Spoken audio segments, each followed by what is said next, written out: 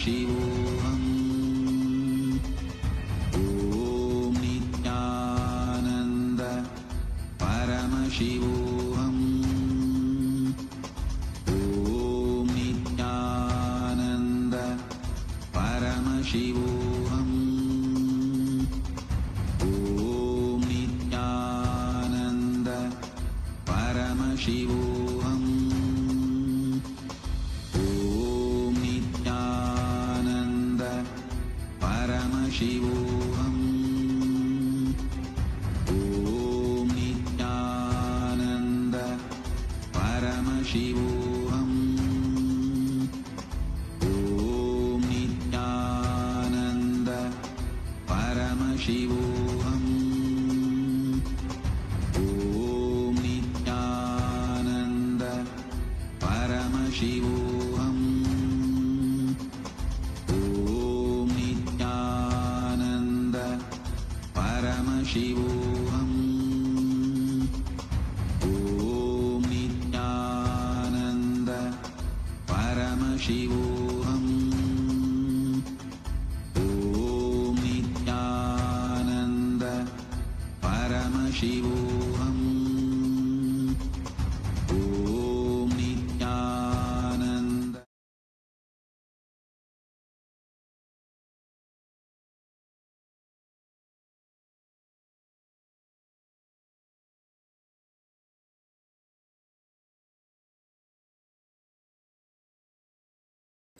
With my love and respect, let you all open all your three eyes. Om Nithyananda Paramashivoham.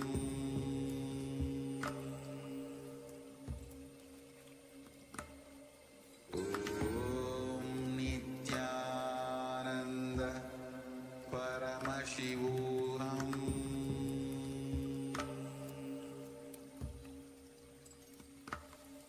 Om Nithyananda Paramashivoham.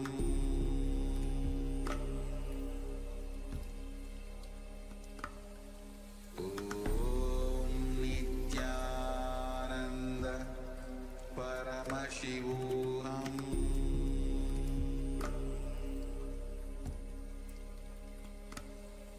Om Nithyananda Paramashivoham.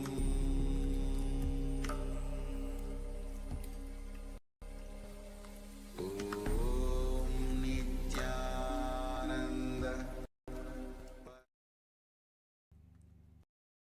Welcome all the Paramashivoham participants to the first session of the day, Nithyananda Yoga. Let us now all settle down on our yoga mats in a cross-legged position with our head, neck and spine in a straight line. Now join your hands in Namaskara Mudra in front of your chest. Close your eyes, take a deep breath. Visualize Swamiji in your inner space as we open the session with a Sadguru Vandanam. Nithyanandam Paramasukhadam Kevalam Jnanamurtim Dvandvatitam Gaganasadrisham Tattvamasyaadilaksham Ekam Nityam Vimalamachalam Sarvadhi Sakshibhutam Bhavatitam Trigunarahitam Sadgurum Tam Namami. Next, we are going to chant the Shiva Mula mantra, invoking Paramashiva's presence by chanting Om Ham Hum Shivaya Namaha 11 times. Please follow along internally. Om Ham Hum Shivaya Namaha. Om Ham Hum Shivaya Namaha. Om Ham Hum Shivaya Namaha. Om Ham Hum Shivaya Namaha. Om Ham Hum Shivaya Namaha. Om Ham Hum Shivaya Namaha. Om Ham Hum Shivaya Namaha. Om Ham Hum Shivaya Namaha. Om Ham Hum Shivaya Namaha. Om Ham Hum Shivaya Namaha. Om Ham Hum Shivaya Namaha. Om Ham Hum Shivaya Namaha. Next up is the Tadvachavanam, the ritualistic cleansing. Make sure you have your Panchapadra and Udani ready, a cup with a spoon with some water. As You keep your right hand in the Gokarana Mudra in the shape of a cow's ear. Take an udani of water, pour it into your right palm, and each time the word Swadha is chanted, sip the water from the bottom of your palm for a total of 3 times. ॐ आत्मतत्त्वं शोधयामि स्वधा ॐ विद्यातत्त्वं शोधयामि स्वधा ॐ शिवतत्त्वं शोधयामि स्वधा. Now wash your right hand with the water from the Panchapatam and wipe your lips twice with the bottom of your right thumb as you chant. ॐ हां हृदयाय नमः. Wash your hand again. With your index, middle, and ring finger joined together, touch above and below your lips. Wash your hand again. With your index finger and thumb joined together, touch your right and your left nostril. With your ring finger and thumb, touch your right eye, your left eye, your right ear, and your left ear. Then wash your hand again. With your little finger and thumb, touch your navel, your right chest, and your left chest. And with the tips of all the fingers, touch the crown of your head, the right shoulder, the left shoulder, and your heart center. Wash your hand once more. And clasp your right hand over the left and place your hands on your right thigh. As you set your sankalpa, your conscious resolution, your declaration, what you want to manifest, through today's ritual of Nithyananda Yoga, as we chant the sankalpa mantra. ॐ ममोपात समस्त दुरितक्षयद्वारा भगवत् श्री नित्यानंद परमशिव प्रीत्यर्थम श्री नित्यानंदेश्वरी परमशिव शक्ति समेत श्री नित्यानंदेश्वर परमशिव प्रीत्यर्थम च अद्य पूर्वोक्त एवं गुण विशेषेण विशिष्टायाम् अस्यां शुभदितौ पूर्ण आरोग्य युक्त दृढ़गातर यौगिक शरीर सिद्ध्यर्थम परमशिव शक्ति आविष्करणार्थम नित्यानंद योगाभ्यासं करिष्ये. Wash your hand once more. ओम अप उपस्पृश्य. And keep your Panchapatam and Udani aside, out of harm's way, so we can enter into the practice of yoga. Let us first cover the components of Kailasa's Nithyananda Yoga. As Nithyananda Yoga is designed for you to prepare yourself to experience the truth of Paramashivoham, Paramashivatva, that you are indeed Paramashiva, the ultimate, divine, universal consciousness. We prepare ourselves by performing asanas, physical postures, pranayamas, breathing techniques, where we align our breathing to Paramashiva, mudras, performing certain gestures with your hands, your limbs, and other body parts, aligning your energy circuits so you can manifest the higher realities, activate the non-mechanical parts of the brain, bandhas, energy locks, which you perform by contracting certain muscles and diaphragms in your body, preventing the prana from seeping out at the bottom of your spine and leading it along your spine to the higher energy centers and holding it there. Bandhas also align your physical organs to Paramashiva, leading to supreme health. Next up is Kalana, the sacred dance postures. Moving your limbs in synchronicity leads to intense awareness in every part of your body and makes your breathing subtle but intense, increasing the prana uptake for every breath. The next component is visualization, holding the visualization, which is projected in the top right corner of the screen.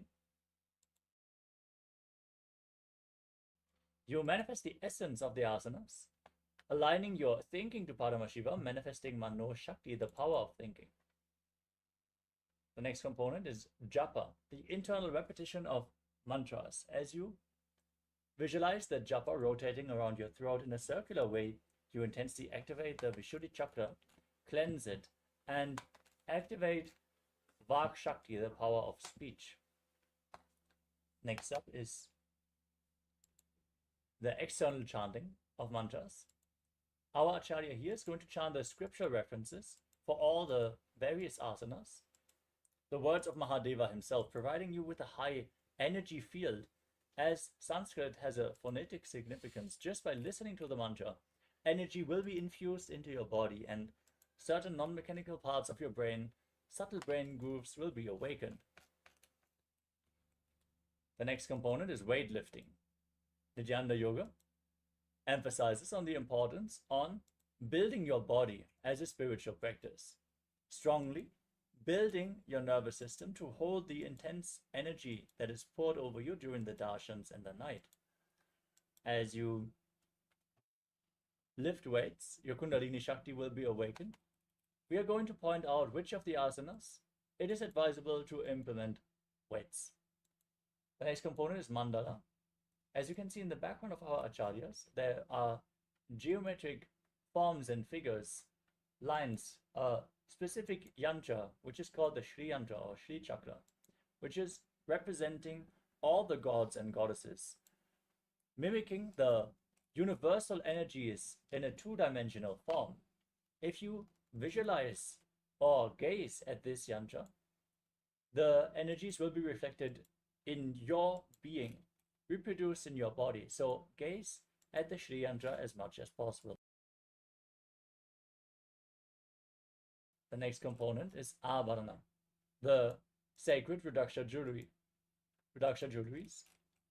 They function like spiritual batteries, holding on to spiritual energy and slowly giving it off to your body, holding you in a high energy state. So wear Rudraksha beads at any given time, especially the Kantamala energized by the Supreme Founder of Hinduism around your neck. The next component is Aushadha, the sacred Siddha alchemy medicine. Applied on your skin or ingested, it infuses intense prana into your system. These medicines include, but are not limited to, vibhuti and kumkum and sandalwood paste with some turmeric. You can apply the vibhuti on your forehead. If you're a male body, please remove your upper cloth at this point and apply the vibhuti on the 16 places all over your body. As yoga is a ritual, we request all the male bodies to please remove your upper cloth. Apply the kumkum on your third eye, and the mixture of sandalwood, turmeric, and water you can apply on your temples. If you have any other aushadas from the Supreme Founder of Hinduism, surely you can apply them as well during the yoga practice. With this, we covered all the components of Nithyananda Yoga. Let us now get ready for the first asana of the sequence.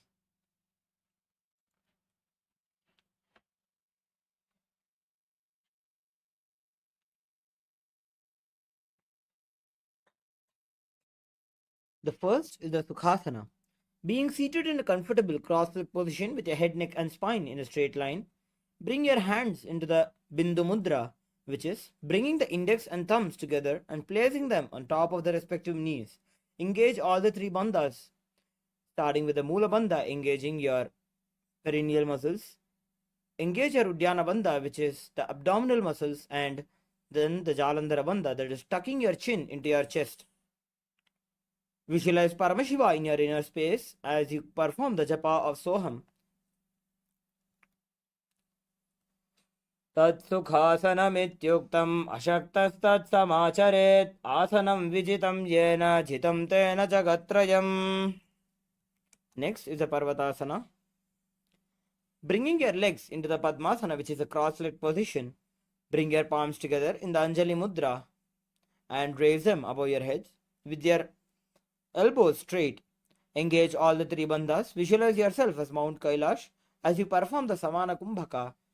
As you inhale deeply, hold your breath, visualizing flames rising from your navel center through your spine in Parvatasana.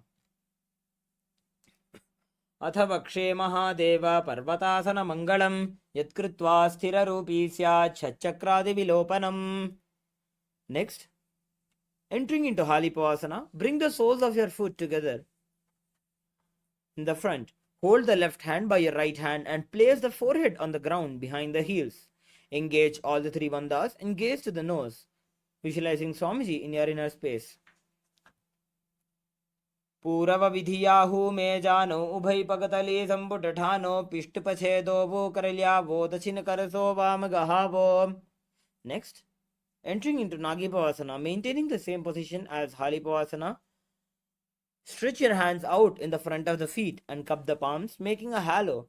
Visualize yourself as a snake as you gaze to the tip of your nose. Engage all the three bandhas in Nagipavasana. पूरव विधि परियागाने नीचौ हौ वीकहु निभनास्यौ लगाजी हाथ आगाने धरती लगावे, पसारी दो वो हाथ की अंजुली करे. Next, we'll be entering into the Kokilasana. Hold your big toes with the index and middle fingers in the Prana Mudra. Stretch your legs straight and out, upwards. Then cross them into Padmasana. Visualize yourself as a bird as you lean forward and down onto your elbows. अथान्यदासनं वक्ष्ये येन सिद्धो भवेन्नरः अकस्मात् वायुसञ्चारं कोकिलाख्यासनेन च. Next, we'll be entering into the Nithyananda. Place one ankle on top of the opposite knee and hold the opposite elbows. Rotate the arms in a circular motion as you engage all the three bandhas and gaze to the tip of your nose. गोड़ा बामा पादकी आशमाहिली सोज दक्ष चरण को वारलौता परिगुल्फ समोज. Next, we'll be entering into Gajasana. Coming into a tall plank position, press your hands onto the ground, lifting your hips up and high. Lower the head and then the chest, scooping your body down towards the ground again and again. Visualize yourself as an elephant as you engage the Uddiyana Bandha, engaging the abdominal muscles. न्युब्जं पादाग्रे भूमौ कृत्वा लम्बी भूया मस्तकाग्रे निधाय. Next, entering into Rikshasana, maintaining the same position as Gajasana, alternate pressing the heels of one foot into the ground while lifting the other heel up. Repeat this again and again as you visualize yourself as a bear. एकैकं पादमाकुञ्च्य गजासनं कुर्यात् Rikshāsanam bhavati. Coming into a tall standing position in Vaishasana, stand on the tips of your toes with all the other toes raised off the ground. Bring your hands in the Hridaya Mudra, that is your middle, index and ring fingers together touching your heart center as you engage the Uddiyana Bandha. Visualize yourself as Swamiji. केशेण पादयुगलं बद्ध्वा तिष्ठेत अधोमुखः अथ वैश्यावक्षे यत्कृत्वा सत्यवान् भवेत्. Next, we'll be entering into the Urdhvajanukarana. Coming into the Arimandi position, that is, standing with the heels touching and toes facing outwards at a 45-degree angle, keeping the knees bent. Keep both your hands at the chest with elbows parallel to the ground. Now, twist one knee towards the center and bring it in a rotatory motion around your body. Simultaneously, bring your hand along with the leg. Repeat this at the other side. Next, we'll be entering into the Balalingasana. Now, interlace the fingers from outside in the Sarvabhashankari Mudra, holding onto the knee and pull it up towards the chest. Keep the spine straight and engage all the three bandhas, visualizing yourself caressing a baby. Ekam janurasi alingya sthatavyam balalinganam bhavati. Next, taking your right foot back towards your buttock, pull it behind, holding it with your both hands. Engage all the three bandhas. Visualize Swamiji in your inner space in Padapidanasana. स्थित्वैकस्मिन् पादतले कराभ्यां वेष्टयेत्तनुं पृष्ठे संस्थाप्य यत्नेन पादपीडनमासनम्. Now with the respective hand, hold on to the sole of your right foot. Kick and pull the foot back and up while leaning forward. Extend your opposite hand forward in the Bindu Mudra. Visualize yourself as Lord Nataraja as you engage the Mula Bandha. Uttanapadam Krauncham cha Bharicim Veerabhadragam Natarajam Trikonam cha Suptangushta Prasarane. Next, we'll be repeating the Balalingasana on the opposite side. Interlace your fingers in the Sarvabhashankari Mudra. Hold on to your knee and pull it up towards your chest. Engage all the three bandhas as you visualize yourself caressing a baby. Ekam janu urati alingya sthatavyam balalinganam bhavati. Next, bringing your left foot back, holding it with both your hands. Engage all the three bandhas as you visualize Swamiji in your inner space in the Padapidanasana on the opposite side. स्थित्वैकस्मिन् पादतले कराभ्यां वेष्टयेत्तनुं पृष्ठे संस्थाप्य यत्नेन पादपीडनमासनम्. Next, holding on to your left foot with your left hand, kick the foot back and up while leaning forward. Extend your right hand forward in keeping your hand in the Bindu Mudra. Visualize yourself as Lord Nataraja. उत्तानपादं क्रौञ्चं च मरीचिं वीरभद्रकं नटराजं त्रिकोणं च सुप्ताङ्गुष्ठप्रसारणे. Next, we will be entering into the second karna, which is Ardharechita karna. Now, bringing your legs again into the Araimandi position. Bring the right foot behind the left toe, the left foot. Keep the left hand at the chest and extend the opposite arm out and wide like a pendulum. Bring it back towards the chest. Repeat the same the other side.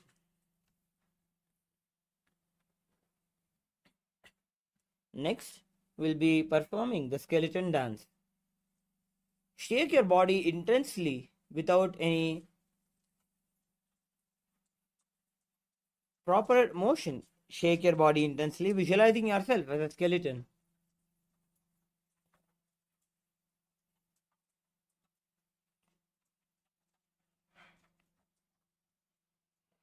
Relax. Now, we'll be entering into the Kadichinna Karana. Bringing your legs into the Arimandi position. Bring your hands above the head with your arms crossed and the palms facing backwards. Move the hips to one side and simultaneously uncross the arms wide above the head. Repeat the same the other side. Now, entering into the Tadasana, stand tall on the tips of your toes with your hands above, up and above beside the ears. Engage all the three bandhas as you visualize yourself as a palm tree. Continue to perform the japa of Shivoham internally. Mahamudra kono tadasana vibhedakan vinotanam sada kuryad antarvatni patipriya. Next, we'll be entering into the Uttanasana. From the standing position, lean forward and down, bringing your hands flat onto the ground. Engage all the three bandhas and bring your forehead towards your knees. Visualize Swamiji in your inner space.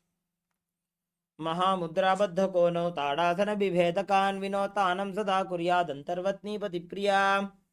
Next, entering into the Tarakshasana, which is a tall plank position. Tuck the chin to the chest in the Jalandhar Bandha and rotate the head from side to side. As you visualize Swamiji in your inner space. Gajasanavastitva mastakam varam varam dakshina kukshim savya kukshim nayete tarakshvasanam bhavati. Now, lower your entire body onto the ground. Keep your toes pointed backwards. Keep your hands next to the chest and raise the head up using the strength of the lower back.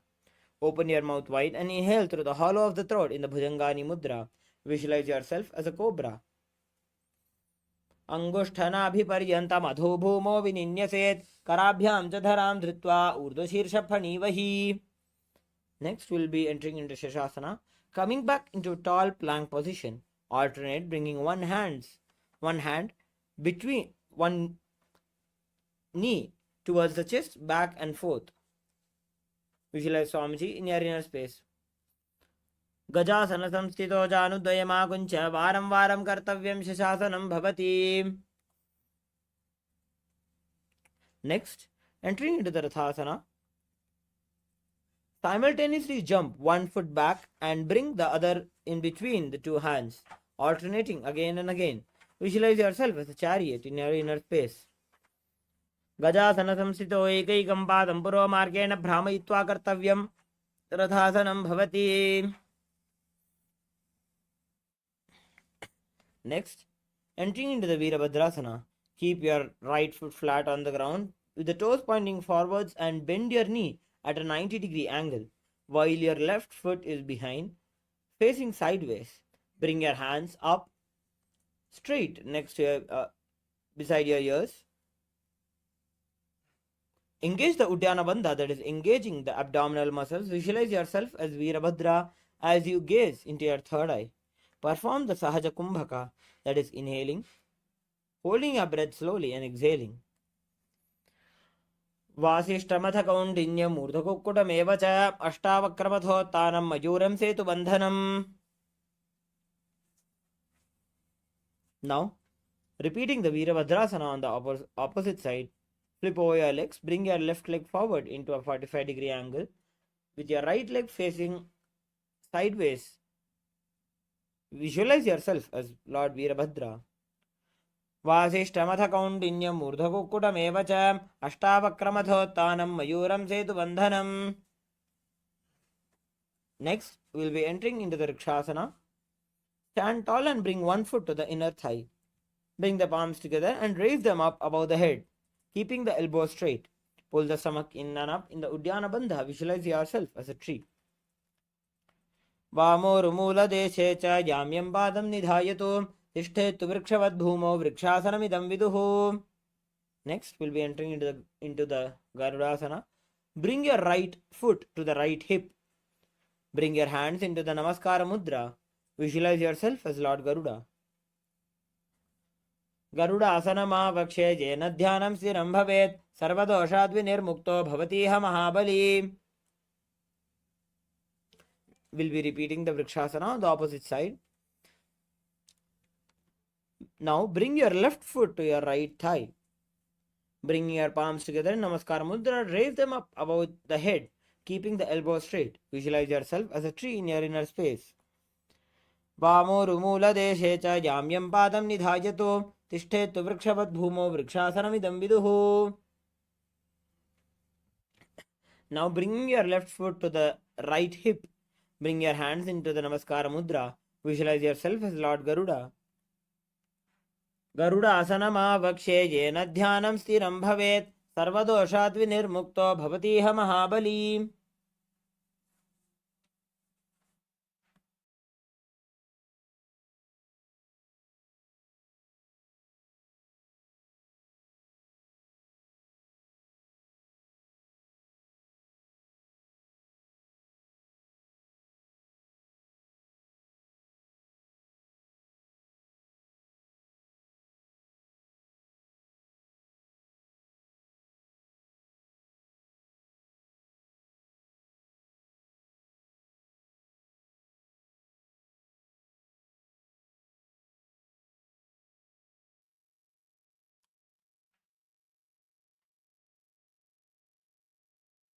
Next, we'll be entering into the Trikonasana. Now, stand and step your left foot back and your right foot front. Bring your hands parallel to the ground and bend your front hand forward towards the feet with your left hand facing the ceiling. Visualize yourself as a triangle in your inner space in Trikonasana. उत्तानपादं क्रौञ्चं च मरीचिं वीरभद्रकं नटराजं त्रिकोणं च सुप्ताङ्गुष्ठप्रसारणे. Repeat the Trikonasana on the opposite side, flipping your legs over, bending forward with your right hand facing the ceiling. Visualize yourself as a triangle. उत्तानपादं क्रौञ्चं च मरीचिं वीरभद्रकं नटराजं त्रिकोणं च सुप्ताङ्गुष्ठप्रसारणे. Next, we'll be entering into the Nikuttaka Karana, bringing your hands in the Araimandi position. Bringing your legs into the Araimandi position. Bring your hands into a parallel position in front of your chest. Lift your right heel up and stamp it down while raising the left heel up. As you perform this, bring your hands into a rotatory motion simultaneously.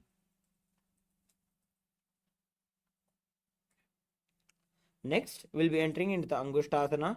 Lower on to the tips of your toes, placing the perineum on the back of the heels. Keep the knees and palms together. Visualize Swamiji in your inner space. Perform the Brahmari Kumbhaka, that is inhaling and exhaling like the buzzing of a bee. Perform the japa Sadashivoham internally. Kabandhasanamittyahuhu gorakshasanameva cha angushtamushtikam nyeyam brahma prasaditam tatha. Next, we'll be entering into the Saurasana. Extend your one leg straight out with the heel down and toes up. Keep the fingers down on the ground by the sides with the palms facing forward in the Varamudra. Visualize Swamiji in your inner space. Prasarya ikam padatalam samsthapetveka padakam. Now, with the respective hand, reach forward and hold on to the big toes. with the index and middle fingers. Keep the opposite hand on the back heel, visualizing Swamiji in your inner space. Gulphastito padamekam prasarya tatpadagaram samsprishe tatkaren. We'll be repeating the Saurasana on the opposite side. Bring your left foot front, extend it out with your hands, with your fingers by the sides with the palms facing forward in Varamudra. Visualize Swamiji in your inner space. Prasarya ekam padatalam samsthapitveka padakam. Now we'll be repeating the Vidhunanasana on the opposite side. Extend the respective hand forward and reach on to hold the big toes. Keep the opposite hand back on the heel. Visualize Swamiji in your inner space. Gulphastito padamekam prasarya tatpadagaram samsprishe tatkaren. Next, we'll be entering into the Brahmajarankushasana. Keep the toes on the ground and place the perineum on top of the heels. Keep some gap between the legs and the back of the hands resting on the knees. Tilt your head down. Engage the Jalandhara Bandha. Tuck your chin to the chest and gaze through the gap between the palms. दो फणा पाणी होए वैसे एड़ी दो गुदानी वैसे कोरबग दल्या की माहिली आइसवा है राशे मिली. Next, entering into the Kapilasana. Drop your knees onto the ground with the toes tucked behind. Sitting with perineum down on the heels.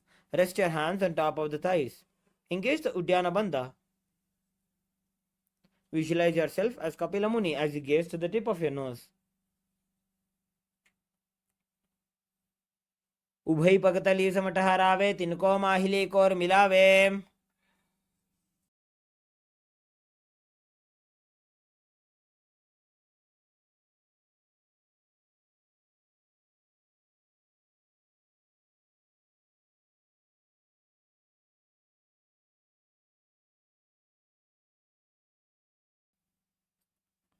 Next, we'll be entering into the Bhadragorakhasana.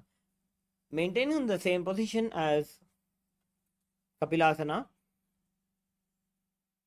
shift your gaze into your third eye, visualizing Swamiji in your inner space. दो वो पगदली संपुट करे कोरवारली भूपर इधरे कोरवारली राखे ऐसे तापरी मूल द्वार टिकी बैसे.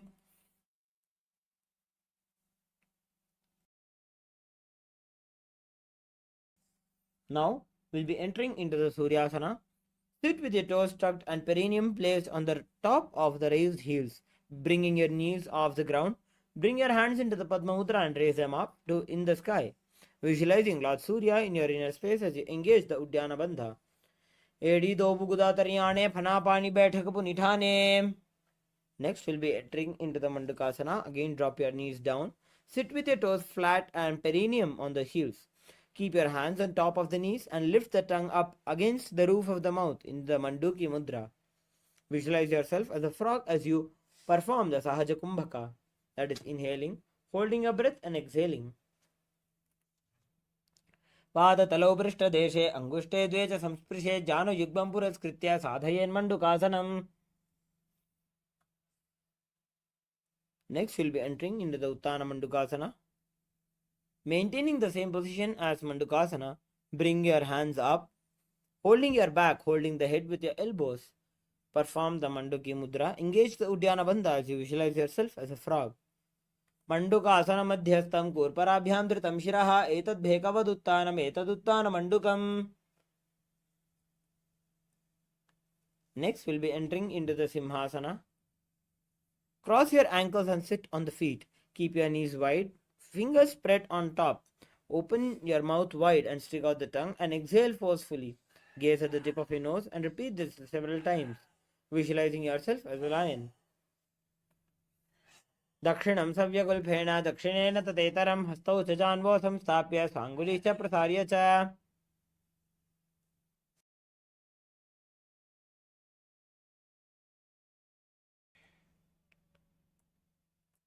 Now we'll be entering into the Bhadrasana. Sit on your heels under the perineum and keep the knees wide. Cross your hands behind your back and hold to the big toes. Apply Jalandhara Bandha and gaze to the nose as you visualize Swamiji in your inner space.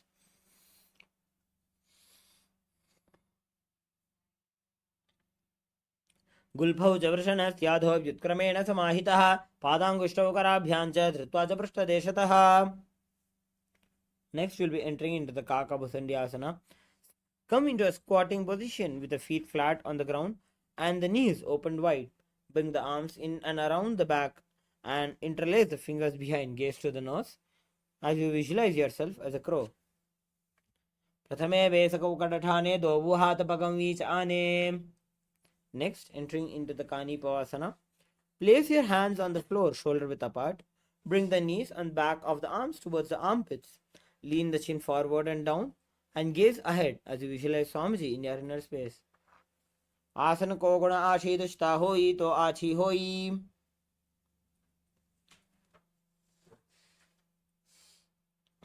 Next, entering into the Kapalyasana, which is an inverted posture.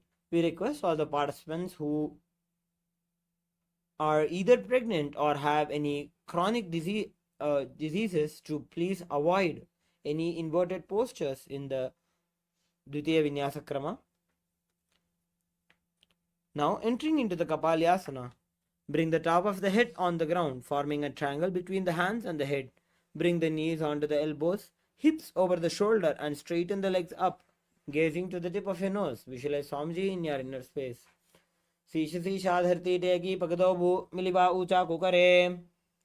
Next, we'll be entering into the Parshvamayurasana. Squat on the toes with the legs together. Twist the body and place both the hands to one side. Align the elbows with the knee and hip. Lean onto the arms and balance. Extend your legs to the side and gaze to the third eye, visualizing yourself as a peacock. Mayuram dandavat kuryan mayuram danda namakam. We'll be repeating the Parshvamayurasana on the opposite side. Before we get into the asana, we'll be performing the Rechaka Kumbhaka during the Parshvamayurasana. That is inhaling, holding your breath and focusing on a slow, deep exhale. Now, twisting your body and place both your hands to one side. Align the elbows with the knee and hip. Lean onto the arms and balance, extending your legs to the side and gaze to the third eye. Visualize yourself as a peacock. Mayuram dandavat kuryan mayuram danda namakam. Now we'll be entering into the Bhairaganathasana. Now place both the hands onto the ground. Come into a plank position. Step one foot outside the respective shoulder, bringing the foot between the hands. Gaze to the third eye. Visualize yourself as Lord Kala Bhairava. Asana Koguna Biti Jayi. Next, we will be repeating the Bhairaganathasana on the opposite side. Step one foot outside the respective shoulder and bring the foot in between the hands. Gaze to the third eye. Visualize yourself as Kala Bhairava. Asana Koguna Biti Jayi. Next, we'll be entering into the Unmukha Pithasana. From Tarakshvasana, place your forearms on the ground and walk the feet forward, bringing the hips up. Gaze to the third eye and visualize yourself as Swamiji. Bhunyastau januni hastau chatushpadama vangmukham utthapitanghriugalak katistalam abhiruka. Now, we'll be entering into the Vasishthasana. Roll your body onto one hand. Raise the opposite hand up. Keep balancing the hand directly beneath the shoulders. Raise the hips and gaze toward the sky. Visualize yourself as Sage Vashishta. Urdhva Kukkuta Vasishta Marichahala Matsya Kambari Vrittim Chodrasya Vividham Dhanurasanam. Now we'll be repeating the Vasishthasana on the opposite side. Roll onto the other side of the hand. Bring the other side up towards the sky. Raise the hips and gaze towards the sky, visualizing yourself as Sage Vashishta. Urdhva Kukkuta Vasishta Marichahala Matsya Kambari Vrittim Chodrasya Vividham Dhanurasanam. Now, coming into the Anjani Asana, that is a seated posture. Bring your hands under the buttocks with your palms facing up. Keep the spine straight and elbows close to the body. Tuck the chin to the chest in Jalandhara Bandha and visualize yourself as Lord Hanuman as you gaze to the nose. Dobo karki ubhay hateli koravareli maile bheli.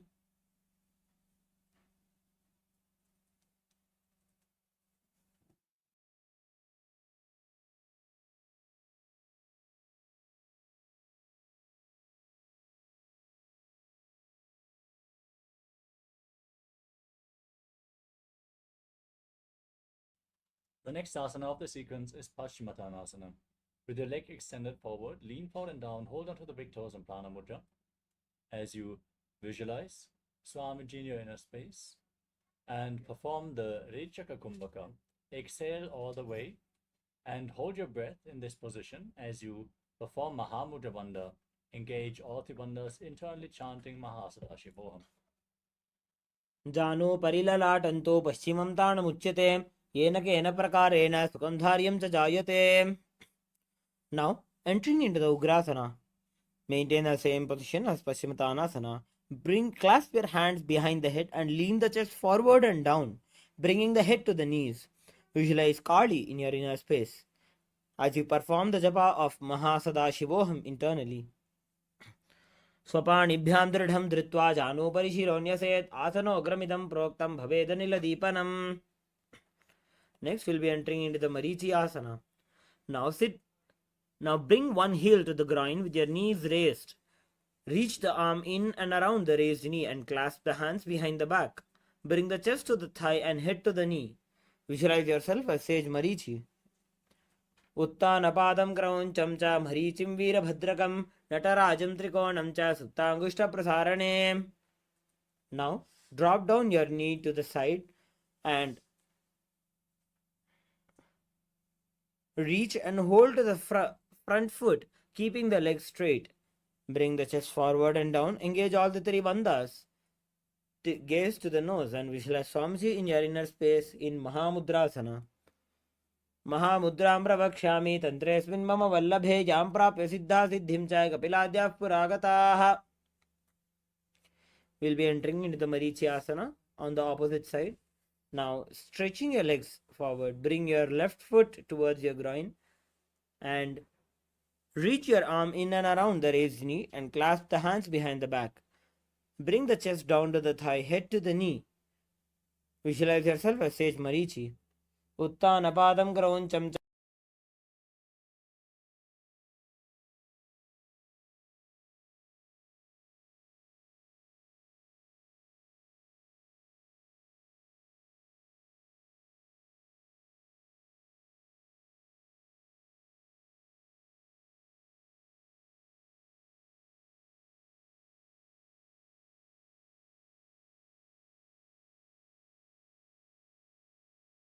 sage Marichi.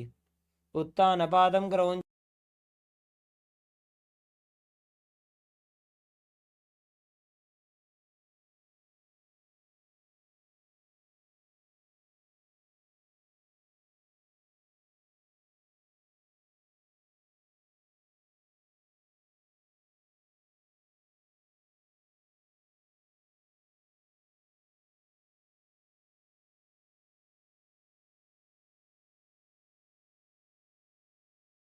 च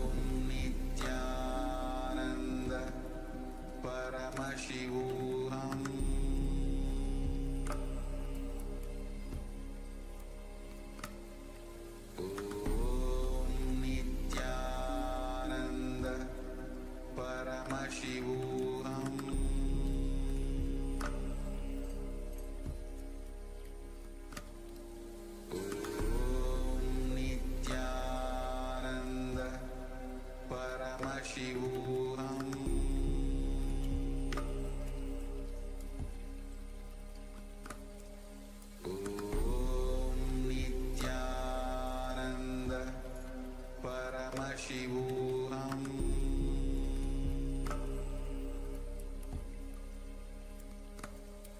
Om Nithyananda Paramashivoham.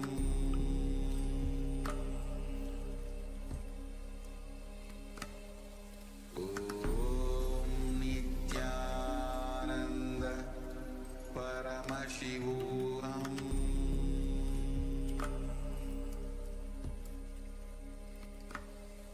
Om Nithyananda Paramashivoham.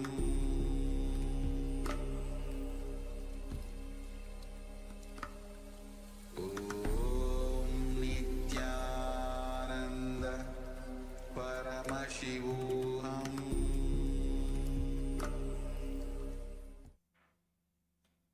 Nithyanandam. Sorry for the technical glitch. We will be repeating from the Mahamudrasana. Now sit with your legs stretched and toes up. Bring your one heel close to the perineum and let the knee fall to the side on the ground. Reach and hold the foot, keeping the leg straight, and bring the chest forward and down. Engage all the three bandhas and gaze to the nose, visualizing Swamiji in your inner space. महामुद्रां प्रवक्ष्यामि तन्त्रेऽस्मिन् मम वल्लभे यां प्राप्य सिद्धा सिद्धिं च कपिलाद्याः पुरागताः.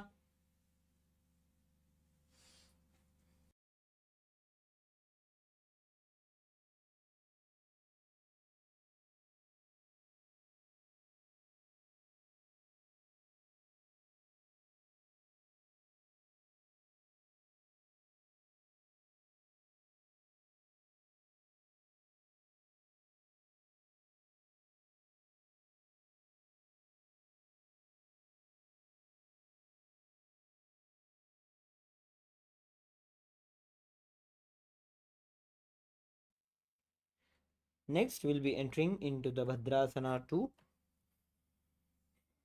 Sit and bring the soles of your feet together with the heels close to the perineum. Keep the knees wide and hold the feet firmly. Maintain a straight spine and gaze to the nose. Visualize Swamiji in your inner space.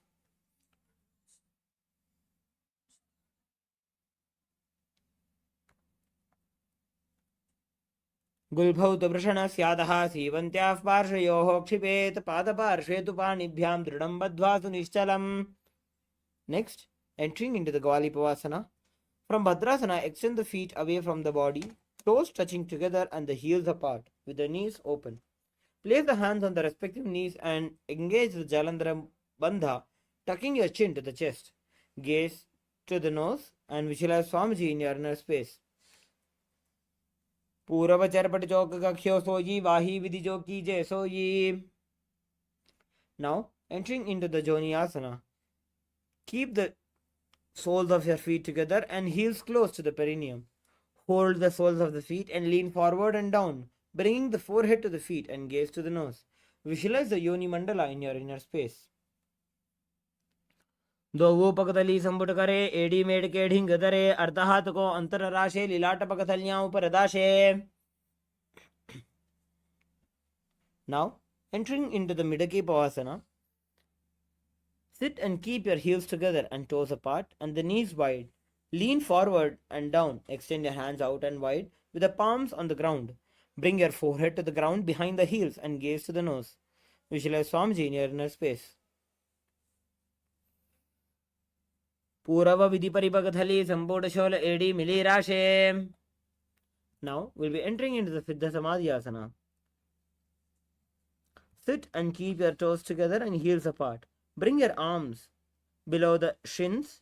Extend them out and keep the palms facing up. Bring the forehead to the ground above the feet, bring the toes near the throat. Gaze to the third eye. Visualize Lord Surya in your inner space.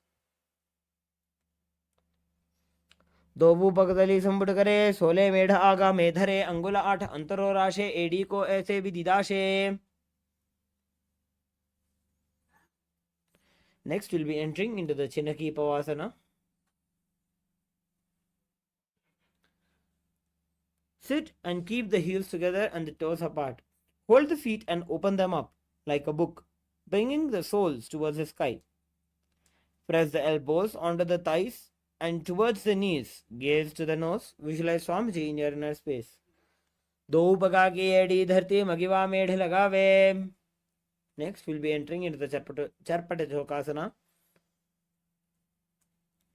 Bring the soles of your feet together with the heels of the perineum in knees to the ground. Place the hands on the knees and gently press them down. Engage the Uddiyana Bandha. Pulling the stomach in and up towards the spine. Gaze to the third eye. Visualize Swamiji in your inner space. दो भू पकदली संपुट धारे आगा ने करे जारे पसारे गोड़ा भूसो लगता राशे हाथ दो भू गोड़ा परिदाशे. Next, we'll be entering into the Bhairavasana. Sit and bring the soles of your feet facing together and the knees wide. Lift the heels up and bring the toes down onto the ground. Keep the knees to the ground and pull the stomach in and up in Uddiyana Bandha and place the hands on the knees in the Bindu Mudra. Gaze to the third eye. Visualize yourself as Lord Kala Bhairava. गुल्भौ सम्पीड्य चान्योन्यं व्युत्कर्मेणोत्थितं शनैः जान्वोः पार्श्वगतौ हस्तौ दण्डवद्भैरवासनम्. Next is the Samasana. Now, sit with one heel at the perineum, lift and hold the other foot, pulling the sole of the foot onto the chest. Gaze to the third eye and hold the breath in the Mooladhara Chakra, visualizing Swamiji in your inner space. Samanasanamavakshe Siddhamantradi Sadhanate. Next, bring your right foot over your shoulder. Raise the other foot up and straight into the sky. Keep the hands on the ground to the sides and gaze to the third eye. Visualize Swamiji in your inner space in Apanasana. Kevalam padame kancha skandhe charope yatnataha. We'll be repeating the Samanasana on the opposite side. Now, sit with your right foot at the perineum. Lift and hold the left foot towards your chest and gaze to the third eye. Hold the breath in the Mooladhara Chakra. Visualize Swamiji in your inner space. Samana asanama vakshe siddhamantradi sadhanat. Next, we'll be entering the Apanasana.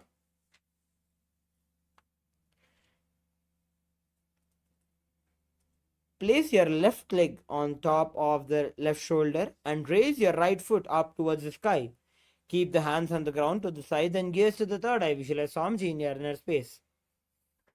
Kevalam padame kancha skandhe charope yatnataha. Now, you can relax.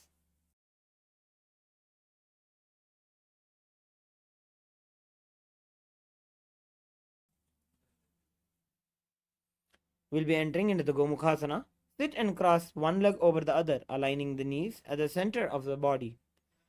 With the feet by opposite hips, place both the hands on top of the stacked knees. Gaze to the nose. Perform the Sitkari Kumbhaka. Visualize the face of a cow. Perform the japa of Om Nithyanandoham internally. Savye Dakshina Gulpham to Prishtaparsheni Jojaye Dakshine Epitata Savyam Gomukham Yatha.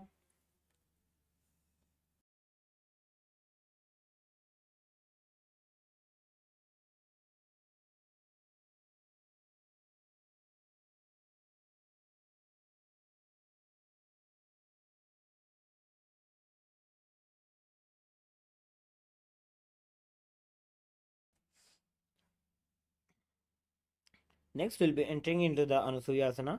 From the Gomukhasana position, hold the big toes with the index and middle fingers. Relax the shoulders and pull the stomach in and up in Uddiyana Bandha. Gaze to the nose. Visualize yourself as Rishika Anusuya. दक्षिण गोड़ो नीचो ठाने वावों ताके ऊपर आने गोड़ा संधि मिलावे भारी आड़ा पद बुनिदे संधि पसारी. Next is the Anusuyasana 2. From the Gomukhasana position, interlace your fingers behind the back in Parashamudra. Lean forward and down. Bring the chin over the knees and touch the nose to the ground. Gaze to the nose. Visualize yourself as Rishika Anusuya. Jimana Goda ki sandhi uprida vagoda ki sandhi. Next, we'll be entering into the Garudasana. Sit on the ground with one heel pressed against the perineum. Keep the opposite foot on the ground in front of the other. Keep the spine tall and chest out and hands on the respective knees. Gaze to the nose. Visualize yourself as Lord Garuda. Davo Pagamodi Edi Mahila Gulphamula Dwarini Chaide. Next, we'll be entering the Naradasana. Sit and place the perineum on top of the heels.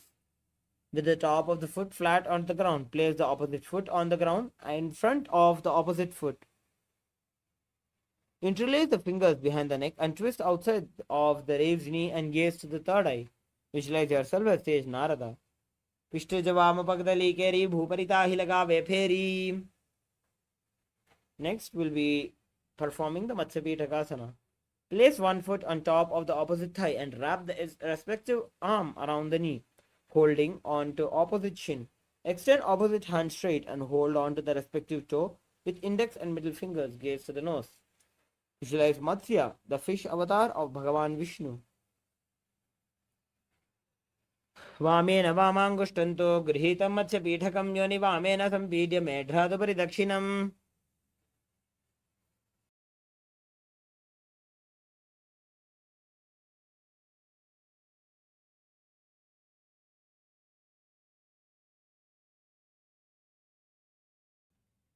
Now we'll be repeating the Gomukhasana on the opposite side. Sit and cross one leg over the other, aligning the knees at the center of your body. With the feet by the opposite hips, place both the hands on top of the stacked knees, gaze to the nose. Visualize yourself. Visualize the face of a cow in your inner space. Savye dakshina gulbhamto prishtaparshve niyojaye dakshine pitata savyam gomukham yatha. Next, we'll be entering into the Anusuyasana. Now, from the Gomukhasana position, hold the big toes with index and middle fingers. Relax the shoulders and engage the Uddiyana Bandha. Visualize yourself as Rishika Anusuya as you gaze to the nose. Dachina godo nicho thane vavon tage upar aane. Next is Anusuyasana 2. Bring the chin over the knees and touch the nose to the ground as you interlace your fingers behind your back. In the Parashumudra, gaze to the nose, visualize yourself as Rishika Anusuya. Jimana Goda ki sandhi uprida vagoda ki sandhi. Next is the Garudasana 2. Sit on the ground with one heel pressed against the perineum. Keep the opposite foot on the ground in front of the other. Keep the spine tall, chest out and hands on the respective knees. Gaze to the nose. Visualize yourself as Lord Garuda. Dabopakmodi edi mahilo gulbha mooladwarini chaide. We'll be repeating the Naradasana on the opposite side.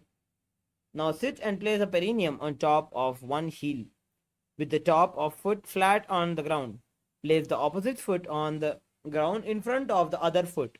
Interlace the fingers behind the neck and twist outside of the raised knee. Gaze to the third eye. Visualize yourself as sage Narada. पिष्टजवाम बगदली केरी भूपरिता ही लगा वे फेरी घोड़ा सुअपना है जोजी दछिपाश तीरा शेषोजी. Will be performing the Matsyapitakasana on the opposite side.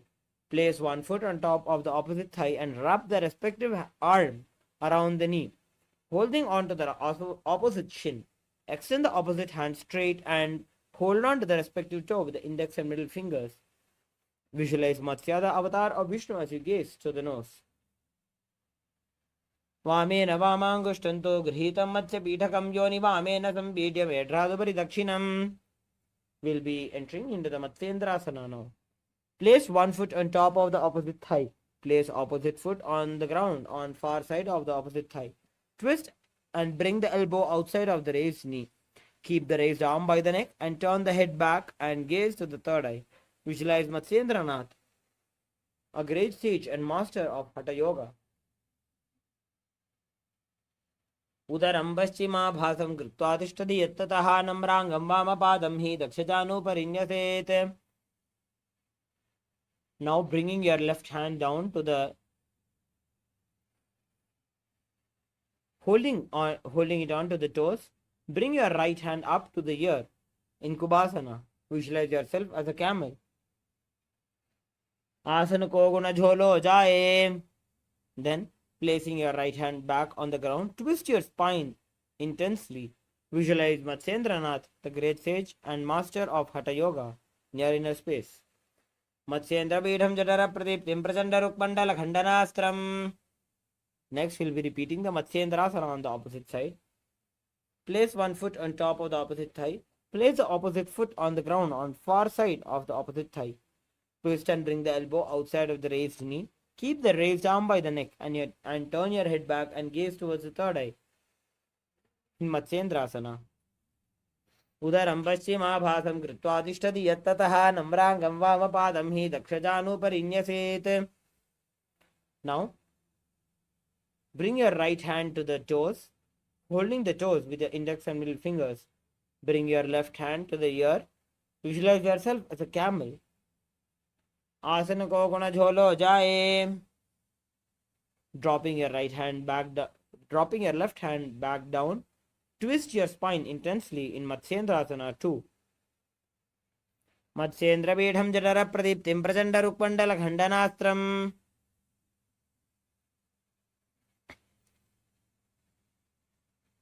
Next, we'll be entering into the Padmasana. Sit and place the feet on top of the opposite thighs. Place the palms on the respective knees. Engage all the three bandhas and gaze to the nose. Visualize yourself as Paramashiva as you engage the Mahamudra Bandha and perform the japa of Om Nithyananda Sadashivoham internally. Asanam dvividham proktam padmam vajrasanam tata urdhvorupari chedhate ubhe padatare yatha. Next, we'll be performing the Padmasana 2. Sit and cross your arms and hold on to the toes with your index and middle fingers. Gaze to the nose. Visualize yourself as Goddess Parvati, the consort of Paramashiva. उत्तानौ चरणौ कृत्वा ऊरु संस्थौ प्रयत्ततः ऊरु मध्ये तथोत्तानौ पाणी कृत्वा तु तादृशौ.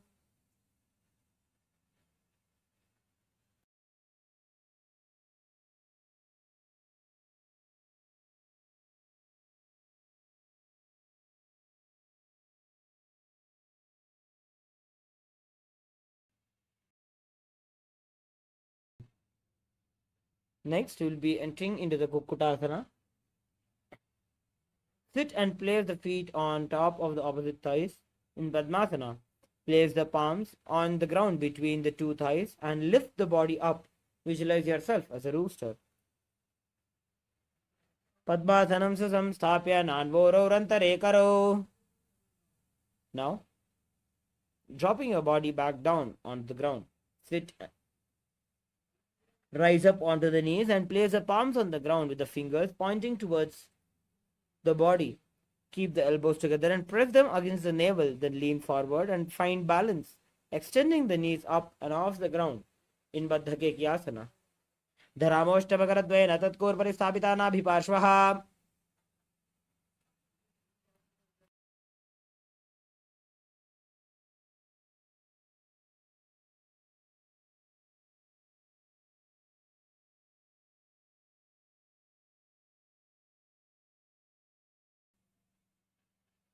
Next, we'll be entering into the Mayurasana. While on your knees, place the palms on the ground, fingers pointing towards the perineum. Keep the elbows together and press them against the navel. Then lean forward and find balance. Extend the legs up and off the ground. Visualize yourself as a peacock. Atha Vakshe Mahadeva Mayurasana Uttamam.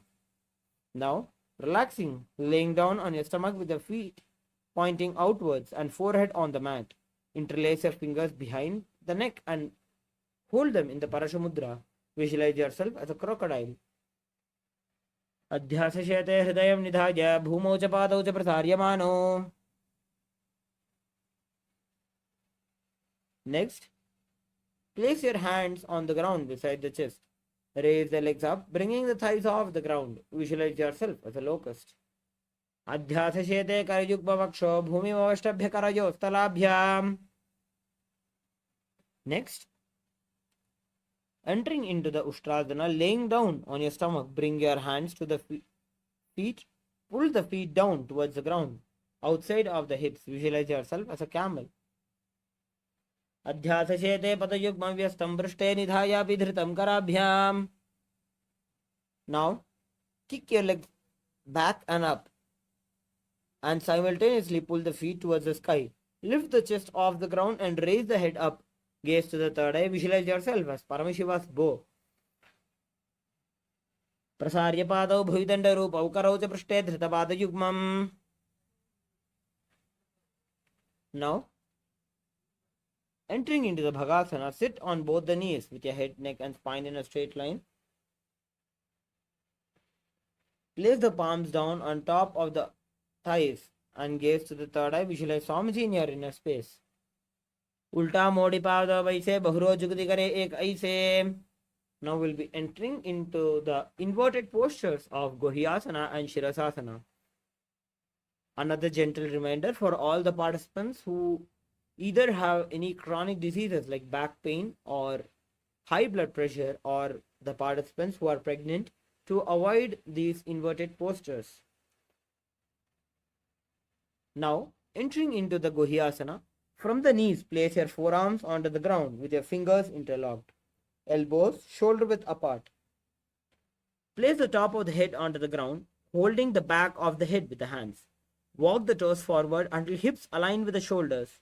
Lift the feet up and keeping the knees bent together, lift against the chest and touching the chin. Gaze to the nose. Visualize Swamiji in your inner space. Do wo haath ki kahuni joji punih kalai jane doji. Now raise your legs straight up into the sky, visualizing Swamiji in your inner space in Shirasasana. Viparitam mandalam cha dvidhaiva viditam hinaha. You can slowly come down now. Coming into a seated position. Sit with your hands behind the calves and stretch the legs up and straight. Bring the forehead to the knees. Visualize Swamiji in your inner space in Podhyasana. दो हाथ पग बाहर आने घोड़ा तरे काकसी ठाने. Next, in the Parighasana, perform the Bastrika Pranayama.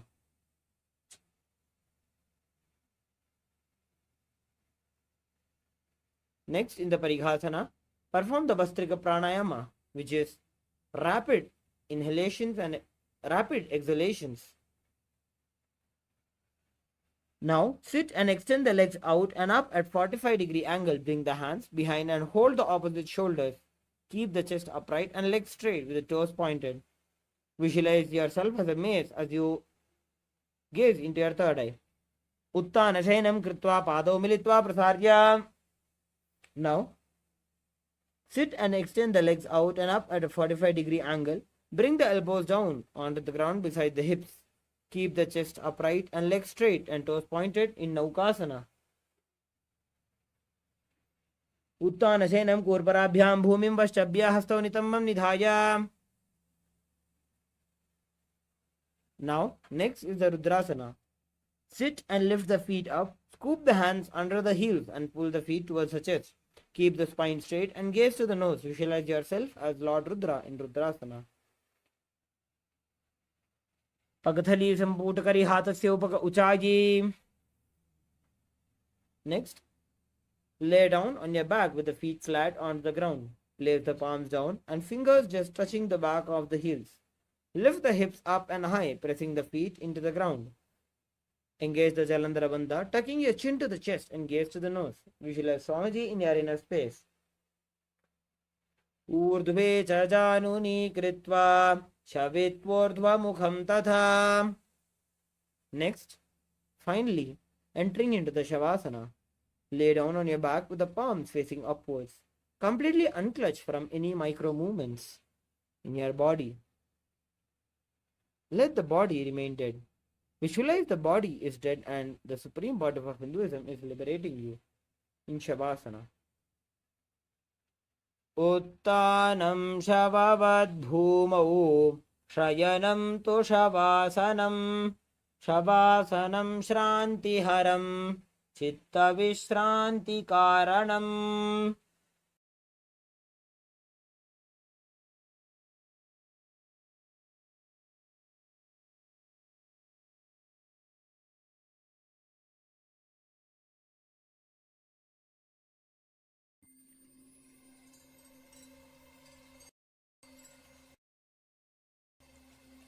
I welcome you all with my love and respects. Let you all open all your three eyes. Om Nithyananda Paramashivoham.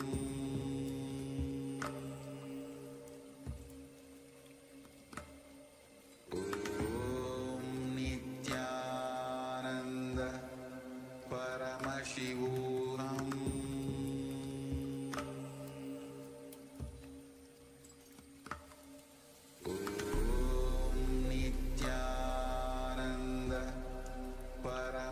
Paramashivoham.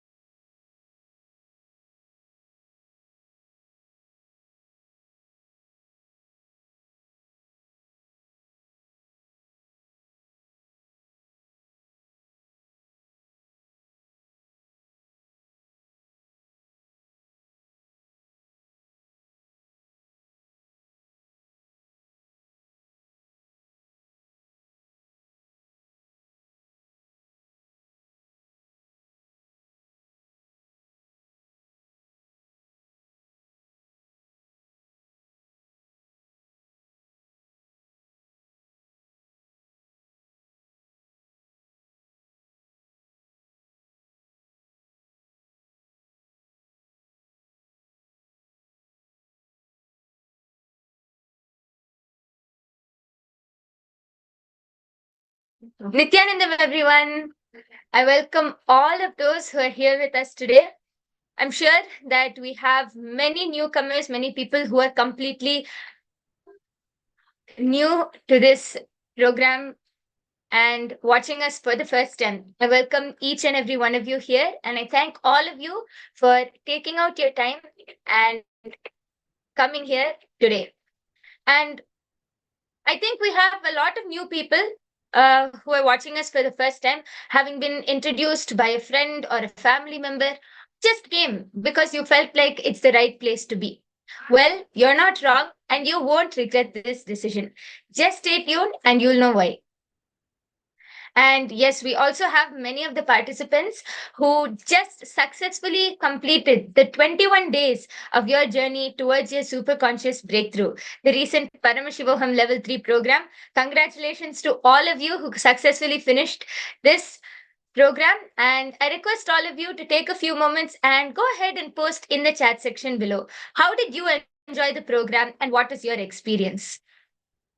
Okay, I'm sure many of you enjoyed this, the previous Paramashivoham program with all of the sessions and the beautiful darshans of the Supreme Pontiff of Hinduism, our beloved Swamiji.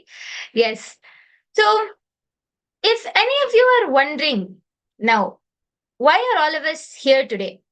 We are here to prepare ourselves for the next big breakthrough, the next Paramashivoham program, for each and every one of you to experience a breakthrough. And the next Paramashivoham is starting in just 5 days. So all of you buckle up, because this isn't just any ordinary program. You are going to be going beyond all of the roller coasters in your life, and you are going to experience your highest possibility. Are any of you wondering what I mean? Or are any of you wondering what is going to be the actual result of the program? Swamiji beautifully says that you will not exist at the end of the program. Who you know as you, like the identity which you identify yourself with, that will not exist at the end of this program. Only Paramashiva will exist at the end of the program. So, how will you even measure any result which you're going to experience? You're only going to be manifesting Paramashiva. You're going to be manifesting the state of Paramashiva, the space of Paramashiva, the being of Paramashiva, the super consciousness of Paramashiva, everything of Paramashiva. Just you will be, Paramashiva will just be flowing through your entire being. So, all of you buckle up and be ready for this exciting Paramashivoham program, which is going to start in 5 days. Take a few moments and reach out to your family members and friends. Do call out to them and enrich them. Give them this opportunity to come and experience this for themselves. Come and experience and have a super conscious breakthrough for themselves. So today, throughout the day, you all will be learning about how to manifest Paramashivoham, how to manifest your reality, how to manifest Paramashivoham. So let me tell you all a simple thing which you will need to make this the best experience of your life, to make this whole program the best experience of your life. That simple thing is integrity. Now, for many of those who are new, or many of those who have attended the program before, you might be wondering, what is this definition of integrity? What exactly do I mean by integrity? Swamiji beautifully says,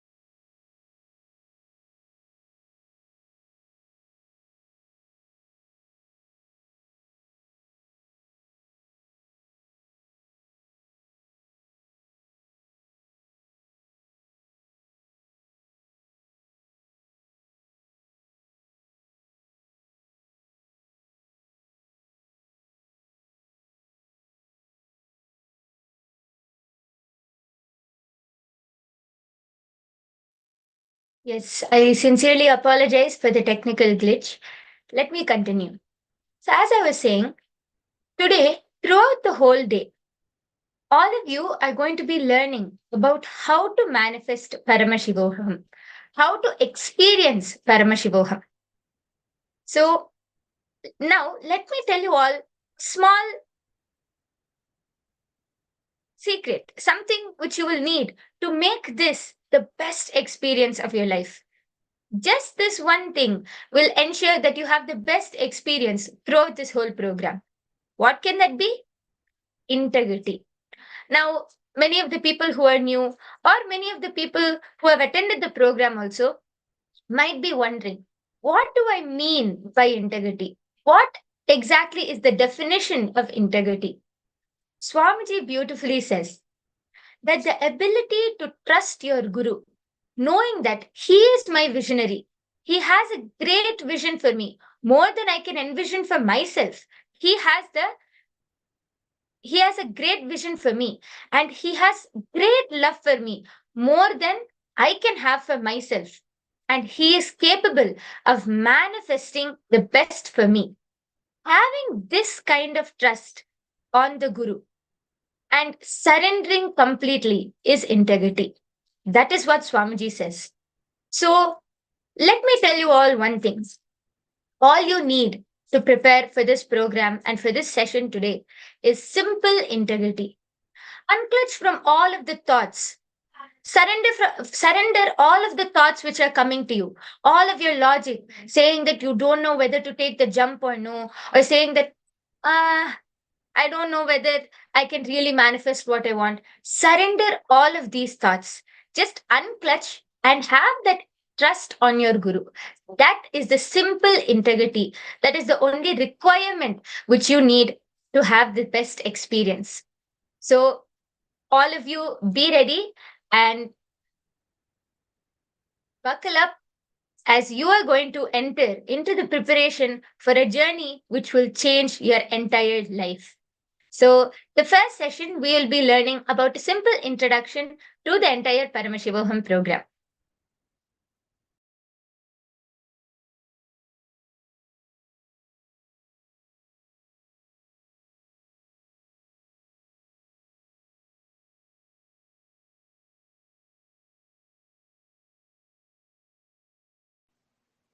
listen. Listen to the simple truths I am sharing with you as the introduction. First and foremost, you all have consciousness. Everyone who is able to hear what I am saying, who is able to see me in the screen, carefully, listen intensely. If you are able to hear me and see me now, be very clear, you have consciousness. Consciousness is required fundamentally for you to feel your existence. Now,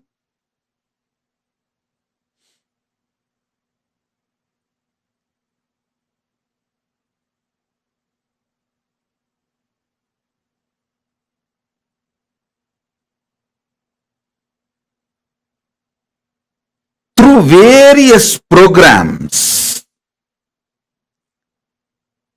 in the past,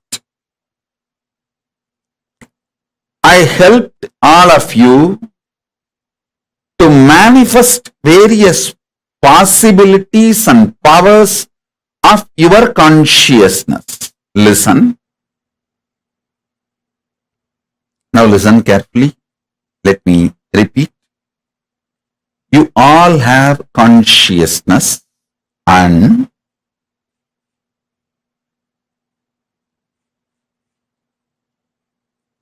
the consciousness has various possibilities and powers. Through multiple programs,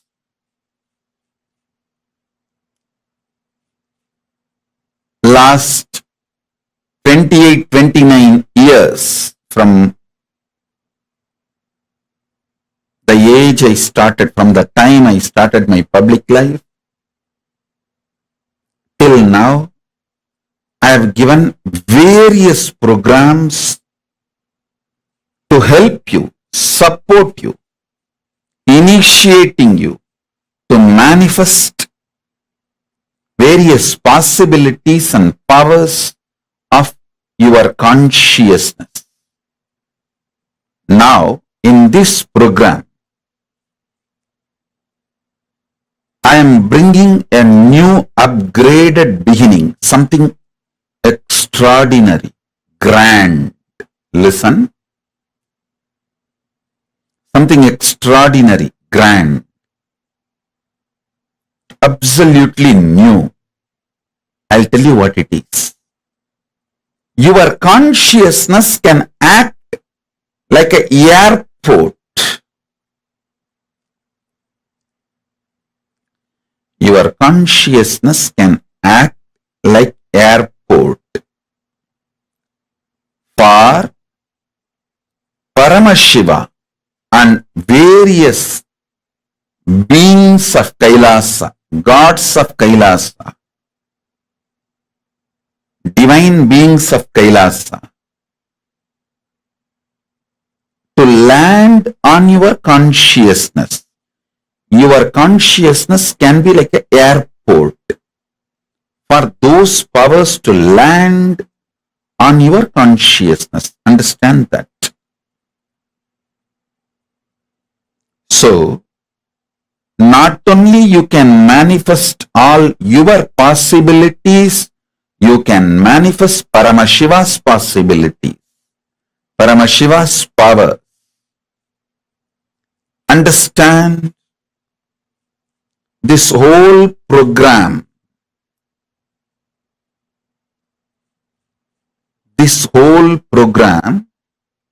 is an upgraded new beginning. It's not going to be stopping with you manifesting the powers and possibilities of your consciousness. It is going to be letting Paramashiva land in you and manifest the powers and possibilities of Paramashiva himself.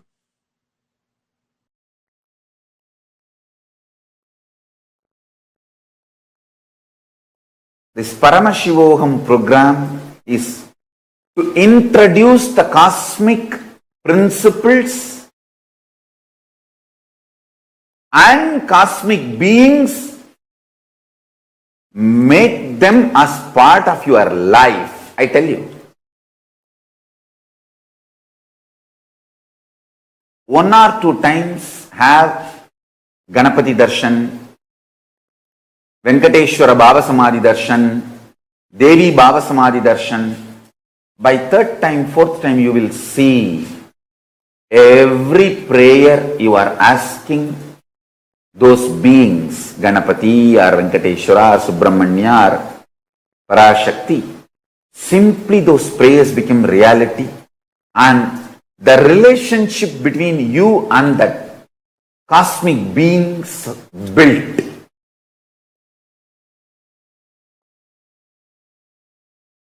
See, during the Baba Samadhi Darshan, literally those cosmic beings manifest through this body.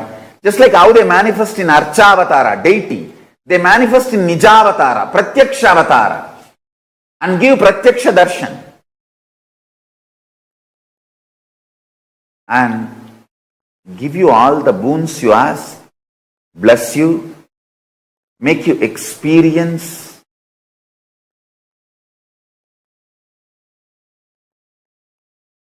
everything.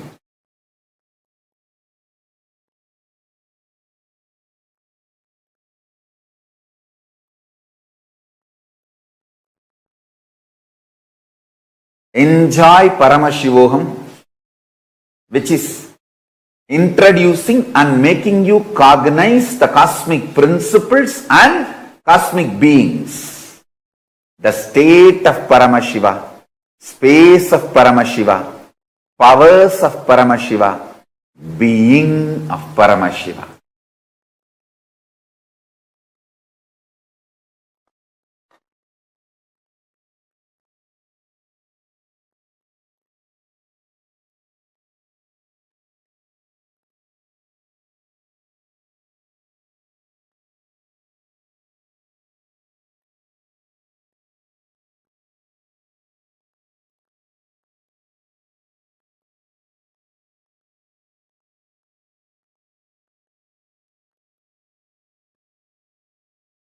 See, already all of you are established in feeling connection with me. I'm talking to all my disciples and devotees.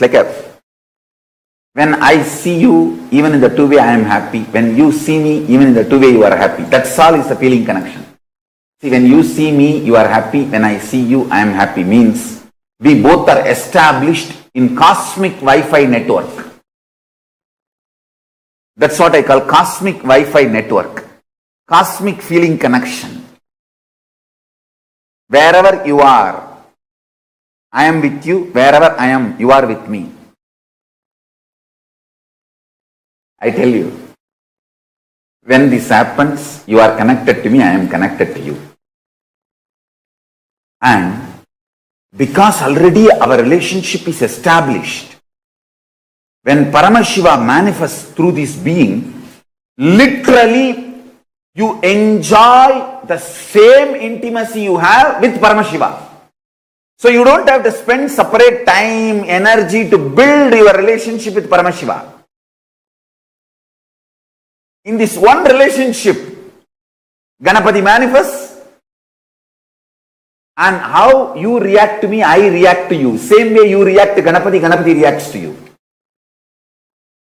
It's like one channel established and all gods appear because all gods are in oneness. That is the importance of Bhava Samadhi Darshan. Understand? Once you connect with Guru, you are connected to all gods. That is why we worship Sarvadeva Devi Swarupaya Sadgurave. We worship Guru as a Sarvadeva Devi Swarupa. Because once we have feeling connection. How you respond to me, I respond to you. When Ganapati Bhavadarshan happens, same way, Ganapati responds to you and you respond to Ganapati. How? The same relationship you will manifest now with Ganapati. The same relationship now you will manifest with Subramanya. When Paramashiva manifests, you will experience the same relationship. He will respond to you exactly as I am responding. You will respond to him exactly as you are responding to me. You will respond to him as you respond to me. And he will respond to you as I respond to you. In one relationship, all relationships are complete. To all human beings, superconscious breakthrough, the greatest way to exist within you and with others. The principles of relationship with you, with the cosmos, with the universe, with the nature and the cosmic beings whom we call in Hindu tradition Devas.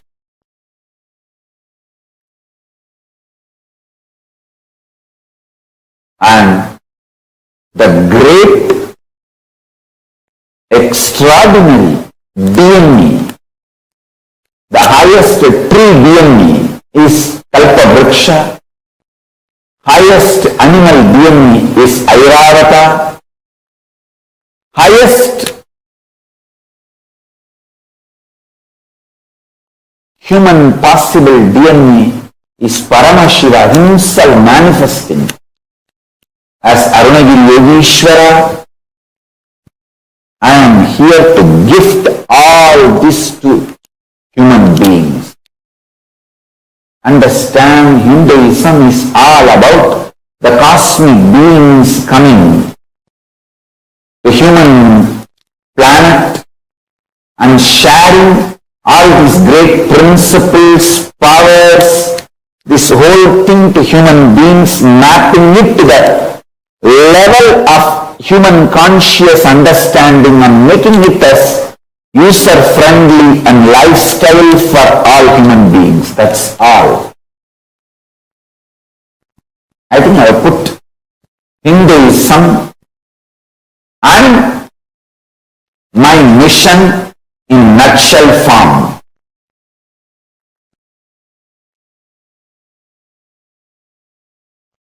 I have put literally the whole Hinduism and my mission in nutshell. In nutshell form, I have presented an initial introduction. Now,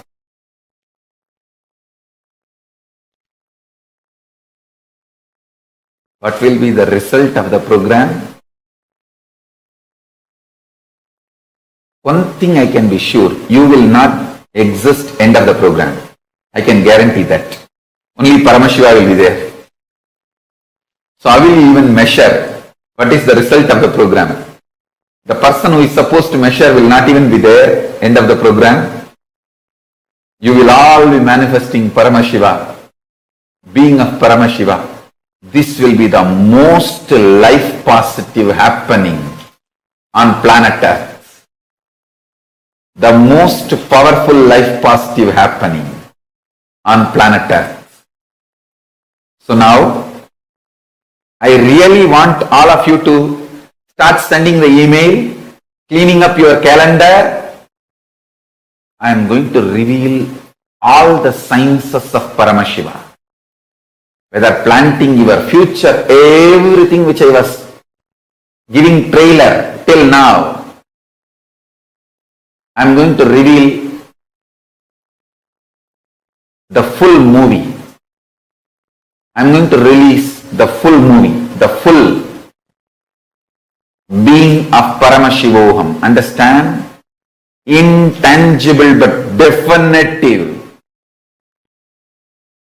experience and sciences of the cosmos is Vedas and Agamas.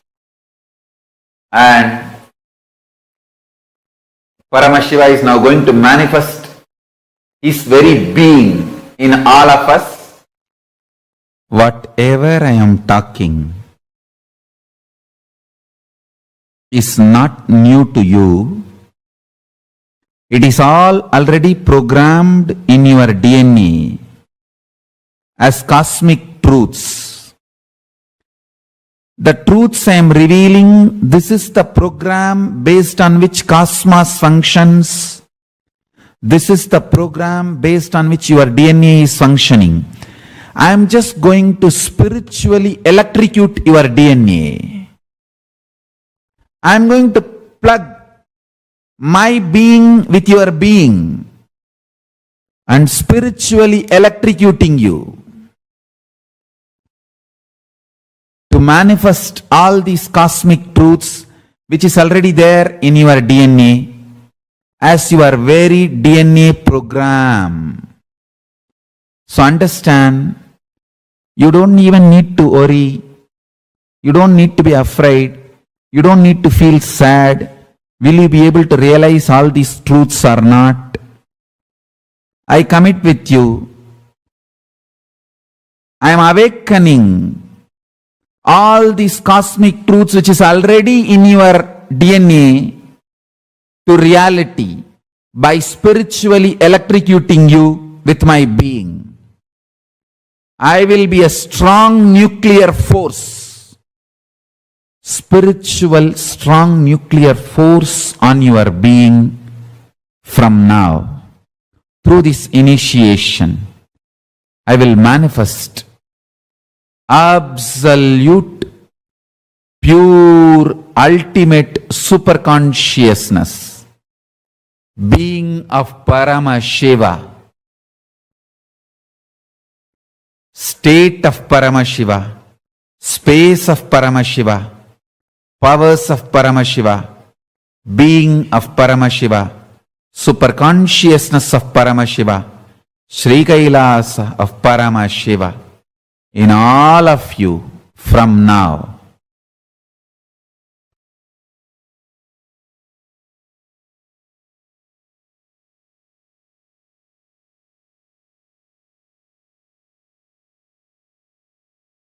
You will understand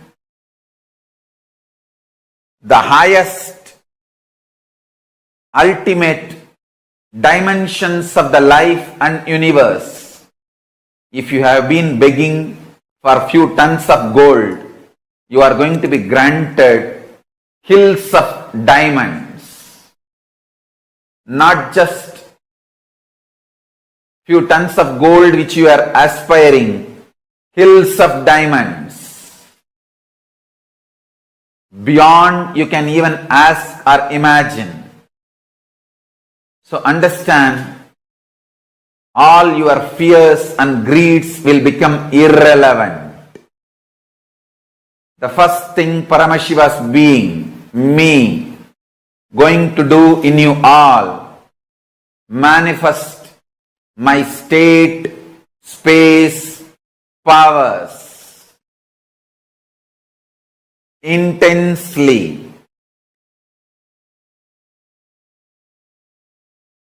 Make yourself available for every session. Nothing else is needed. Just make yourself available.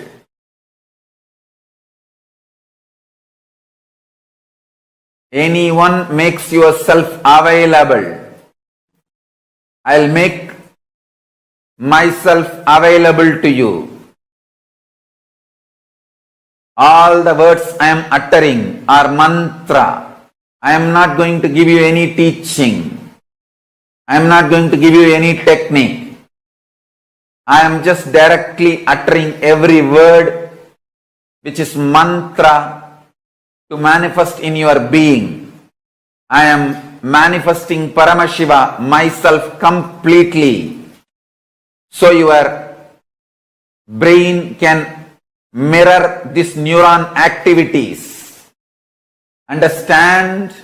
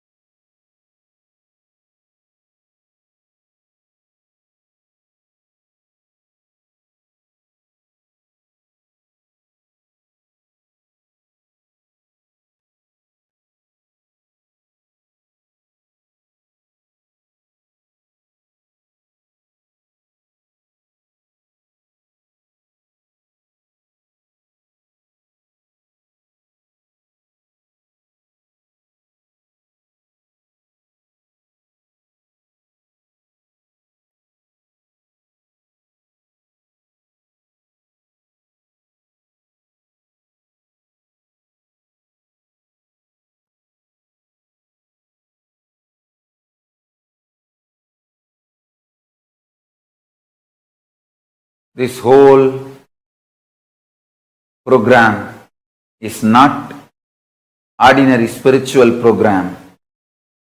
It is Paramashiva, me, directly making myself available to all of you through this body, using this body and memory, muscle memory, biomemory and bioenergy.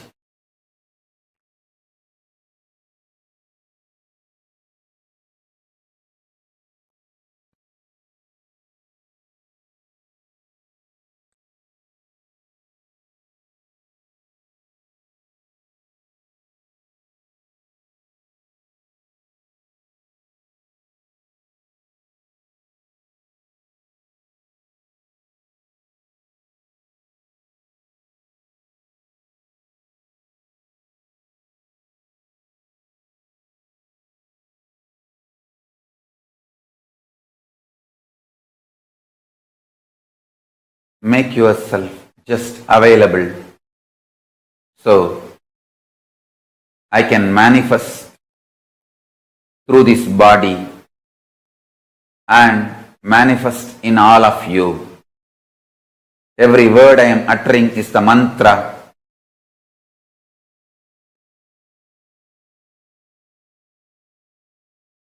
I am manifesting in this system, in this body completely, so you can all just mirror the neuron activities of this system and manifest the being of Paramashiva.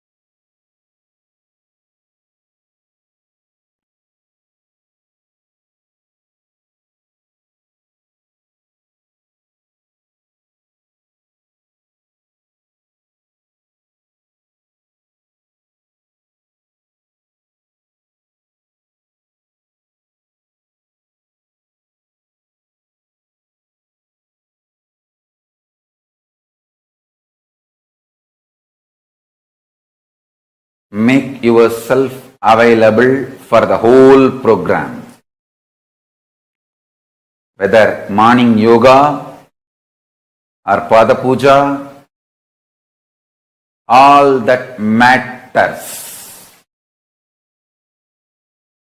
All that prepares you, detoxes you to mirror my neuron activities, to hold my being, to manifest me, morning yoga, puja, everything prepares you.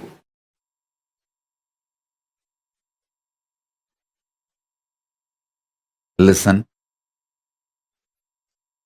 Simple, straight introduction. Listen. Simple, straight introduction. I am Paramashiva. Paramashiva himself is manifesting as Paramavatara in this body. He will do it. He will do the Paramadvaita, ultimate superconscious mutation for all of you,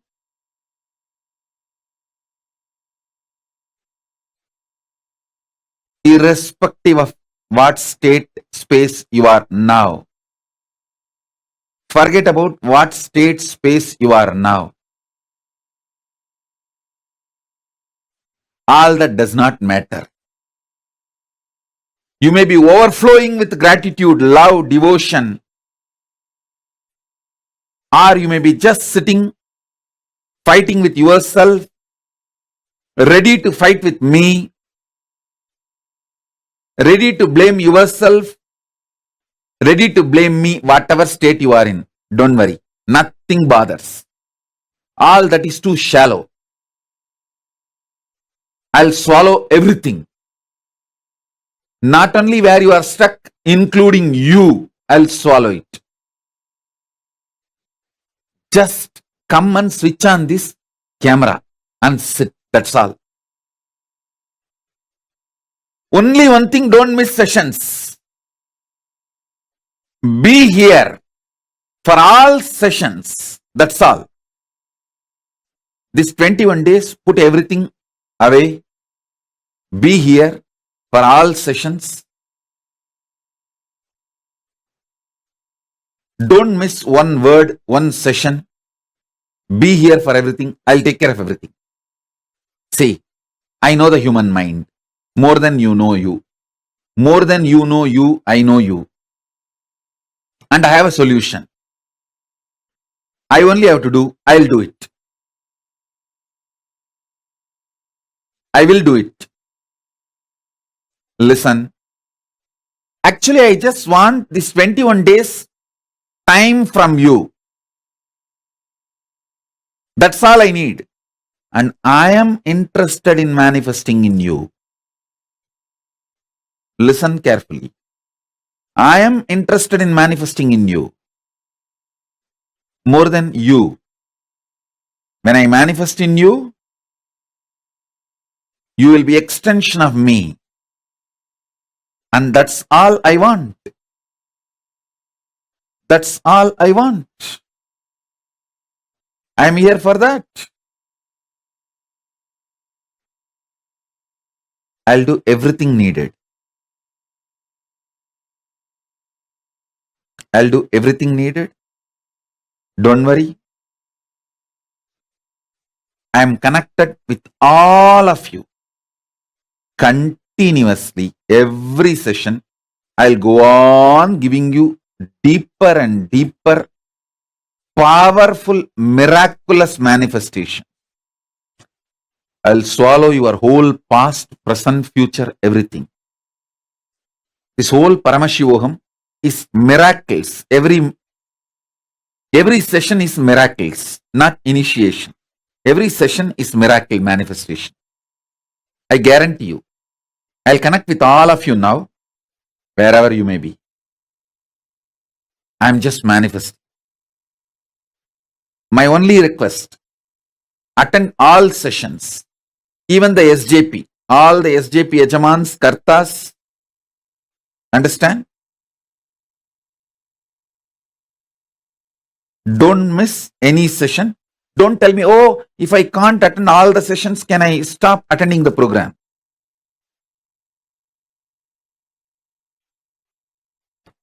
Attend all sessions. Everything will align.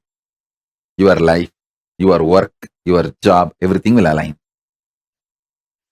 Every session, I'll cause miracles. Every session is not just teaching or initiation. Every session is a miracle. This first session is a completion miracle. When I am expanding, this is the way I am programming to connect and land on you. You should know I am landing on you. And I am just swallowing you. By sitting in front of the camera, you give me the authority to manifest in you, to do the superconscious mutation in you. You can be relaxed way, stretching your leg, no problem. All that is okay. Just be in front of camera.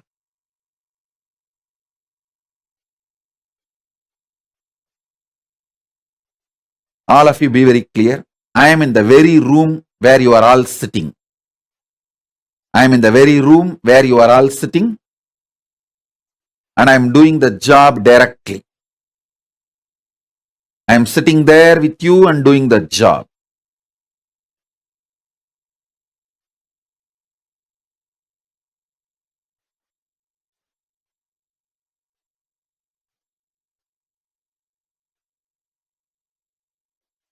Listen. All your past, all your patterns, good, bad, right, wrong, everything, I'll just swallow it and finish it up. I'll just burn it away.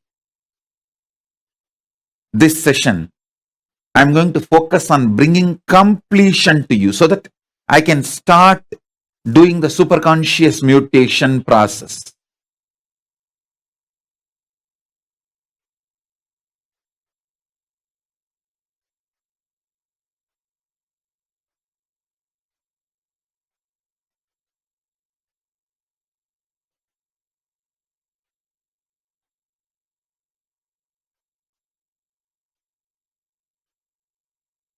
So remember, this whole Paramashivoham program, every session is not just teaching, not just initiation. It is every session there will be miracles. Every session there will be miracles. And also listen, whole these 21 days, almost whole day I'll be with you guys, attending to the program, attending to the initiations. Almost whole day I will be available. So don't miss sessions. Don't miss even one word. What session? Even one word, don't miss it. I'm going to be in my full form.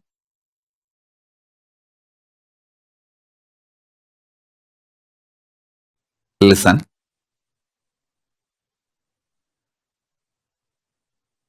End of the day, just understand these three things. Superconscious mutation is possible, and I am doing it here. Just sit with me with a conversational relationship. That's all. Nothing else is required.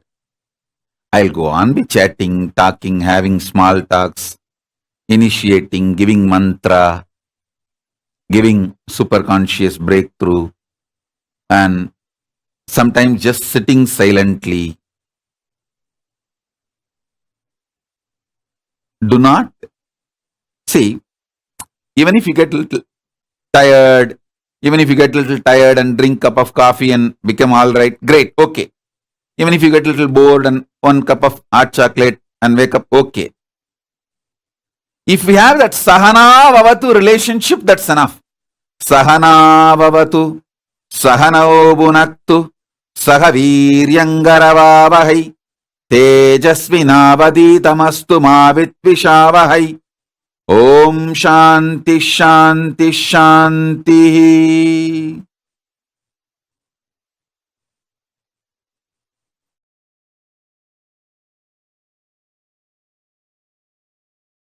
Listen.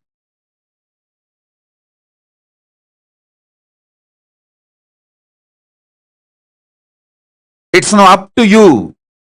You are going to make this session message or revelation or initiation or Shaktipada or Shaktinipada or superconscious mutation process. Listen. I will continuously reveal multiple definitions of Jivan Mukti. Jivan Mukti is seeing the whole life happens inside your Jivan. Your Jivan, your life is the canvas, and everything is just a painting on the canvas, and no painting hurts the canvas forever. You, your life, your consciousness, your aliveness is the canvas on which everything you know as life is painted, written, formed, and no painting hurts the canvas ever. Onlooker may become happy or get hurt or have various emotions, responses, but the canvas sheet on which the painting is done neither gets hurt nor enjoys. It doesn't get hurt by anything painted on it. Listen. Your consciousness, Jivan, everything you perceive is the painting on you. Understand this, you will have Jivan Mukti right now. Neither your past, nor the present, or the future, or idea of the past, present, future, anything cognized by your brain is just a painting on the canvas called your consciousness, Jivan. Knowing everything is a painting on you, and no painting hurts you. It's not tattoo, it's a painting. It's not tattoo, it's a painting. I should say, not even oil paint done with watercolor. Maybe rangoli powder. If you just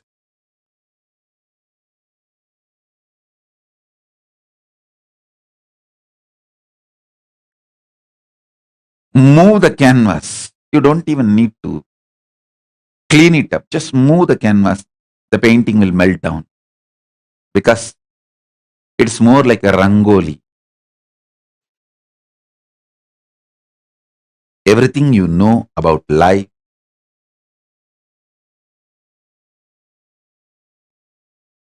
is just a rangoli on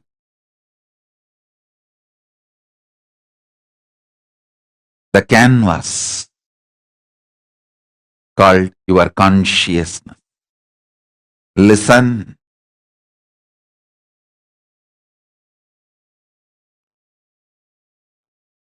The seed of superconscious mutation is Jivan Mukti. The seed of superconscious mutation is Jivan Mukti.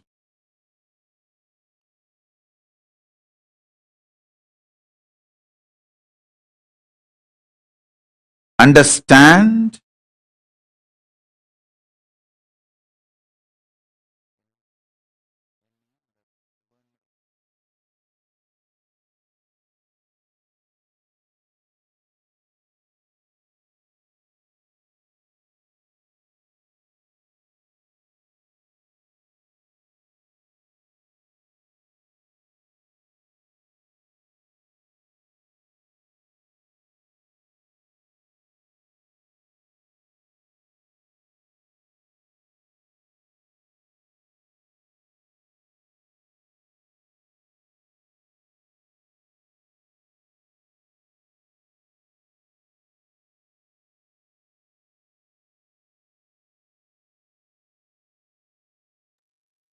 Yes.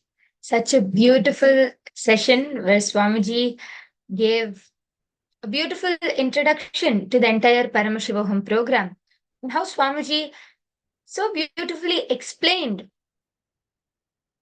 step by step about what we can experience and what how we are going to achieve our highest possibility through this program.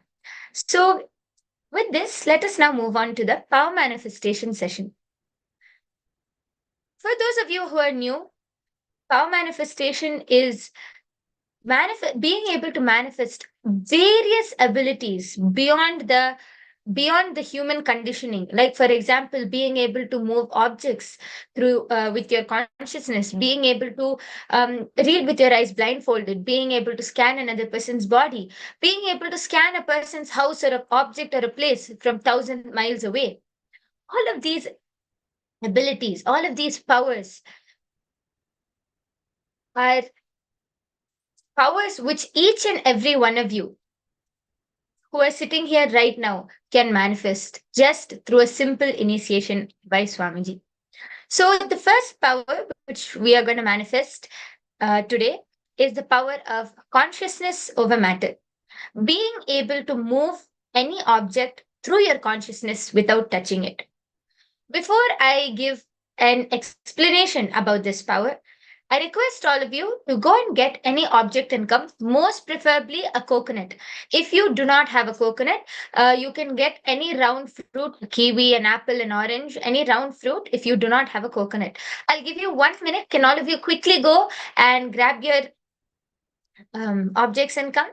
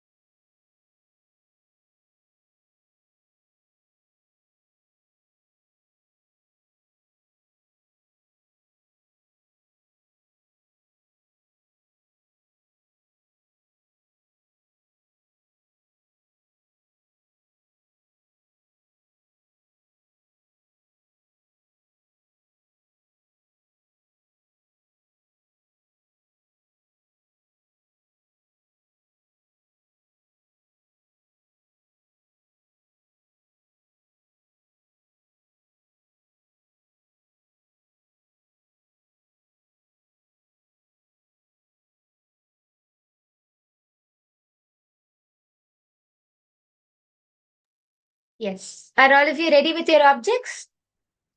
Okay, great.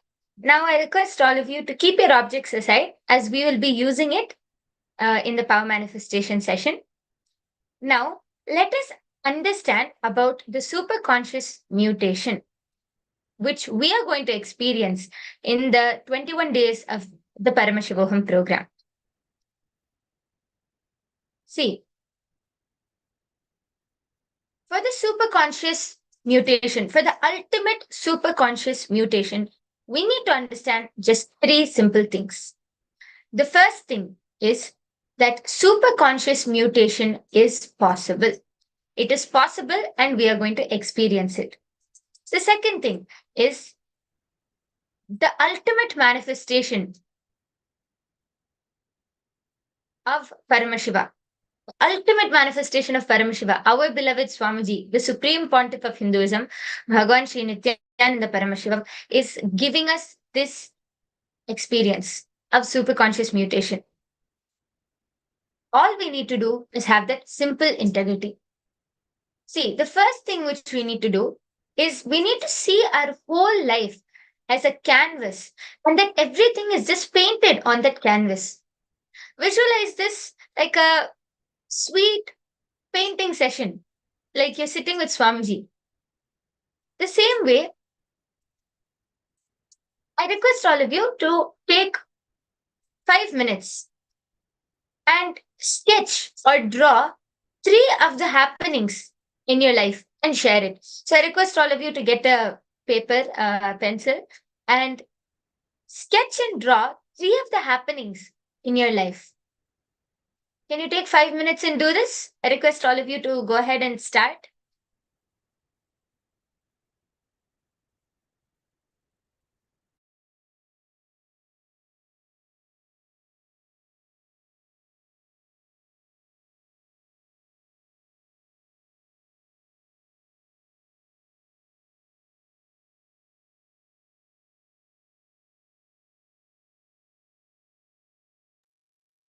Three random incidents in your life happening, like, for example, major incident in your life happened, some relationship didn't work out, and that really affected you in your life. Go ahead and draw that out. As if you're drawing on a big canvas. Imagine your whole life is a canvas. All of the incidents which are happening is just the painting on the canvas. Can you just draw three random incidents, but major incidents which affected you? Let's say something didn't work out in your job, or something didn't work out with your relationships, or something didn't work out with your health, whatever it is. Three incidents. I'll give you 5 minutes. Please go ahead and start.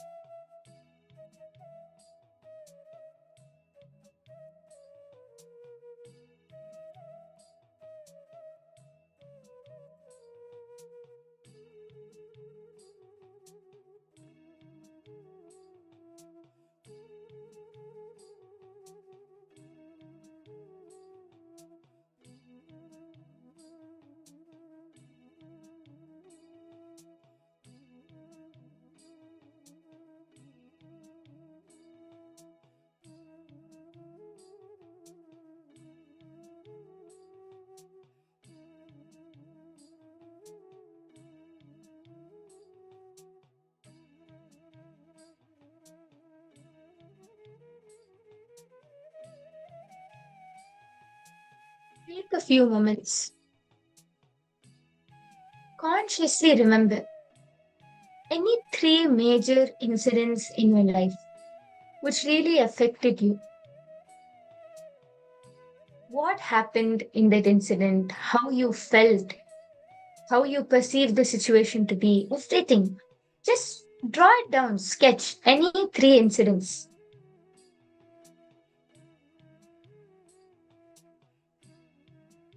And for those of you who might be completely new or who might not be understanding, see, this entire process is for you to bring awareness and complete, like throughout,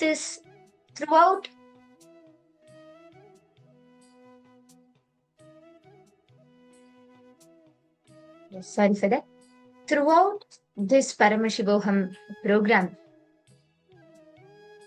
each of you are going to be going through various processes, various techniques that you'll be learning about how to complete with various incompletions, root patterns, many things which you have experienced in your life.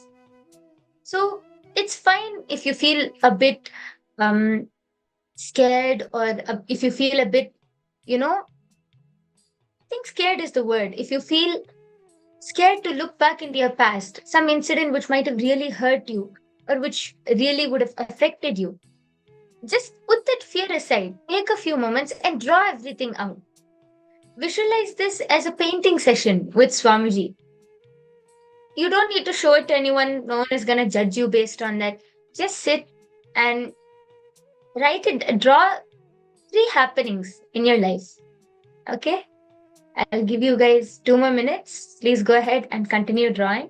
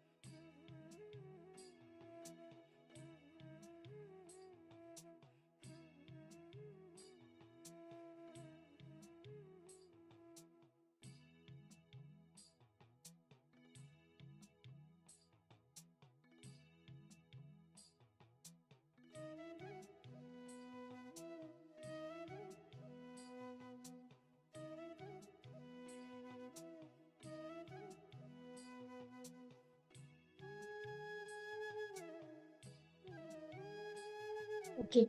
So let's now move on to the next step of this process. The next step is that now just take a few moments and look at what you have drawn. Understand that no painting hurts the canvas forever. See, a canvas is just a canvas, but it is our decision to draw whatever we want on it. A person can draw an ugly monster, or a person can draw a beautiful landscape. It is based on the artist and what they draw and which colors they use and how they decide to make the strokes, isn't it? How many of you are able to relate to this? But the canvas, no, whether you draw an ugly monster or whether you draw a beautiful landscape on the canvas doesn't get affected. It just is supporting whatever you have drawn. But it is our decision to choose what we're drawing, how we're drawing, and how beautiful we want it to be or how ugly we want it to be. So visualize your entire life as that canvas and all of these incidents as paintings on the canvas.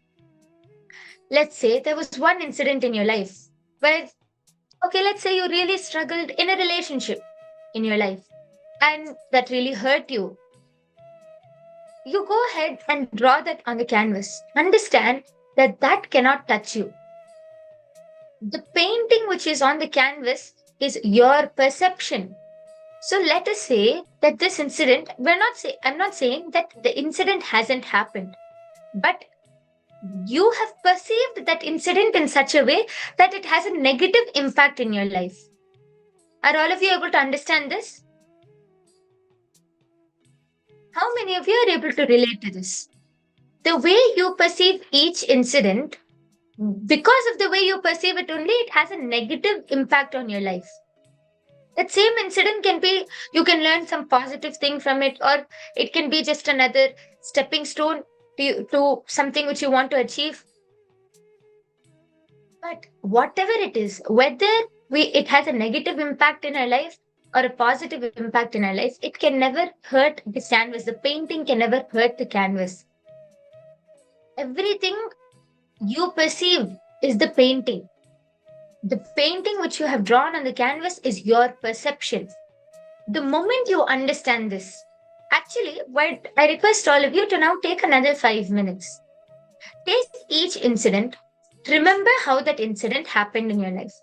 Remember how those events took place in your life. The moment you apply this understanding to those incidents, and that painting cannot affect your life, cannot hurt your entire life. The moment you apply this understanding to those three incidents, you will be liberated from the pain or the memory or whatever you associate with that incident. You will be liberated from that feeling. I request all of you to now take 5 minutes. Reflect back upon each of those three incidents which happened in your life. And apply this understanding that that incident cannot affect your entire life. It is just what you have perceived. Take few minutes and start applying this understanding. If any of you have any doubts, questions, please feel free to reach out to us through our social media platforms and I can guide you through this process.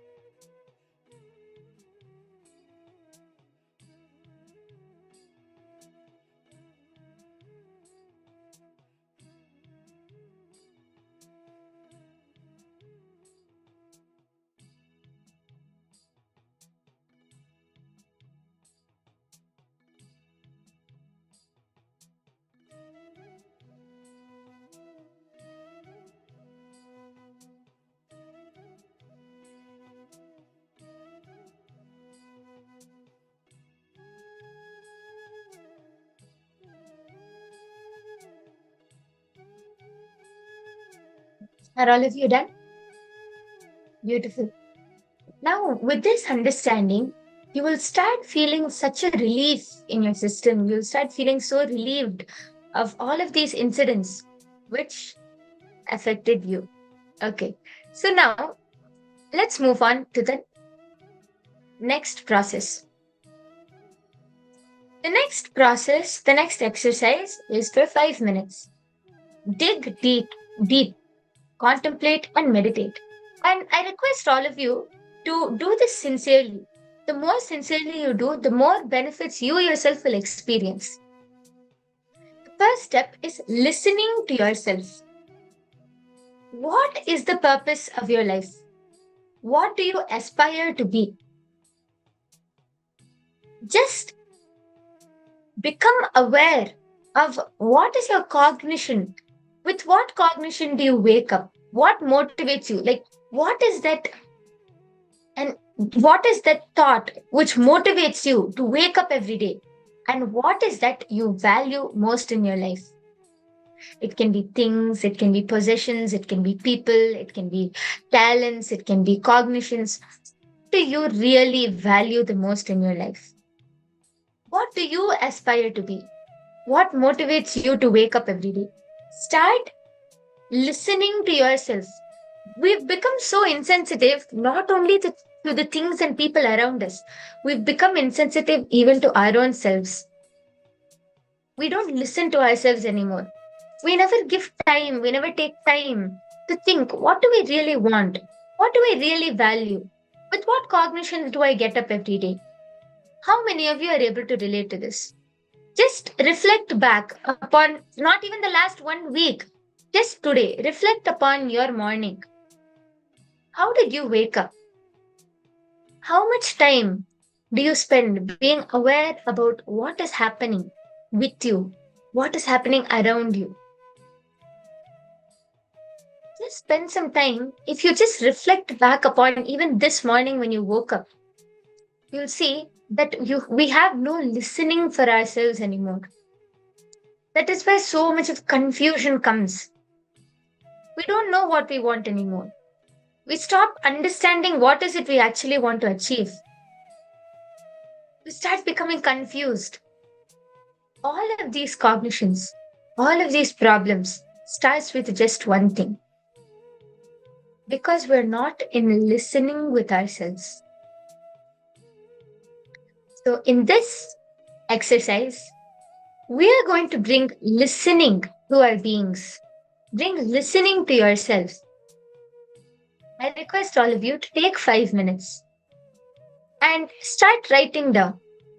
What is the purpose of your life? What do you feel is the purpose of your life? What do you really aspire to be? What do you really want to become? What is that which motivates you to wake up every morning, which makes you feel, yes, it's another day. Let me go. Let me do this. Let me do that. What motivates you to do and get up and do your daily activities every day? And what do you value the most? It can be people, it can be possessions, it can be cognitions, anything.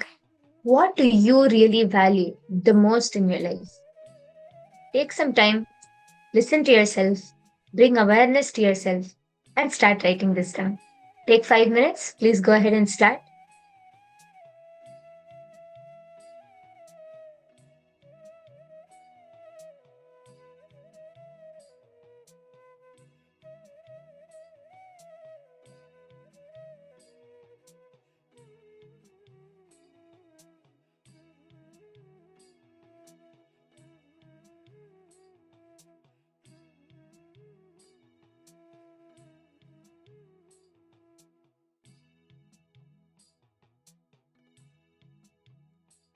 If any of you have any questions, any doubts, any clarifications that you want, please feel free and message in the chat section. As we are streaming live in YouTube, Facebook, please feel free to reach out and I'll be guiding you. So go ahead and start writing down.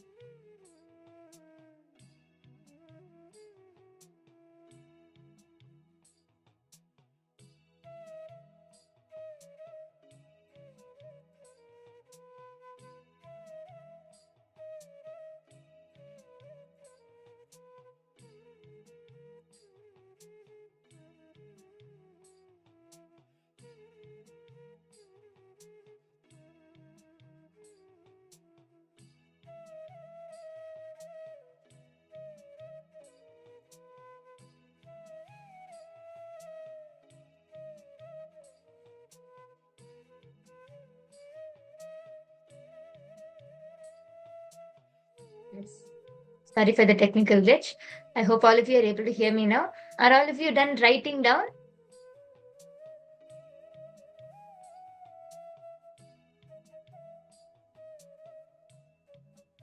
Okay, great. So now the second step, which we are going to enter into, is our journey for Paramashivoham. When do you think that the seeking for a superconscious breakthrough, the feeling that you are more than what you think you are, there is something more to me than what I'm living right now, that seeking, understanding, feeling, and knowing that there is something more to me, I am much higher than this. When do you think that you started seeking for this superconscious breakthrough? For something, you felt like there was a void in your life. You felt like there's something more than what you're experiencing right now. When did this feeling start? And how did you come to know about the Supreme Pontiff of Hinduism and what made you come for this program? Many of you, I know many of you are here either through your family or friends, or many of you are here just because you feel like it's the right place to be. Well, you won't regret this decision. And I want to just ask, how did you come to take this decision? What made you come for this program? What made you feel like I can get something? Like, I know I can experience my highest possibility through this program. Can all of you go ahead and just share? Just take 2 minutes and go ahead and share it with all of us.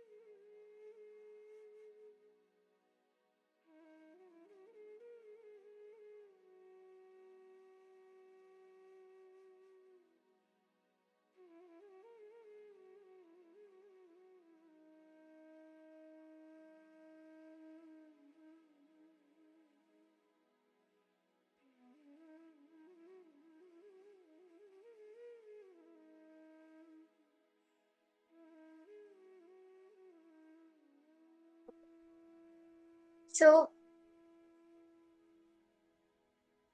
take a few moments every day and take some time to cognize this. Now, for the ultimate superconscious manifestation, there are a few things which are going to be required in the upcoming Paramashivoham program. One is that you should always be seated in the Nithyananda Sabha. See, you can create your own Sabha, you can create your own Nithyananda Sabha in the very room which you're living. Get a printout of Swamiji's Atmamurti and you can set up a nice area with a table, cloth, everything for Swamiji to sit and bring that ecosystem. You can make that ecosystem in your room itself. The next thing is be present all days, all of the sessions, and be on the camera. Because when you're on the camera, you are allowing the acharyas to be able to guide you, entangle with you, and help you throughout the session. And the traditional dress code is white and gold as per the Hindu tradition. And yes, just 1 minute.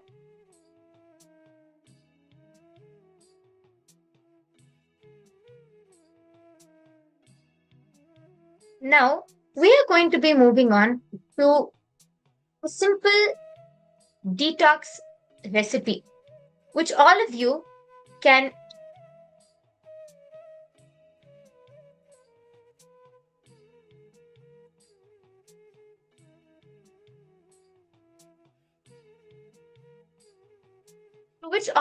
will be able to detox your entire body, and you'll be able to have a great experience. See, this human body which you're having right now is the medium through which you experience everything, whether it's materialistic pleasures, whether it is these powers, whether it is the initiations, whatever it is through this body of yours which you're able to experience and enjoy all of this. So it is important to keep your body detoxed and healthy. So as all of you can see over here, in the Hindu tradition, there are a few things which are respected. One of the object which is respected and revered more than a mother is Haritaki. It is one of the sacred and extremely healing Ayurvedic herb. It is known as Sarvaroga Nivarini. That means a herb which can heal all of the diseases. This Haritaki comes in a powder form, and you can take it along. An adult should take 1 to 2 tablespoons with with water. Sorry, 1 to 2 teaspoons, and children above 6 years should take half a teaspoon. And if you are pregnant or you're lactating, it is not recommended to take this powder. But other than that, if you have any other specific health conditions, please do consult with your physician. But other than that, this Haritaki powder can be consumed by anybody and everybody. This Haritaki is a very sacred healing herb, and it should be taken at the end of the day, after you're done with all of your meals. After taking the Haritaki, you should not consume anything. You can take it with water. You can take this Haritaki powder with water, and after consuming the Haritaki, you should not eat anything. Just go to sleep, and your whole bowels will get cleaned, and your whole body will start glowing. Swamiji says the Haritaki is so powerful; it will so powerfully detox you that your whole body will start glowing.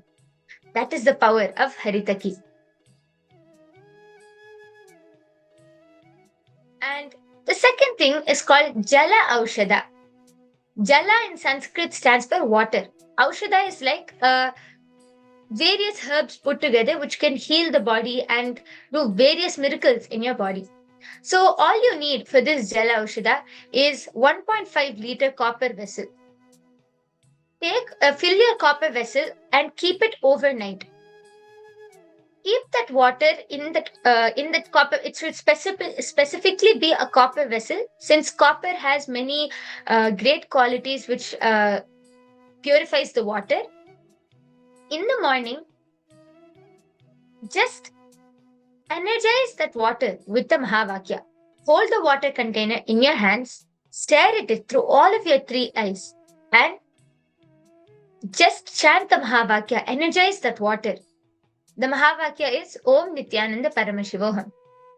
After you're done, just drink all of that water up before brushing the teeth. Just first thing after you wake up in the morning, the first thing in the morning, just energize that water and drink.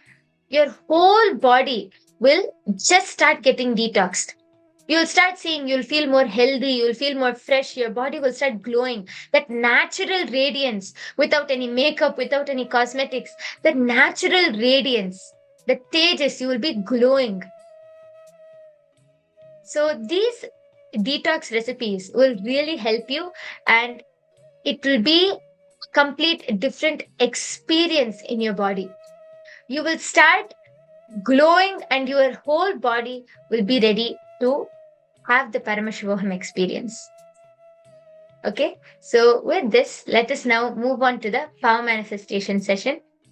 As I said, today we are going to manifest the power of Consciousness over matter. I hope all of you are ready with your objects, as all of you got your objects before this session itself. It is very simple to manifest this power. All you need is that space of oneness. As long as you remember that Swamiji, Paramashiva is manifesting through you, the power will manifest. The moment you drop the identity of I, of me, the moment you drop that identity, Paramashiva will just start flowing. Swamiji will just start flowing through you, and you will be able to move matter through your consciousness. So now I request all of you to take your object and place it on your palm. Ensure you keep your palm completely flat. It should not be bent. You should not be moving it to the side. Keep your palm completely flat and place the object on your palm. Look at the object through all of your three eyes. Chant the Mahavakya. See, Mahavakya is Om Nithyananda Paramashivoham. This Mahavakya is like a passcode which can raise you to the highest frequency to manifest these powers. Just by chanting the Mahavakya, you can fall into the space of oneness and manifest these powers. So please start chanting. You should chant it from your navel center. Your whole body should just be reverberating and vibrating with the Mahavakya. Start chanting the Mahavakya. Connect to Swamiji. Look at the object through all of your three eyes and command the object to roll. You will see, you will start feeling energy. You will start feeling heat in the object. You will start feeling a lot of energy. It will start vibrating. And any other feeling, just let it happen. Don't get scared. Don't feel, disturbed by anything. Just allow that whole feeling to sink into your being. Just settle down, unclutch from all of the thoughts. Allow that feeling to settle and sink into your being. Just command the object to roll. You will see, you will start manifesting. So let's start with the first round. Please go ahead and start chanting the Mahavakya and start manifesting. If any of you have any questions, any doubts, please feel free to reach out and I will be guiding you throughout this power manifestation session.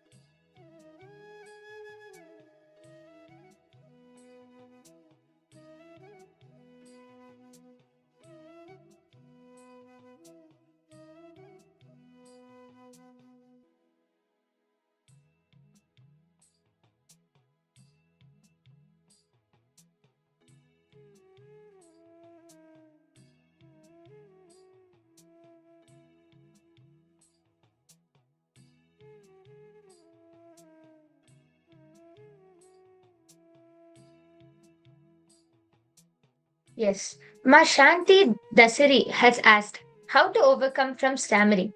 See, Ma, first thing which I need all of you to do, just unclutch.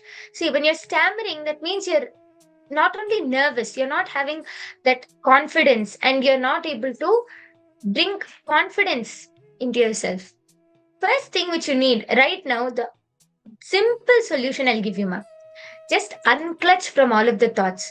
Unclutch from the feeling that, oh, what will other people think of me? What might other people think of me? What if I mess up? What if I do this? What if I do that? A lot of insecurities will be there. So just unclutch from that. Unclutch from all of those thoughts. Surrender it at Swamiji's feet. The moment you unclutching is what? Just declare that it should not affect you. Just unclutch and just chant the Mahavakya. Be in that space of oneness. And I'm telling you, just sit for 3 minutes now, Ma. Sit for 3 minutes. Just chant the Mahavakya from your navel center intensely. Close your eyes, sit straight, and chant the Mahavakya, Ma. Intensely. I'm really telling you, you will not feel that insecurity. Even that stammering will slowly stop. Because Mahavakya is so powerful, it will just raise you into a higher frequency.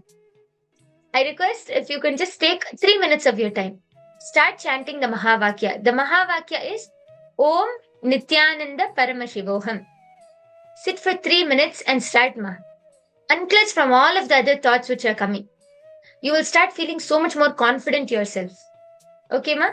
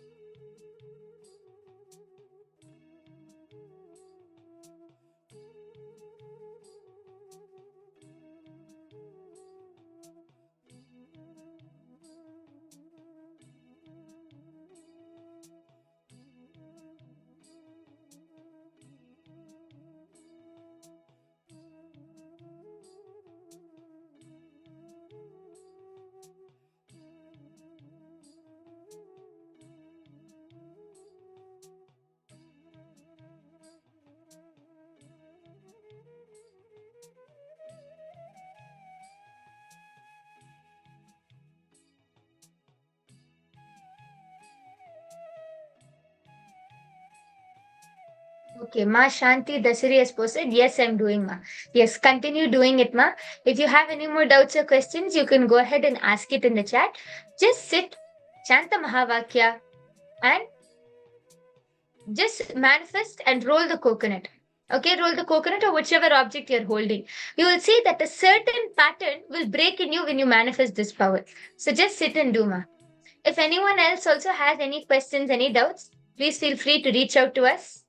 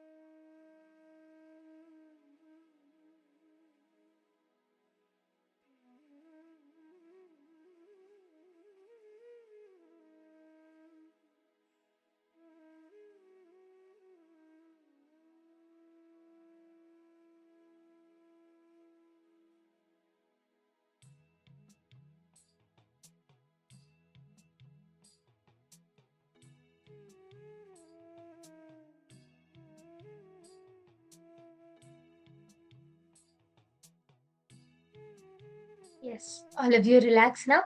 I request all of you to go ahead and post whether you are able to manifest this power or no. And a big round of applause for whoever was able to manifest this power of consciousness over matter. And once again, I request all of you take a few minutes, reach out to your family members and friends.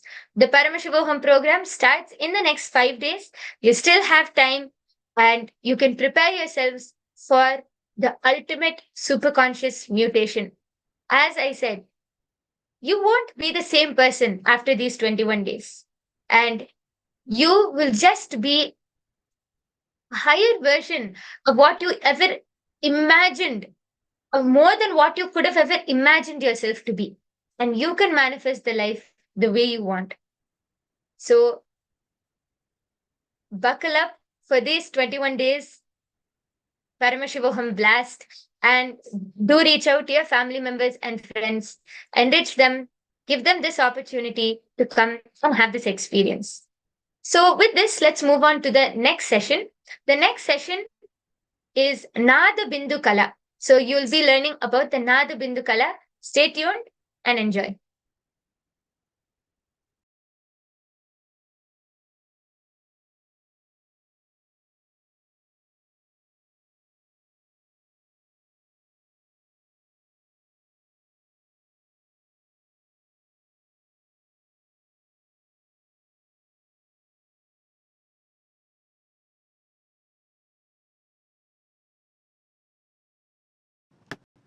Cosmos is made up of three core material: Nada, Bindu, Kala. Of course, there is unmanifest, avyakta, behind this Nada, Bindu, Kala.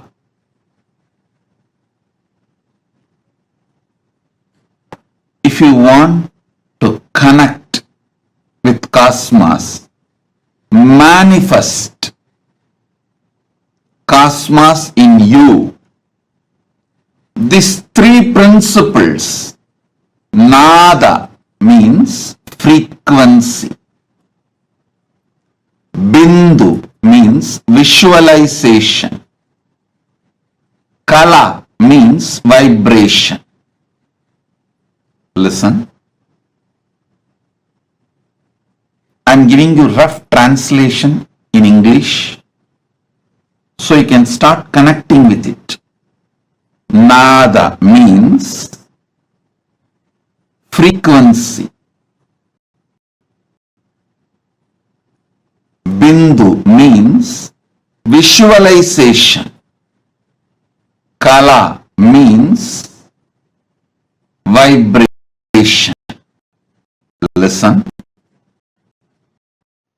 Listen carefully. Think of the universe as Nada Kala. Think you can just through Nada Bindu means frequency, Bindu means visualization, Kala means vibration. You just need understanding about these three. You can connect with cosmos. You can manifest the best things of the cosmos. Not just health. Listen. If you think small scale, small brain, you think health is the best. But if you connect mass, you will understand health, eternal life. Eternal life is the best thing. Even your understanding about what is the best you can achieve will get matured when you understand about Nada, Bindu, Kala.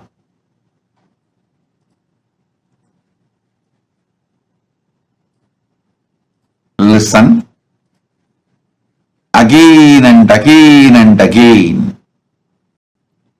All great things on this planet Earth happened when some being knowingly or unknowingly connected with cosmos through this Nada Bindu Kala, whether it is the outer science or inner science, culture, arts, philosophy, spirituality, any field. The great breakthroughs happen when human beings knowingly or unknowingly connected with cosmos through Nada Bindu Kala. Frequency, vibration, frequency, visualization and vibration. I initiate all of you into this powerful science, Nada, frequency, Bindu, visualization, Kala, vibration. To connect with cosmos today, I'll initiate all of you to connect with cosmos through Sivadiksha. You will start manifesting third eye awakening, and I also initiate you all into Sambranyata Samadhi, Nityatva. Understand? Just if the one door is opened in you, if Nada, frequency is opened in you, you will have third eye awakening. If Bindu, visualization frequency is awakened in you, you will have Sambranyata Samadhi of Nityatva. If Kala, vibration frequency is awakened in you, you will become Kalpataru, manifest whatever you want from the cosmos. Lines, curves, points, understand? The whole thing is only these three. Lines, curves, points.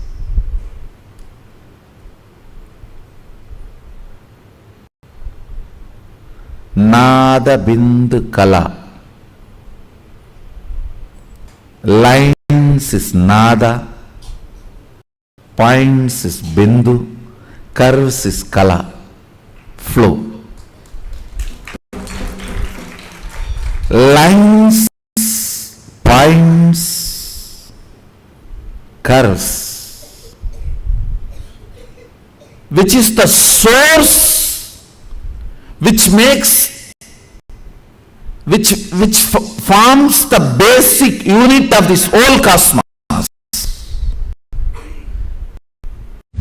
Principle of sound, Nada Tat, Nada Tattva. Principle of sound, Nada Kala, is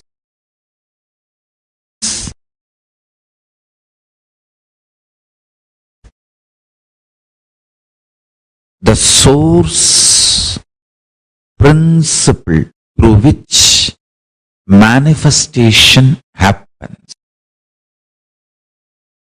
So listen, Kayakalpa Yoga, nothing but working on sound, Nada Kala, the principle of sound.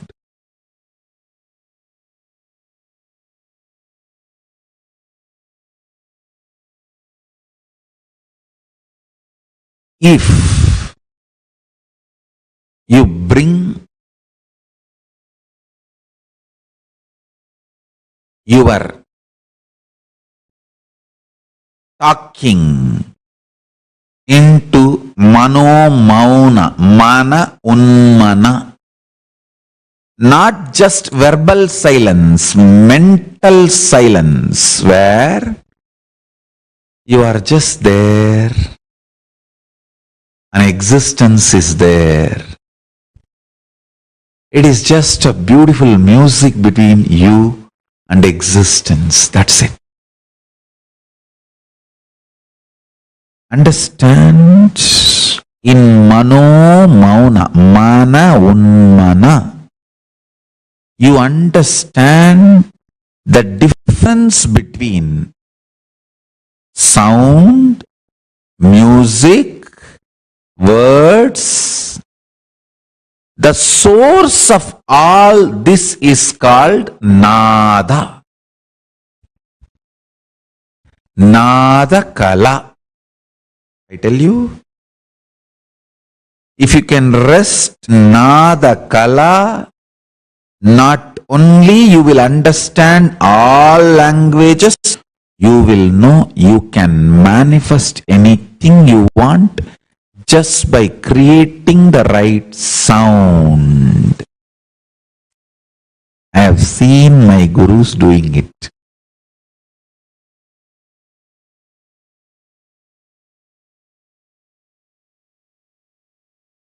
Raghupati Yogi, he will sit next to a mango tree and hold the mango leaf in front of my eyes. I have seen.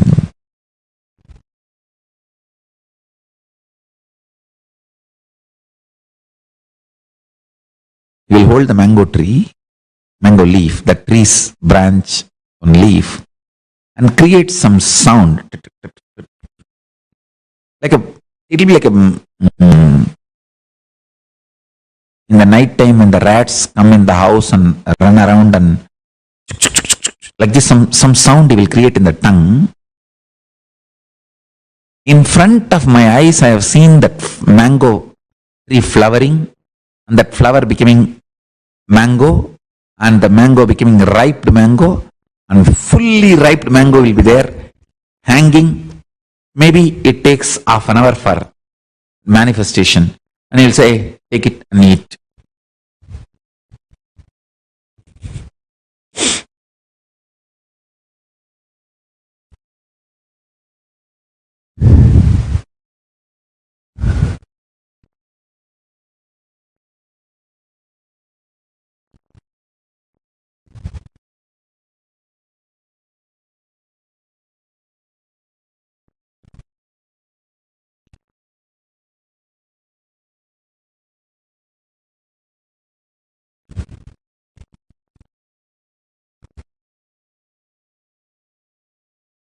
I'll offer to him.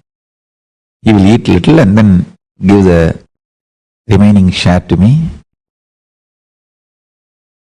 Not once, I can say at least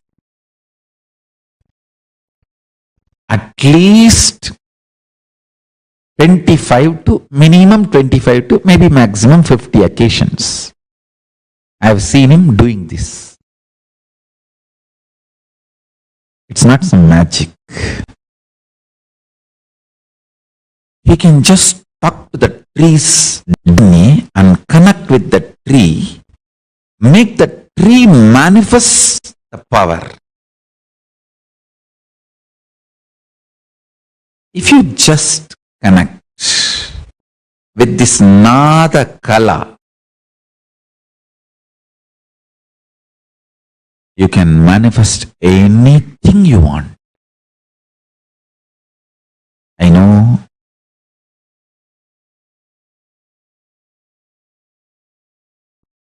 all your doubts, denial.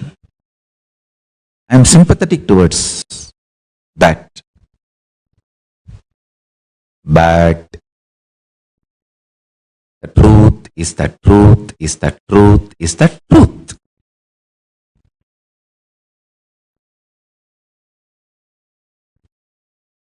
Ultimate completion with Paramashiva. This 5 whoever practices these 5 completions will realize Nada Kala, understand the sound, the source of sound. Even the so-called worst sufferings are because you are taught it is a suffering, not because it is a reality. That's first lesson. Second,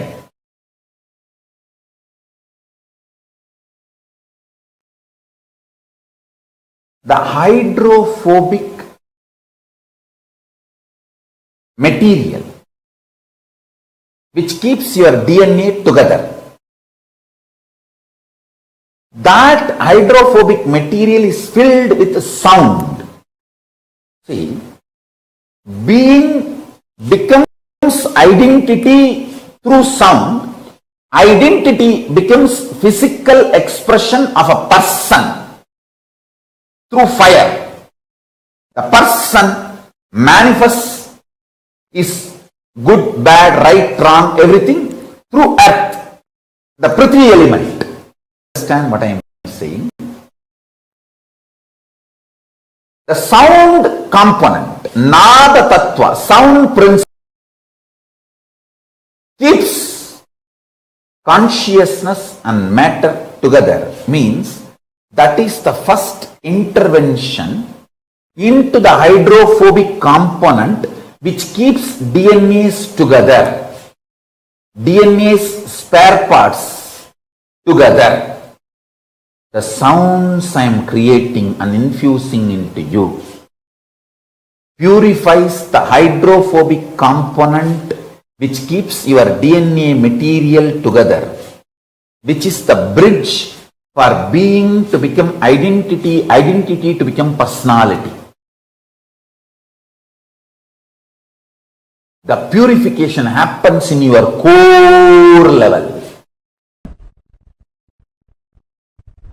When I said there are 54 sounds, there are some sounds which can never be written, which can't even be uttered. It can only be manifested as a vibration. It can be transmitted from guru to disciple. That sound is called Anahata Dvani, uncreated sound. Uncreated sound. Ahata means two objects hitting. Even your tongue hitting the air and producing a sound is ahata. Anahata means the sound which is produced by not anything hitting anything or uncreated, just pure manifestation from existence. There are some vibrations which are pure manifestation of existence from guru to disciple, directly transmitted.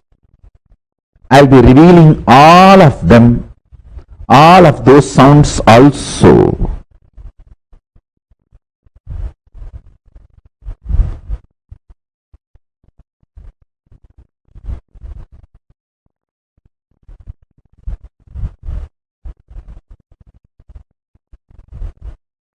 So the source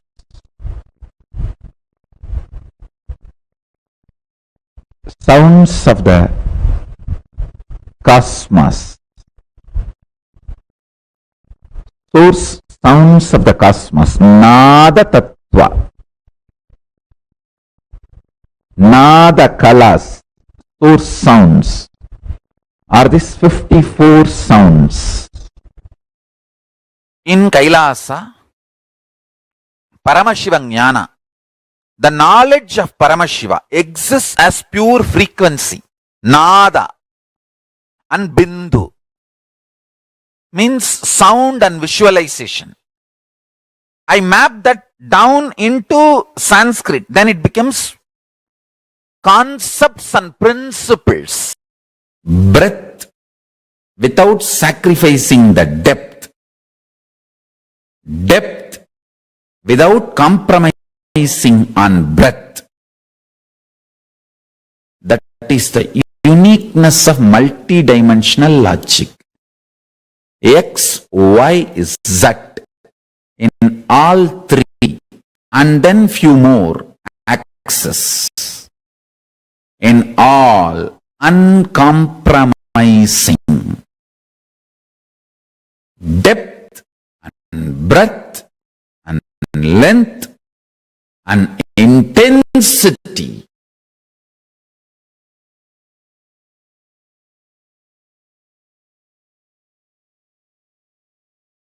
Understand?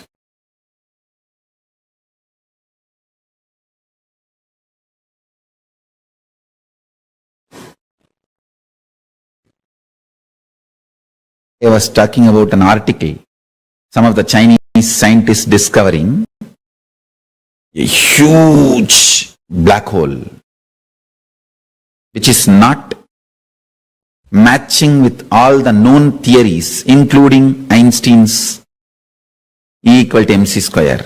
I'm telling you, I'll give you the most important sacred secret.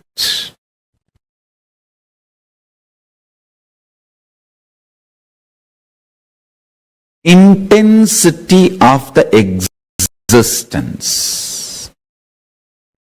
The Bindu dimension of Paramashiva reveals itself when beings get matured enough to grasp its existence. Now, that black hole which was revealed to these scientists shows human beings are matured enough to understand the truth. Causeless, inexhaustible source of energy is available, which does not need to get converted or which is not constant. Understand?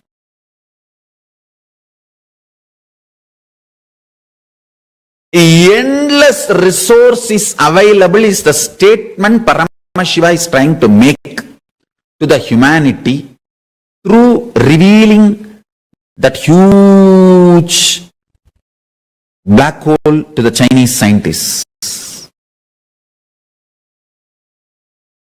Let Shraddha, time, skin, the stimulus signals called universe, universe as you see is only the signals manifesting on mind. It is real. My narration, existence, your delusion of the universe, both meet each other on my skin called time, Kala. My narration, my reality, my existence is stored in time, Kala, as Akashic record. I run this cosmos through Dharma. My narration of the cosmos is Jnana. My narration of this universe is knowledge. My will to run this universe is Parameshwara. O human beings, listen. Your deluded narratives are instigated by the signals you perceive, which is neither permanent nor eternal, or leads you to the ultimate state. listen intensely. Don't be deluded by the signals you experience inside your existence. Don't be deluded by the collective narratives you all create. Don't be deluded and diluted by more and more deluded narrations of yourself, universe, life. Live on the reality, truth of the Akashic records, Veda Agamas.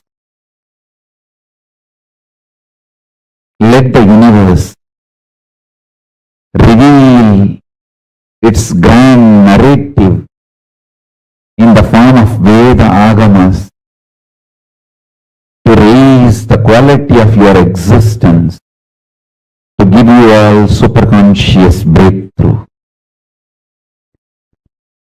Kala, time is my skin on which these signals raise. The signals you perceive is not the reality of the universe. The reality of the universe is consciousness. The length, breadth, depth. In the fourth phase only sound even starts. Understand? The science says any particle's movement creates sound. Sadashiva says very clearly, if the particle moves only in the length, breadth, depth, sound is generated. If it moves only from length to length, no sound is generated. That is nada, sound. And sound cannot come just in y-axis travel or x-axis travel.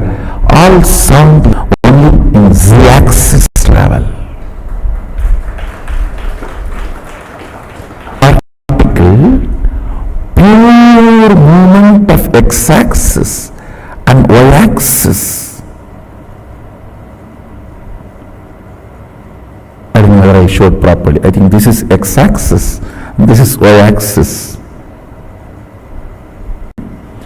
Above the third head, which is the side effect of 1, 2, 3, is sitting, which is sound, nada. Above the fourth head, 2 heads are sitting. Listen. Above the fourth head, which is Kala, sound, listen very carefully.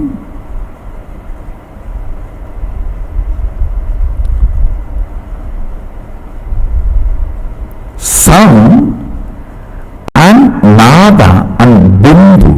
Bindu means longevity, life. Only when the time is introduced, longevity concept gets introduced. Till the time is introduced, there is no life, longevity. How many of you are grasping? So the head sitting on the fourth one is time, nada, bindu, above, which is this. See, the fourth, nada, bindu. That is life. Only the time dimension the depth dimension introduces sound in the cosmos. Time dimension introduces sound and life. longevity. Kala is kala. Kala is life and death. Am I able to make you all understand? The fifth head, listen. The fifth head is what is connected to the body. Body is the universe. Like all your identities put together is your consciousness. Identity is used as a unit to measure your consciousness. If you are entertaining more unit of father identity, that will be the lifestyle of your consciousness. If you are entertaining the beloved identity more units, that will be major aspect of your life. When is the seed, Nada and Bindu both are added. That is Nada and Bindu. Yes. You may say, why Nada should be added to depth and time? When the Bindu is added, Nada is no more an ordinary Nada. Sound which is not created never dies. Sound which is created dies. Sound which happens only with the association of length, breadth, depth can die, but the sound which happens with the association of length, breadth, depth, time and space does not die. So the sound associated just length, breadth, depth is different, and the sound associated to length, breadth, depth, time and space is different.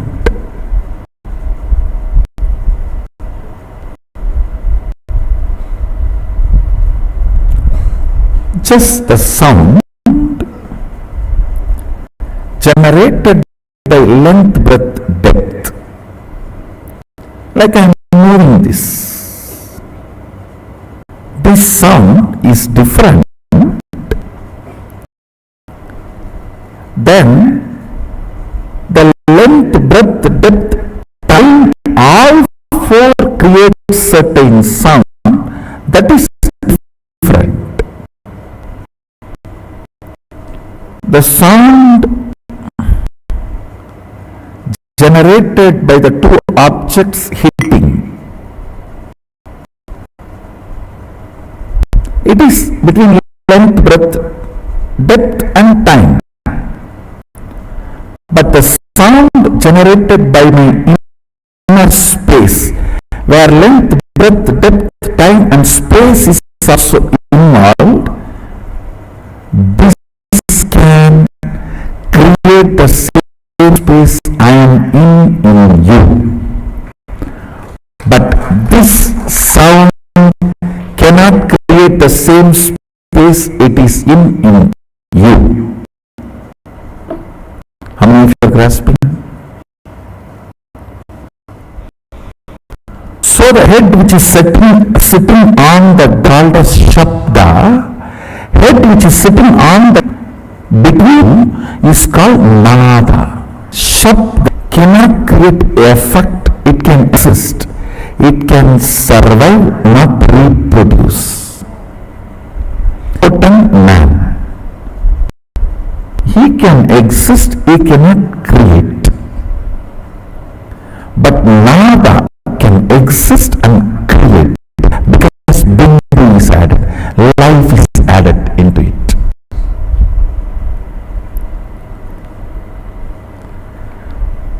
The sound potent of producing something in you, Nada. Bindu is life, Amritatva is life, which he reduced, dilute by breath, kala kala. Amritatva is on which time does not have a fourth multi-dimension of the Nada. Fifth multi-dimension is Nada Bindu Amritakala.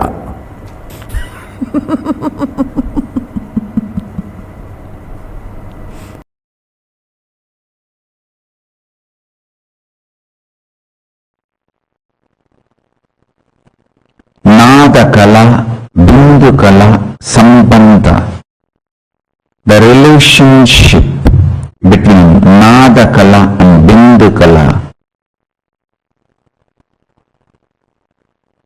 Anyone masters this science masters Paramashivoham. Spiritual alchemy process of Nada Kala, Bindu Kala. Understanding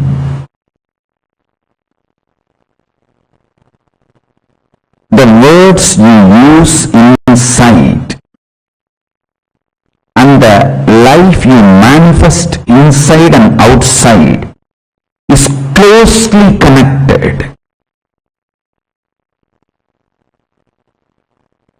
Understanding what words create what kind of emotion in your heart, signals in your brain, your emotions and signals when they are connected, when they become powerful, what kind of the life you manifest inside and outside. Listen, now I'll explain about the Nada Kala, Bindu Kala. Understand the words you use inside you, meanings you give for those words, impact of those words in your heart and on your brain. All this are very important. You need to consciously build all this. I was an example. You always mistake natural as automatic. Natural is different, automatic is different. Listen to this one example. Love is natural but not automatic. Love is nature of your existence, but what you experience automatically is your hormones ups and downs. The hormonal ups and downs, that is not natural. See, like, I'll give you this example. River is nothing. When you put a dam and open one small part, that part automatically flows, but that small part is not natural river. If you put a dam on the river, open one small corner, one small part, it naturally flows. See, the river naturally flows. But when you put a dam, open one small part, that small opening automatically flows. But that is not natural. Whole flow, small automated versions cannot be equated to natural.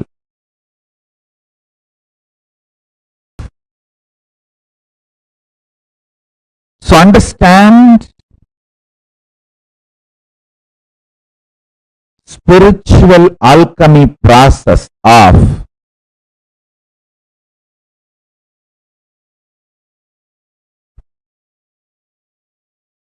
aligning your Nada Kala, Bindu Kala,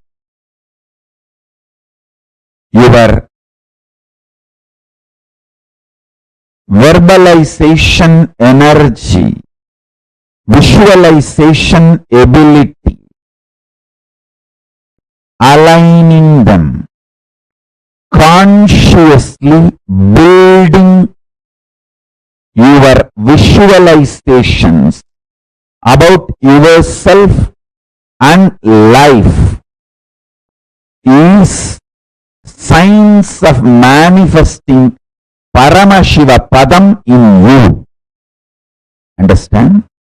Initially, you need to use visualization.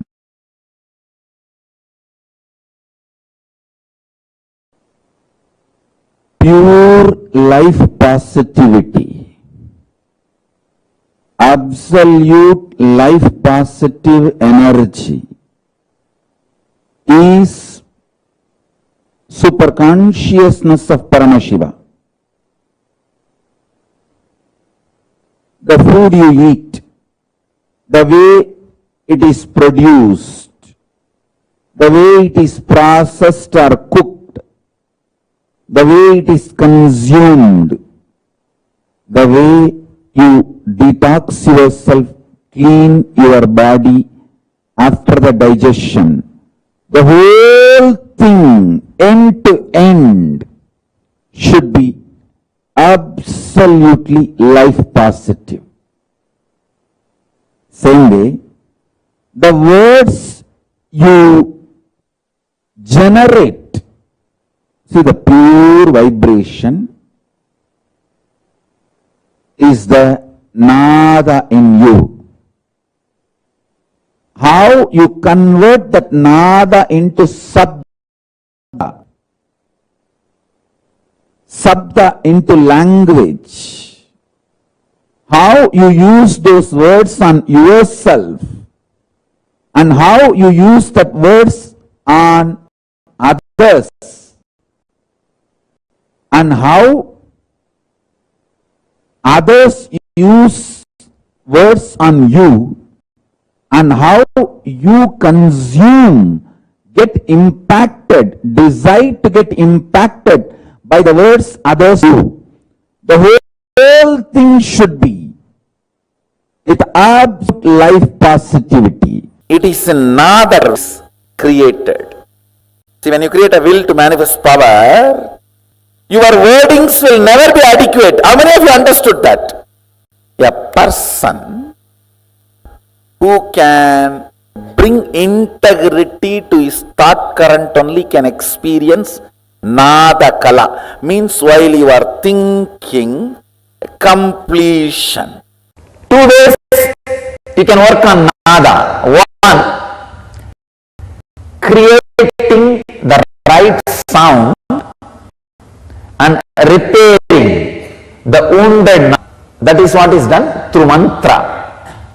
Or taking your structure to a being where anahata is continuously happening. In that very silence, your wounded Nada structure gets healed, realigned, reorganized, restructured. One important thing, if it happens through the right sound, only the physical healing and mental healing happens. Whatever vibration sounds were created, the effect of that happens in the system. If there is a wound, if there is a sound, that sound heals the wound. The right sound does its job. But if the wounded Nada structure is brought near the Anagata Dwani, the uncreated sound which constantly Master is radiating, which Shankara calls us very beautifully, Chitram Vadadarur Mule Vriddha Sishya Gurur Yuvaha Gurostu maunam vyagyanam. Sishyastu chinna samsayaha. The word maunam vyagyanam means all his expressions and discourses are in and from anagata the uncreated sound. In an expression of uncreated sound, the anagata dvani. That is what Shankara calls maunam vyagyanam.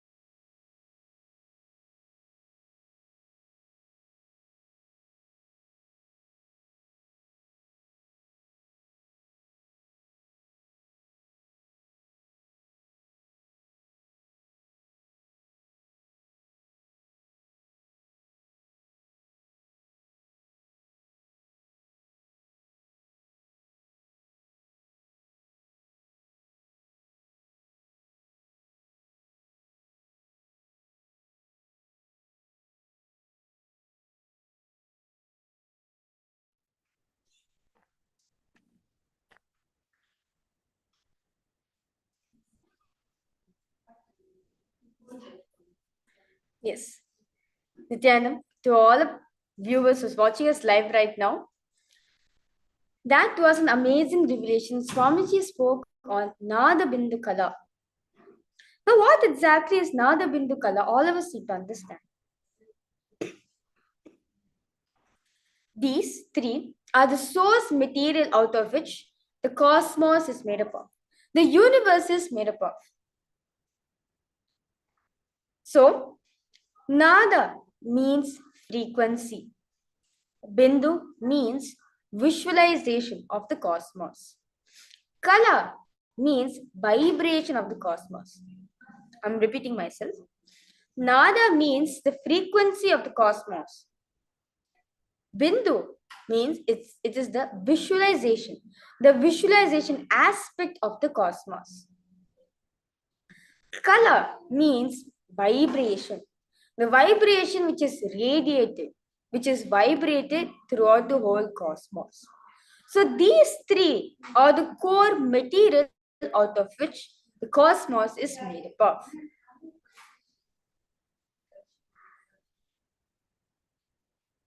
Yes. So now let us now understand the Nada Tattva. What exactly is Nada Tattva? The principle of sound. Nada Kala is the source principle through which manifestation happens. So everyone understanding this? These three, the Nada Bindu Kala, and all these three are the source material out of which the manifestation of cosmos is being created. Same way, we are also being manifested from these three core principles of the cosmos. So, the Nada Kala, the Nada Tattva is the source principle through which the manifestation of the whole cosmos happens. It is the base for all the manifestation of the cosmos to happen. The words you use inside you gives you for those words. Impact of those words in your heart, on your brain. All these are very important and you need to consciously build all these. Understand what Swamiji is saying very beautifully. You are made up of the words which you have given to yourself. Once you have given the word to yourself, it impacts those words, impacts your heart and your brain.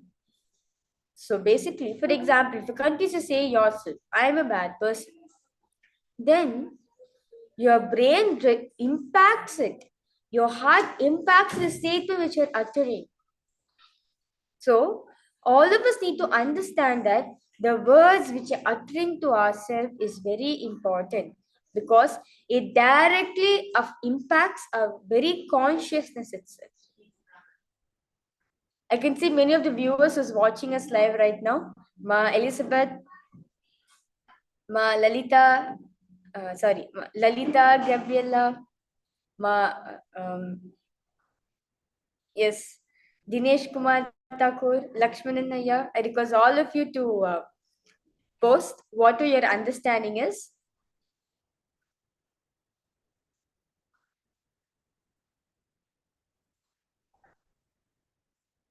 So, understand one thing, you are made up of the words which you consciously have made yourself.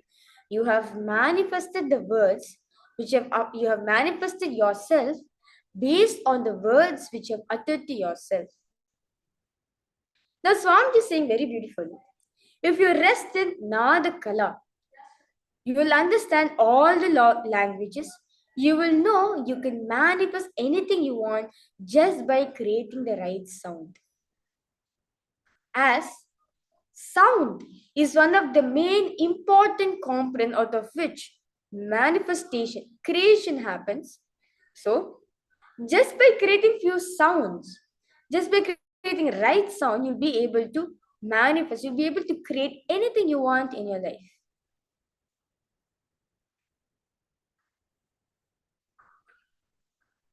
Okay, Ma Isha Arora is asking, what is the medicine for good digestion as advised by Swamiji? The best medicine which Swamiji is given for digestion is taking Haritaki, where you can take like 1 or 2 spoons of Haritaki in the night, right before going to bed. Once after you finish your meals, and make sure once you have taken the Haritaki, request you not to take anything after that. It will do a complete detox for your digestion. And also you can also do the Jala Aushadha, which Swamiji has beautifully is revealed for all of us, where you soak the water in a copper vessel, 1.5 liter of water you soak in the copper vessel, and then you leave it overnight. Early in the morning when you wake up, energize that vessel, energize the water by chanting the Mahavakya, and when you chant the Mahavakya and then fully drink it. My request, this water, this copper energized water, to be drunk in empty stomach, and it will completely detox your whole body. Yes, Ma Isha, are you understanding, Ma? Okay, Ma Lalita is asking, I'm in a specific moment and situation, then I should have another inner talk and vibration for a second. I felt in low advice. No problem, Aisha, no problem.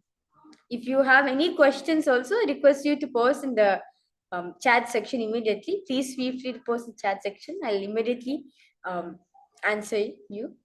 Okay, so Malalita, you need to understand one thing. The words which you have uttering to yourself creates basically words are nothing but what? Sound. When you basically through words, you're creating a sound to your inner space, which impacts the space which you're in. For example, when you're uttering to yourself,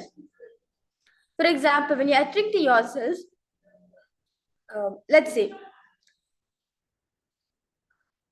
I am,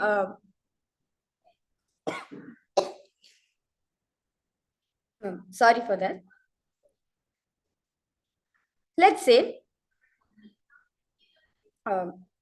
that you are saying that I'm not a worthy person to be respected. Now, this sentence which you are saying to yourself creates an impact. These words are nothing but sound, using various combinations of sound. Even what I'm speaking now, it is nothing but a combination of different sounds, which is kept in a particular manner for all of us to understand. So, this sound, when you continuously say to yourself, you'll see you impact your inner space. You make yourself low. But instead, when you say yourself, you are Paramashiva, you are Paramashiva, you chant Mahavakya. These are the higher energy, higher frequency, higher sounds, which has intense vibration. When you chant these in yourself, you raise yourself from a lower frequency to a higher frequency. That is the power of mantras. Where just through listening to all these sacred chants it has been chanted, it takes you to a higher frequency because the sound raises you to a higher frequency. It's based on the sound. To give an example, Swamiji very beautifully said in the satsang, when you listen to heavy jazz music, it creates fear and great emotion to all of us. But when you listen to a flute, very calm music, it impacts our inner space. It gives us a peace, inner space to us. It gives us peace, love, compassion, completely settled in the body, completely relaxed. Why? Because these certain sounds only creates the impact. It creates the manifestation. The responsible for the manifestation of that music which has been played. So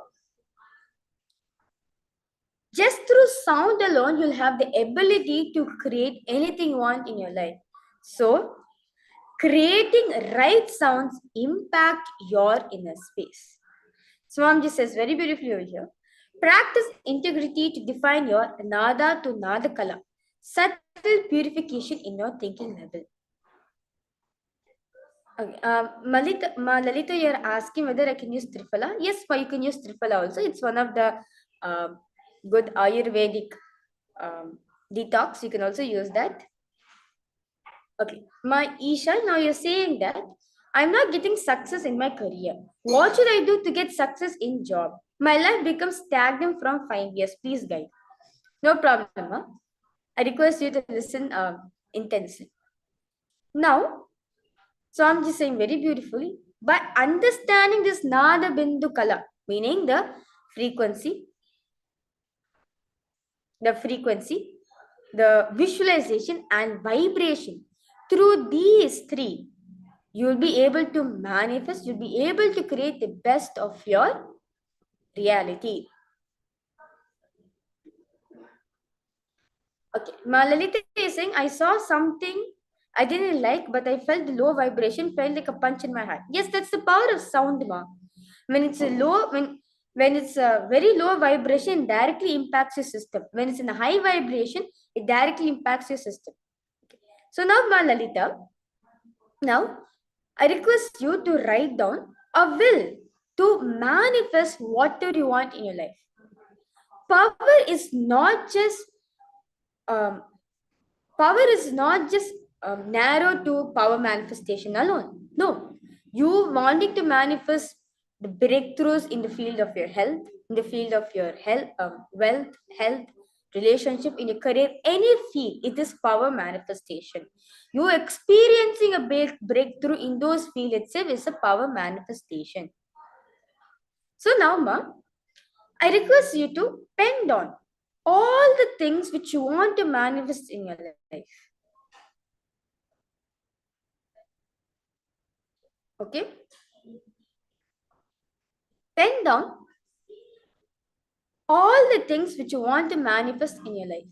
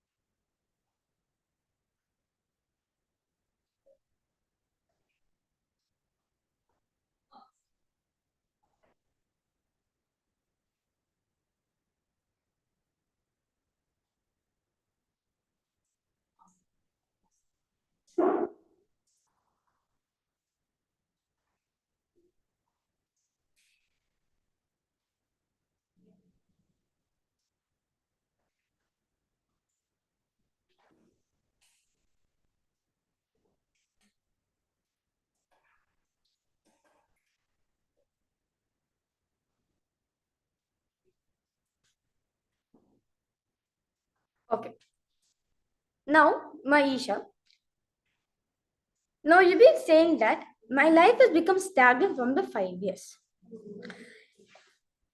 Okay. How to manifest? I don't know. Yes, ma. For you to manifest, only I'm guiding you step by step. Now, I request you to write down what you want to manifest in your life. For example, I want to get a promotion in my job. I want to manifest, let's say, $1 million in my bank account. I want to manifest a healthy body. Fit, healthy body. I want to manifest a good relationship for myself. Whatever realities which you want to manifest, ma, pen those down. Or even in your field of career, as you have said, I want to experience a breakthrough within the next few months. You can be as specific as you want also.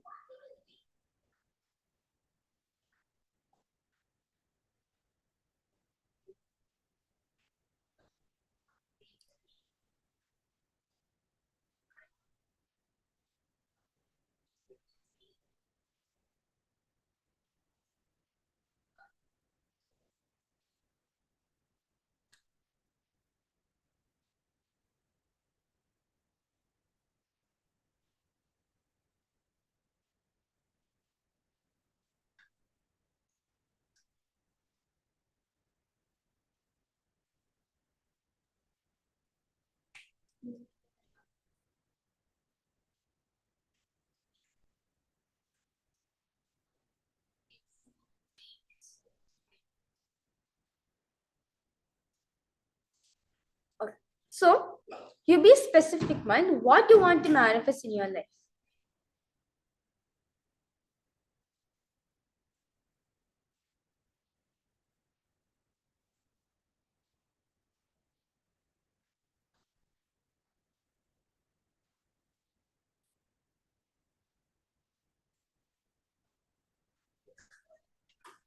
Okay. Nithyanandam, Sarvan, and Saranaya. Nithyanandam to you. I welcome you for this program. Okay, you have committed saying, I want to manifest free from illness that I'm suffering now. Yes. Do not worry, Aya. I request you to pen down all the realities which you want to manifest in your life, not just in the field of health alone. Okay, yes, Maisha, now you get back to me. Thank you so much, ma. So now, create a will that you want to manifest this reality. For example, Swamiji says very beautifully, visualization itself has a power for you to manifest your reality and make it as a reality for you. For example, one of the realities which you want to manifest is I want to manifest $1 million in my bank account. Visualize yourself becoming that. Visualize you're a millionaire in your life. This visualization itself has the power to manifest it. Okay. Now you're saying you want to manifest a good job and a good relationship for you. No problem, ma'am. So now visualize yourself. The type of, you can be specific in what kind of relationship you want to manifest also.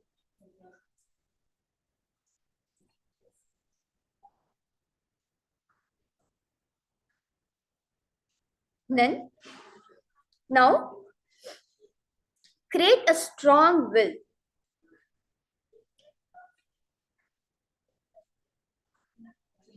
Create a strong will for you to manifest what you want. Yes. Nithyanandam Rohitaya, thank you for joining for the program.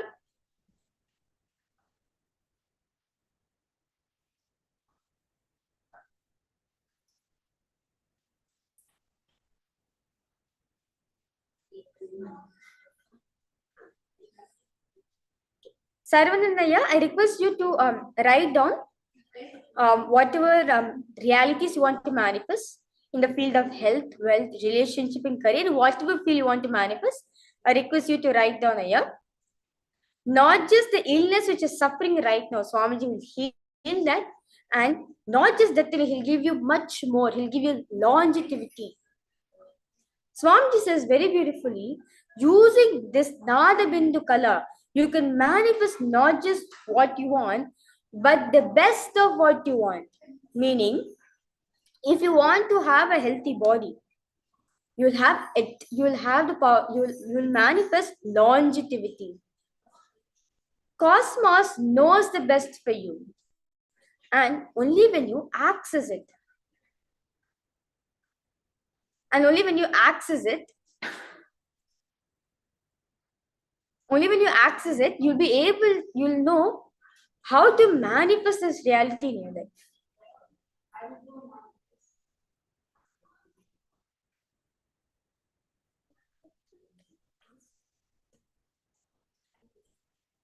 Okay.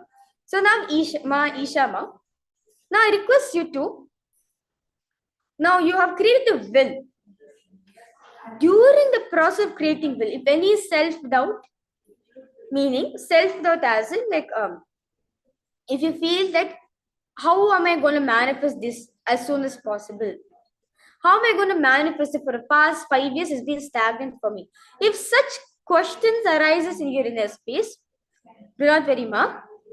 Swamiji has very beautifully given 5 completion techniques, 5 practices where you can align your inner space to manifest what you want.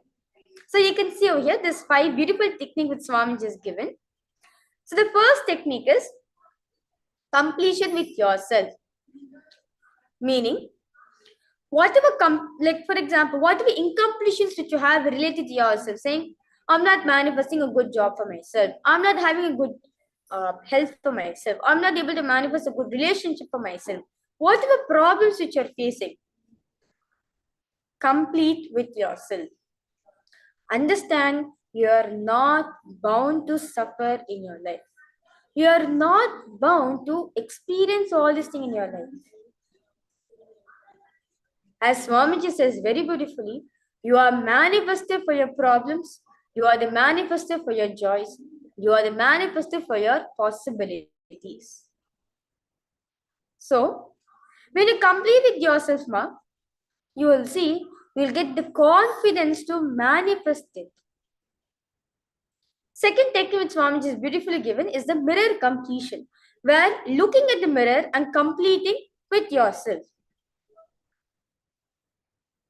The third is Samskara Dahana Kriya, where you find the root pattern why you're not able to manifest what you want. For example, the root pattern of why you're not able to manifest good relationship for you is due to your problem of not wanting to communicate with others properly. You feel closed off. Then you go back to your childhood. When is the first time you felt this? When is the first time you felt that life is not there to support me? I have to do everything in my own hands.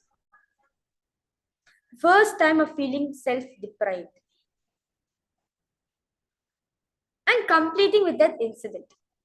Fourth completion technique is calling your friends, families, with whomever you have incompletions and talking to them and completing. For example, if you have incompletion with your family members, if you have a problem with your family members or your friends, call them and complete with them saying, this is what I feel about you and I'm completing with you. Completion is different and sorry is different. As Swamiji says very beautifully, completion is from the space of, see, when you complete, naturally you won't feel any hangover within yourself. Your inner space will be completely like a new child. You will not feel heavy. You will feel light immediately after doing completion. But where if a sorry, just for namesake, you are saying it right now, but you may repeat it again. But in completion, once for all you complete, you will never repeat it again. Even if an incident happens for you again, you will know from which space to approach it, from which space for you to handle it. Now, the fifth technique that Swami is given, unclutching. The ultimate completion is completing with whole existence, which is with Paramashiva. Where you speak to your Atma, if you have a picture of Swamiji, you can speak to Swamiji. Or if you have connected to Swamiji, well, I welcome you ma for the Paramashivoham program, where 21 days you'll be experiencing various aspects and various qualities of Swamiji. And you'll be experiencing the best of Swamiji in the 64 manifestations of Paramashiva. See, why the 64 manifestation? As all of us saw in the previous session, that these 64 forms of Paramashiva nothing but symbolizes our own possibility. We are not supposed to live the way all of us are living. We are supposed to live a conscious-based, blissful lifestyle. So beautifully, Paramashiva has manifested 64 forms for all of us to enrich, for us to experience the quality. For example, for you to experience the best relationship in your life, connect to Kalyana Sundara Murti. He represents the ultimate relationship you can ever have with yourself. For example, if you want to manifest wealth in your life, a career, good career in your life, then connect it to Tripurantakar Murti, where he teaches you how to be a leader, not just a boss alone, how to be a leader for yourself. Or if you're having some problem in wealth, in manifesting wealth for you, connect to Keshavartha Murti form of Paramashiva, where he is embodiment of wealth. So, Maisha, so now I request you, Ma, to you can complete with take the first completion technique, completing with yourself, meaning where you feel it's impossible for you to manifest what you want in your life. If you like, what are steps you have taken to what are the statements, judgments which you have passed down to yourself? I request you to write down that, Ma.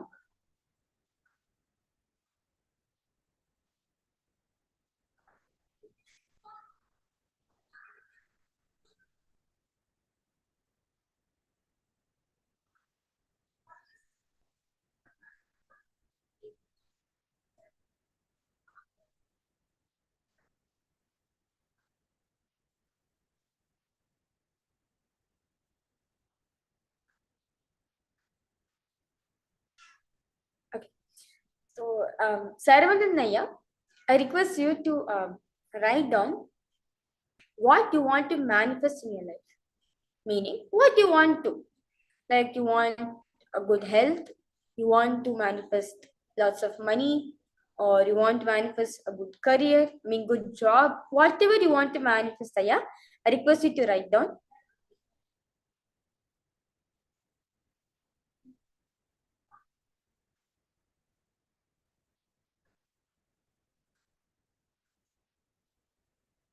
Okay. Now, as Swamiji is saying very beautifully, okay. Maisha, are you understanding, Ma? Maisha Dora?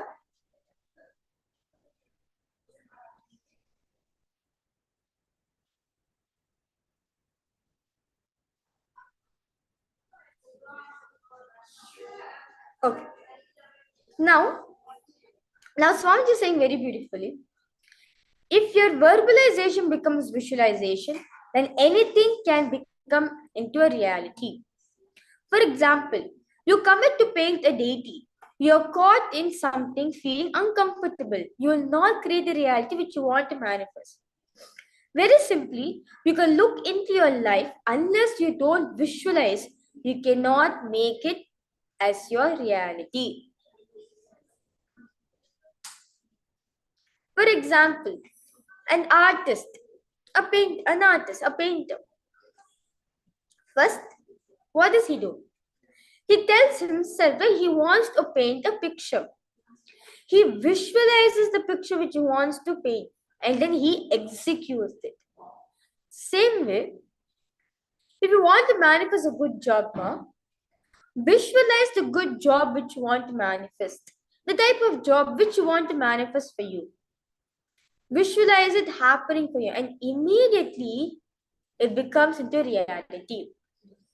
As Swamiji says very beautifully, anything which can become from verbalization to visualization can be, anything can become into a reality.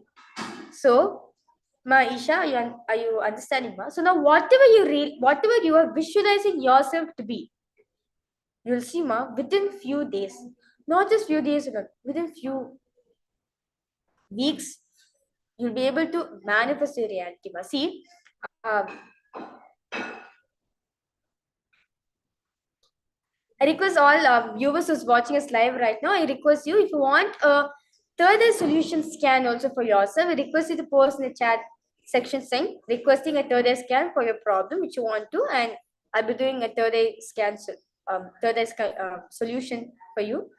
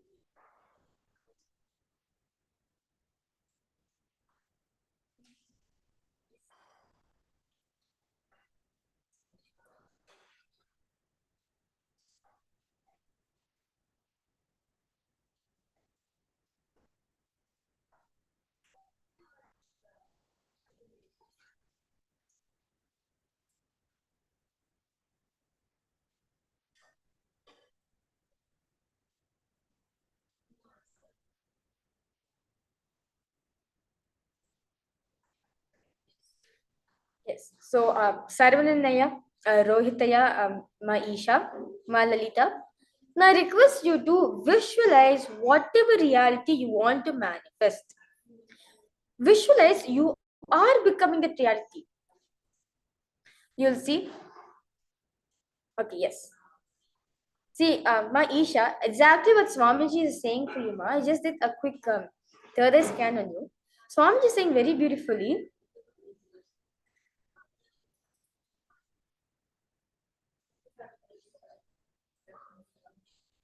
Okay. So, Ma Isha, so what exactly Swamiji is saying for you, Ma? It's not about you not manifesting a good job.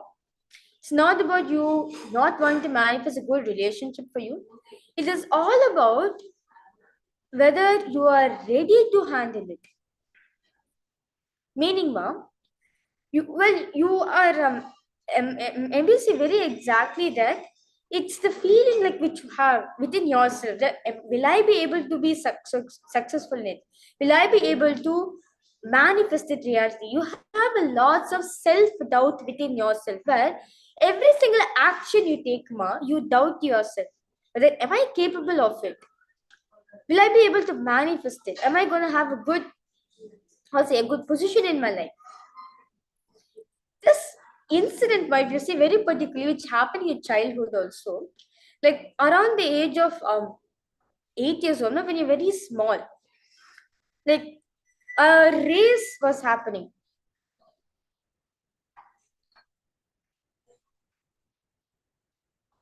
Oh, don't worry, my issue. Okay, I'll break it down for you, ma. I'll break it down for you. No problem. No problem, Aisha. I'll break down for you. No problem.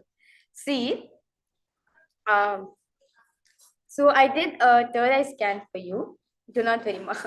So basically, Swamiji has okay. Swamiji has very beautifully initiated all of us into the third eye reading. So what exactly is the third eye? You can see within my brow center, I've put a red color mark. This is the place for the third eye. As you can see in many of the Shiva pictures, if you see Lord Shiva's picture, you'll see this third eye in his picture. It is there in his forehead. Swamiji has initiated all of us to awaken this science. This science is actually possible for us. It is not a myth which all of us been taught, but it's actually a true science which our ancestors were actually following it. So, through this is awakened just through initiation, meaning as um, Swamiji, who is Swamiji also known as the Supreme Point of Hinduism, Swamiji was trained into various different fields in the field of yoga, meditation. Yes, okay, you understood. Okay, ma. Yes. So now I did a third eye scan for you, ma.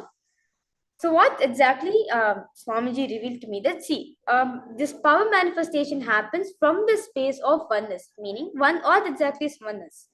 When you understand that you are Paramashiva are one and the same. Paramashiva means Lord Shiva. For all of us to understand Swamiji, he has incarnated. Paramashiva has come down as Swamiji for all of us to relate. So oneness meaning you and Swamiji are one and the same. Everything around me is one and the same. Okay. So from that space, you manifest powers. Like how you have seen videos how kids blindfolding their eyes and doing the power of third eye reading, or through like just by holding the coconut, will be able to move the coconut. People spitting diamonds will be materializing object. All these beautiful powers have been manifested from that space. So now, ma, okay. So now, when I did a scan on you through my third eye,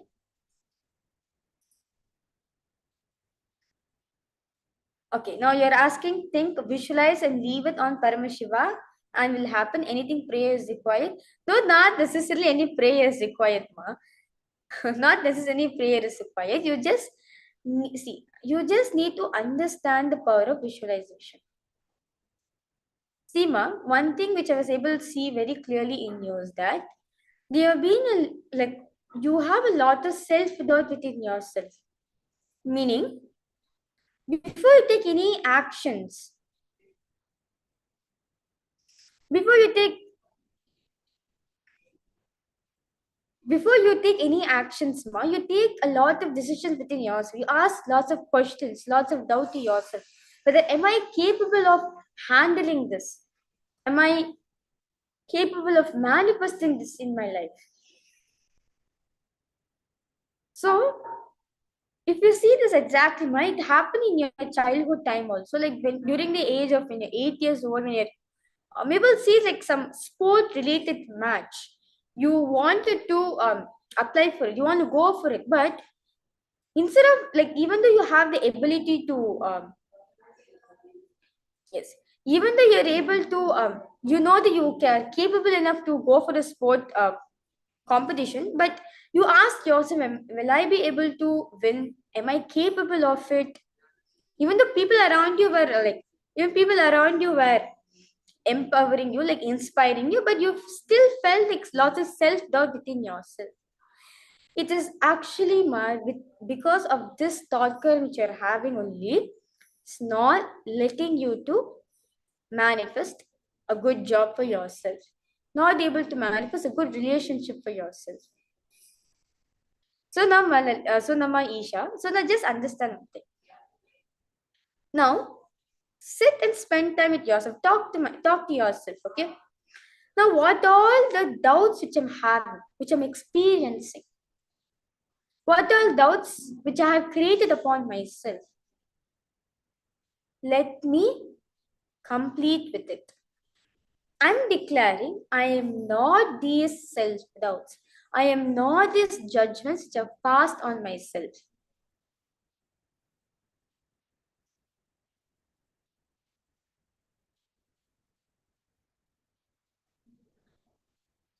Okay, ma? Declare within yourself, I am not these judgments which I am holding. I can manifest whatever I want. I have the ability to manifest what I want.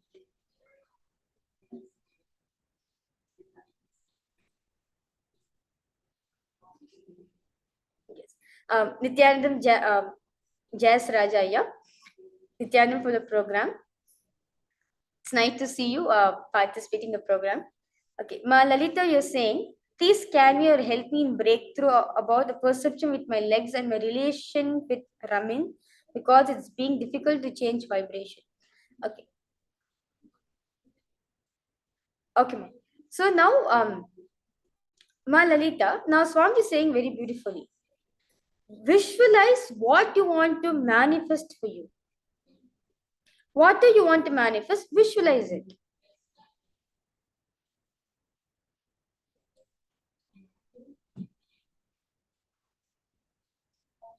And then when you create, once you create the visualization, have the intention, the will persistent mean having the will, wanting to manifest the reality.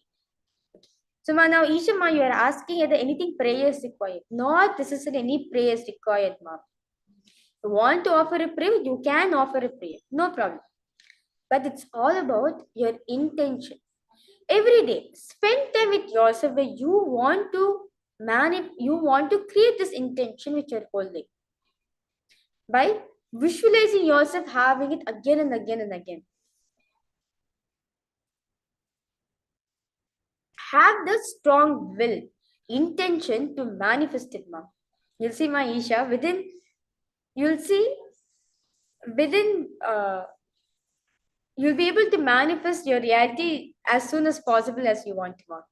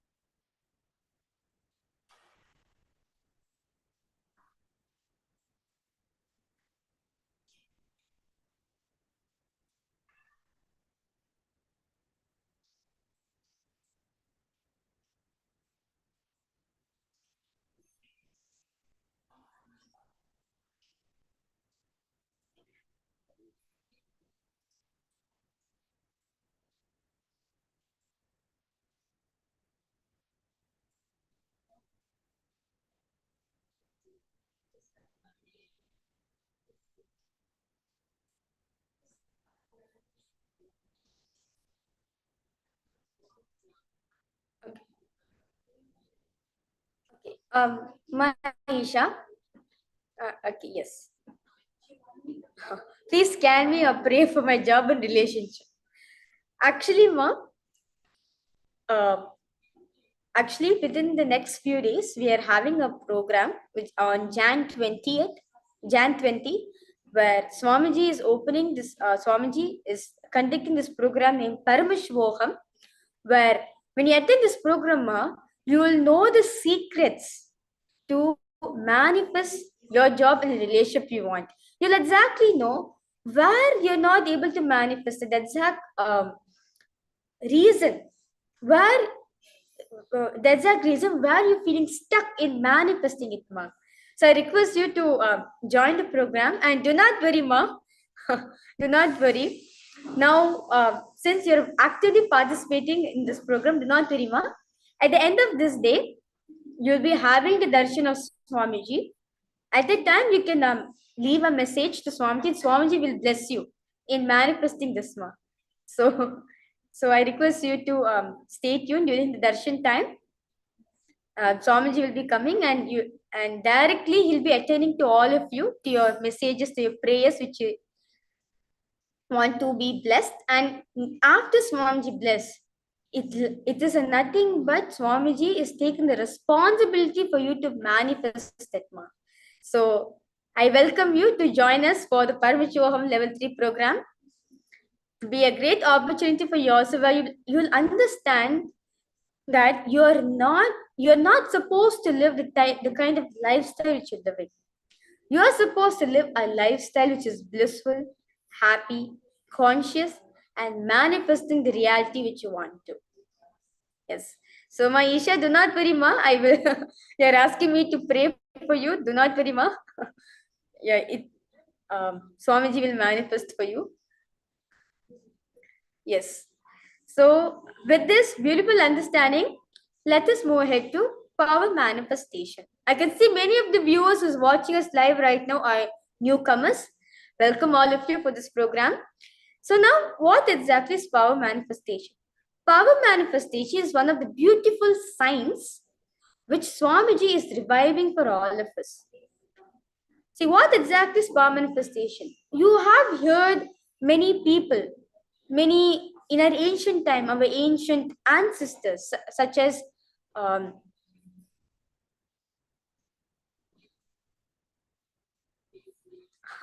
that's wonderful declaration, Ma.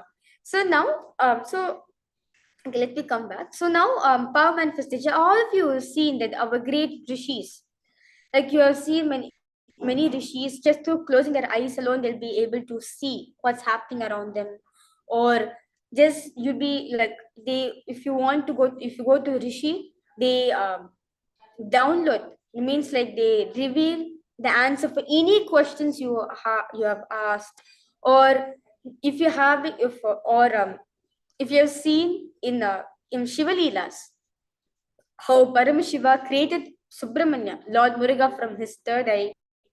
All these are nothing but power manifestation, meaning a power which is manifesting. Swamiji is saying very beautifully that all of us are hardwired to manifest these Shaktis, meaning all of you are capable enough. You guys are all of us are hardwired. We have the ability, we have the possibility to manifest these powers in our life. How? Just by one Diksha, meaning initiation. Diksha means for nothing but a transmission system which happens between a guru and a disciple.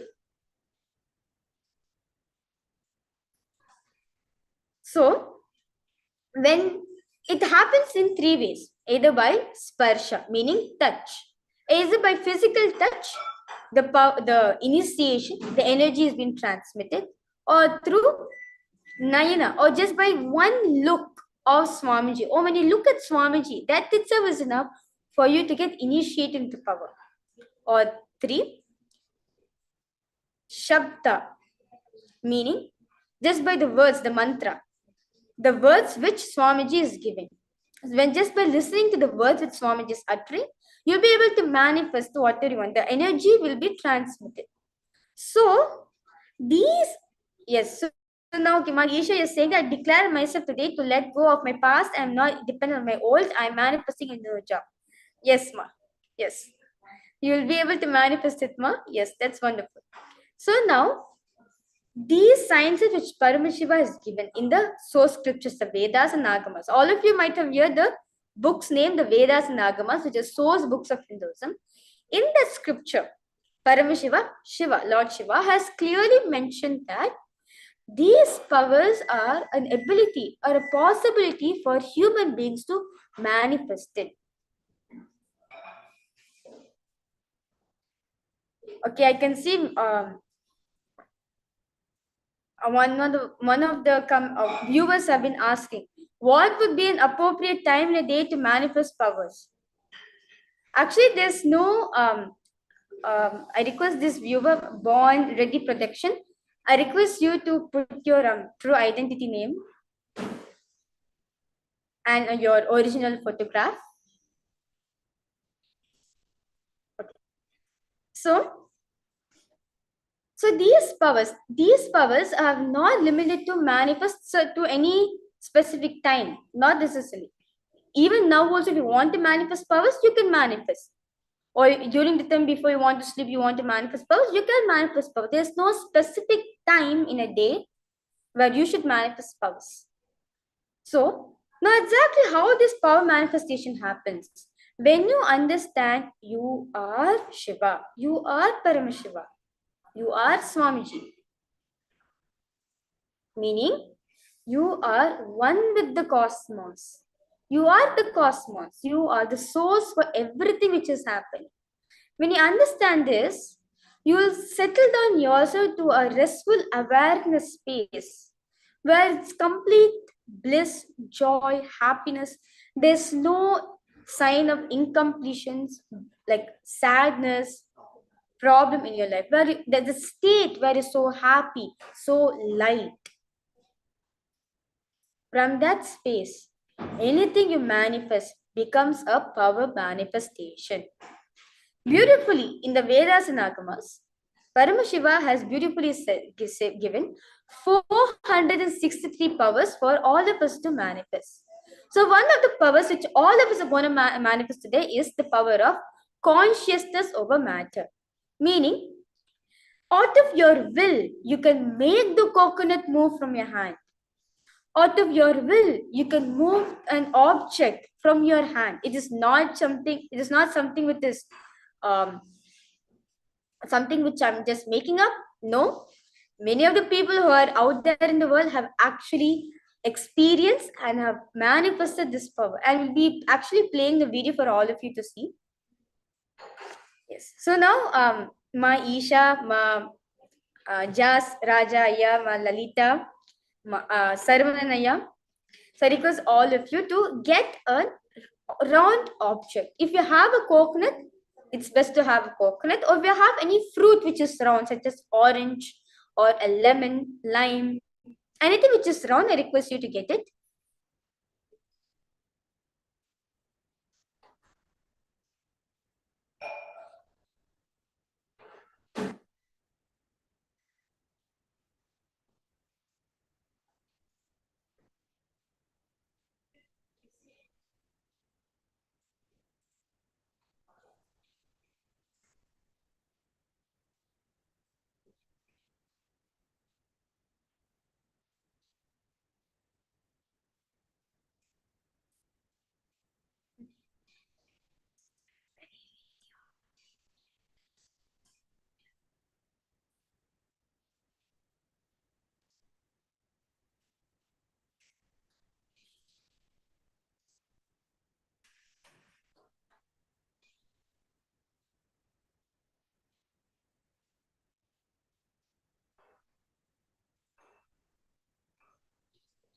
Okay. So now, once you've got a round object, now I request you to place it on your palm. Meaning, make sure your palm is completely stretched out. It's straight, as you can see in the picture which is being kept. Okay, you have a lemon fruit. That's good. That's great, ma. So now I request you to place your hand straight, like how you can see in the photograph which is being projected for all of us. Like, make sure your palm is straight. You're not cupping your palms. Like, you're not cupping your palms, or you're not keeping your hands slanted. No, just keep your palms straight. Okay. Now, I request you to place the lemon fruit on the hand. Or to make sure your hand is completely straight, you can put it on the surface also, like a stable surface, such as a table or a book, anything which has a stable surface. So you can put your hand on that. And then you can place the object on it. If you have, okay, Ma Isha saying you have a lemon. That's great, Ma. So now you can place the lime. You can place the lemon on the hand. Now, okay, now I request all of you to remember Swamiji in your third eye. Means remember Swamiji. Remember the supreme point of Hinduism and chant the Mahavakya. Mahavakya is Om Nithyananda Paramashivoham. This is a passcode which Swamiji has given for all of us to manifest powers, not just for manifesting powers alone, to manifest anything you want in your life. Whenever you feel low, whenever you feel sad, just by chanting Mahavakya itself, the Om Nityananda Paramashivoham, that itself will take you to a higher frequency, to a happy frequency where you're so happy and where you can manifest whatever you want. So now, because all of you, to sit with your head, neck, and spine in a straight line. You can close your eyes. Remember Swamiji, and you can chant the Mahavakya along with me. Om Nithyananda Paramashivoham. Om Nithyananda Paramashivoham. Om Nithyananda Paramashivoham.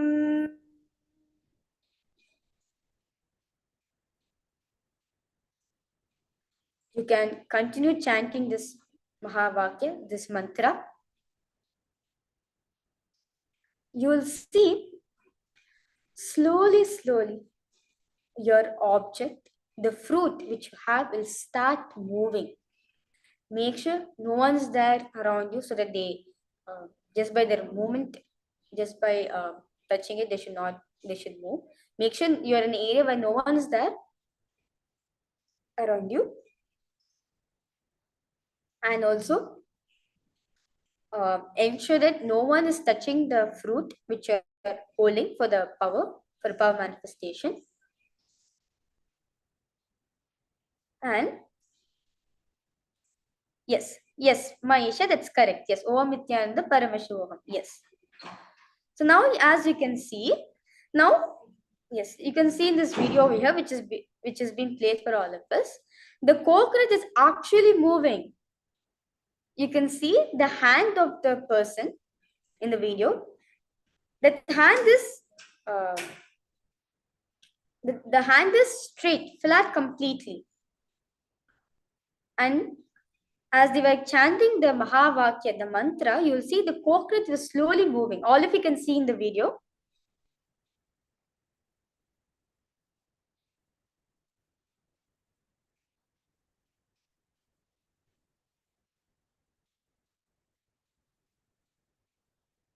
You can see the coconut is slowly moving. It's moving okay, it's moving.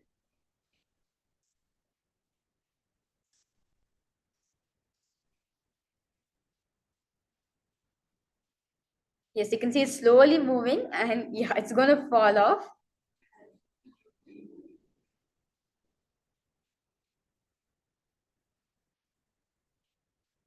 Yes, so you can see, just by chanting the Mahavakya, just by chanting this mantra that Swamiji is given, you can move not just objects alone, even obstacles in your life, all problems in your life also you can move just through this Mahavakya, just through this mantra. Yes. So now, Ma Isha, just relax yourself, Ma. Don't be so tensed up that the object has to move and anything. No. The Swamiji who's going to make it manifest for you. Okay? You just chant the Mahavakya. You just chant the mantra continuously. You will see the lemon which you're holding, Ma, will slowly move. It will actually fall out from your hand, Ma.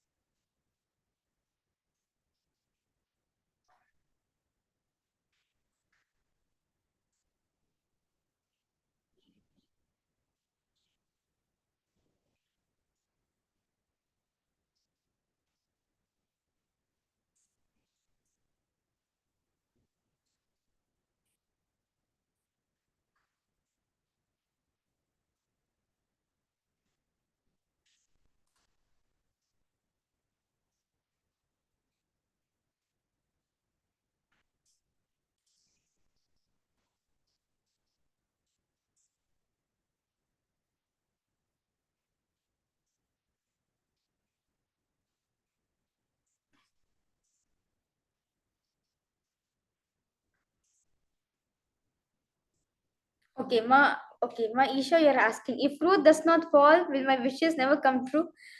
It's not necessary, Ma. No. the fruit will fall and your wishes also will come true. Not just that alone. You will have a successful life, Ma. You'll have a successful job which will be manifesting. Okay. Yes.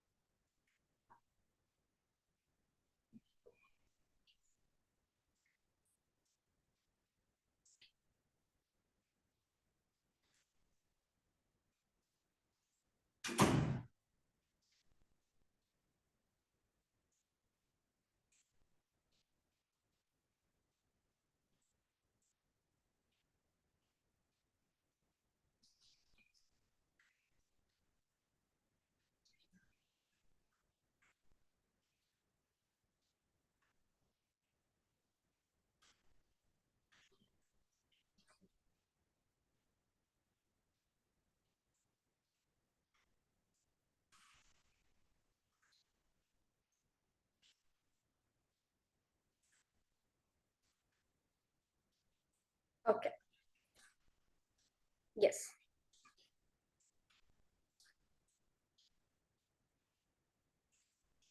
So I can see many of the viewers who are all newcomers who are watching us live right now.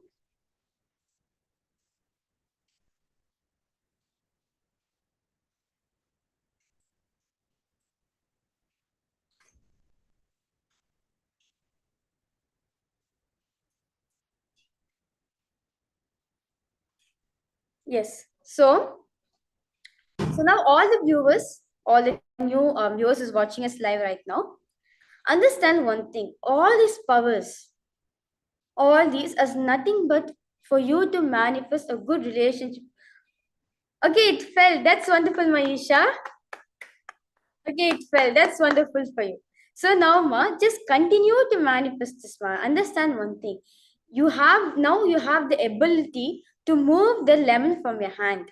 Same way, you have the ability to move all the obstacles you have in your life. That is the science which Swamiji is reviving for all of us to experience. And I welcome all the viewers who's watching us live right now to the Paramashivoham program, where you'll be understanding what are these Shaktis, what are the ways, what are the secrets which will help us to manifest these Shaktis, which will help us to manifest the better life we want to be. Or if you want to know how to manifest a good health, what are the things I should manifest, what are the things I should do, or where am I stuck in manifesting my reality, all these things beautifully Swamiji will be guiding us step by step throughout the 21 days program. And not just that alone, you'll be experiencing the best powerful sessions, the darshans of Swamiji, where you'll be like when you whatever prayers which you want to manifest, whatever prayers you send to Swamiji, Swamiji will bless for all of you and make sure he manifests for all of you. And with this, we'll be moving ahead. I can see many of the viewers are asking, very interested in asking about the science of powers and everything. We'll be now moving ahead to understanding the science of power manifestation. What are these sciences and how can we manifest it? Yes.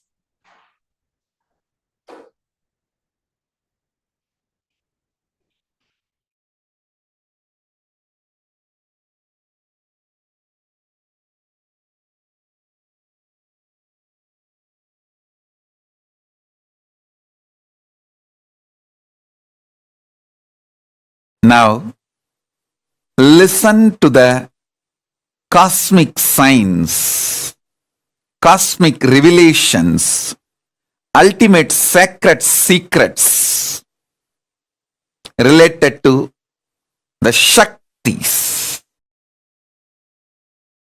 Understand, the modern day science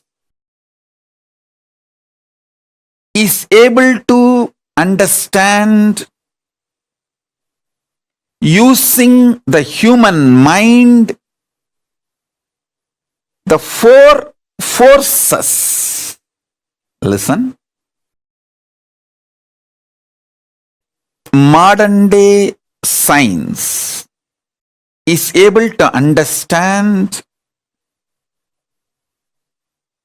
four forces using human mind.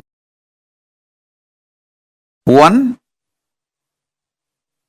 gravitation, the power of gravity, gravitation power. Second, electromagnetic force.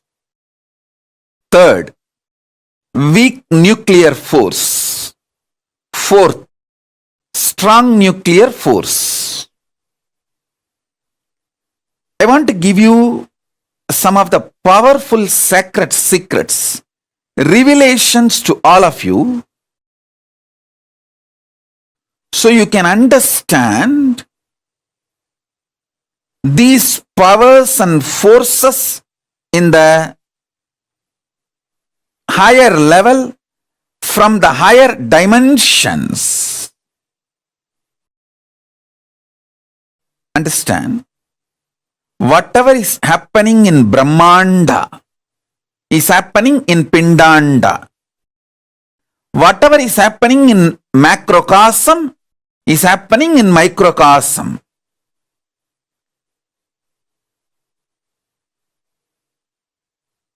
If you understand the laws of gravity, all the laws related to gravity, all the understandings human mind reach about gravity, you can easily understand the greed happening inside you.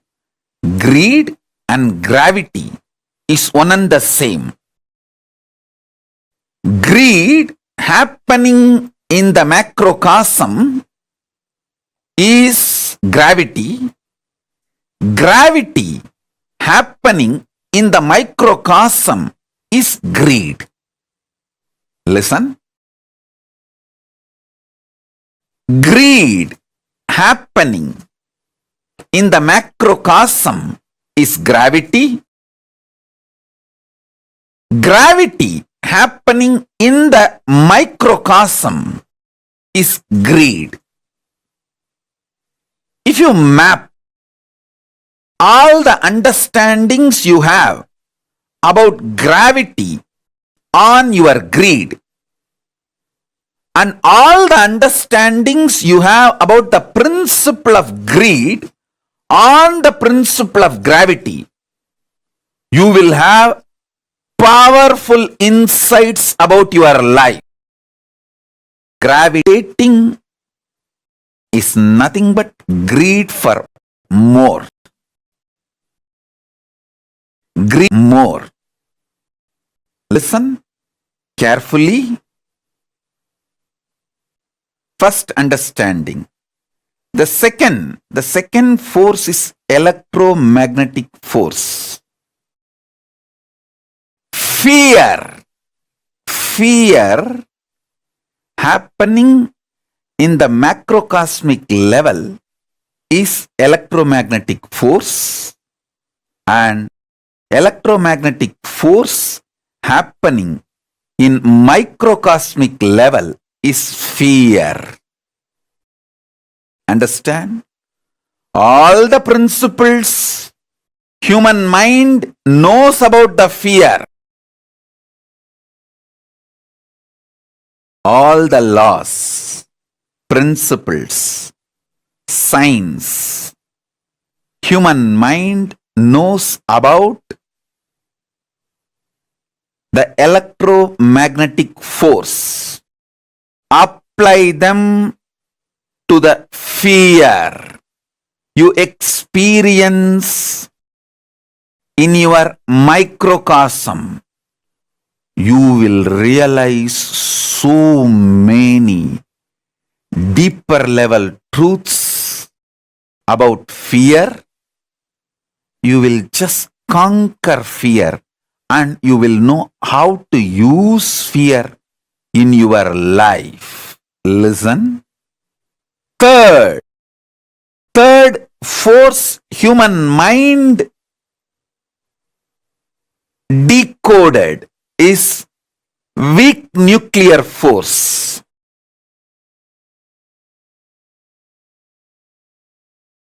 Listen. Weak nuclear force.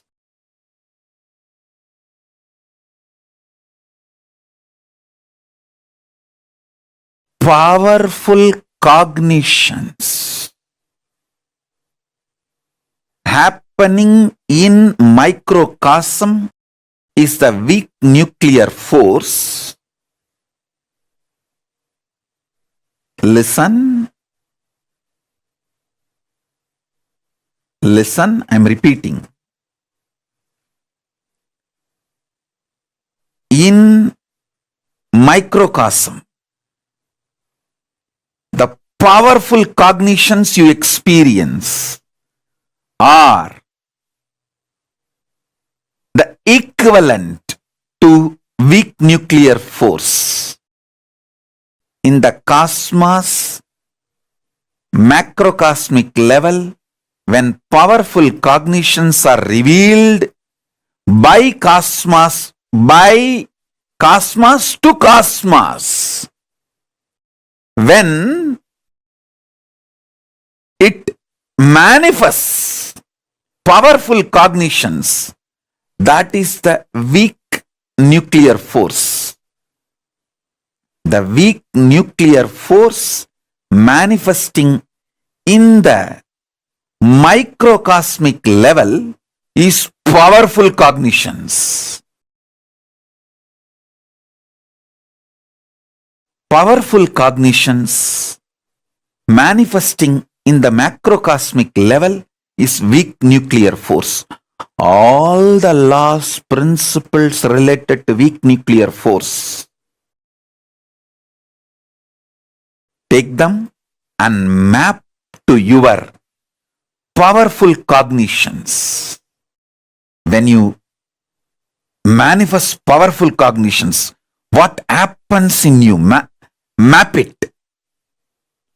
You will have so much understanding and revelations. Whenever you get the powerful cognitions, what happens in you? Observe that. Observe that. Absorb and observe. Map that into the macrocosmos, the macrocosmic principles of weak nuclear force. You will have so much understanding, revelation about the weak nuclear force. Listen. The fourth, strong nuclear force. Strong nuclear force is equivalent to initiation. Initiation, diksha, by an incarnation, living incarnation. Listen.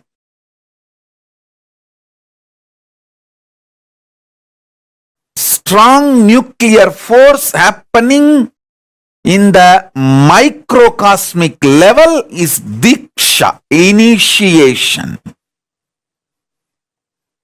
Diksha, initiation happening in the macrocosmic level is strong nuclear force. Every principle, understanding, ideas, scientific revelations you know about the strong nuclear force, map them to the microcosmic experience of initiation. You will have so much of understanding, clarity, revelations about the power of initiation. You will be able to absorb initiation more and use initiation more. Get the best out of initiation. Same way, everything you know about the power of initiation in the microcosmic level, map it to the strong nuclear force of macrocosmic level.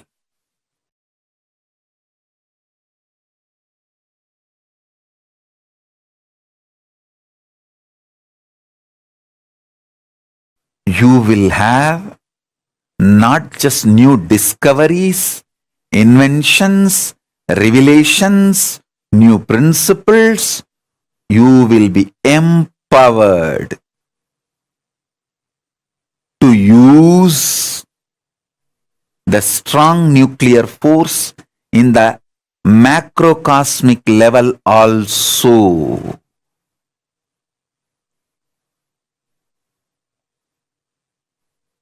You can use just Surya Namaskar, sun salutation, to build your body internally, externally as you want without the help of anything else. Because sun salutation, Surya Namaskar, is nothing but using strong nuclear force of the sun to empower the microcosm you are carrying. Surya Namaskar is a direct initiation from Surya. Listen. I will repeat.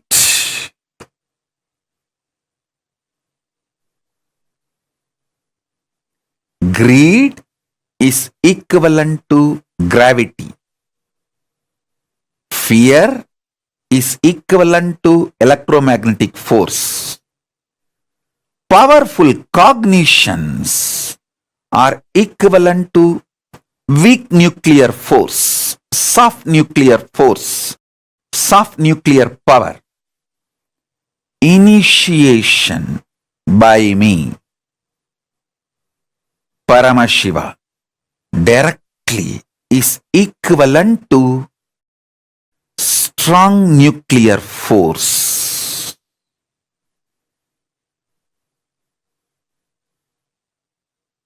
Listen. Now I am initiating all of you. So listen. Now I am giving you the revelations, sacred secrets about the next fifth force. There are actually 14 forces. I will reveal the fifth force now. Fifth force is power of consciousness. Power of consciousness means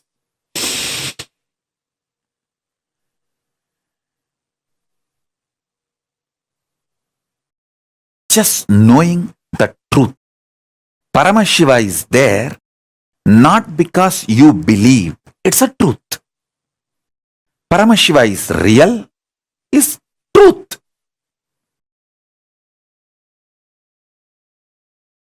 It is simply conscious. As your consciousness is the reality, the existence of Paramashiva is real. The principle with which Paramashiva operates this universe is real. His existence is real. The principle with which he operates is real. The principle of Paramashiva is called linga, dharma. Listen. Just knowing the reality is consciousness. Just knowing the reality happening in microcosmic level is consciousness. Consciousness happening in the macrocosmic level is Paramashiva.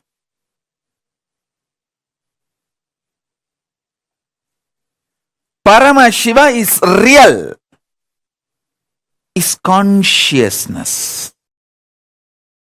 Consciously, you telling Paramashivoham, I am Paramashiva. Consciously you declaring you are Paramashiva is much more powerful than all the four natural forces. Gravity, electromagnetic force, soft nuclear force and strong force. Listen. Your conscious declaration is so powerful. It can manipulate, play with all the four forces. I want all of you to meditate on this one truth. Your Paramashivoham, the declaration, should manifest in you in such powerful way. All four forces are lower than you. You are supreme, ultimate than these four forces. Gravitational, electromagnetism, weak nuclear force and strong force. Listen carefully. It is possible. Only thing you need to understand, gravity works on you as laziness in the brain. Electromagnetic force works on you as self-doubt in you.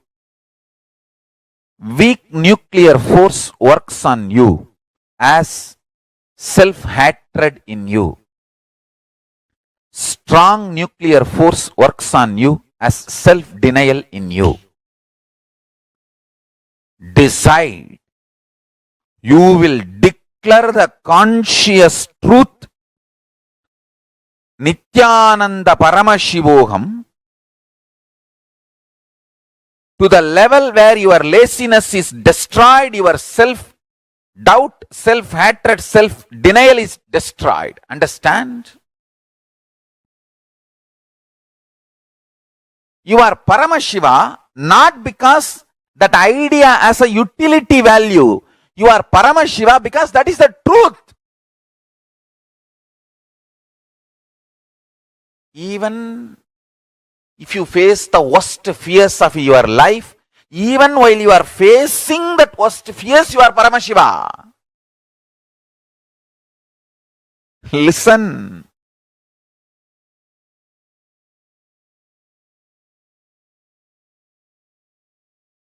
The greatest service you can do to me, any of you are feeling grateful to me for supporting, developing your life in any way. This is the Guru Dakshana I want.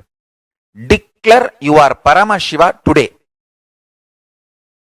More powerful than laziness, self-doubt, self-hatred, self-denial. Understand?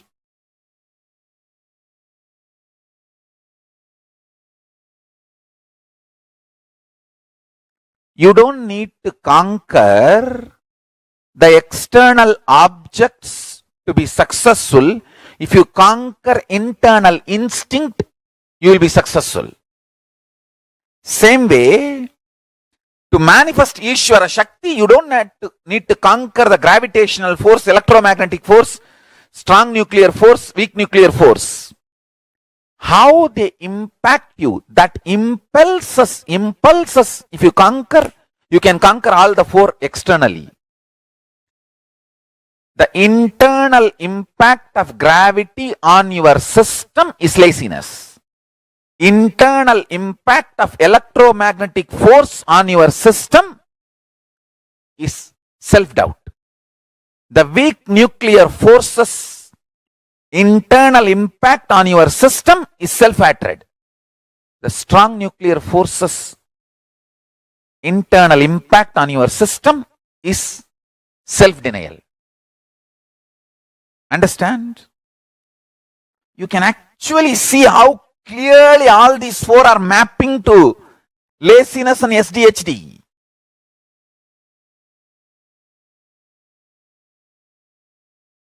Listen very carefully. The so-called positive thoughts cannot exist without the so-called negative thoughts. Like that is why this positive thinking and all doesn't work.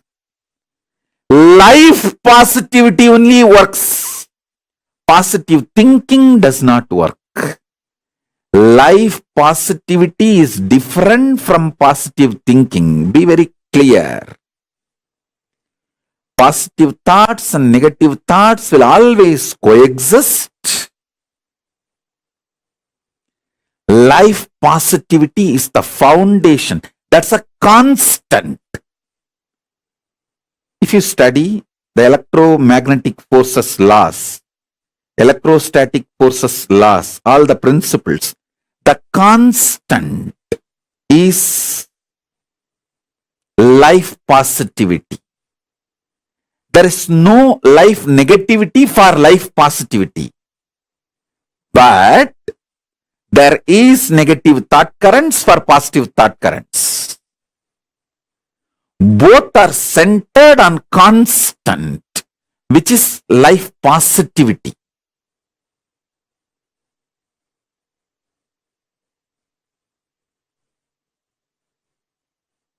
So please understand.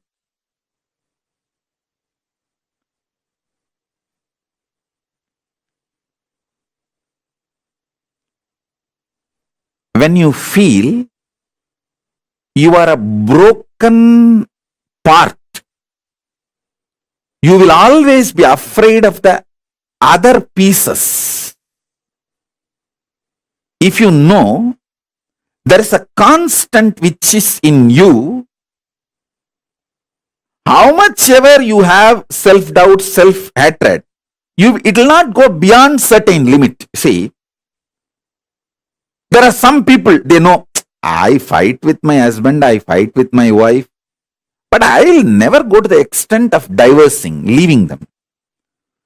So that is what I call, even for your negativity, there is a limit. Even for your negative thoughts, there is a limit. Even for your self-doubt, there is a limit. So that self-doubt will have a self-confidence. Self-confidence will generate sometimes self-doubt.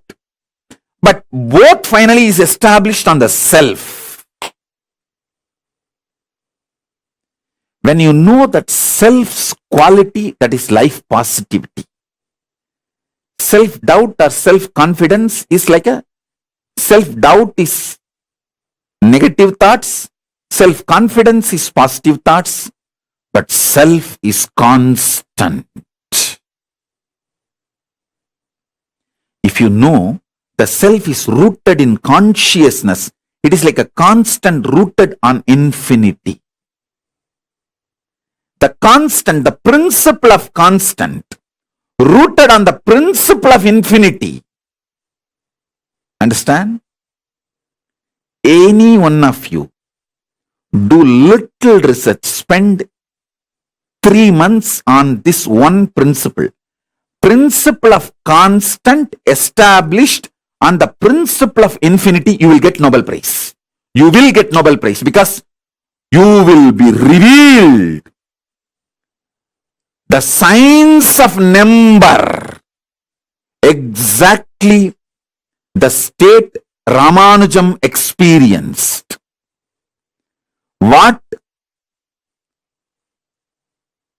the Mahalakshmi, Rajagiri Tayar revealed to Ramanujam, that space I am revealing to all of you. Understand and study. Spend a little time on what is the principle of constant and what is the principle of infinity as per the modern day maths and as per the Western science. I am telling you, this is from the Eastern revelations, the Vedas. The constant, the principle of constant is self. It is established on principle of infinity, which is consciousness. Principle of infinity is consciousness. Principle of self is constant. The constant is established on infinity. If this clicks in you, you will master number. Whole universe is nothing but number. Whole universe is just number. Number is a living God. Whether human beings, siddhas, rishis, devatas, all is just number. Number, that's all. You may be one, the code number for the human beings, like how the unique code. A number is there all over the world. Same way in the cosmos, there is a unique code. For human being, there is a code number. For siddhas, there is a code number. For devatas, there is a code number. Just understanding the number, you will have the revelation about the number. The moment constant is established on infinity, clicks in you. Self is established on consciousness. Constant is established on infinity. Constant cannot exist unless it is established on infinity. Self cannot be self unless it is rooted, founded, sitting on consciousness. What Namagiri Tayar, Mahalakshmi Devi, revealed to Ramanujam, I am sharing with you all.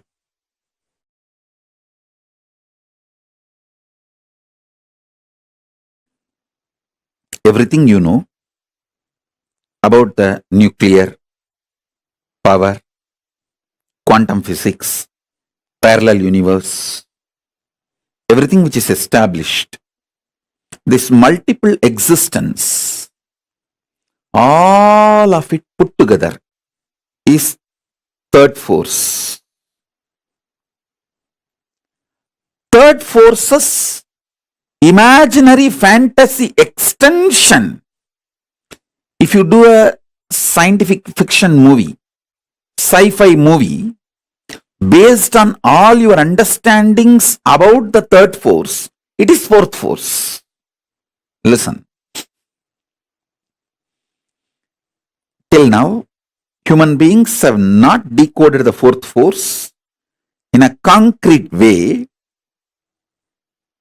but the fourth force is all possibility of third force.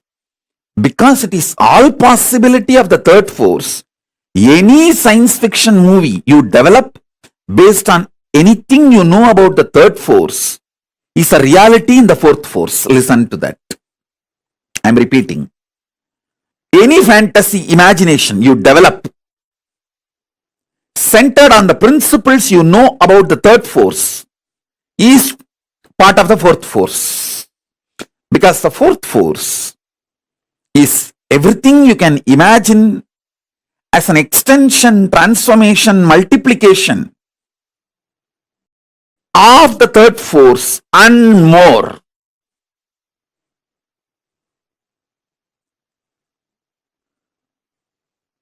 That's the fourth force. Let me give you some more understanding about the third force. Listen. Multiple universes, planes exist. That's the first thing. Pitruloka is true. When you leave the physical body, you carry your Karana Sarira, the causal body, your deep-rooted patterns, and reach the Pitruloka and live.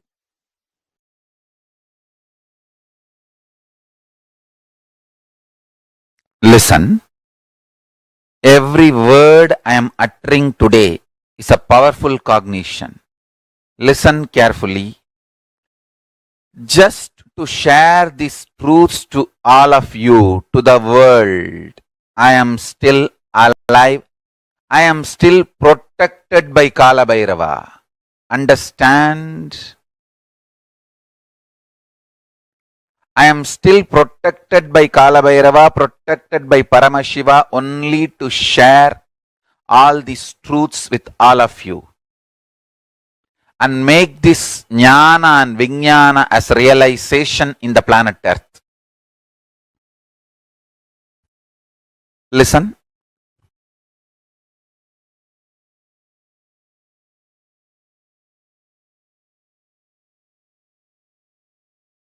Parama, the ultimate. We can call it Parabrahma,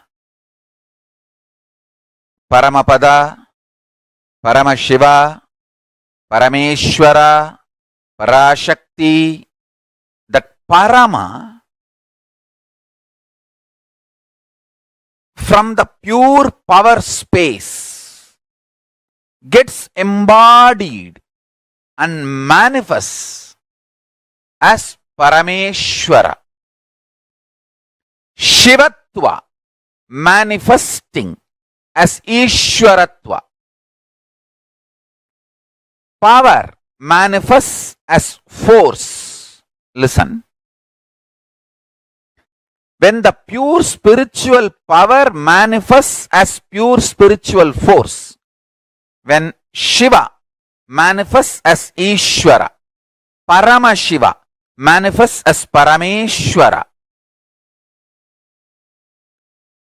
You can call it as also as Paramashiva manifesting as Parashakti. Anything is okay. Because these words are used only to give a rough understanding. Behind these words there's a huge equations. Sankhya, the multi-dimensional logical equation.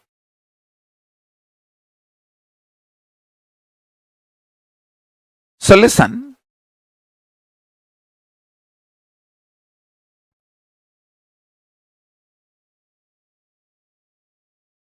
Let me explain this truth clearly.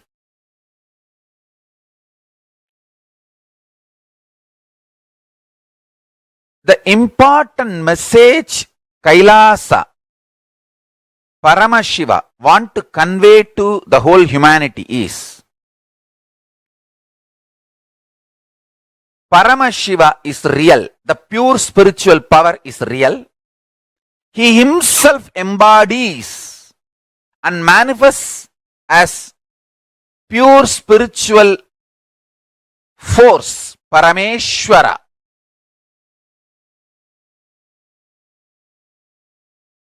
And when he embodies and manifests pure spiritual force, Parameshwara, he can play with all the forces. Not just these four forces. Science is able to understand the gravity force, gravitational force and electromagnetic force and weak nuclear force and strong nuclear force. There are other four more. But on all 8, Parameshwara as supreme authority and he plays with all 8. The good news is every human being can manifest this pure spiritual power through them as pure spiritual force. And every human being manifests this, raises the quality of the consciousness of the individual, himself and the world. Understand? This is the greatest service you will do to the world. If somebody is working for awakening their consciousness, even one powerful cognition they manifest and one power they manifest, they become Parameshwara's Swarupas, the embodiments of Parameshwara, Paramashiva.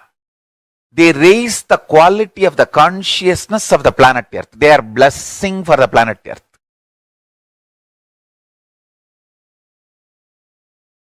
My only work is to make at least few million people understand this truth and live this science. Understand the truth. The Parama, supreme power, can manifest in us as supreme force, which is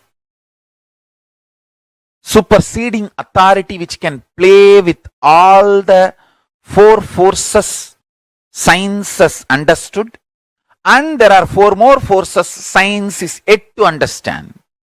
The 4 forces science understood is gravitational force, electromagnetic force, weak nuclear force and strong nuclear force.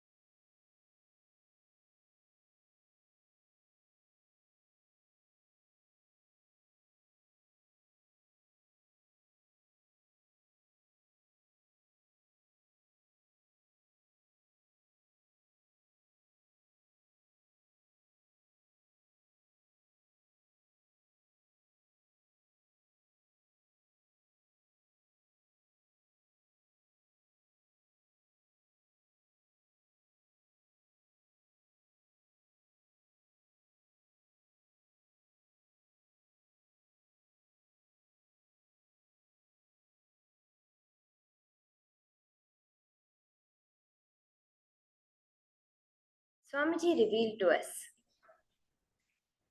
what is actually power manifestation. It's a greater science.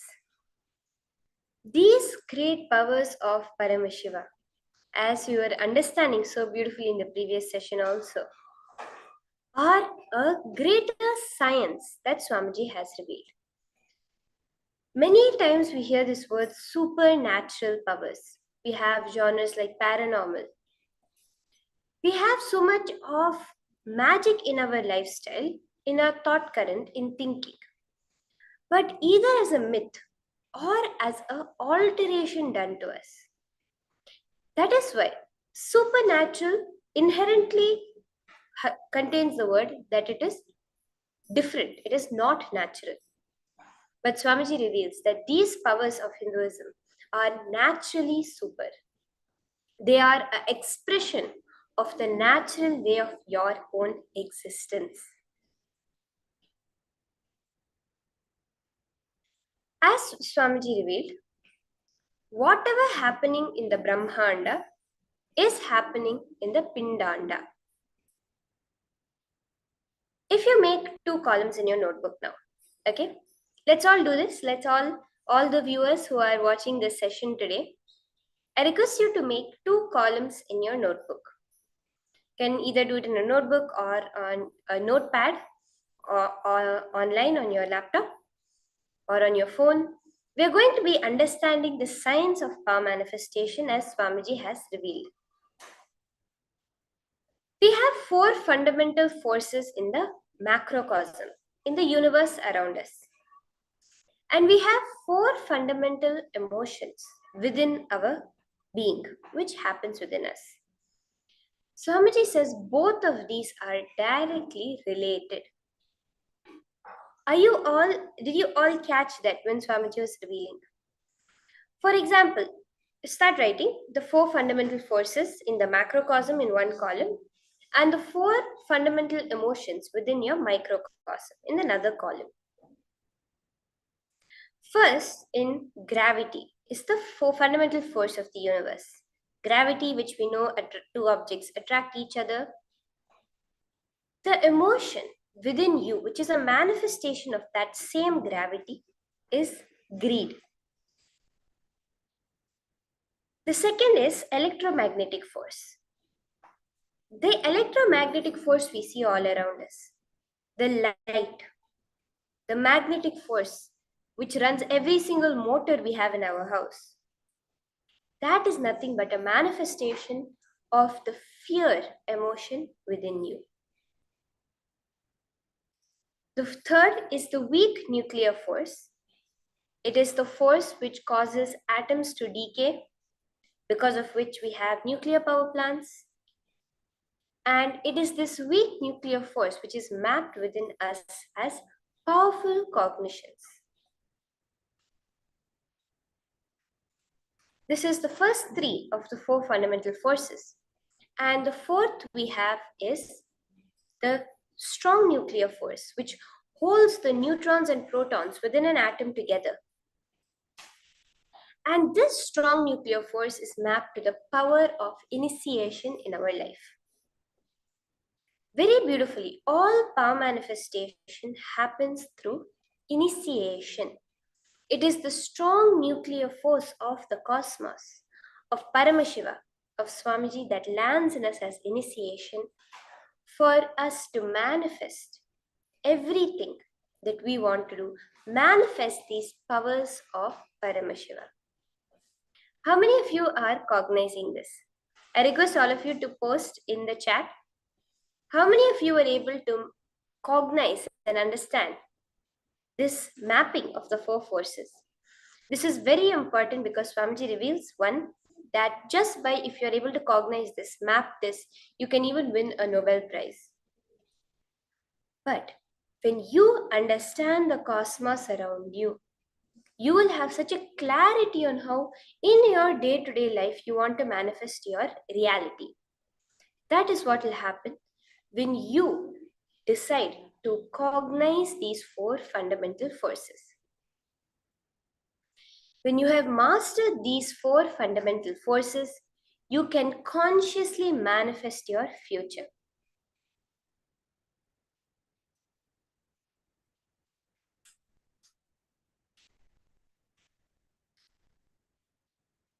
So first, let us start with mapping gravity to greed. Okay?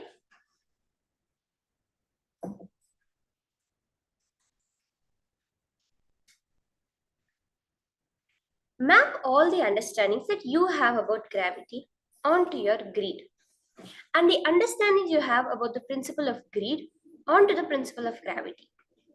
You will have such powerful insights into your own life. So first, let us all do this now. Let's take a few minutes. We experience gravity externally as weight, as the attraction force of Earth. And gravitating is nothing but a greed for more. This is one example of mapping. So on here on screen, you have projected the formula, the physics formula of general relativity for gravity. Just you can take help of this formula and you can do this. See, gravity works on you as laziness in your brain.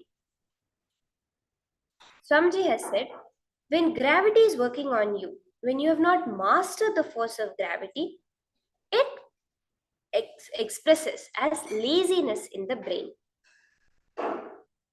Electromagnetic force works on you as self-doubt within you. The weak nuclear force works on you as self-hatred inside of you. And the strong nuclear force, before you master it, works on you as self-denial. When you declare the conscious truth, Om Nithyananda Paramashivoham, I am eternal bliss, I am Swamiji, I am Nithyananda, I am Paramashiva, I am eternally auspicious, the ultimate auspiciousness, the all-powerful, the Paramashiva. That is my Aham, me. When you declare it, just decide today to declare it to the level where your laziness is destroyed. The SDHD, your self-doubt, self-hatred, self-denial is destroyed. Swamiji very beautifully reveals the three fundamental things we have in us: your self-doubt, your self-hatred, and self-denial. Where all you doubt yourself, where all you hate yourself, and where all you deny things about yourself. Laziness and these four are nothing but a manifestation of these four fundamental forces working on you where you have not mastered those forces.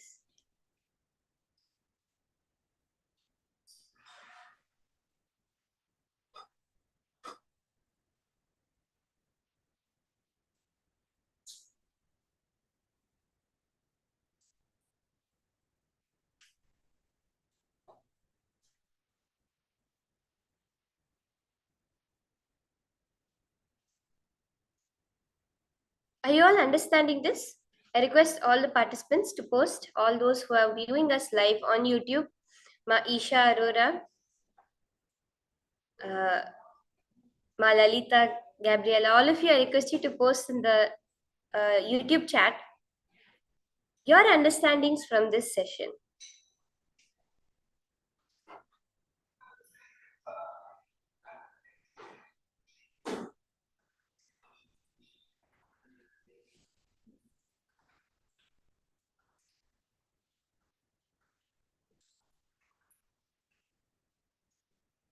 Take this conscious decision now. Spend a few minutes completing anything else which is coming up and deciding to make this conscious decision.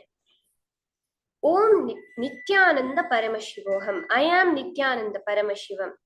I am eternal bliss. I am Paramashiva. I am ultimate auspiciousness. To the level where even your laziness is destroyed, your self-doubt, self-hatred, and self-denial, all three are also completely destroyed.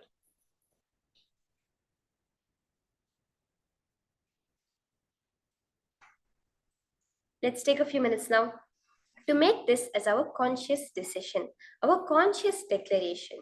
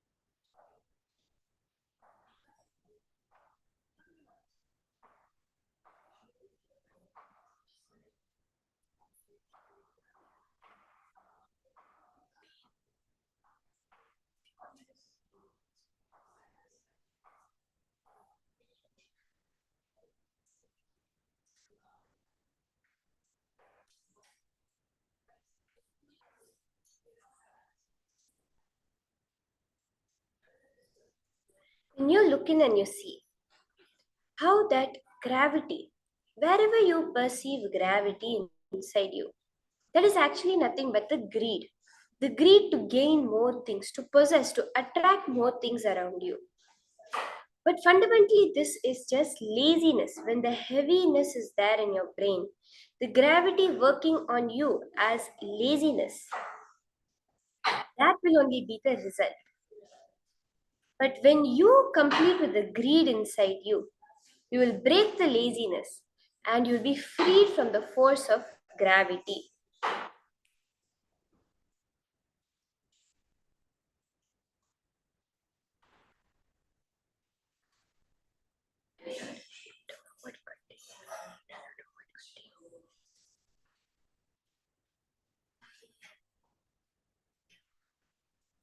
The same way, when you complete with the fear inside of you, your self doubt will break and the electromagnetic force's power over you will be nullified. You will hold the power over the electromagnetic force of the universe. The same thing for the weak nuclear force and the strong nuclear force.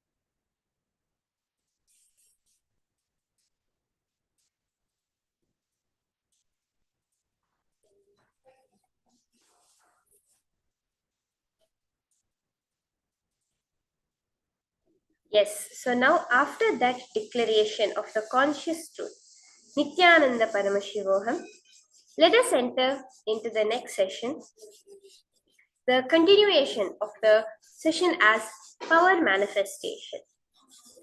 Power manifestation is nothing but this, mastering these four fundamental forces. So as we were doing in the previous session, let us also continue the power manifestation of the power of consciousness over matter.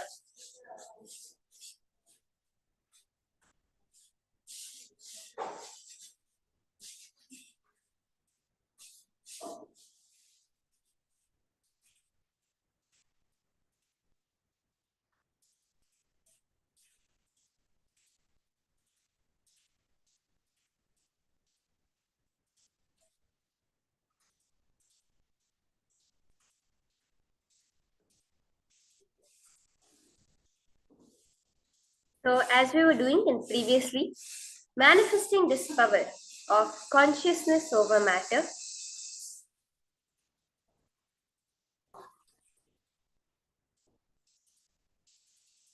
by making a fruit or your Atmalinga or a coconut to fall off your hand.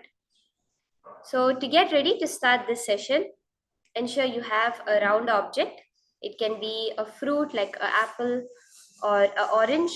Best is actually a coconut, because Swamiji says a coconut, and even the Vedagama say that the coconut is the closest to the human being and it's very easy to connect to. So you can keep a coconut, place your palm completely flat, and on top of your palm place whatever you're planning to move, whether it's the coconut or the fruit.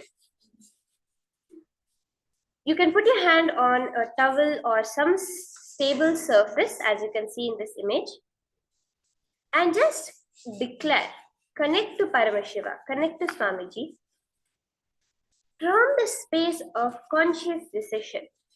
Make the declaration for the object to roll off. So let us start now. Sit straight. Start chanting the Mahavakya. Om Nithyananda Paramashivoham. Just connect to Swamiji. Connect to Swamiji intensely and let him manifest the movement that needs to happen. Let us start now. Remember Swamiji in your third eye. Be completely unclutched. Don't allow any external movement to move the coconut. Only with the power of your third eye, you're going to move it. Also, I request all of you to take a video recording of your manifestation so that you can see the authenticity, the way you have manifested this power.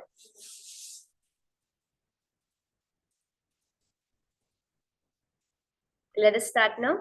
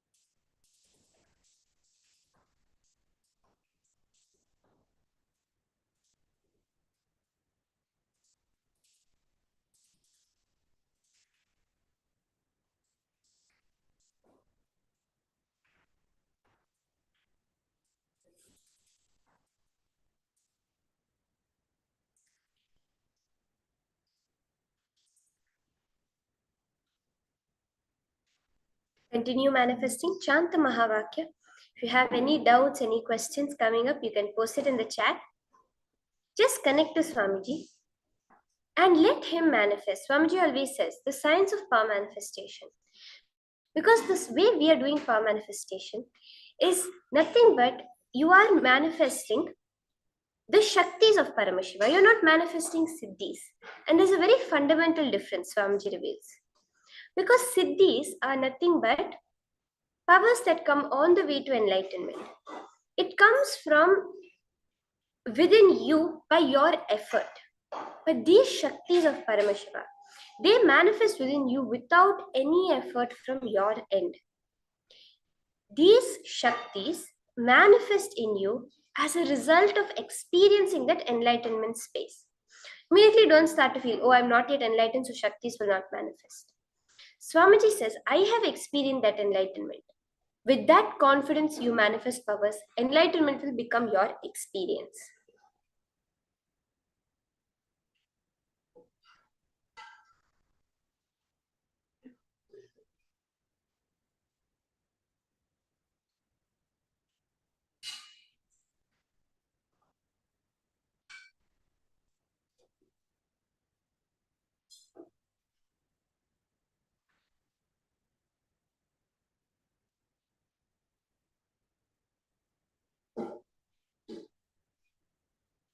Continue manifesting. Connect to Swamiji.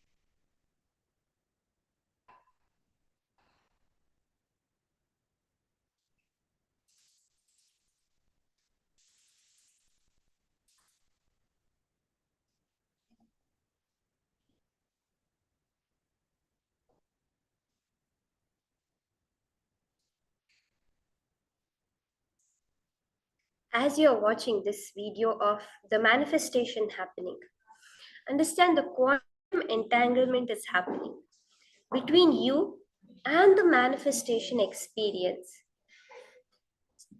Modern science says that the mirroring neurons, when you look at someone swimming, the same parts of your brain get fired as if you were swimming. The same way, when you see the manifestation of powers happening, the same neuron circuitry in your brain gets awakened and the manifestation starts happening within you.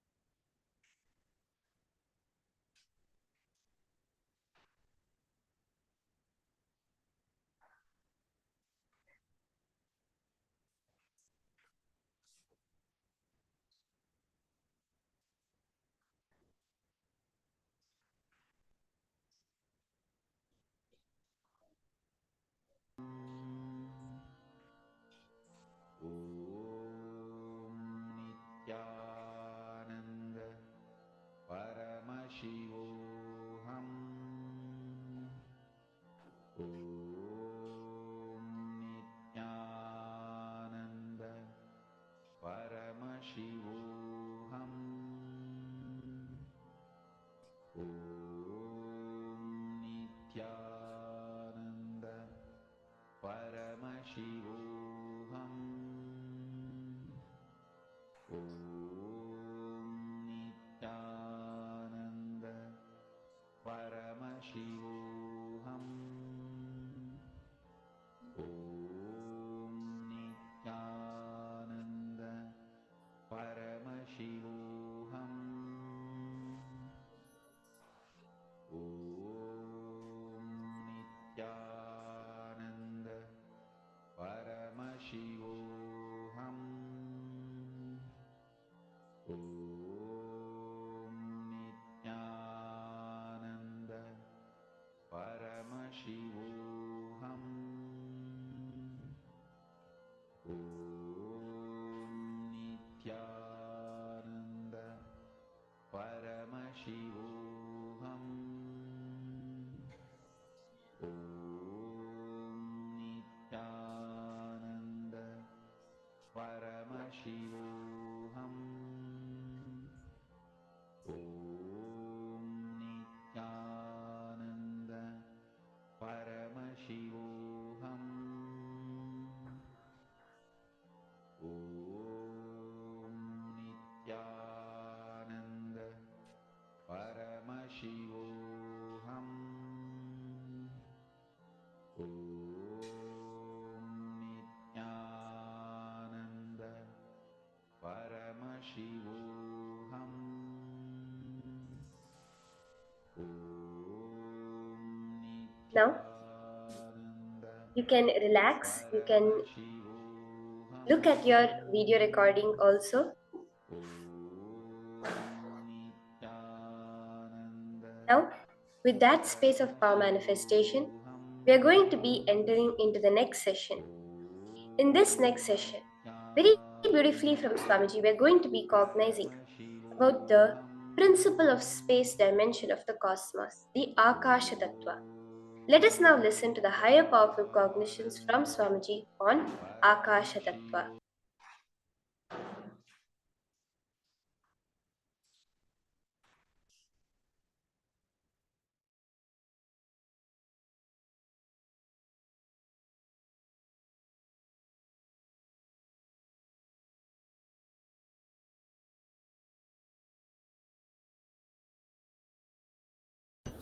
Space, kasha. Let me use exactly the word Mahadeva uses. Akasha is modern Sanskrit word. In original Agama, the word kasha only is there. There is a possibility in that palm leaf. Sometimes this corner of the palm leaf gets broken. So, anyhow, whatever available, even the palm leaf breaking is action only. So, what he left it for us to understand, from that, the word kasha only is there. So, let's use that. That's all. Space, simple understanding, where length, breadth, depth, time, all these are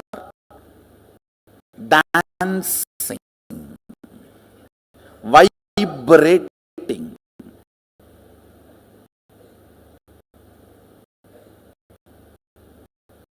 That is the aspect called space. It's a very simple understanding, but I'm going to give you how understanding space is going to have some use for you. See, ultimately our goal is to rest in the highest existence and highest consciousness, what we call as Mahasadashiva.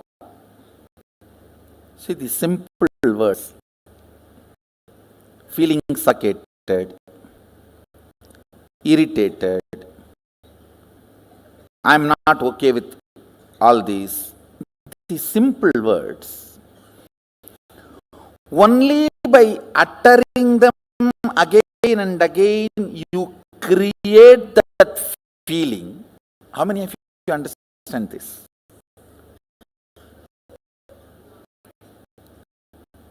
Usage of those words avoided, the experience is also avoided. How many of you understand that?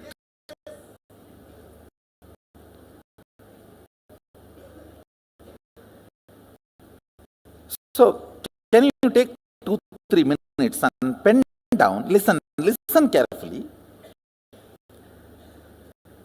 Usage of words in your space becoming experience, few incident.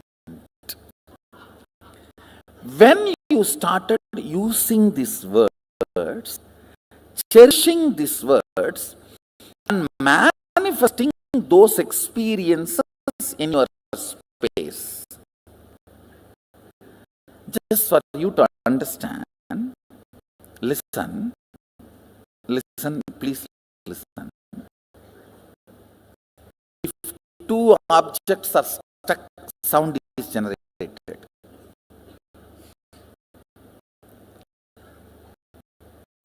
If a thought is stuck on the space, reality is generated. That's all. Thought, idea, depression, irritation, simple words. how you teach to these teenager kids, how they pick up between when you guys are fighting. I cannot tolerate this. I can't digest this. Hell with it. Better to die than living like this. All these words, they pick up while both of you fight. And they use that word on their space. They generate that as an experience. You yourself have done this crime against you. First time when you did this crime, try to remember and pen down. See, where you could have avoided the word and avoided the experience. That is called freedom. You chose the word and chose the experience. After that, you even if you don't choose the word, experience does not leave you. That's called marriage. Bondage. Understand? See, first few times when you use the word, I am irritated, I am agitated, I can't tolerate this, I can't put up with this. Better to die than living like this life. Hell with you. All these phrases. That is a dance. All these Jerry Springer shows phrases. All these words. Listen. When you are using first time and manifesting them as reality, you had a choice not to use them and manifest those experiences and reality. How many of you understand that?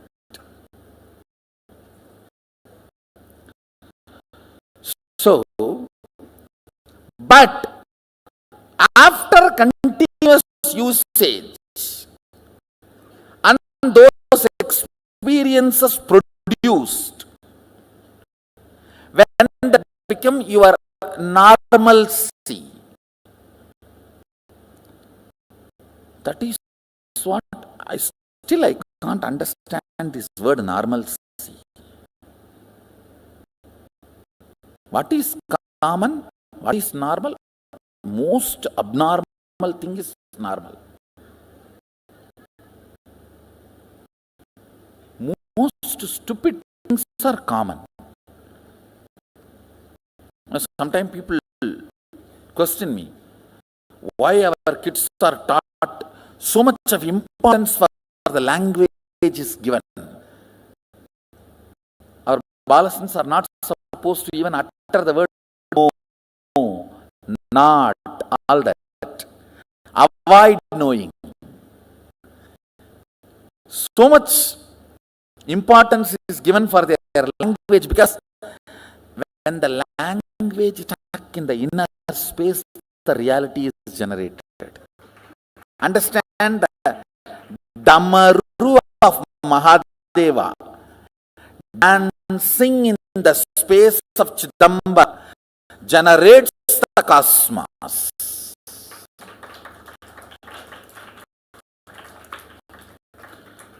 So the language we use inside is Damaru of Mahadeva.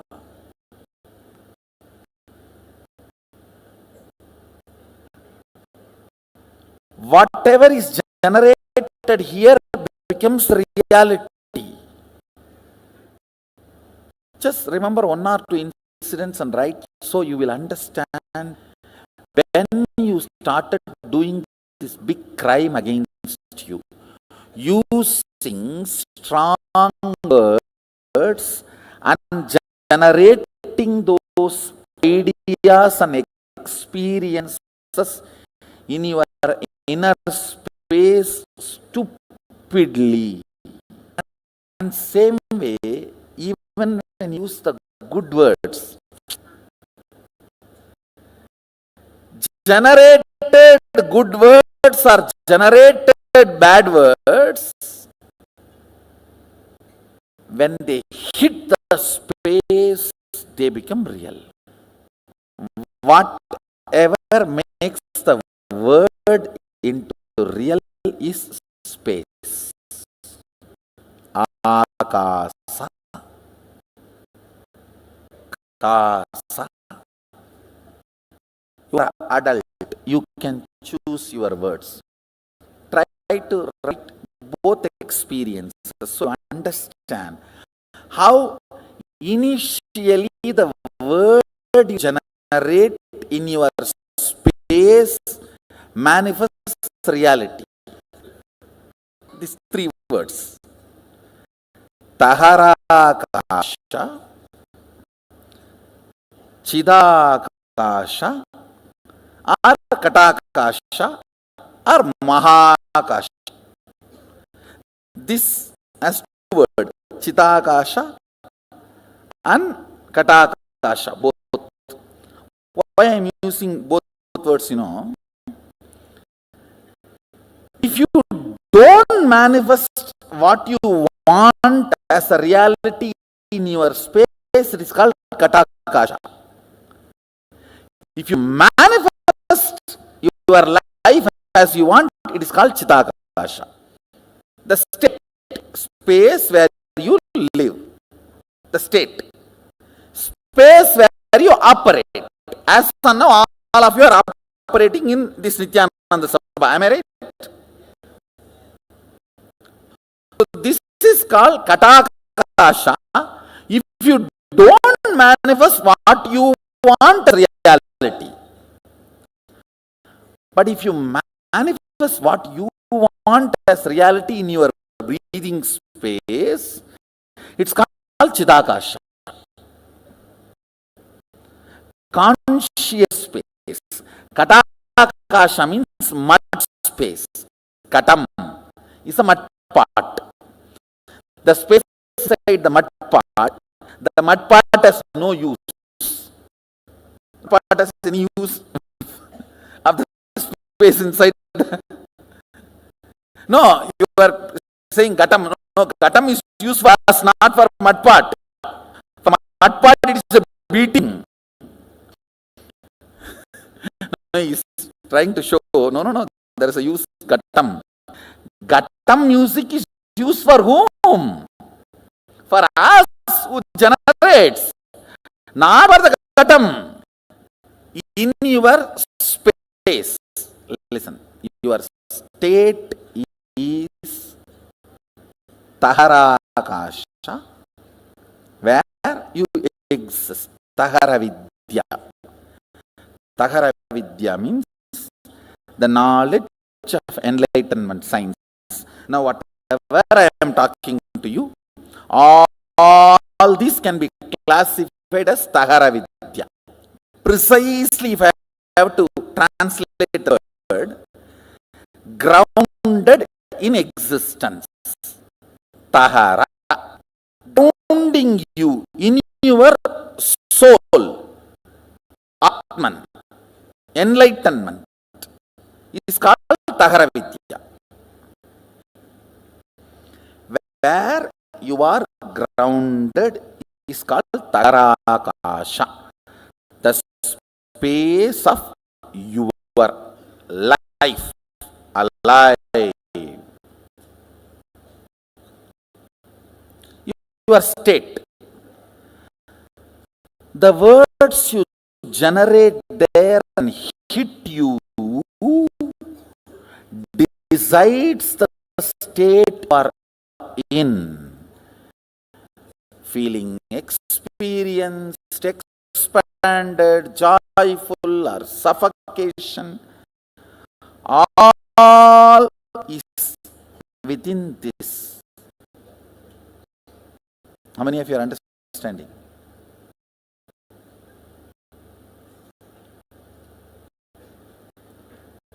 Having the whole world open for you and feeling imprisoned can be there. Sitting on one small cave, feeling enlightened can be there. Because it is Antahara. There are many great sadhus lived in a small cave of remote Himalayas, lived such an ecstatic, glorious space. And there are many people who were flying whole day and night in the space, but feeling imprisoned inside. How many of you are understanding what I am saying? The words you utter, that creates the space you operate. That makes your breathing space as Katakasha or Chitakasha. Chitakasha means consciously generated space. Means if you are uttering all the words consciously, tuning to your life's goal, you create Chitakasha. If you are uttering why without knowing you are uttering, or because of compulsions, and manifest default reality by fault, that is called Katakasha. Listen, default reality is Katakasha, conscious reality is Chitakasha. These three words, Tarakasha, Katakasha and Chitakasha, and Mahakasha. Mahakasha is whatever exists, that you don't know anything. One good thing about Akasha is it can never get corrupted. It can be easily programmed.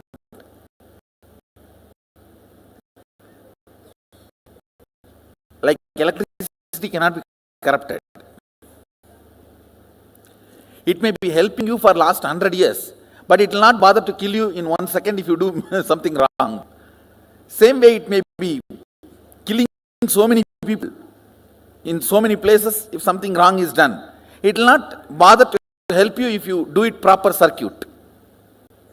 No qualities acquired, no favoritism, and no corruption. That's the quality of space. No favoritism, no quality acquired.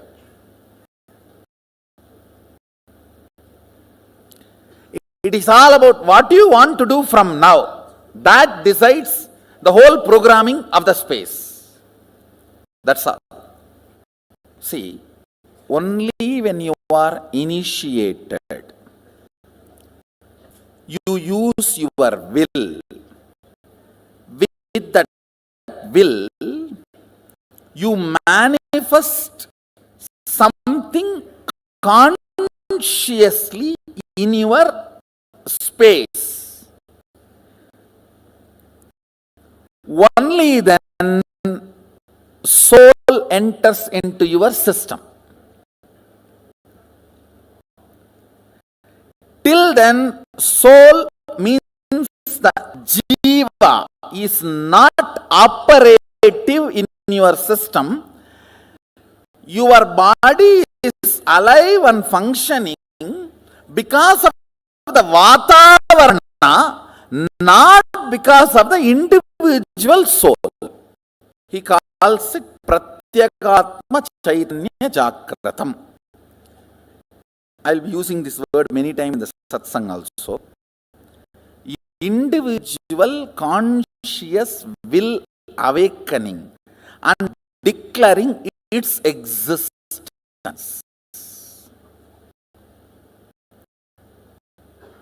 If you know, yes, I exist, and I have this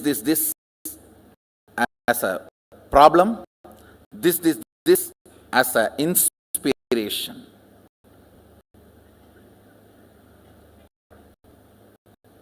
Even if you have a problem, it's okay. but your individual will should perceive the problem, only then it will start cracking the code.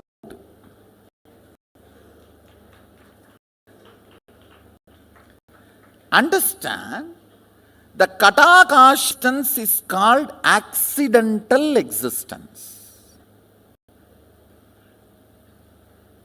You need to use your will persistence ferociously.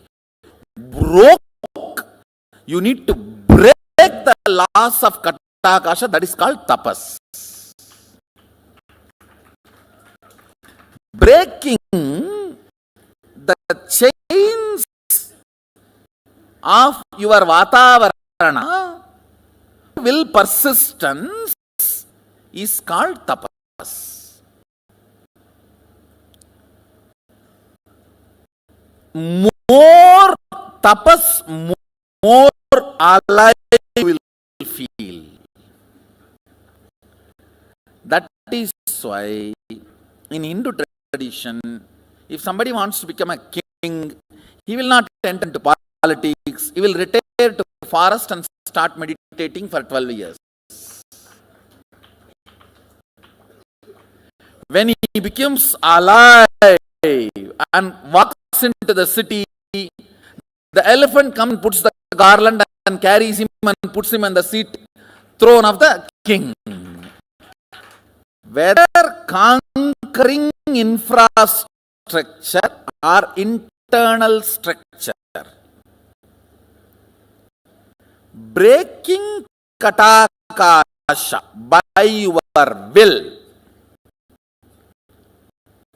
is the only thing any human being need to do in the life.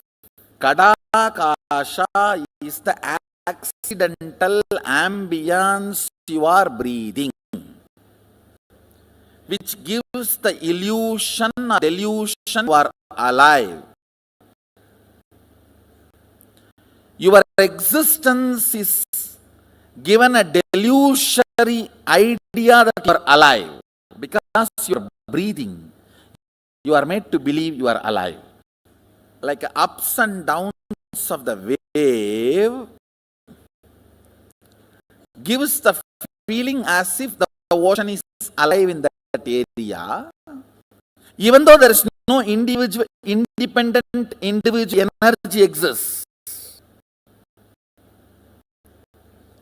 Listen, will is not astra, it is shastra. I'll explain these two concepts.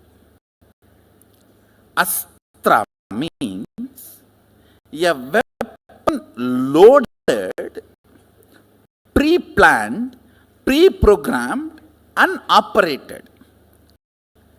Shastra means power is generated and immediately released, is Shastra. Will cannot be programmed earlier and kept unused. No. Now you generate and you release. The good news is, does not need training. Will to manifest will persistence, and will you need not be trained for 12 years. Person who is tried to have will for 22 years and who is beginning today, both will have the same will. Because will is a weapon from the space which cannot be programmed. Listen carefully. Subtler and subtler you go, they can only be less baggaged program. When you are going in bullock cart, you can carry the whole city. When you go in bus, you have to reduce. When you go in train, you have to reduce more. When you are going in the flight, it has to be reduced a lot. If it is jet, you can only carry pills. The subtler and subtler you go, baggage, the past patterns, compilations, judgments, concepts are not allowed. Understand, Mahadeva very clearly says, state, space, manifestation, all the three does not need pre-training because it is fundamentally based on the space. Will power, will persistence is enough. Means you deciding now, from now, what I want to do only matters. Till now, what I have done does not matter. Understand, past, the good news I have for you. Past is irrelevant when you are working with the space, Asha. Present is too relevant when you are working with Akasha. Clear?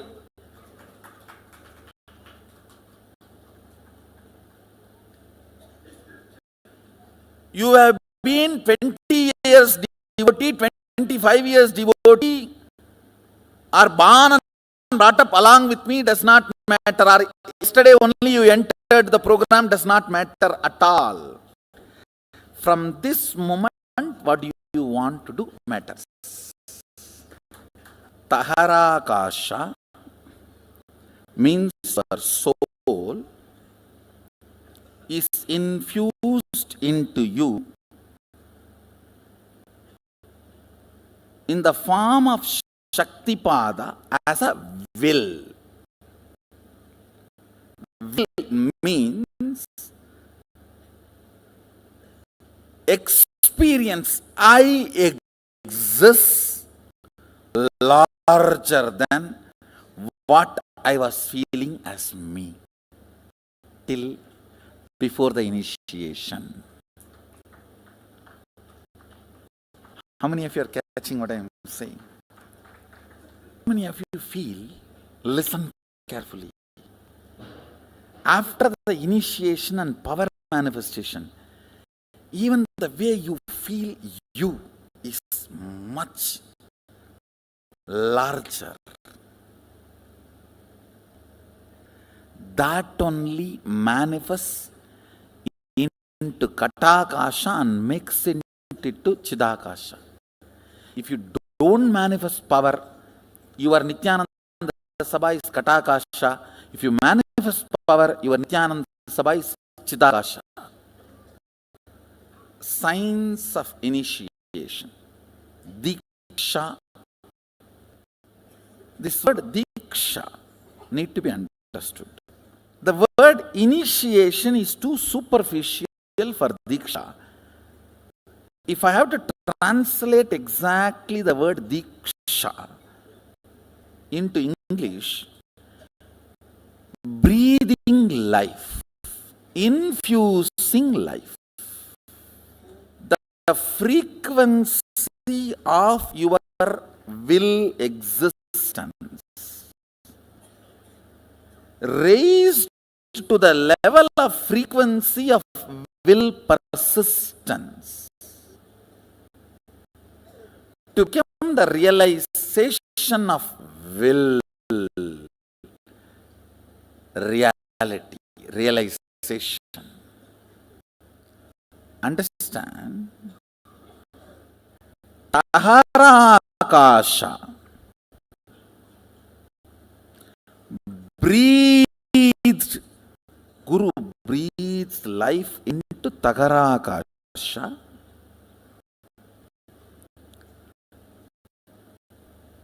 With that, you start that will persistence. With the will persistence, you start manifesting. Not only powers, even the life as you want. Katakasha becomes Chitakasha. The jnana and vijnana from Kailasa. Listen.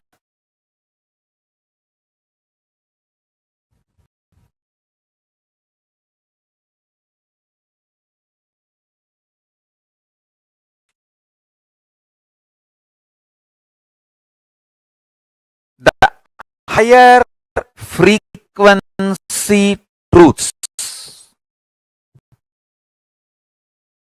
Listen. The higher frequency truths. Even by simple listening gets into your deeper consciousness and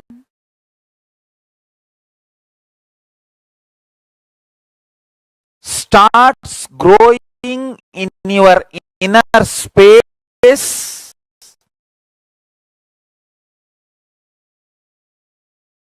even without your conscious support. If you support consciously, it grows like multi-fold,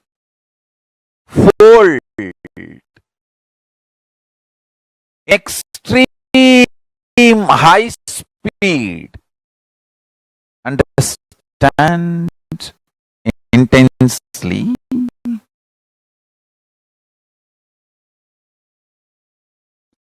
Listen deeply.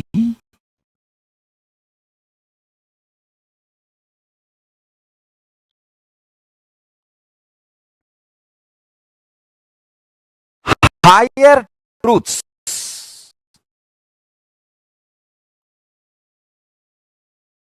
expressed not only has linguistic importance that you need to internalize, understand, it has even phonetic importance. Means even by listening, lot is digested inside you. And if you consciously cherish and support, just like that, you become enlightened.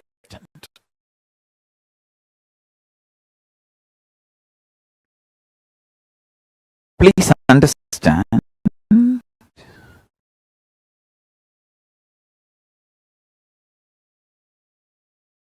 I am working with every one of you individually, not only to make you all enlightened, make you all be a space for Paramashiva to land and manifest.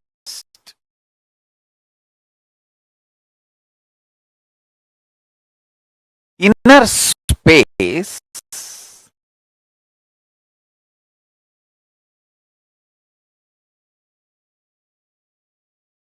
the individual's inner space is the Hiranya Garbha.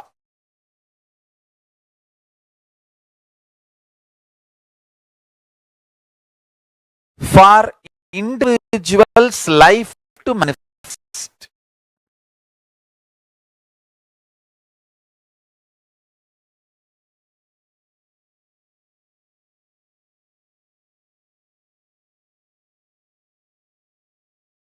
The individual's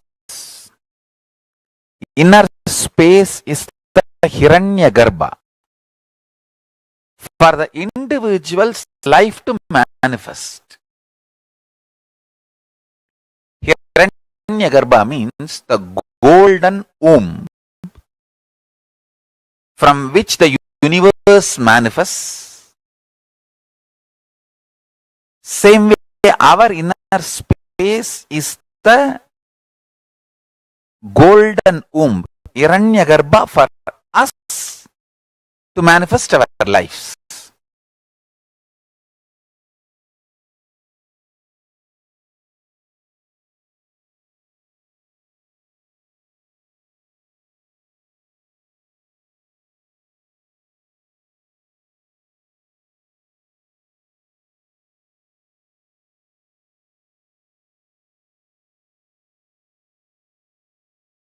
The Hiranyagarbha should always be joyful, celebrating.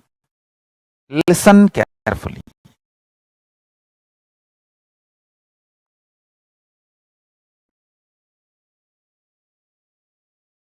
Poor are those who get affected by the words of others. Stupid fellows.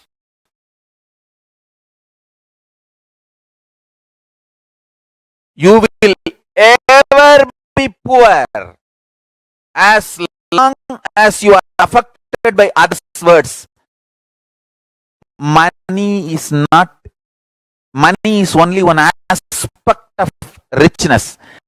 Money is economical aspect of richness, not the life aspect of richness. Life aspect of richness is what you experience and enjoy in your Hiranyagarbha. Listen. What you enjoy as you in your Hiranyagarbha life, in your Hiranyagarbha, that is richness.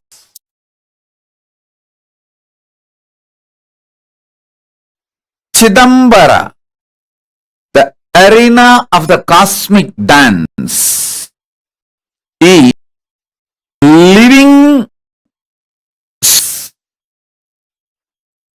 modernities with their human mind are able to understand about space only too little and too late. They are trying to understand space. Modern day scientists are trying to understand space. What they understand till now, too and too late. Thousands of years before, Hindus had a clear understanding about what is space, existence, living entity. I should say closer to consciousness. Space is closer to consciousness. I'll give you some of the powerful about space.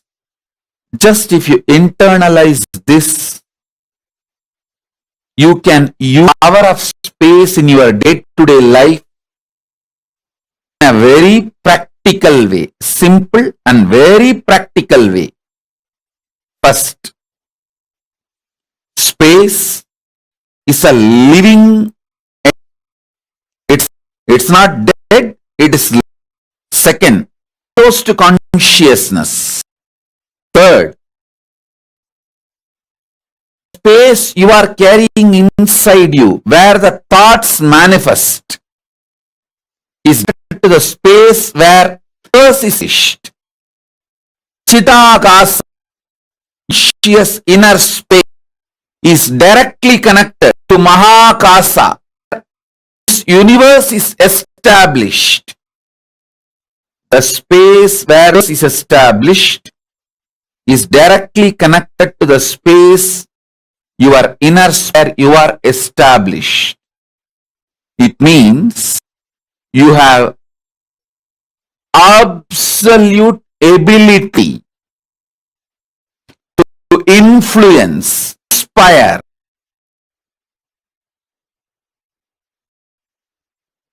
directly intervene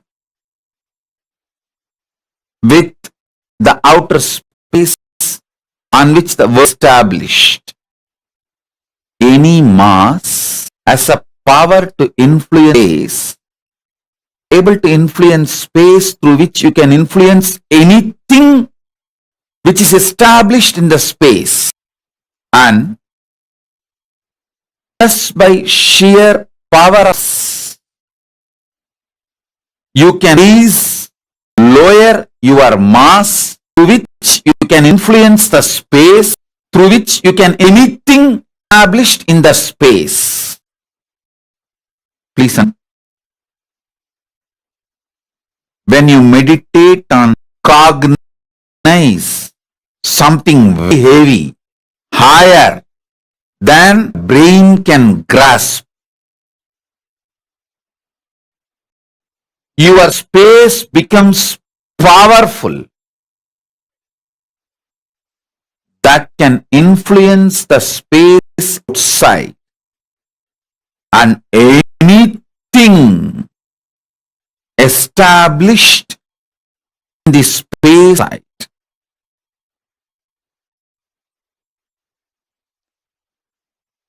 Repeat.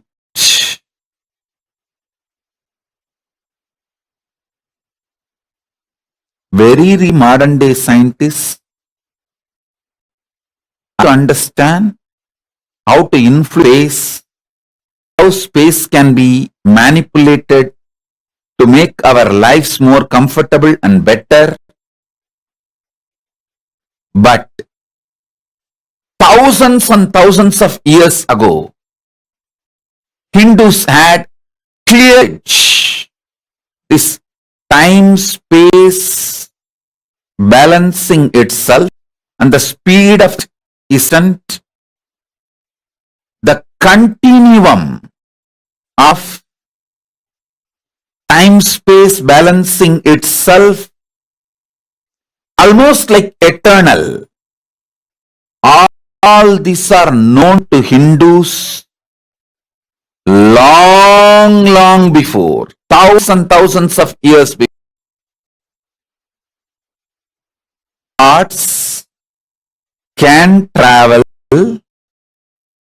using space, time.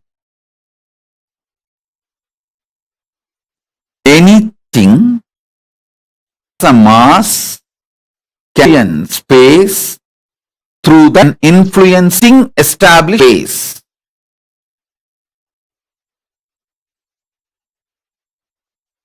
More clear and straight. Just through your thought, power of cognition, the power space, you can influence anything established in the space, whether sun or the moon or the universe or the black hole or the Big Bang, anything established in the space can be influenced through the power of your inner space.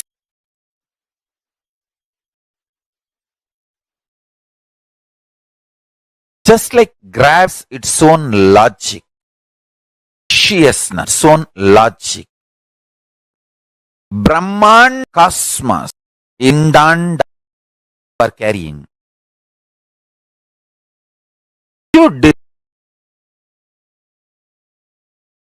We all know this or not.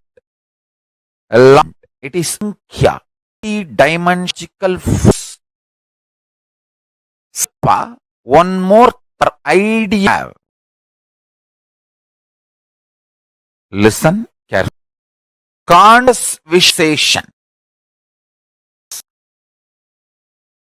Imitating your reality in dimension. Consciousness is the multi-dimensional logic way conscious visualization, satalpa, a way in your in outer reality dragally.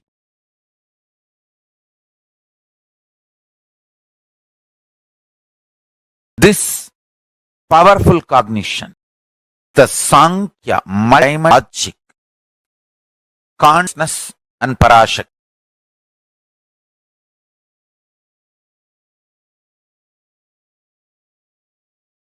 Estimate the conscious visualization.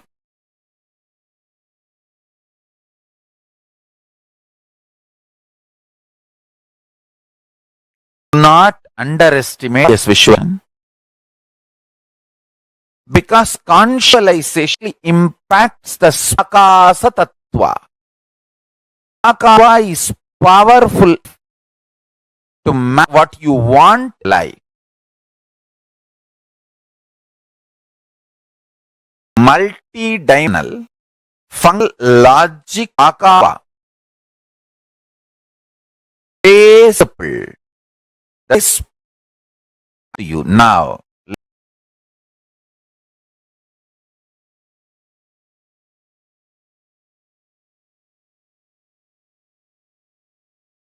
What I am revealing now, reality, all integrity to me.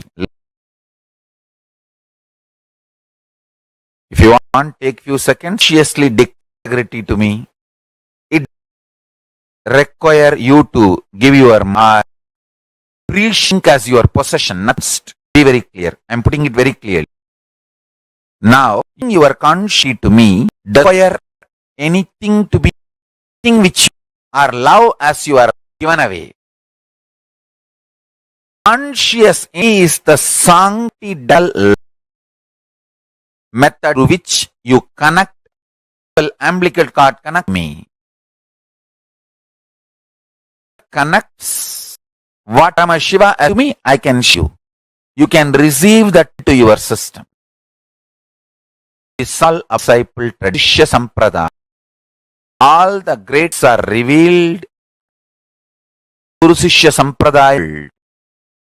I tell you, whenever you are integrated to a good realization, experience, expertise, satya, become yours.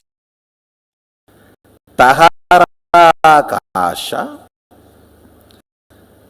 Chidakasha, or Katakasha, or Mahakasha. This has two words, Chidakasha and Katakasha, both. Why I am using both words, you know? If you don't manifest what you want as a reality in your space, it is called Katakasha. If you manifest your life as you want, it is called Chitakasha.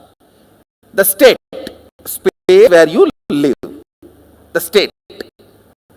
Space where you operate. As of now, all of you are operating this Nithyananda Sabha. Am I right? So this is called Katakasha. If you don't manifest what you want as reality, but if you manifest what you want as reality in your breathing space, it's called Chidakasha. Conscious space. Katakasha means mud space. Katam is the mud part. The space inside the mud part has no use. The mud has any use of the space inside. No, you are saying Gatam. No, Gatam is used for us, not for mud part. For mud part, it is a beating. No, he is trying to show, no, there is a use come. Gatam music is used for whom? For us who generates, not for the ghatam. In your space, listen, your state is Taharakasha, where you exist. Tahara Vidya. Tahara Vidya means the knowledge of enlightenment science. Now, whatever I am talking to you, all these can be classified as Tahara Vidya. Precisely, if I have to translate that word, grounded in existence. Tahara, grounding you in your soul, Atman, enlightenment, is called Tahara Vidya. Where you are grounded is called Taharakasha, the space of your life, alive. Your state. The words you narrate there and hit you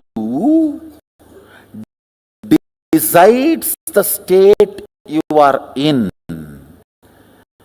Feeling experienced, expanded, joyful, or suffocation, all is within this.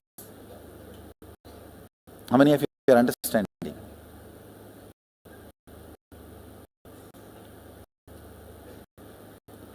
Having the whole world open for you and being imprisoned can be there. Sitting on one small cave, feeling enlightened can be there.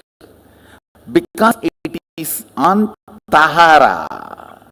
There are many great sadhus lived in a small cave of remote Himalayas, live such an ecstatic, glorious space.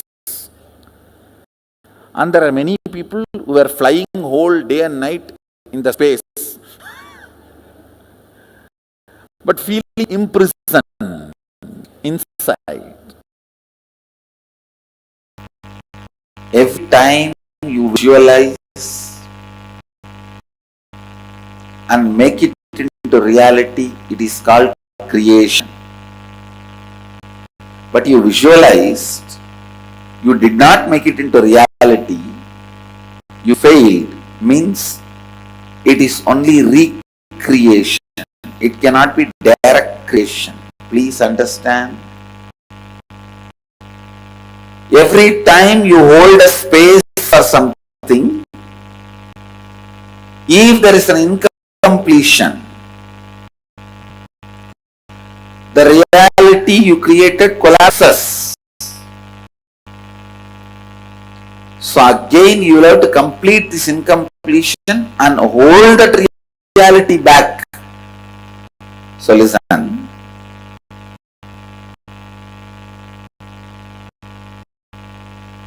So it cannot be called as creation. I wanted every one of you to provide intense listening, because one of the major mistakes we are doing in space, we go on losing space. Oh, this and all works sometime and doesn't work sometime. Many times doesn't work. Listen. I want you to learn this nitty-gritties of space creation. Once you create a space, if there is an incompletion, the whole space collapses. Don't think if you just complete that incompletion, the space runs. No. You have to recreate again.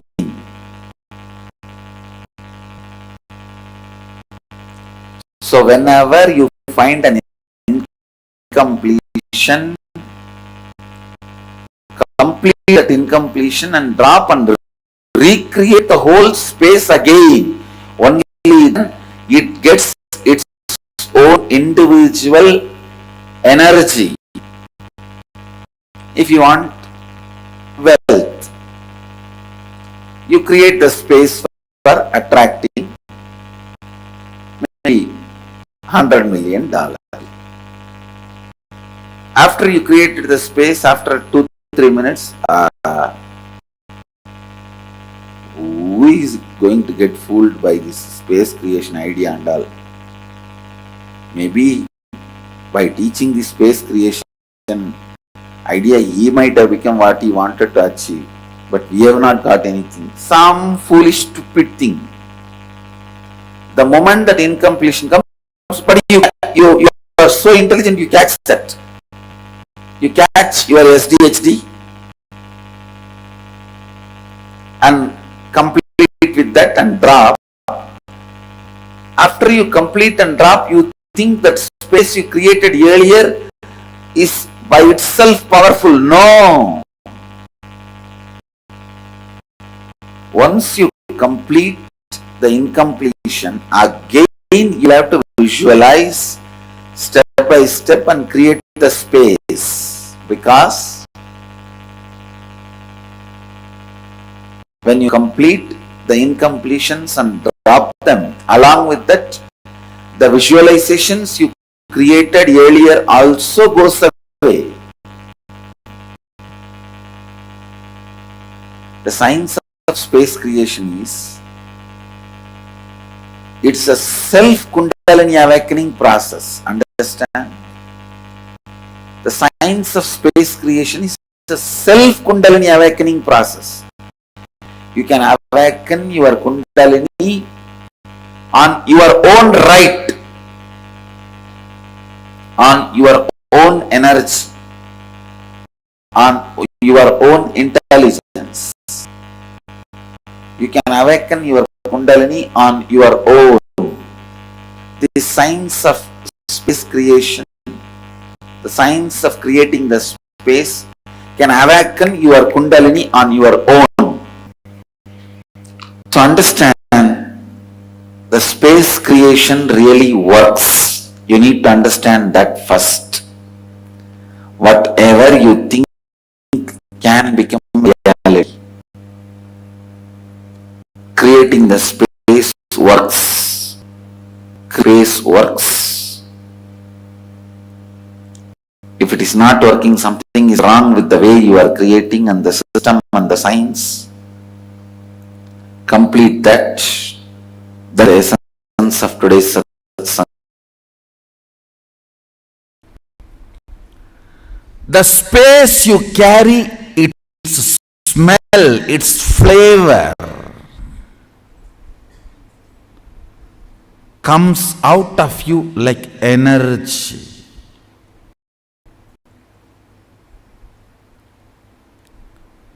Like energy.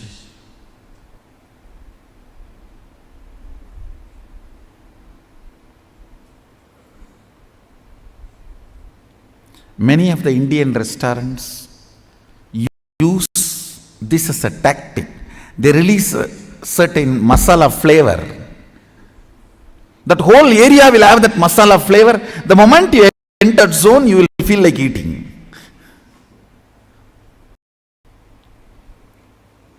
That is also again like a marriage only. You go to the restaurant and you order what do you want. Then when you see what the other person has, you always wish you had.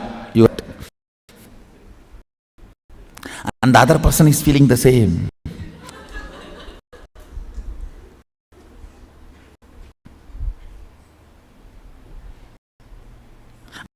And you can't even exchange the plate, owner will not allow.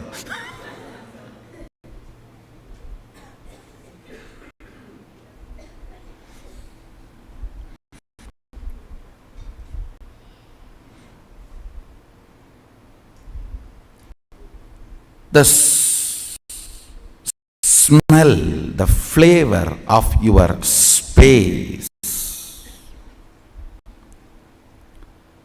The flavor of your space is what I call Shakti. Understand?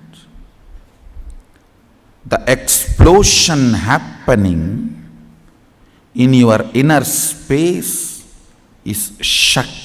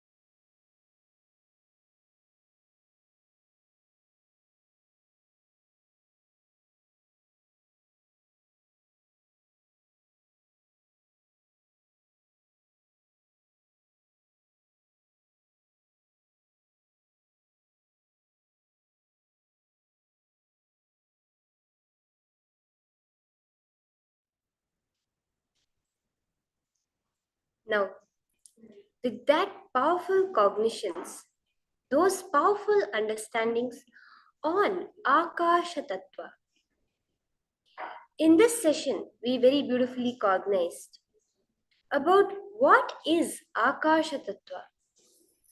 What is that space dimension of the cosmos through which you can create your reality? This space dimension, very beautifully Swamiji reveals, space is a living entity. It is the words you utter which make your breathing space as a ghata akasha, as a dead thing, as a dead matter, or as chitta akasha, as vibrating, pulsating, alive energy.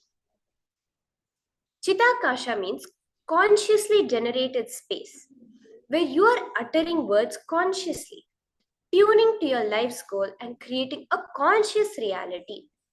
Conscious reality is chitta akasha. You may be wondering, what is the difference between any other reality and a conscious reality? Actually, scientific research shows us that when you create a reality, see, generally, when you are running in your life, when you are doing things, up to 95% of the time you are running on autopilot. You are not being conscious up to 95% of your time. In an average day, an average person has only 5% of their day where they are consciously manifesting their reality. That is the Ghatakasha. The Chitakasha is where you are consciously manifesting your reality, and the Ghatakasha is where the default reality, you're on autopilot. The patterns which have been inserted in you before the age of 7, you're just running based on that. If you are uttering without knowing why you are uttering, or because of some pattern, some compulsion, and manifest the default reality, that is Ghatakasha. This is a very, very powerful science that Swamiji has revealed.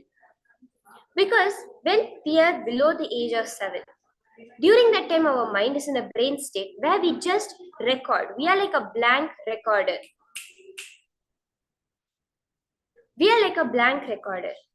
During that time, any words that go inside us, whatever is happening around us enters our self directly, becomes a fundamental cognition on which we function our reality. It becomes the source code software of you. And more, when you function on it, you strengthen it. These patterns from your environment, which you picked up, run up to 95% of your day. And your conscious intention, how do you want to make your reality happen? That consists of only 5% of your day. Swamiji is giving us the science on how to move from our default reality, our Ghatakasha, manifest it as Chitakasha.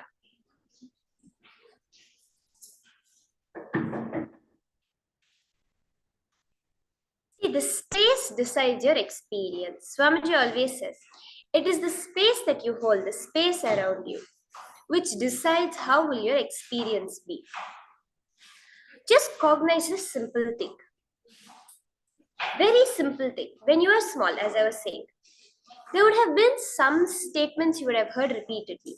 It not just generally when you're very young, it can be even when you're a little older. But the negative statements, see, we have some positive statements, some negative statements, which we have heard repeated around us. At first, it would never have been our experience. But because we heard it, we would have just repeated it.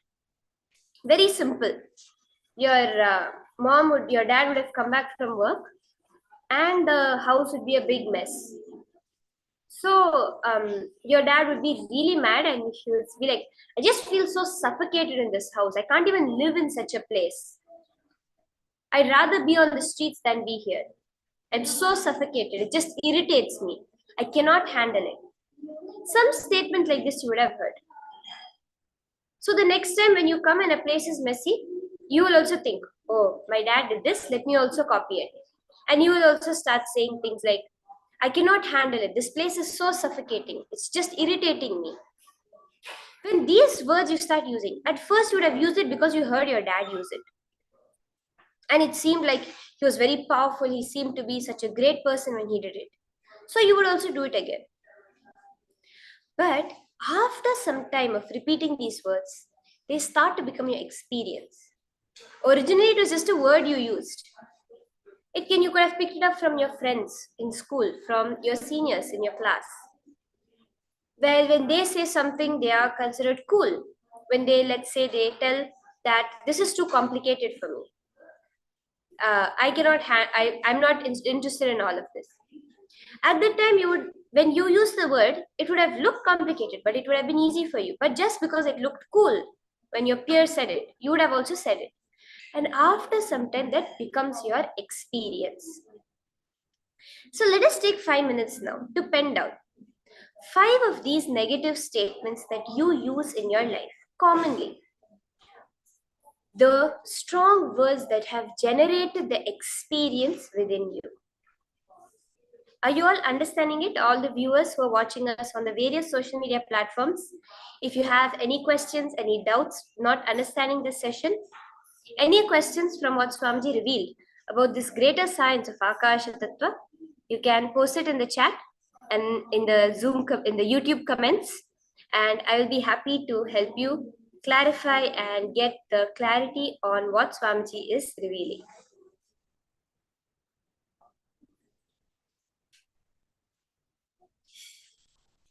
So let us all now pen down 5 places where the words have become your reality just by using it.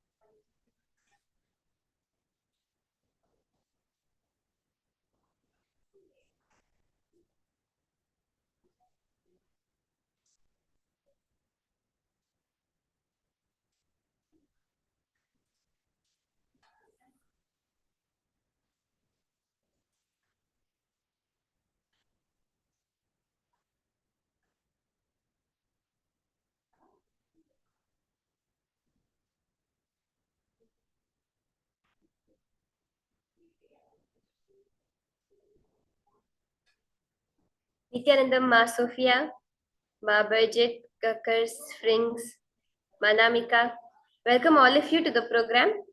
This is actually a very powerful experience, a very powerful process where you will start to recognize how your decision, your space that you hold, decides what you actually experience. So I request you to do this process, do it like an experiment. Just be with the open mind and look at how are you able to see the reality, the way this is manifesting in your life.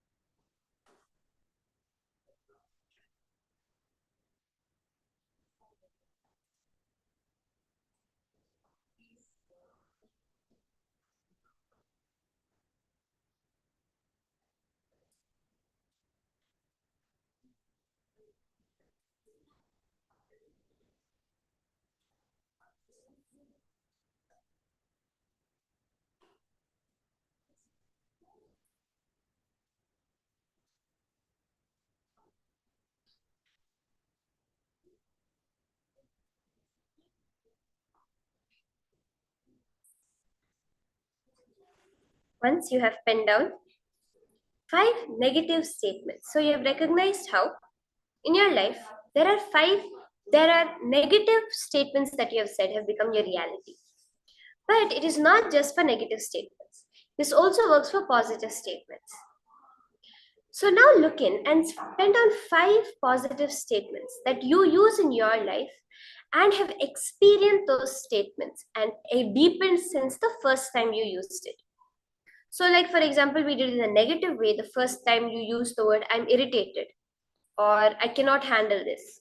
How that became your reality after continuous use. Now, the same way, the positive statements you have used.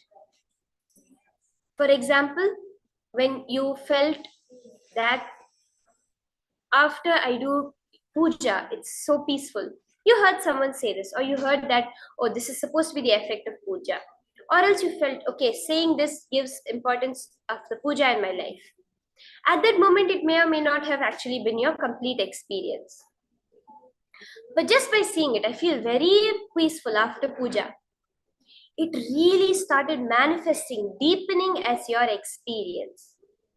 Or else, whenever I do some seva for Kailasa, for Kailasa, I feel so fulfilled. Whenever I listen to Mahavakya, it's an instant de-stress for me. Like this, 5 positive statements that you have used and really it has become your experience. Let us spend 5 minutes in now penning down these 5 positive statements in our life. Through this, you will start to recognize the importance of your word, of your space in deciding your experience.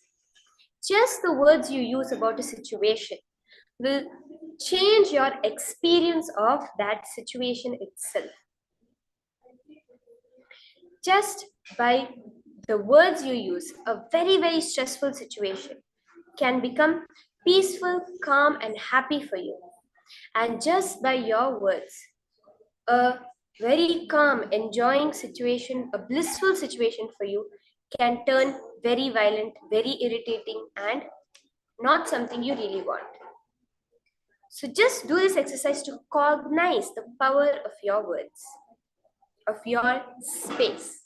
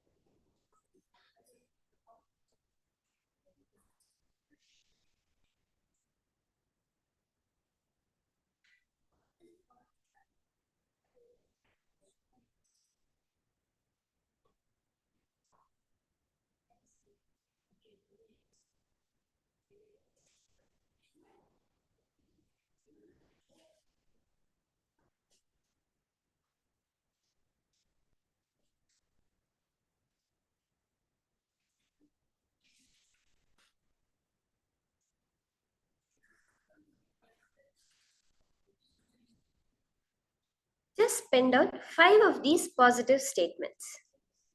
Wherever you are able to see it, that you use the statement, whether the experience was actually 100% there or not, but the repeated use of that statement made that as your very own experience.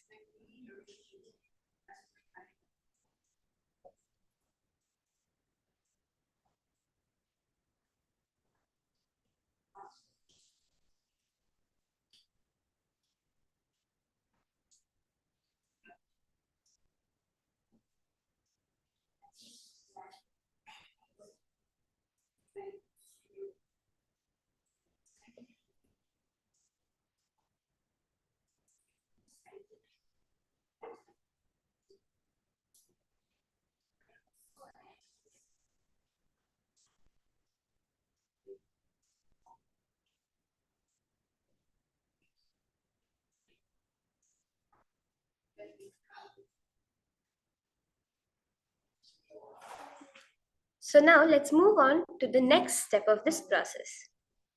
Yashodhan Kulkarni, Nithyananda, I see your post in the chat.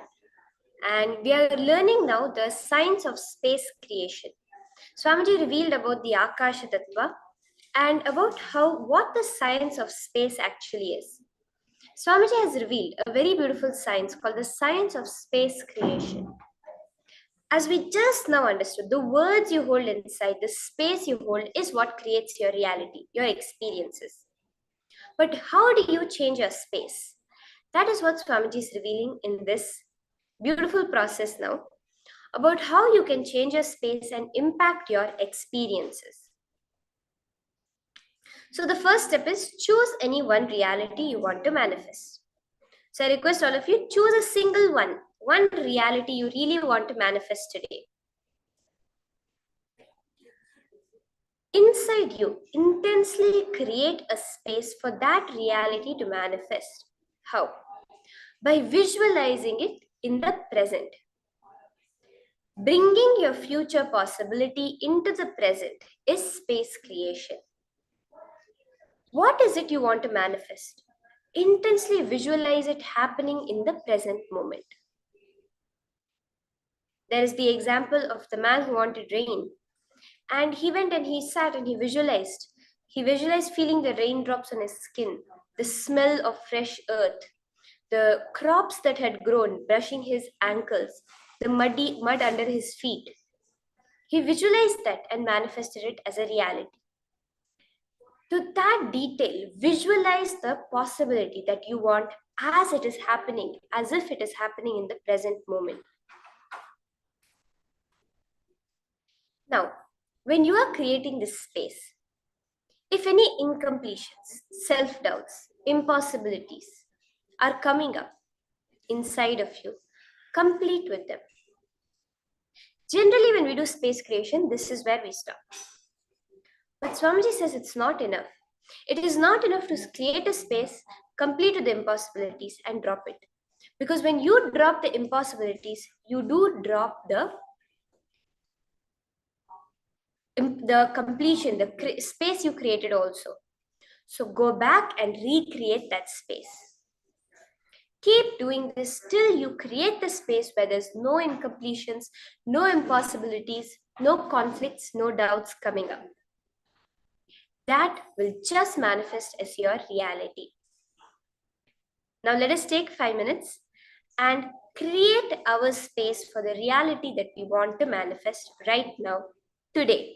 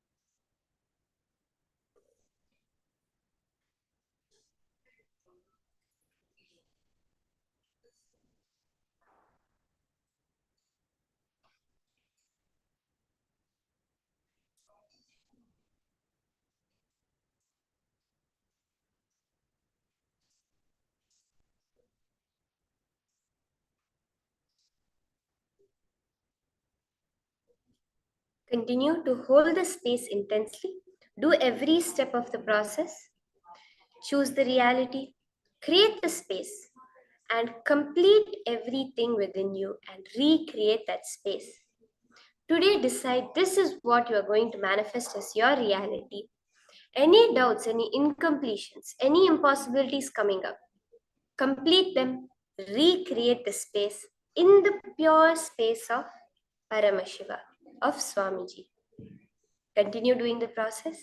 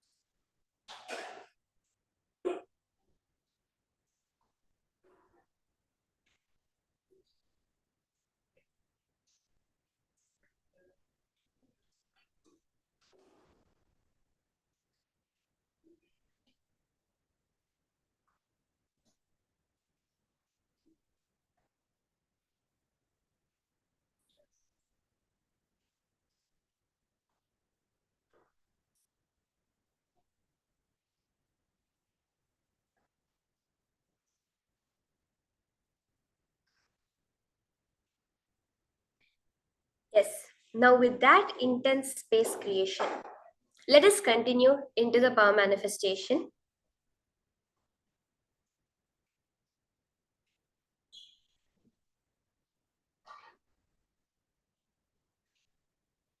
Before that, understand, like if you want wealth, you create the space for attracting maybe $100 million.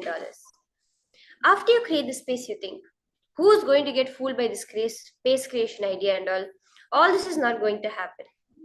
The moment that incompletion comes, catch your SDHD, complete with it, and drop it.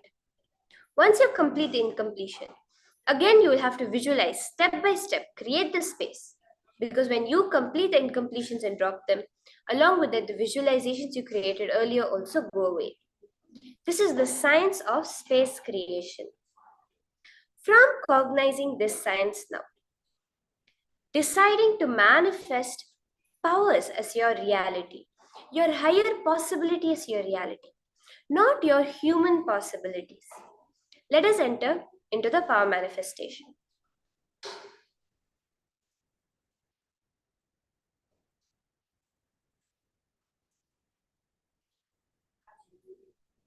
So again, we'll be continuing with the power of consciousness over matter. In the previous rounds, you were moving the coconut off your own hand. Now for this round of manifestation, I request all of you to get a partner. Yes, someone you can connect to either virtually or physically nearby you, whom you're going to be manifesting this power on their palm. The same way as you manifested dropping the coconut off of your own palm, you're going to be manifesting dropping the coconut or the fruit off of your partner's palm. So I request all of you to connect to a partner now and place on their hand, you can request them to place either a coconut or any other round fruit like an apple or an orange, a mango, an avocado, a lemon, a lime, any round fruit, place it on their palm. So as you can see in the image here, place the palm completely flat on any surface, stable surface, and place the fruit on top very stably. And let's enter into the power manifestation. So once you have set up, I request you to connect to Swamiji. Just create the intense space. What will be your space when the manifestation has already happened? Bring that space. The space of gratitude to Swamiji, gratitude to Paramashiva.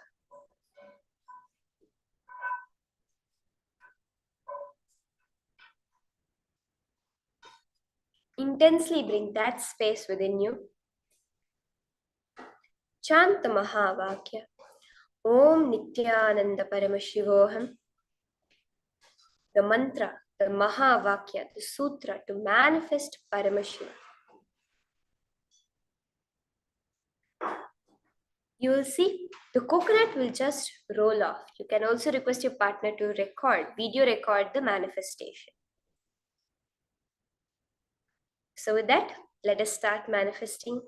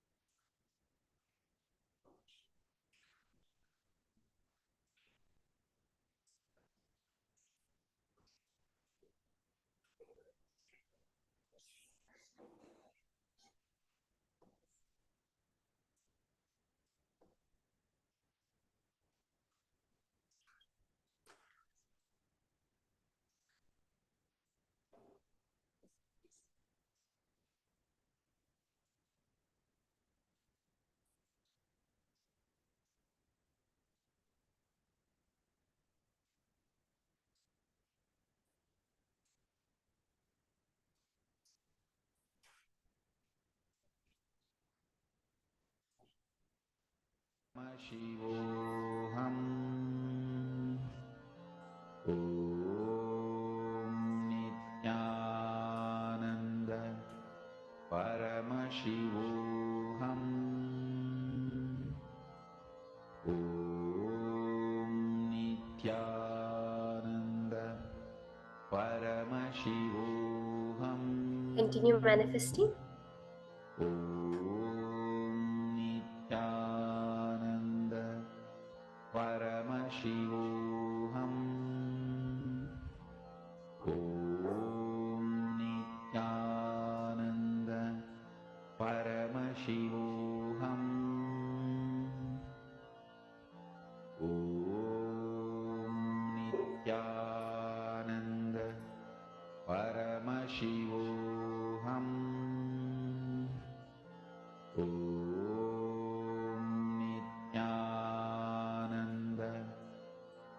You can now again verify with your partner if at all you were on call with them. How did the manifestation go? See, many times the power manifestation will not start off as immediate movement. It can start off as a subtle vibration where they feel the vibration in their palm, they feel a heat coming. Many times we have heard from people, they could hear the water inside the coconut moving.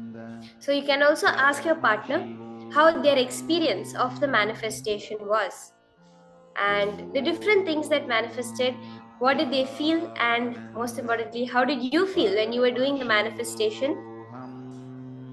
Because as Swamiji always says, the purpose of manifestation, of all power manifestation, is not some effect in the outer world. Swamiji says, for example, the power of moving a coconut. Why do you need powers to move it? You can just move your hand and it do that, it'll move, right? But Swamiji says, we are seeing this coconut as matter, but your body is also matter. You, through the same power manifestation, you can change your blood pressure levels, you can change your sugar levels. And most importantly, because all power manifestation happens from the space of Swamiji, from the space of enlightenment. The minute you start manifesting powers, you are experiencing the space of your ultimate possibility, which is what actually the purpose of all power manifestation is. So take a few minutes and share your experience, your partner's experience of the whole power manifestation process just now. Nithyananda Paramashivoham Om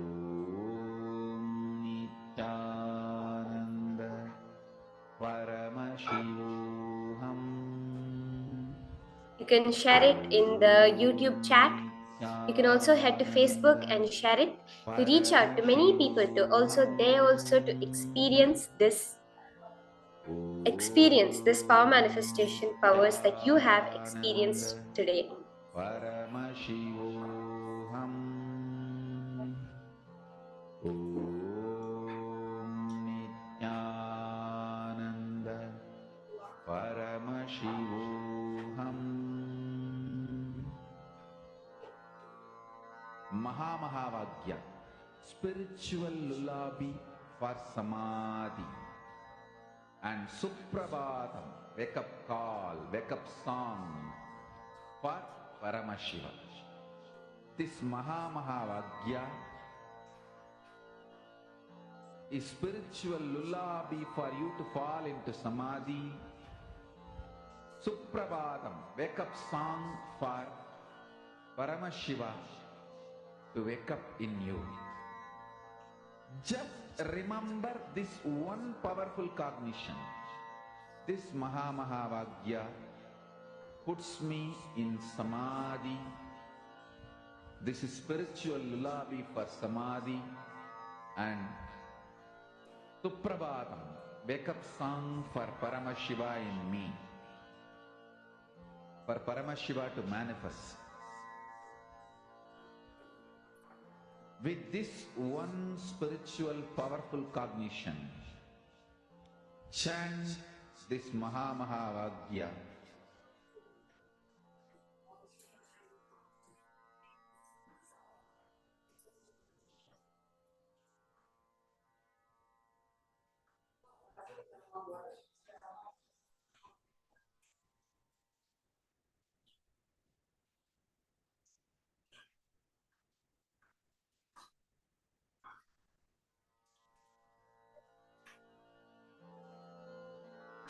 Mahamahavagya, spiritual lullaby for samadhi, and Suprabhatam, wake up call, wake up song for Paramashiva.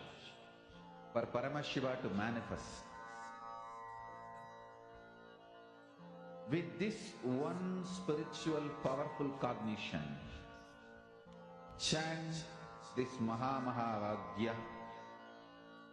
Om Nithyananda Paramashivoham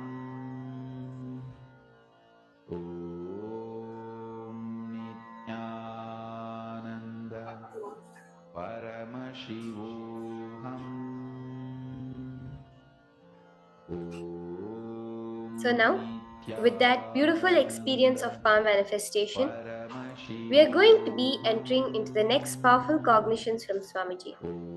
In this session, Swamiji is teaching us, giving us the most powerful breakthrough on how to manifest something consciously, on conscious manifestation.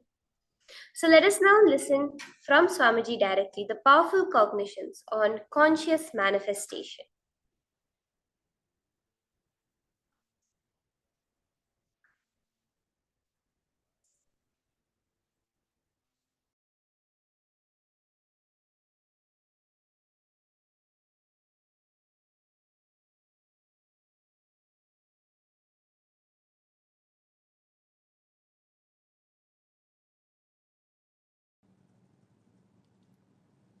Important missing component in the modern day understanding about the law of evolution is consciousness. Humanity needs to turn its attention towards consciousness, existence of consciousness, possibilities of consciousness, powers of consciousness. Our consciousness and its capabilities, the method to manifest our consciousness for our next level of evolution. The missing is consciousness. All different theories of evolution, Western or Eastern, everything has its own truths. But something is seriously missing in the modern day understanding about evolution and law of evolution. Missing law of evolution is conscious possibilities, conscious powers. Understand?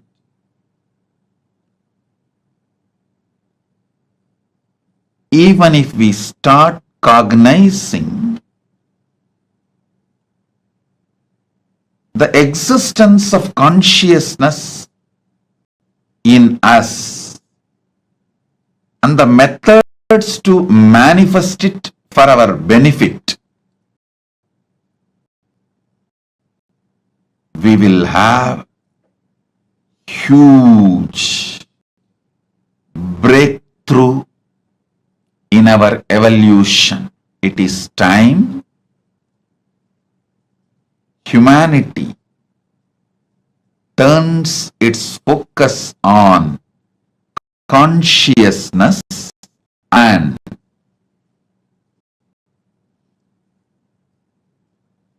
evolves itself and give a great breakthrough for itself. The greatest gift we can all give it to ourselves is deciding to study, understand about consciousness. Missing law is the possibilities of consciousness. Probabilities is powers.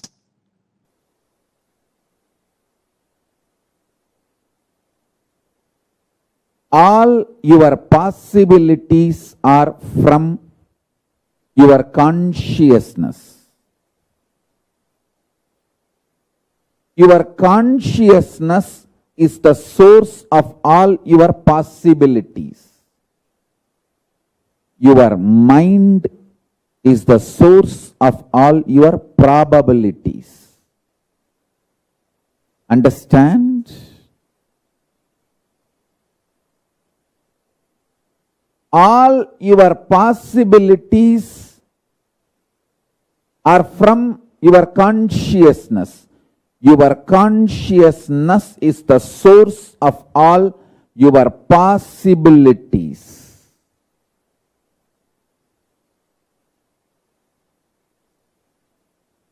Your mind is the source of all your probabilities. Probability means it can go this way or that way. Possibility means it can go only the way you want.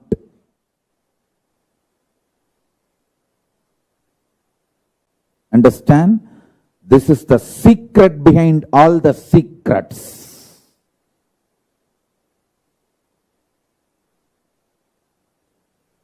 Listen to this truth. It is directly from Paramashiva, from Kailasa. Your consciousness.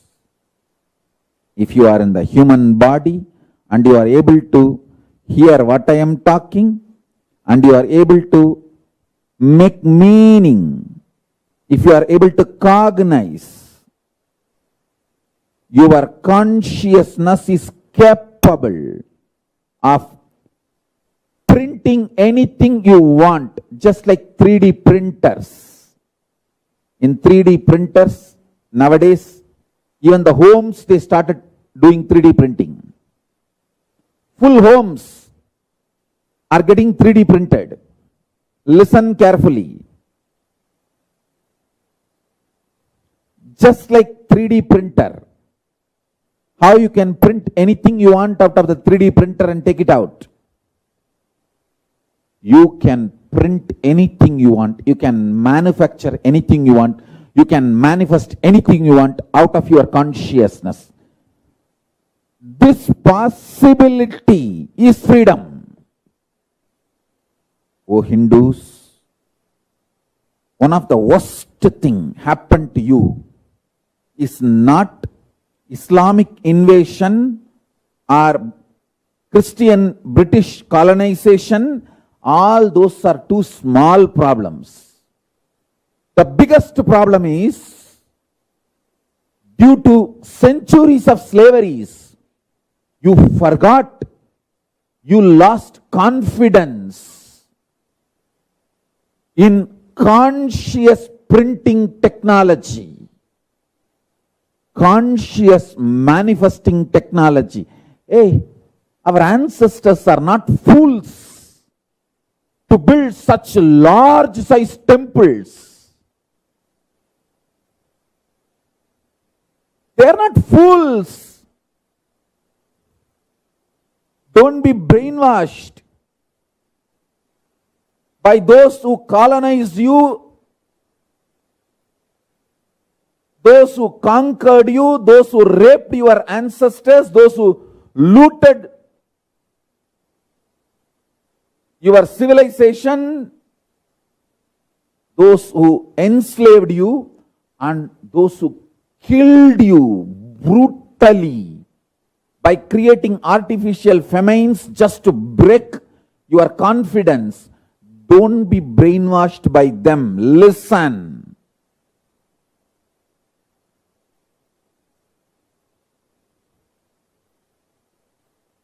At least last 3 centuries,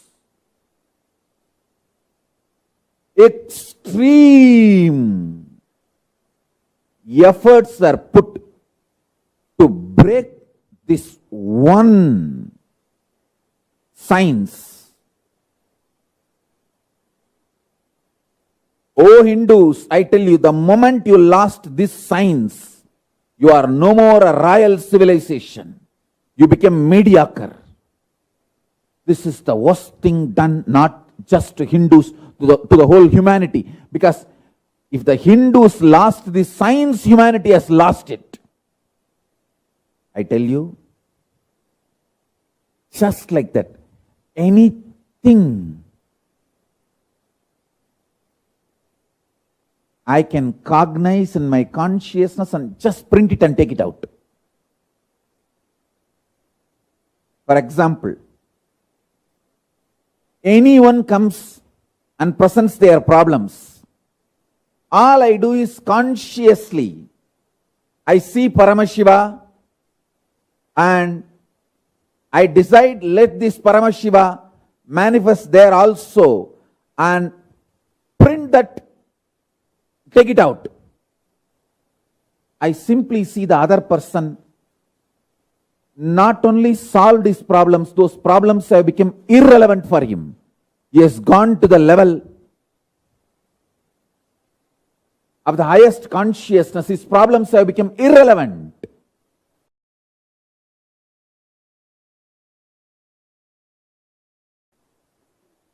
There are multiple reasons why you strongly deny your capacity to consciously 3D print your life and reality and manifest. First of all, you feel, oh, then why did I manifest this kind of reality? Why did I consciously 3D print this kind of life I am having in front of me? And now I have to take the responsibility and redo the whole 3D printing. Listen carefully. Any one day you have to get mature. Maturity is mandatory in life. The good news I have for you is it is too easy. It is not difficult.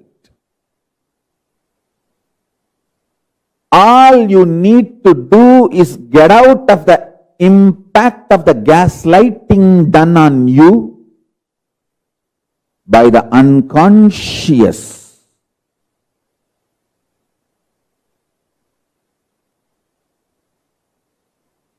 Ecosystem.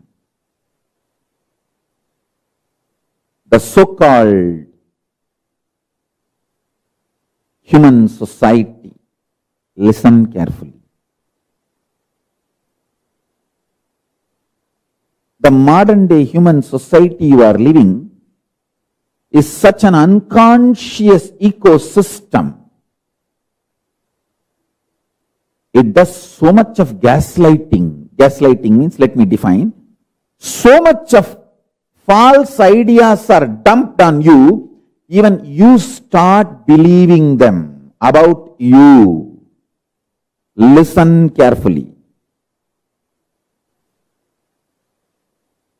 You need to be enlightened, not gaslighted. Anything which puts self-doubt, self-denial, self-hatred in you, SDHD, self-doubt, self-hatred, self-denial in you, is gaslighting you. Anything which empowers you, evolves you, entrains you, excites you, enlightens you, is Paramashivoham. Consciousness is the base material on which you experience your I-ness, your I, your existence, what you perceive as you. You experience on the foundation of consciousness.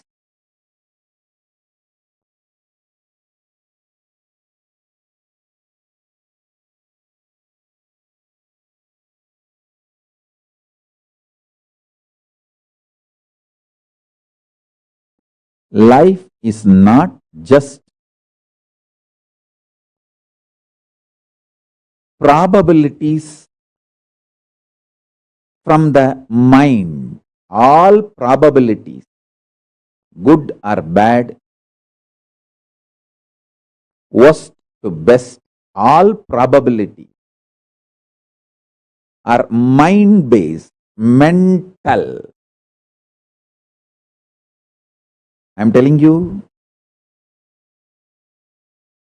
all probabilities are mind-based, mental.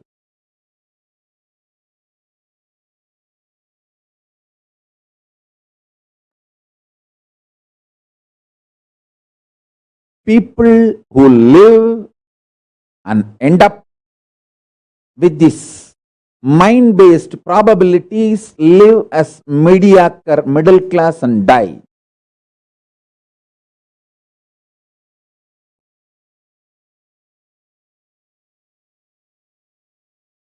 People who experience conscious possibilities in their life give breakthrough to themselves, who manifest these conscious possibilities and demonstrate it to others, give superconscious breakthrough to others also.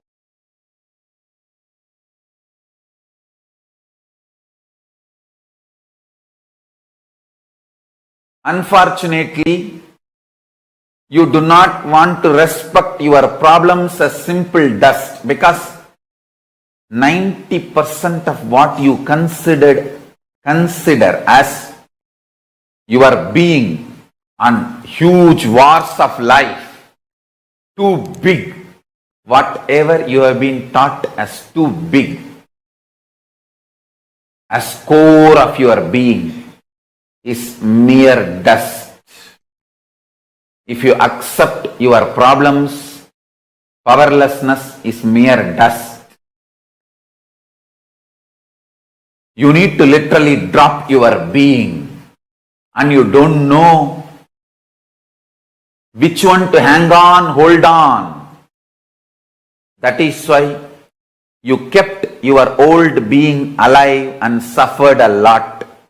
Now I am telling you, I am Paramashiva, fully available to all of you. Absolutely available to all of you. Me, Paramashiva, here, fully available to all of you.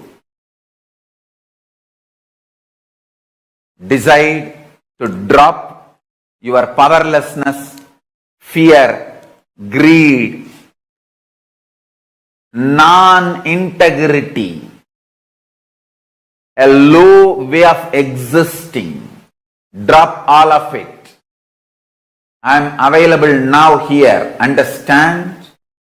When you hold me, allow me to manifest through you all your lower level, all your powerlessness, fear, greed, non-integrity, everything will become irrelevant. That is why I decided I want to make myself available to all of you.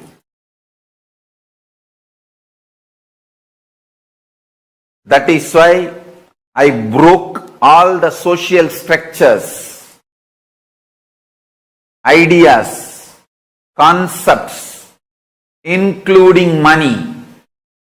I made everything irrelevant and making myself available to all of you wherever you are in your very bedroom.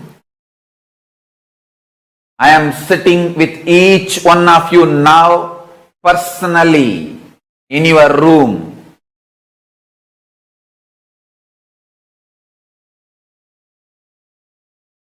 If you want to test, put a chair in your room and keep the form, photograph, Atmamurti of this form.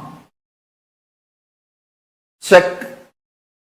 Every night you will have the impression on that chair I sat. The chair will have the impression of me sitting. And the manifestation of Vibhuti, Kumkum, Akshada, Jnananjana, all the auspicious energies. I am sitting with each one of you personally, individually, and making myself available. This being is now available. to all of you, to each one of you.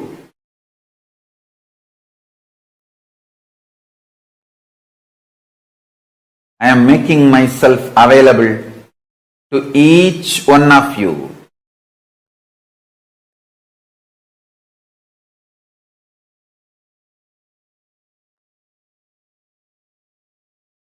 To each one of your being.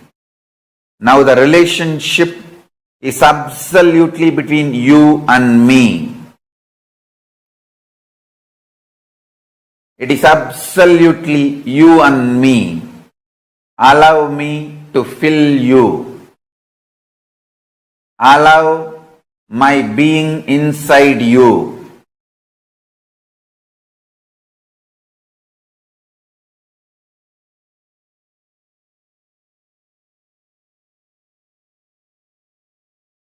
When you start tasting my being, all your past fears, greeds, powerlessness, everything will just become irrelevant. You will be showered with the boons you aspired for and you can never even imagine.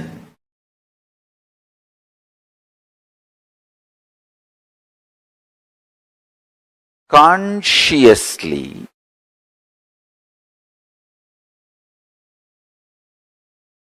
manifest the future by planting your conscious sankalpa, decision, your conscious will, by renouncing the SDHD, self-doubt, self-hatred, self-denial. You will manifest your future as you want. Now, let me expand. Listen carefully. First step, renounce SDHD. Tyaga. Tena tyaktena bunjita makrita kasya sviddanam guruvannevega jijivishe chadagnu samaha. Listen carefully. It is by renouncing all our silly talks inside. Please understand. It is by renouncing the dream you raise to Jakrat, waking state. It is by renouncing the waking state you raise to Turiya, higher state, fourth state of consciousness.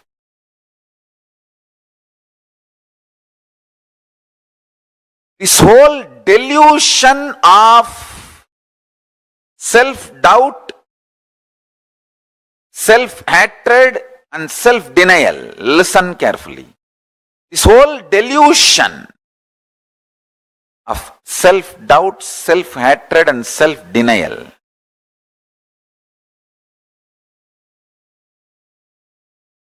by renouncing this, you will be able to look into your future. Understand? Whenever you even think of planning your future, you will see so much of pain about many times you planned but failed. Understand? All your plans are stitching of just unconscious vague thoughts. Never a conscious plan. I will teach you the conscious future manifestation now. Take calendar for this whole year 2020. If it is on printed paper, it will be great. If not, at least on your laptop screen. Take it and sit.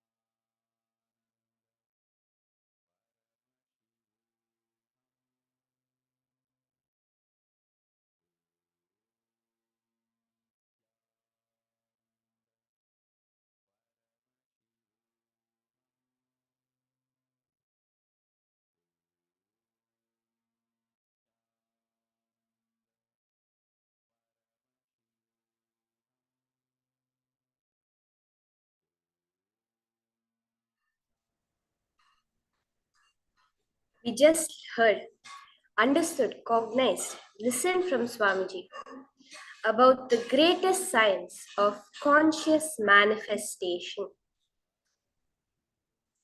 You, each and every being of us, have the ability to 3D print our reality. Not just have the ability, even right now, Currently, we are printing our reality, we are creating our reality, but it is not a conscious manifestation. We are not consciously building our reality, it is our unconsciousness which is creating our reality. Today, we listen from Swamiji the science to now to how to reclaim that right of yours, that ability of yours to consciously manifest, consciously 3D print your reality.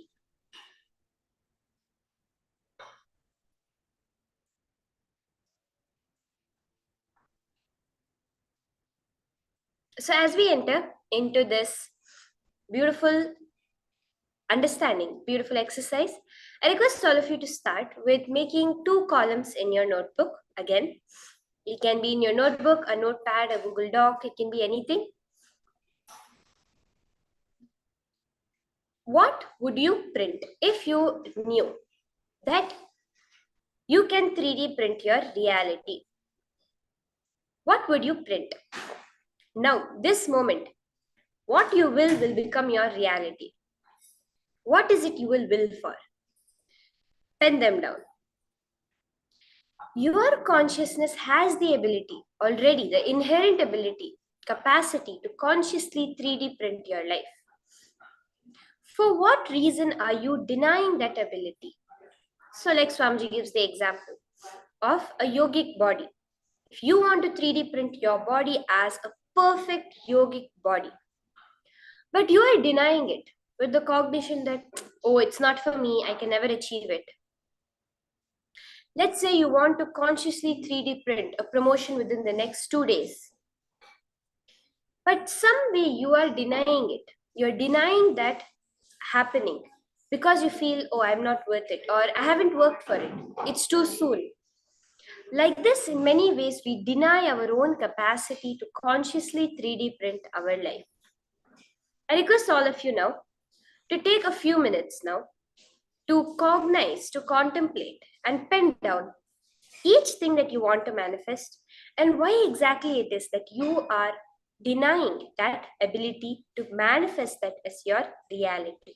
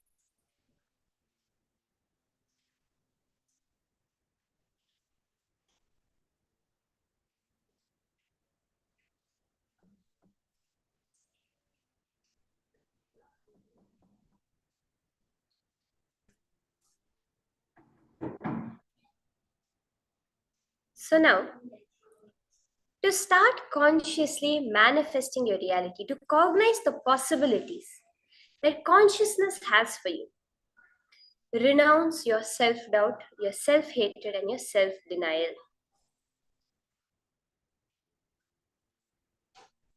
Anything that tells you you cannot manifest it, renounce that. Tell yourself,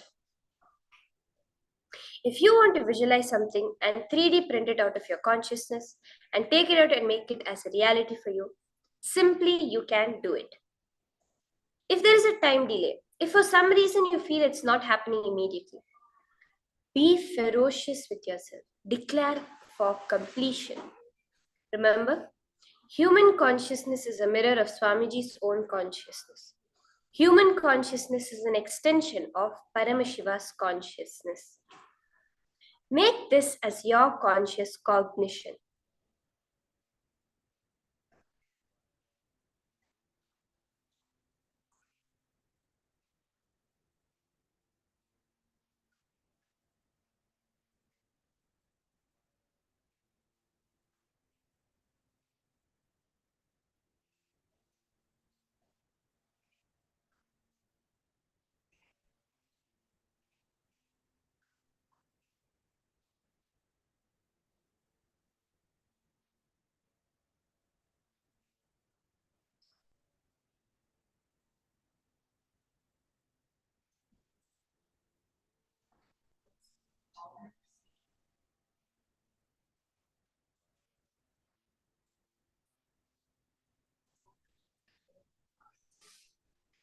Sincerely do this process. Renounce all the self-doubt, self-hatred, and self-denials coming up. Understand if you want to manifest something, you just can't do it. Declare that. Be ferocious with any incompletions coming up. Do not think it's cute. Do not try to encourage it. Just drop it and decide. Remember, your consciousness is nothing but the extension of the consciousness of the ultimate, of Swamiji, of Paramashiva. You can manifest whatever you want just by your conscious decision.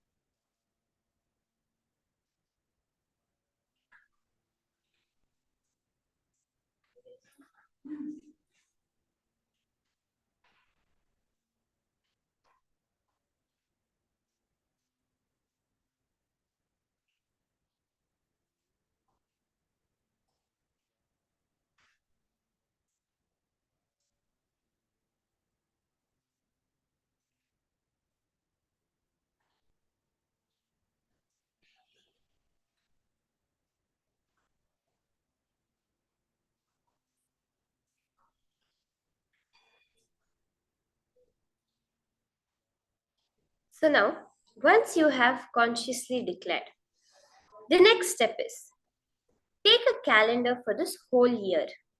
Okay? This whole year from now where it's January, so February, March, April, May, June, July, August, September, October, November, and December.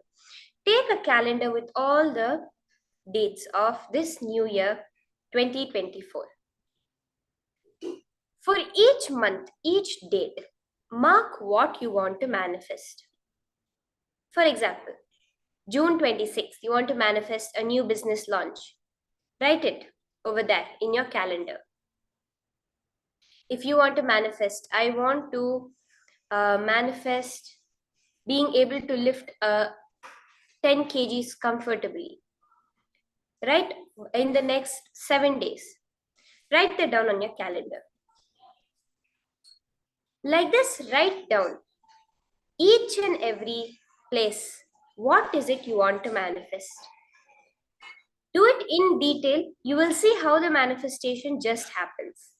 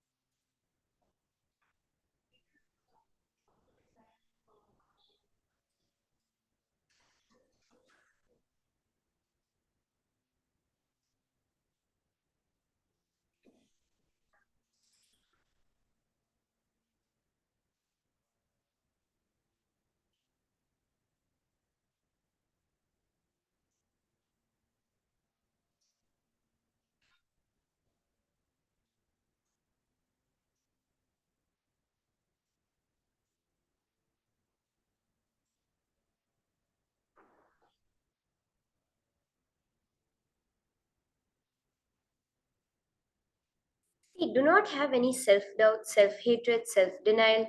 Oh, will I be able to manifest it? Will it not happen? No.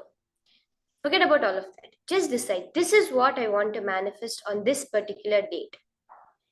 Write that down.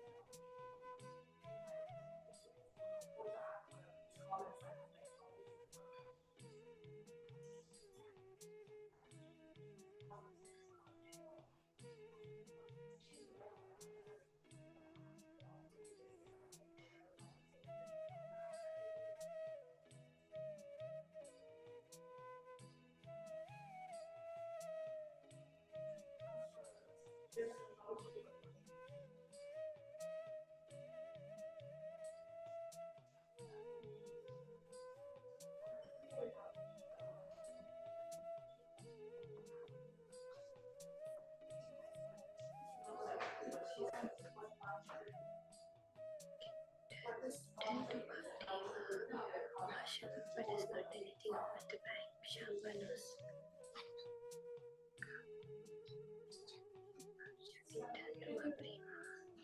Asha should approach me anything about the bank related things. Asha approach me much about the bank related things. Shamba only helps her most of the time. I think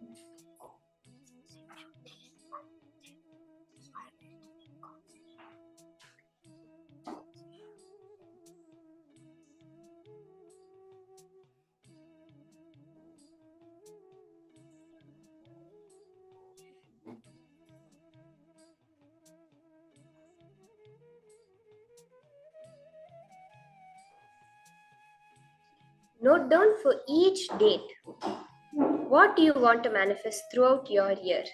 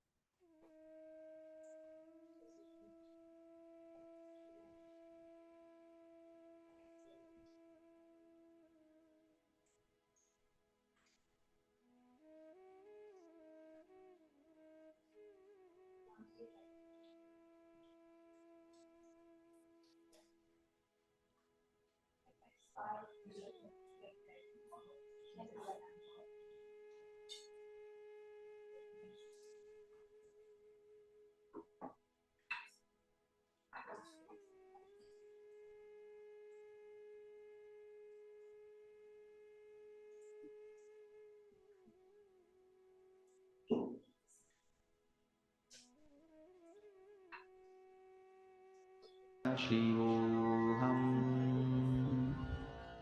Om Nithyananda Paramashivoham.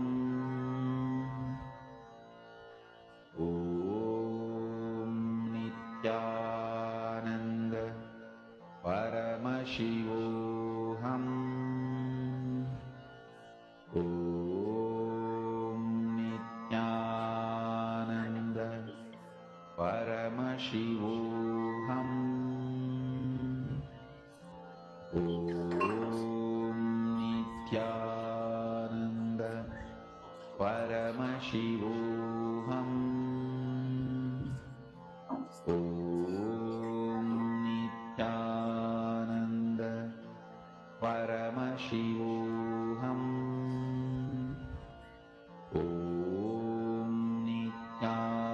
Nithyananda Paramashivoham. Om Nithyananda Paramashivoham.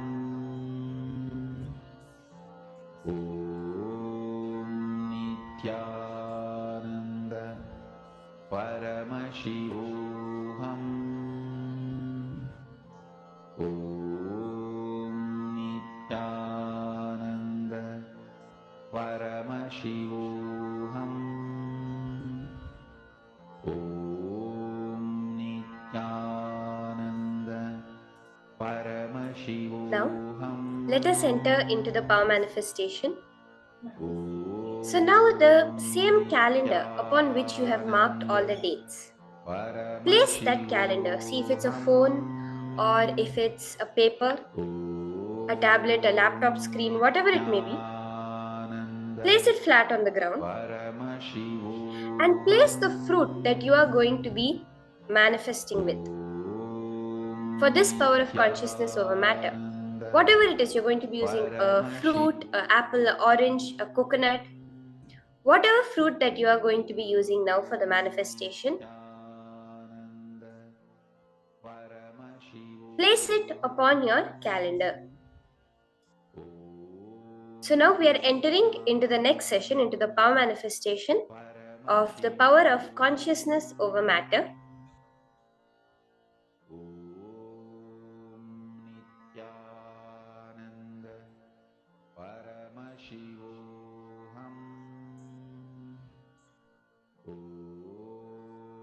Place your coconut on top of your calendar, and as you are putting down for each and every date, month, what you want to manifest, just chant the Mahavakya. When you see the coconut moving over the calendar, that will make your manifestation happen. So let us start now. Chant the Mahavakya. Om Nithyananda Paramashivoham. Sit straight and connect to Swamiji. As you declare, 3D print each reality of yours, you will see the coconut moving to make that as your reality.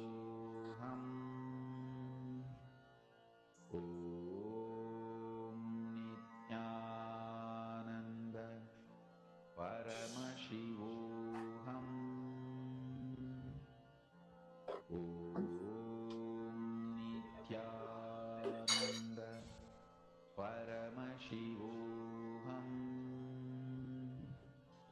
Om Nithyananda Paramashivoham.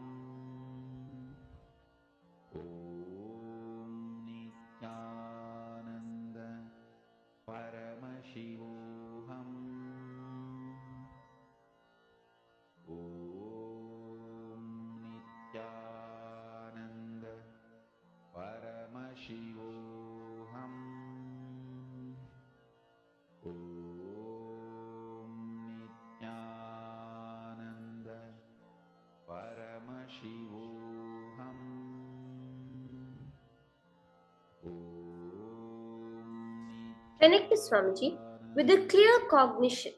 Yes, I can 3D print my reality. Decide for the object, the coconut or the fruit, to start rolling over your calendar.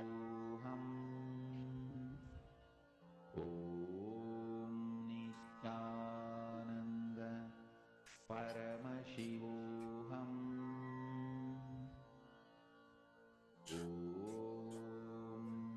Nithyananda. Paramashivoham.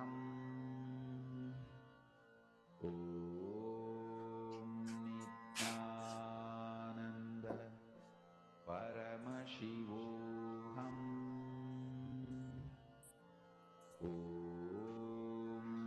Nithyananda. Paramashivoham.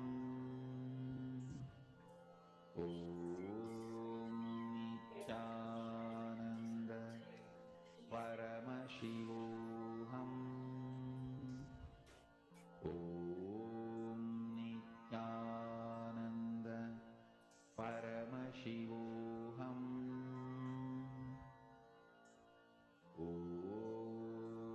Nithyananda. Now, with this space that you have experienced, just declare again to make the manifestation happen.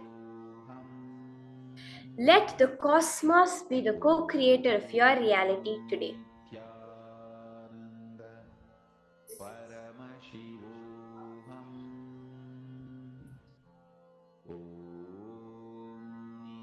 So with that now, we'll be entering into the next session.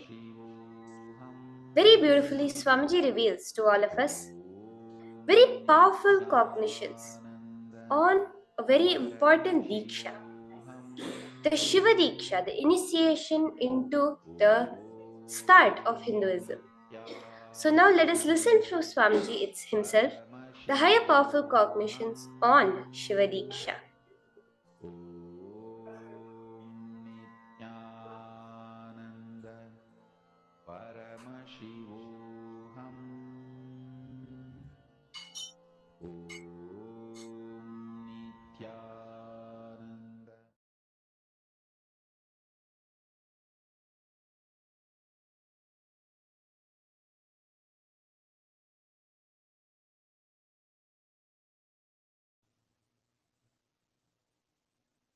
I welcome you all with my love and blessing.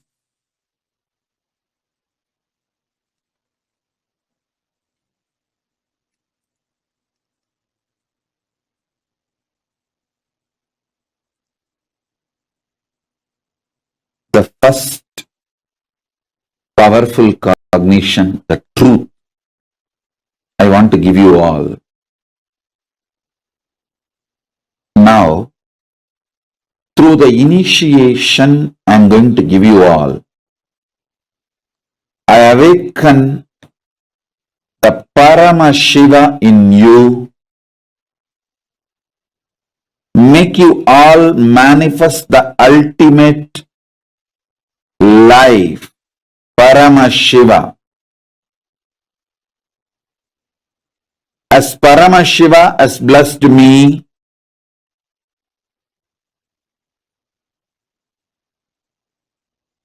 He Himself has manifested in me,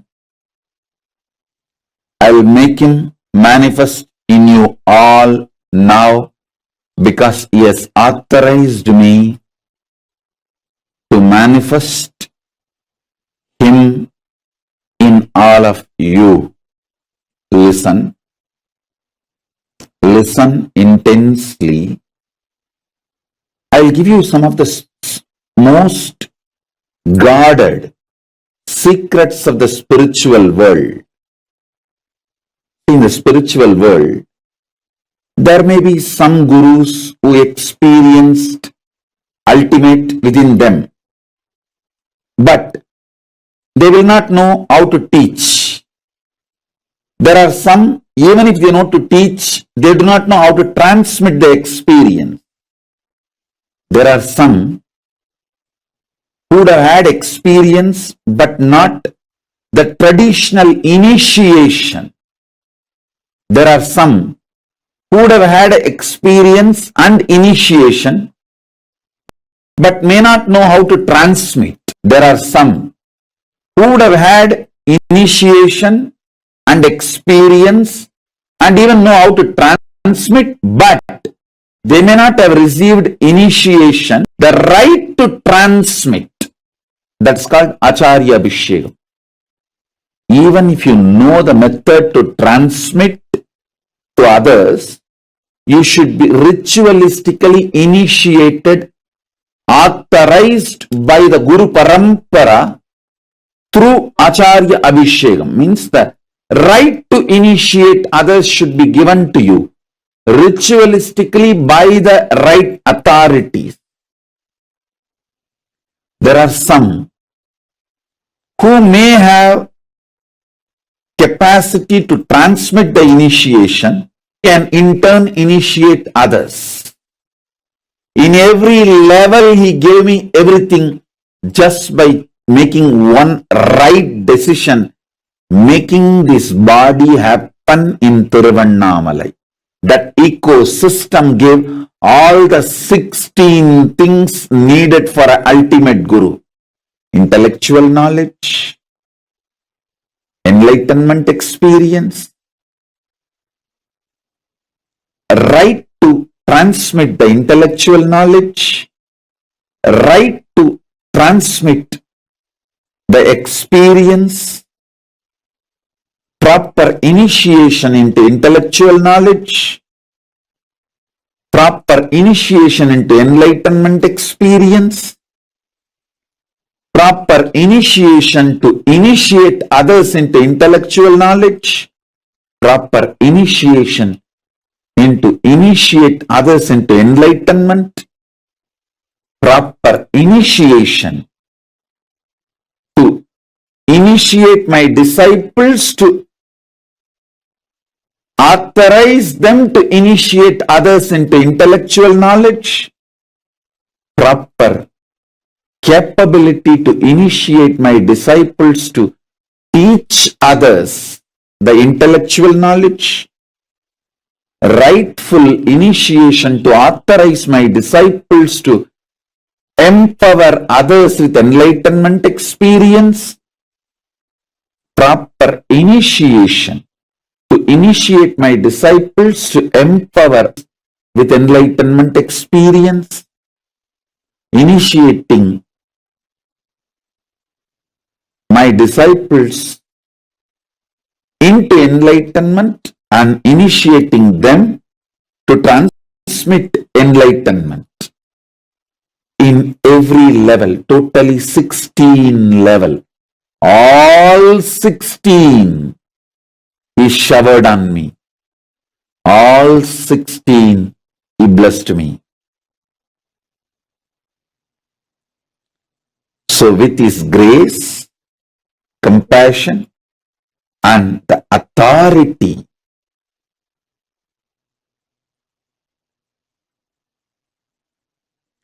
with his grace, with Paramashiva's grace and Paramashiva's compassion and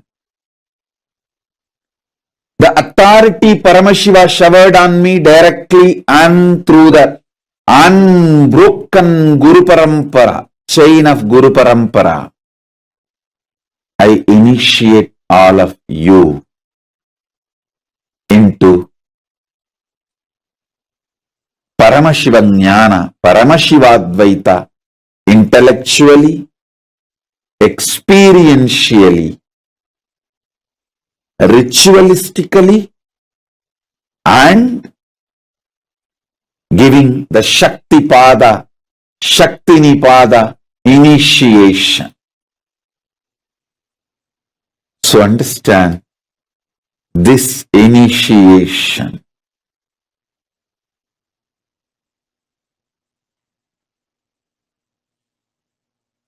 Connects you with Paramashiva directly through a proper for unbroken. Avichinna, unbroken, authentic Guru Parampara. Avichinna Guru Parampara, which is a fundamental requirement along with enlightenment experience. Please understand, just because of enlightenment experience, somebody is not authorized to initiate. Listen once more, once again. You waking up to the truth, your consciousness is what I call conscious awakening. Second statement, decide to be responsible for everything happening outside you and inside you as your life, your reality. Third statement, because you feel you are responsible, do not try to engage with those complications, confusions, delusions. Don't get tempted to engage with them and correct them, alter them, repair them, thinking that you made the mess, you need to repair. No. No. Listen to the secret. The delusion is not trying to engage with you to come to peace. It is trying to engage with you. The moment you engage with them, the delusion won the game.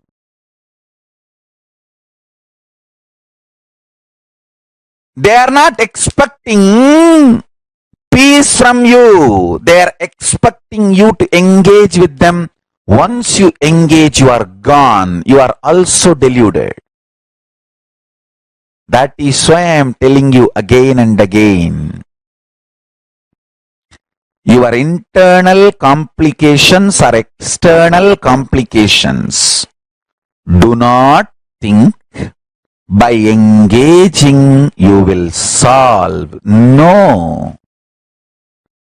Neither create nor maintain or fight or destroy or engage.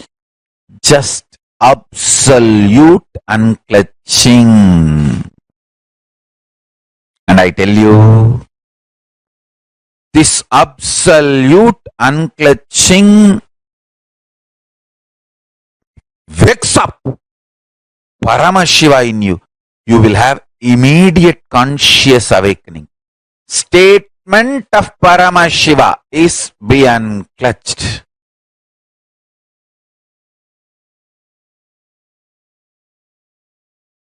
State of Paramashiva is be unclutched. I should say, statement of Paramashiva is be unclutched. State of this truth be unclutched is Paramashiva.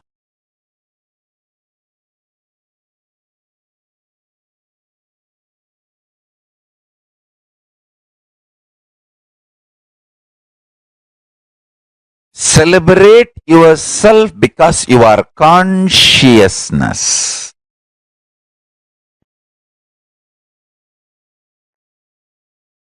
Naturally, the body, mind, delusions, illusions, physiology, psychology, everyone would try to declare their supremacy over you, or even ganged up and try to declare their supremacy over you,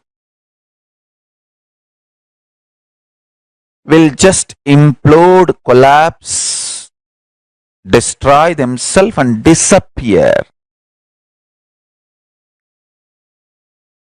Be unclutched.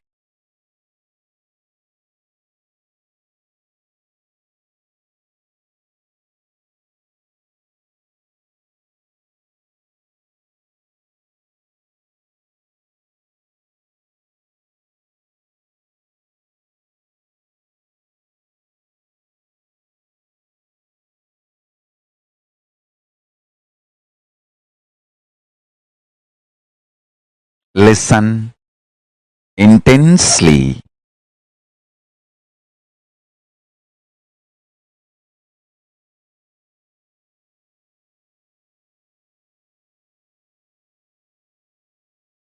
Your consciousness, nothing can destroy you.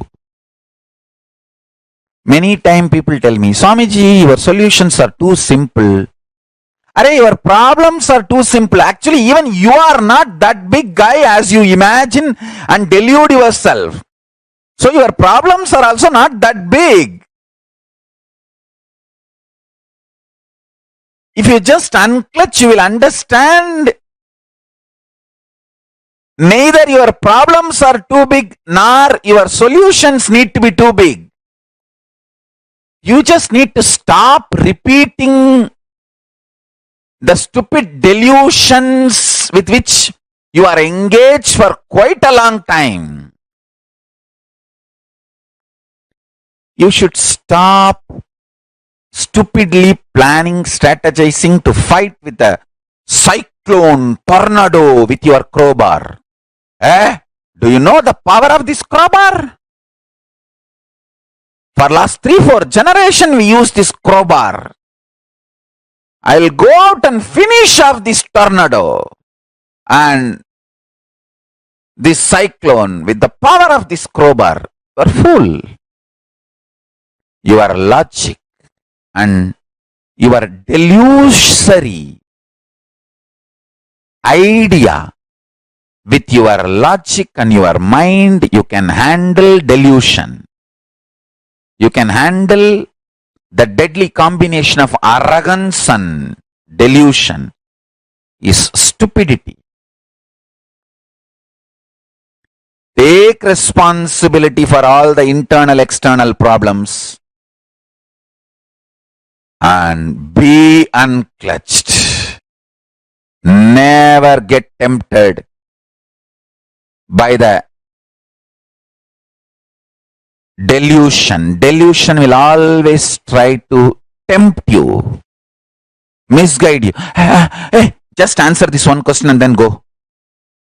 Gone. Don't even peep through peephole to see who is knocking at the door.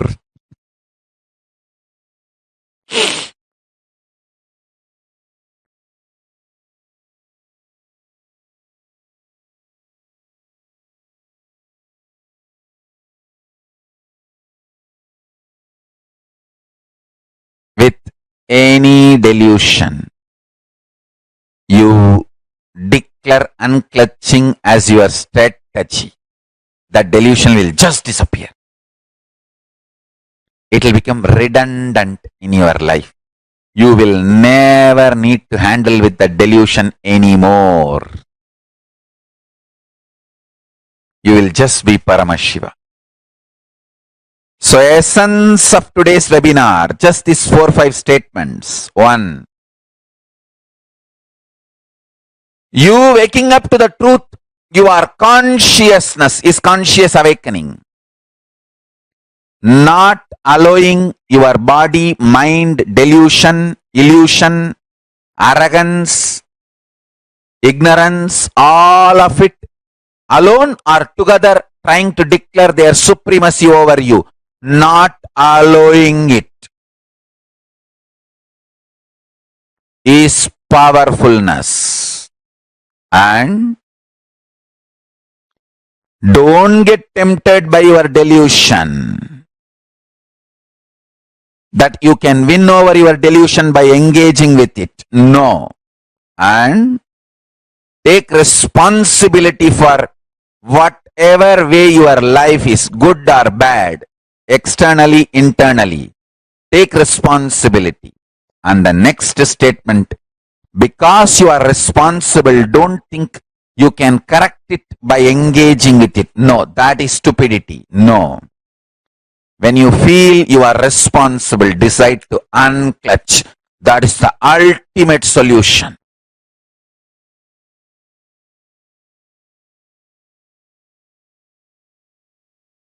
When you declare unclutching,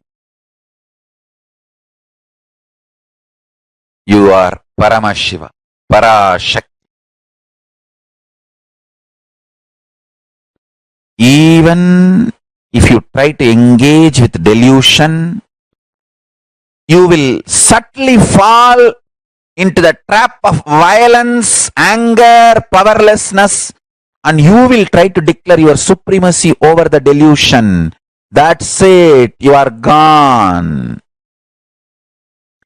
Neither accept somebody declaring their supremacy over you, nor have anger and violence to declare your supremacy over others. No. Be Paramashiva. People who try to declare their supremacy over you will implode, collapse, destroy themselves and die, disappear.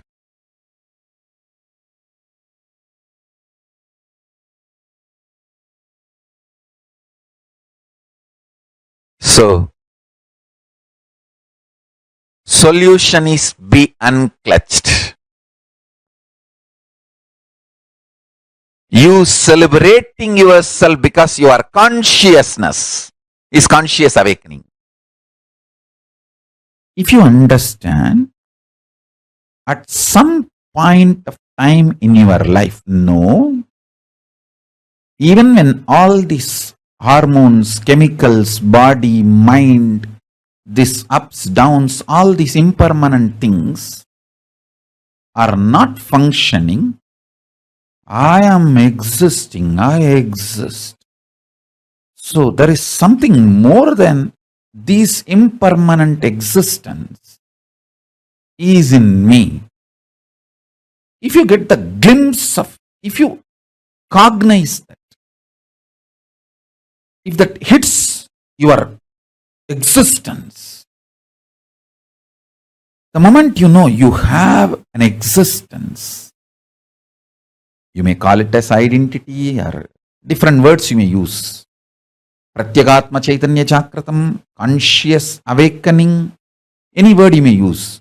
If you start understanding you exist more than these impermanent components, impermanent permutation combination, body mind. If you understand you exist more than this body mind complication, then you know the cosmos also has some Parameshwara, superior conscious existence, more than the permutation combination of impermanent things. More than these impermanent things, impermanent permutation combination, something exists. So if you understand your identity, you will understand the identity of Paramashiva, Parameshwara.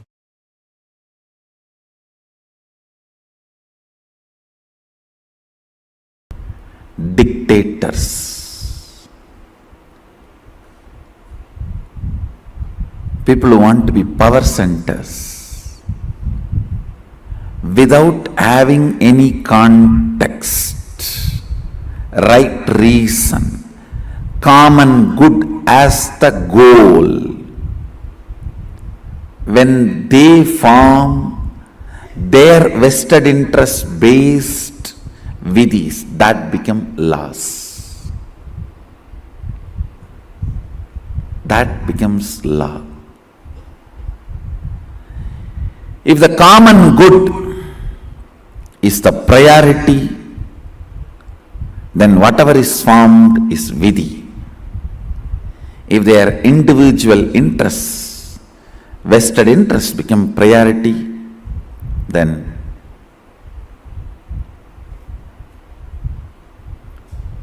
what is formed becomes law. You need to understand this fundamental truth. In all the levels, first person, second person, third person, I and you, and they. whatever you perceive as your life,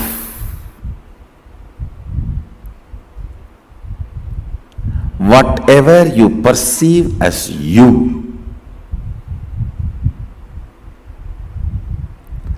that needs to be brought to completion. That is the fundamental lesson of Sanatana Hindu Dharma. The first verse you hear from the source books of Hindu tradition, Purnamata Purnamidam Purnat Purnamudachyate Purnasya Purnamadaya Purnamevavasishyate.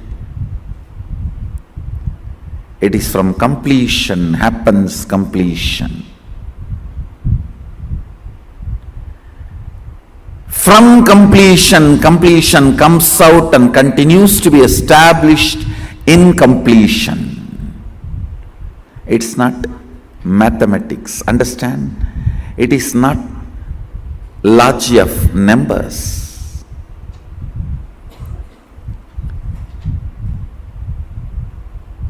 Each field works with a different logic. The logic with which bio works is biology.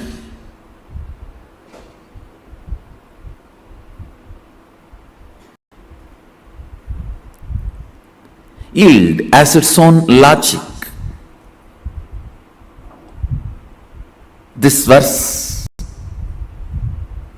is logic of cosmos, logic of existence.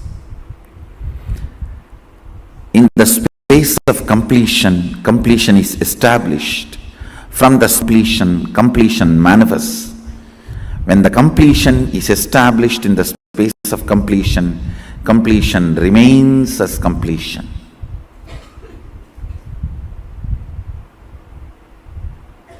Even when the completion feels it has left the completion and it is incomplete, it continues to remain complete.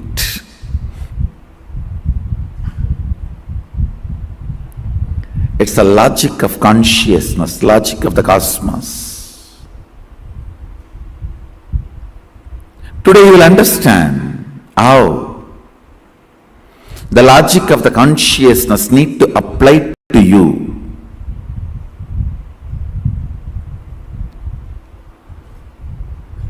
I'll teach you the science of how to apply the logic of the consciousness to understand you. As long as you apply the biology or psychology, you cannot understand you. Understand? You are neither bio nor psycho. So the logic of the bio cannot make you understand what you are. Logic of the psycho cannot make you understand what you are. Logic of the physio cannot make you understand what you are. Logic of the consciousness only can make you understand what you are and bring you to completion. That is the proof you are consciousness. Neither physiology nor psychology or biology.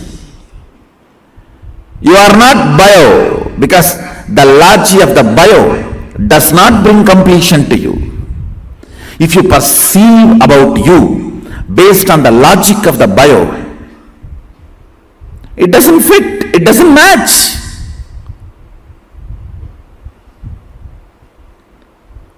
Tons of conflict, contradictions.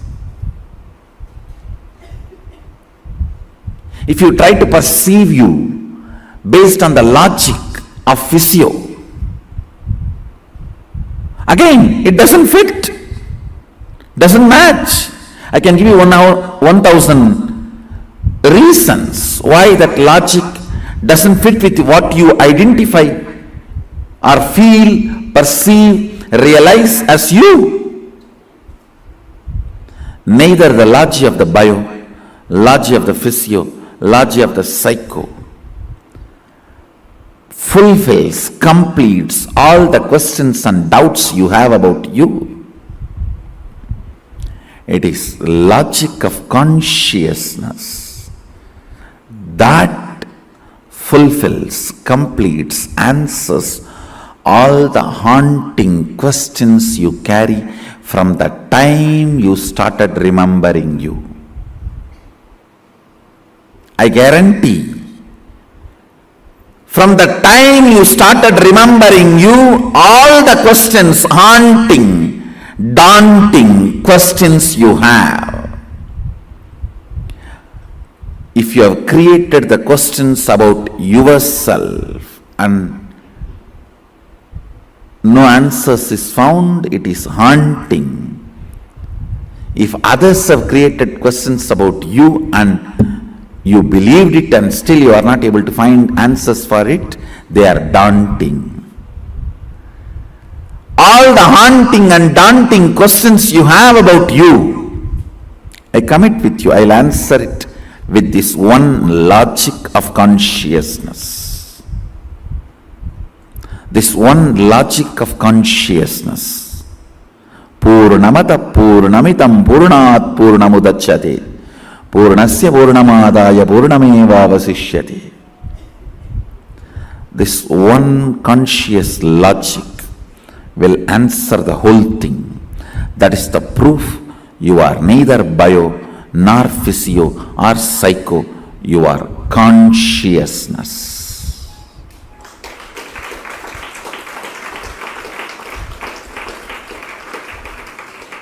So neither biology nor physiology or psychology can introduce you to you and answer all the haunting and daunting questions you carry about you. It is only the logic of consciousness can introduce you to you and bring completion to all the haunting and daunting questions you have about you from the time you started remembering you. That's my first job, bringing completion to you, introducing you to you from the right logic and bringing completion to you. I'll give you the secret given to Bhishma by Ganga. Bhishma is Ichamrityu. How many of you know that? He can choose death when he wants. I'll give you that understanding. Listen. This is the lesson Ganga gave for Bhishma. Exist with what you think as purpose. Listen carefully. Exist with what you think as your purpose. Work only for purifying your cognitions about purpose, not bother about whether you have time to fulfill your purpose or not. Listen carefully. I am not giving you a teaching, I am giving you an understanding.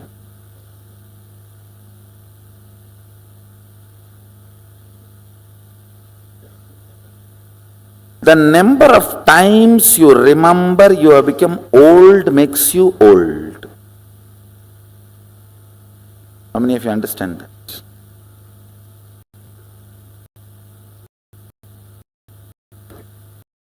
Number of times you remember you don't have time makes you don't have time, not to have time. If you are getting what I am saying.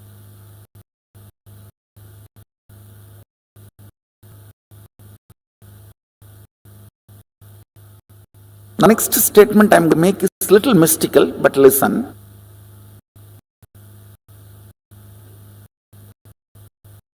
If you die as a billionaire, When you assume the next body, you will be born in a billionaire family and whatever you left with you.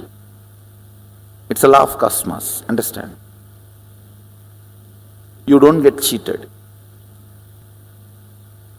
Listen carefully. After lives, you are a continuous rhythm. It's a little mystical, but I will establish experientially for you in the next few power manifestation, full cognition manifestation.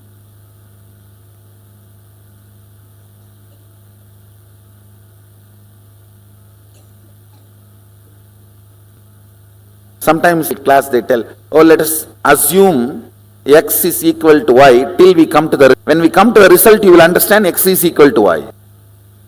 Like that, let's assume this proposal. Our life is a rhythm.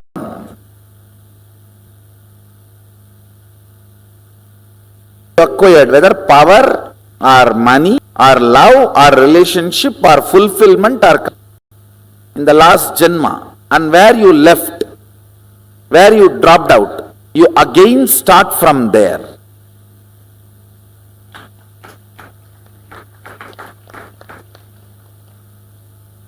It's a proposal now. It's not an experience for all of you. It's a proposal. I'm going to give you a few more understandings, then once it sinks,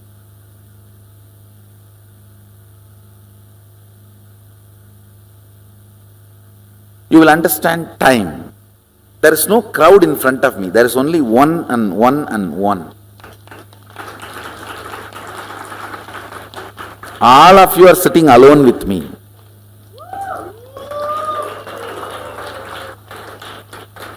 Because the profound truths I am talking, I am touching the core of you. I am addressing your individual cognitions. That is why even if the other persons are sitting, you are having a separate relationship. This is the secret of this whole Gurukul science. First, don't destroy a child by pushing information into his head. No. Then the child will be depressed, traumatized. Then putting it in that sedation, psychiatric drugs and destroying life. That is not Hindu way of education. Listen. Hindu way of education is empower the child with the best body, where he masters himself, his hormones and chemicals. Empower the child with the best mind, where he masters his ups and downs. Empower the child with the best conscious awakening, where he knows he is beyond body and mind. He is power who plays with body and mind. He can just play with his existence. When a child is consciously empowered, he can play in vertical time zones. Understand, life is all about the intensity of the consciousness. Neither life is all about the wealth you acquired, comforts you have, social political powers you have, nor it is about the intensity of the experiences you have. No.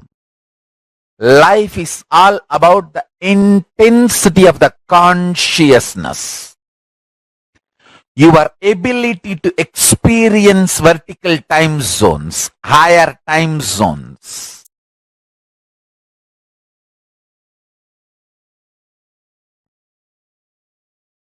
I tell you, simple secret.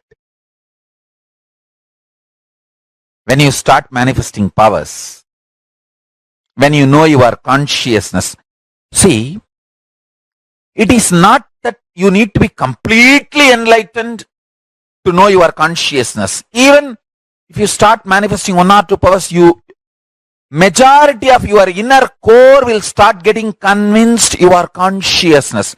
You are little more than the body and mind. That is enough. You just know the whole life is in front of you. Means there's no time. Understand, I tell you. The anti-Hindus are so agitated because they are driven by the ignorance and delusion. Time is limited. Understand?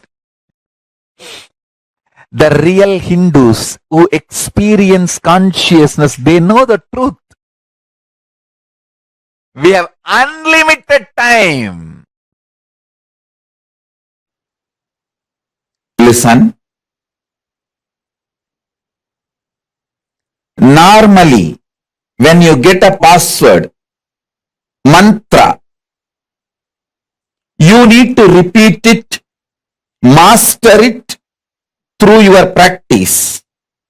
But if you receive the same mantra from an incarnation, he has already mastered it.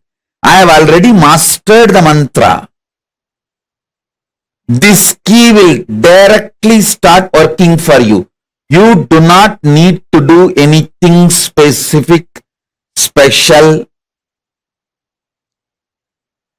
For example, normally, if you receive a mantra with a 5 syllable, you have to do akshara laksha, means 5 lakh times you need to chant that mantra to achieve the mastery over the mantra. It's called akshara laksha. Each syllable 1 lakh time, 100,000 time. If you get 8 syllable mantra, 8 lakh times you have to repeat it. But with me, I have already mastered this. So to all of you, I am giving this key. You can directly start applying it, using it. You do not need to practice anything. You may ask, why? Why, Swamiji, how we are so special? I can give you whatever I brought from Kailasa to all of you. That is why I tell you, this mantras which I am giving now will work for you without any of your efforts. Without any of your efforts, you don't need to put any effort. Nothing is needed from your side. So many people come and tell me. I get hundreds of messages. I should say even thousands sometimes.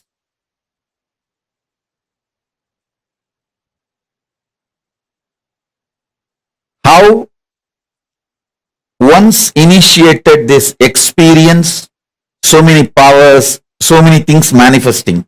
Listen. With other gurus, after initiation, when you start practicing, you are tested.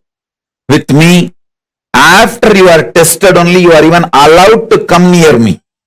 If you just Google Nithyananda, all the video comes up other than my satsang. Is a test for you. You have to cross all that huge distractions. And crossing all of that, if you reach me and finally choose me, then the whole treasure I have brought from Kailasa is for you.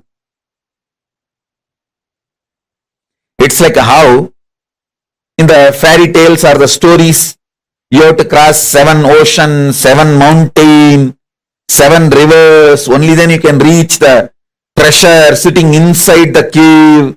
Same way only.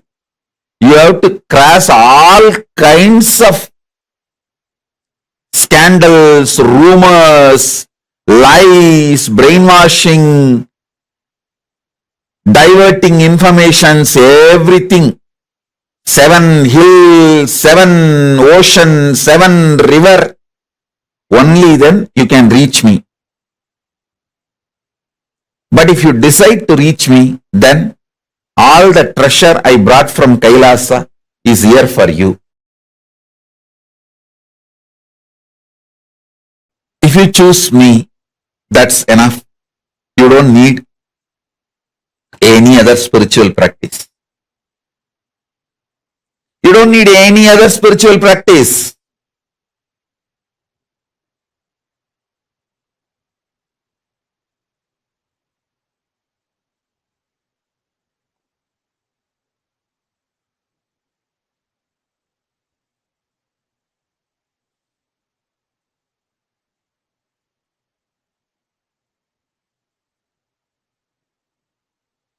I'm going to give you mantra now. Listen.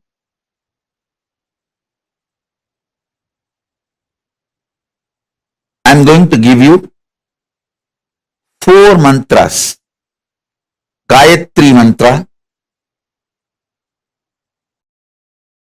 then Shiva Diksha, Shiva mantra.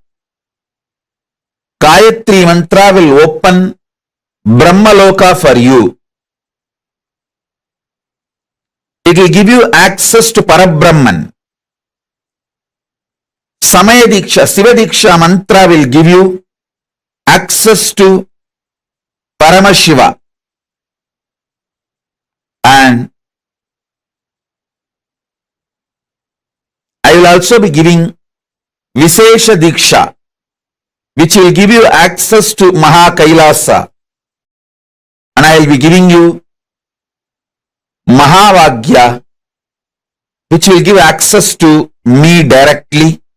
It means which will give access to all gods and all the lokas.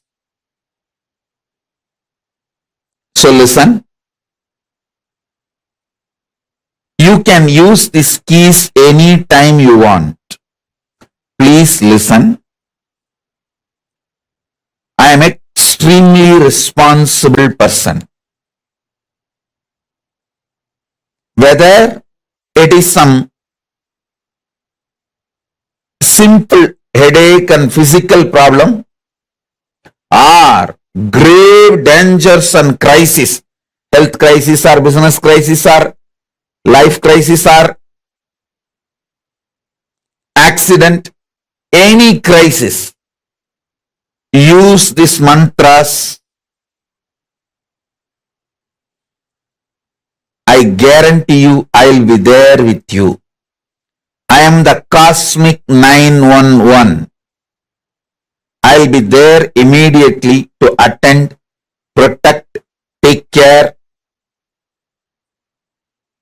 do everything you need. Do not worry. I'll shower you with me. I'll fill you with me.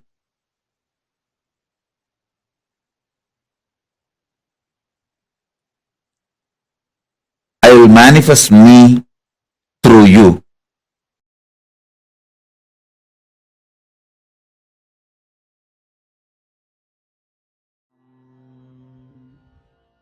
Om Nithyananda Paramashivoham. Om Nithyananda Paramashivoham.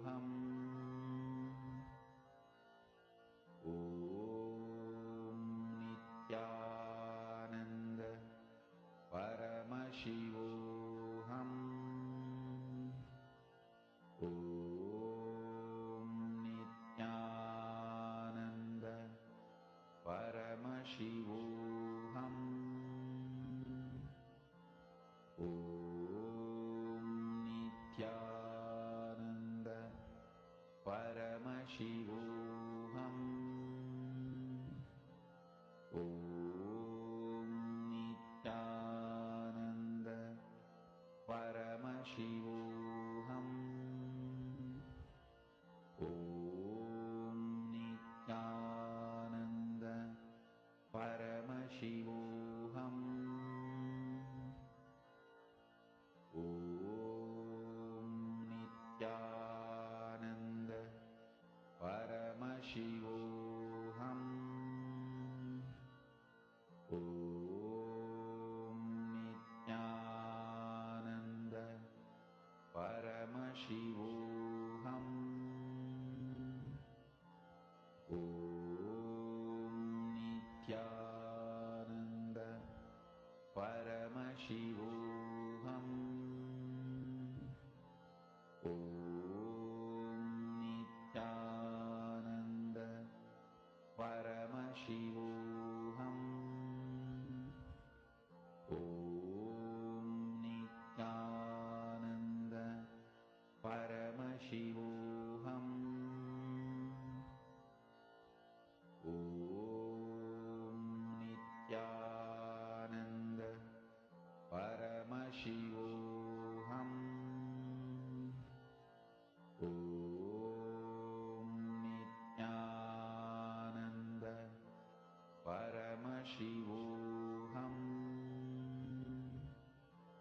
Om Nithyananda Paramashivoham. Om Nithyananda Paramashivoham. Om Nithyananda Paramashivoham. Om Nithyananda Paramashivoham. Om Nithyananda Paramashivoham. Yes, that was an amazing revelation. Swamiji spoke on the science of initiation. As throughout the whole day, all of us were seeing different aspects in our life where we are consciously not manifesting the reality which we want to manifest. Where instead of looking into ourselves for why the reality is not manifesting, we blame others for not manifesting in our life. Yes, I can see many of the viewers who's watching us live right now. Nityanam to all of you. Nityanam, Ma Elizabeth, Nityanam, Ravi Ayya, Nityanam, Vedatmaya. Nityanam to all viewers. Yes. So now, let us understand what does Swamiji mean by Samadhi. Samadhi means Sama plus Adi. One with the source. Sam means one. Adi means source. Samadhi means being one with the source. And Bhava. What does Bhava mean? Bhava means attitude, an aspect. So therefore, Bhava Samadhi means being one with the source through this aspect. Through this aspect meaning, through Surya Bhava, through Venkateshwara Bhava, through Krishna Bhava, most recently to the Bhava, to the 64 manifestation of Paramashiva. Through these Bhavas, Swamiji is connecting to the source. So the aspect Bhava you choose, through that Bhava, being one with the source, Samadhi is Bhava Samadhi. And knowing this aspect, Bhava, is the ultimate, which is the Adi, and being in oneness is Sama. That is what is Bhava Samadhi. So, this Bhava Samadhi has two types of meaning. And that means the two types of aspects which you can connect to the source. One form is the Archavatara. Archavatara means deity. The reflect the consciousness and manifestation of the superconscious energy. But human beings are not mature enough to receive the higher level experience from the Archavatar directly. Archavatar is nothing but deities. In temples, always visit the deities, always visit the temples. But are we able to relate to the deity which is sitting there in the temple? Most of the times we just pray, okay, a deity is standing there, a deity of Krishna, a deity of Venkateshwara, a deity of Vishnu is there, we pray to it. But we have never actually connected with it because our human beings, we are not mature enough. We do not have the understanding that we can actually receive this superconscious energy from deities directly. So, to bridge this gap, the avatar manifests, the Sachilamurti manifests, meaning the physical embodied form comes down to bridge the gap and create experience of the superconscious energy in all of us. So, the superconscious energy, which is there in the deity, takes a form of flesh and bones, which all of us can relate to. Well, all the human beings, all of us were in the frequency. If they're in the same, if they carry the same flesh and bones as us, we are able to connect with them. So, to mature, to understand give the experience to all of us and raise us to a higher level. That is the responsibility of an avatar, where he bridges the gap between us and the deity, the superconscious energy. Now, when we have the Bhava Samaj darshan of the Nijavatar, the avatar whom we are relating to, manifesting beings of various dimensions of Paramashiva, the auspicious components and powerfulness of those dimensions of Paramashiva are awakened in this. During the Bhava Samadhi darshan, our neurons mirror that of the avatar's neurons. Understand one thing. When we are experiencing the Bhava Samadhi darshan, for example, if you are witnessing the Bhava Samadhi darshan of Swamiji, the form of Kalabhairava, you naturally radiate the qualities, the powerfulness, the powerful dimension, the components of Bhagavan Kalabhairava. If you see Swamiji, if you connect to Swamiji in the form of Surya, you naturally radiate his qualities, his powerful dimensions, which will get awakened in this, the Surya dimension. So, in each of the Bhava Samadhi darshan which Swamiji is manifesting for all of us, they radiate a unique quality. Each has a unique dimension. And when we connect to it, when we witness it, we naturally experience and get that same quality in all of us. So, as I said earlier, during the Bhava Samadhi darshan, our neurons mirror the neurons which is there in Swamiji's brain. Meaning, the brain neuron mirrors and activate, process all the observed moments or information of the avatar just by seeing and without the physical act of imitation. Meaning, without me needing to have physical contact with you, your neurons reflect the neurons which is there in my brain. Just through seeing alone. When you see the avatar, your brain reflects the neurons of Swamiji. And naturally, what happens when we reflect the neurons of Swamiji, the best qualities in the life manifest. We manifest the best of the best of the best for ourselves. That is, our entire body silently and without movement recreates what is happening. Distance is far away, experiencing the superconscious energy which is radiated by the avatar. So understand, the science of Bhava Samadhi darshan is not just limited to a small distance, it is vast.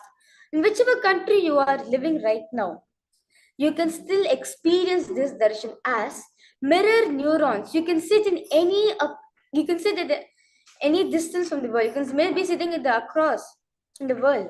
but you'll be still be able to reflect that of the avatar just by seeing alone, which is radiated, the superconscious energy, which is radiated by Swamiji, you will be experiencing, you will be radiating it. Bhava Samadhi Darshan is not an event in space and time.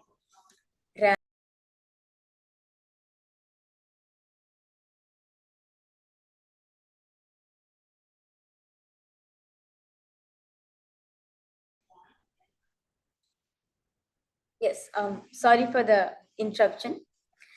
So, now this Bhava Samadhi Darshan is not an event in space and time. Rather, darshan happens at the moment when we are lifted out of the space and time. So, the Bhava Samadhi darshan, which all of us are experiencing, it's not limited, it's not bound by time and space, which all of us are bound to. When we are witnessing the Bhava Samadhi darshan, we are lifted, we go beyond the dimensions of space and time. That is why most of the devotees, most of us who experience the Bhava Samadhi darshan, even though the darshan go long, even if it's a long darshan Swamiji gives, we may not feel that it's been a long time. We just feel that it's just less time for me to spend time with Swamiji. Why? Because Bhava Samadhi darshan is not bounded by either time or space. These two dimensions which we are bound to, the science of Bhava Samadhi, the Bhava Samadhi darshan, and avatar and incarnation is not bound with it. The science of Bhava Samadhi darshan knows no distance. A phenomenon modern science is just discovering and terms as quantum tunneling. Meaning, this science of Bhava Samadhi darshan is not bound to any of distances. It has no, it does not have any distances. Well, this study, this is proven in the modern science through, which is they're discovering and they have termed it as the quantum tunneling.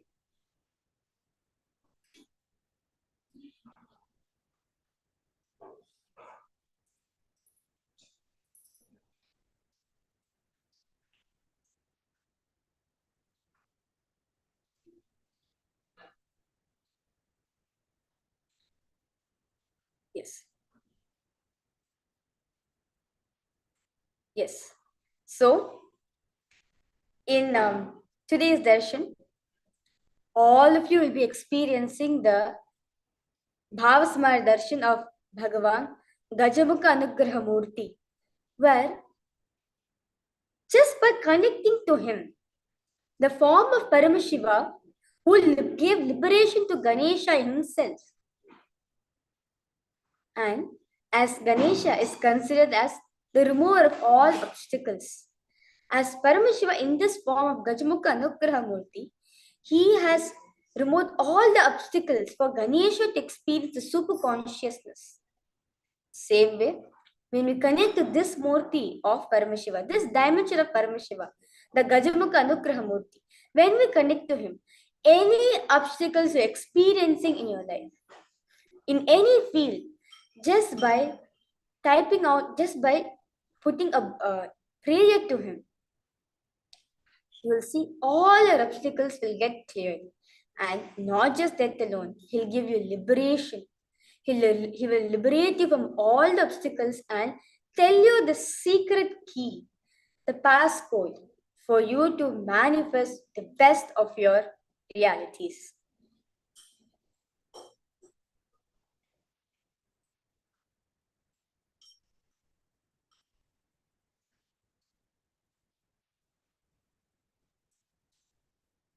Now,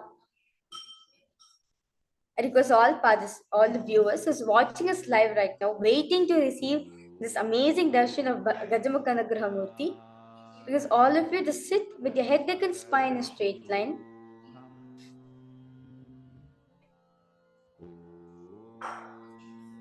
Nithyananda Paramashivoham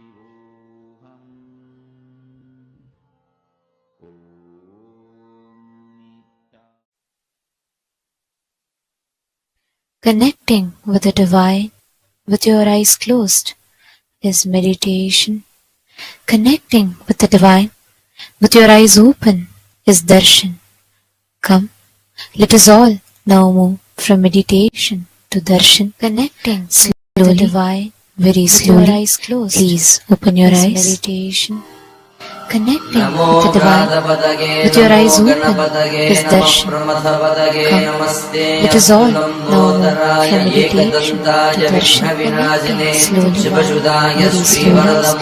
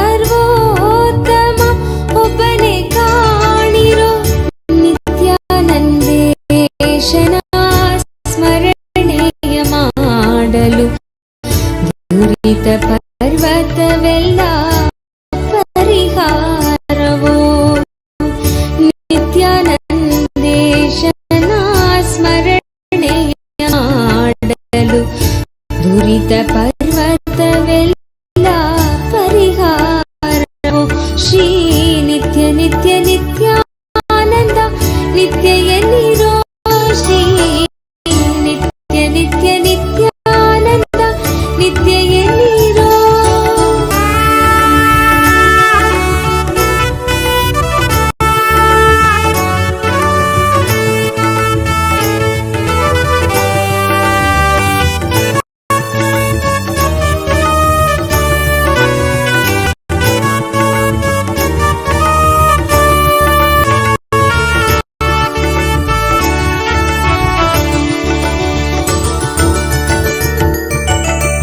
Adishakti ಸ್ವರೂಪ ಆನಂದೇಶ್ವರಿಯಾಗಿ ಬಂದು ಆರದಡಿ ನೆಲೆಸಿಹಳು.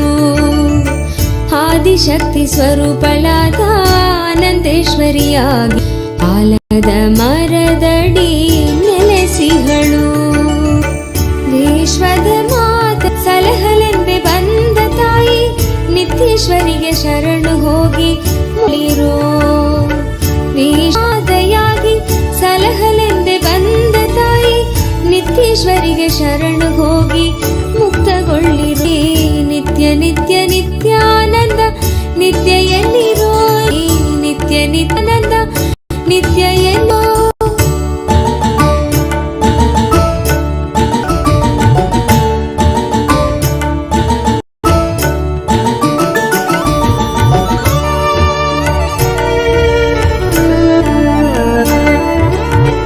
ಆದಿಶಕ್ತಿ ಸ್ವರೂಪಳಾದ ಆನಂದೇಶ್ವರಿಯಾಗಿ ಬಂದು ಆಲದ ಮರದಡಿ ನೆಲೆಸಿಹಳು.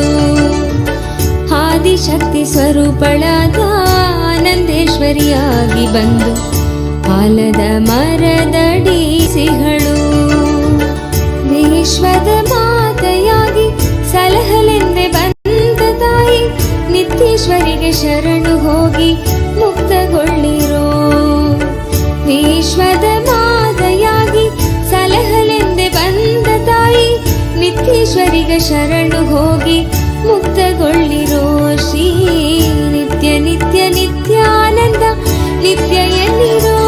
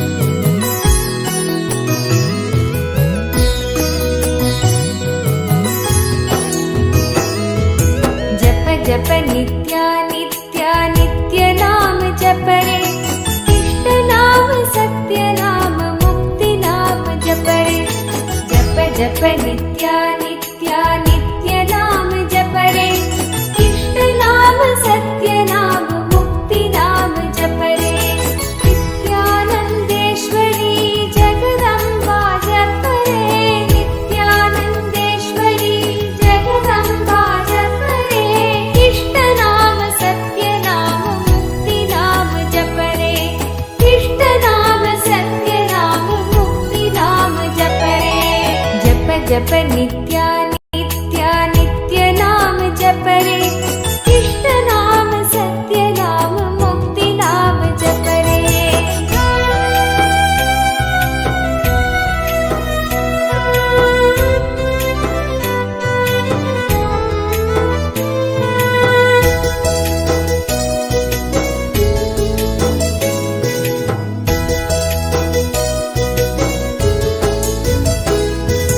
सद्गुरु जगद्गुरु नित्यानंद जप रे सद्गुरु जगद्गुरु नित्यानंद जप रे इष्ट नाम सत्य नाम मुक्ति नाम जप रे इष्ट नाम सत्य नाम मुक्ति नाम जप रे जप जप नित्या नित्या नित्य नाम जप रे इष्ट नाम सत्य नाम मुक्ति नाम जप रे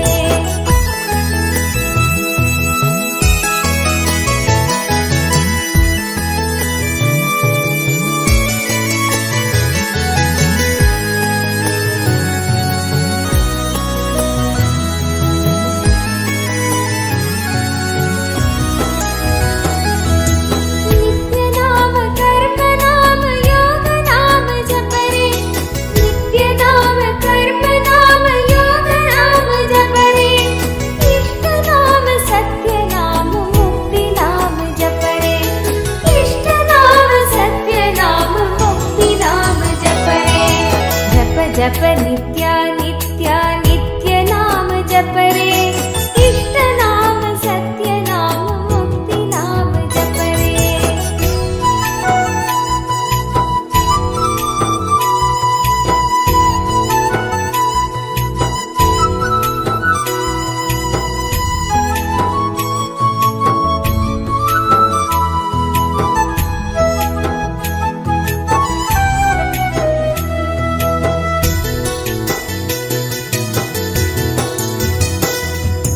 नित्य नाम भक्ति नाम ज्ञान नाम जप रे नित्य नाम भक्ति नाम ज्ञान नाम जप रे इष्ट नाम सत्य नाम मुक्ति नाम जप रे इष्ट नाम सत्य नाम मुक्ति नाम जप रे जप जप नित्या नित्या नित्य नाम जप रे इष्ट नाम सत्य नाम मुक्ति नाम जप रे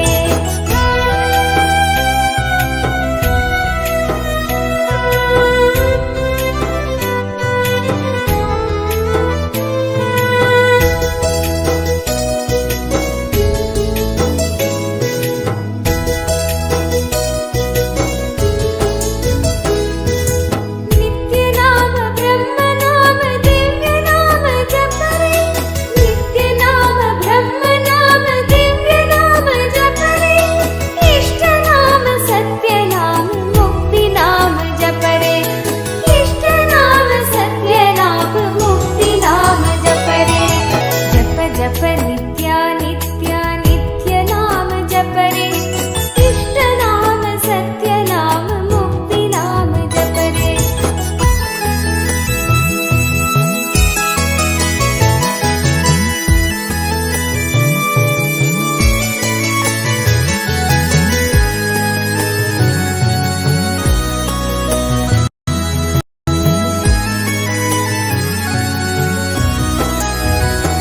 नित्य नाम ध्यान नाम आनंद नाम जप रे नित्य नाम ध्यान नाम आनंद नाम जप रे इष्ट नाम सत्य नाम मुक्ति जप रे इष्ट सत्य नाम मुक्ति नाम जप जप जप नित्या नित्या नित्य नाम इष्ट नाम सत्य नाम मुक्ति नाम जप रे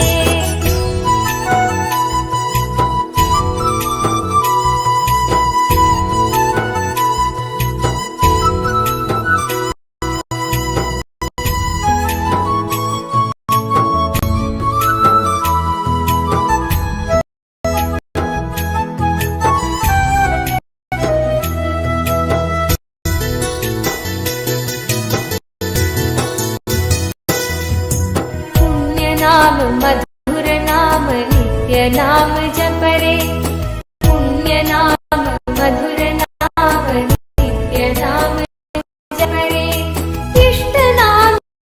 सत्यनाम मुक्तिनाम जप रे इष्टनाम सत्यनाम मुक्तिनाम जप जप नित्य नित्य नाम जप इष्टनाम सत्यनाम मम जप रे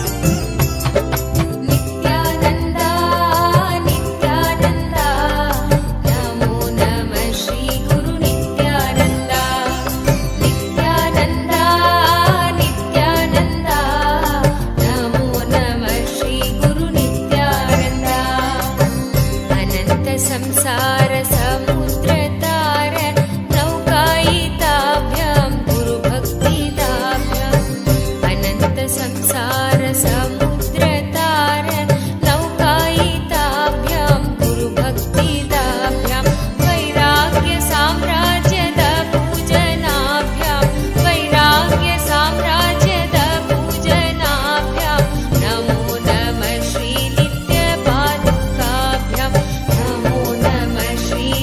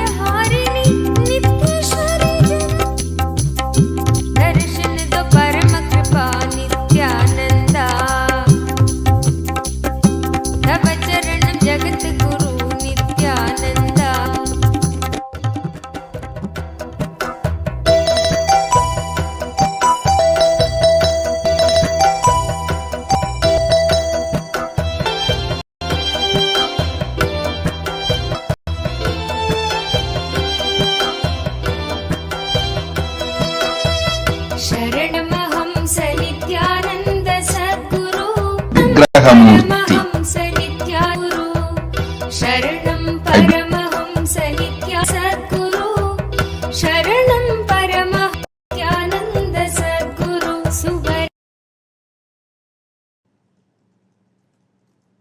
In this darshan, Paramashivoham level 1 participants are blessed with Shravana Diksha, Siva Diksha, Gayatri Diksha, Shiva Moola Mantra, Mahavagya Diksha.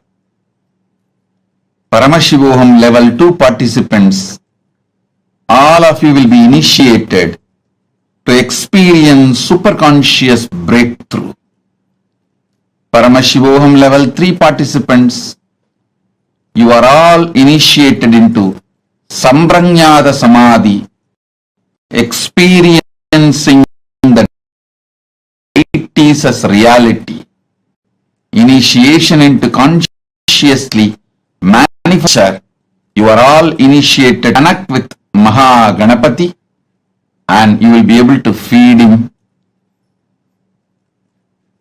He accepts your prayers, your offerings, your devotion.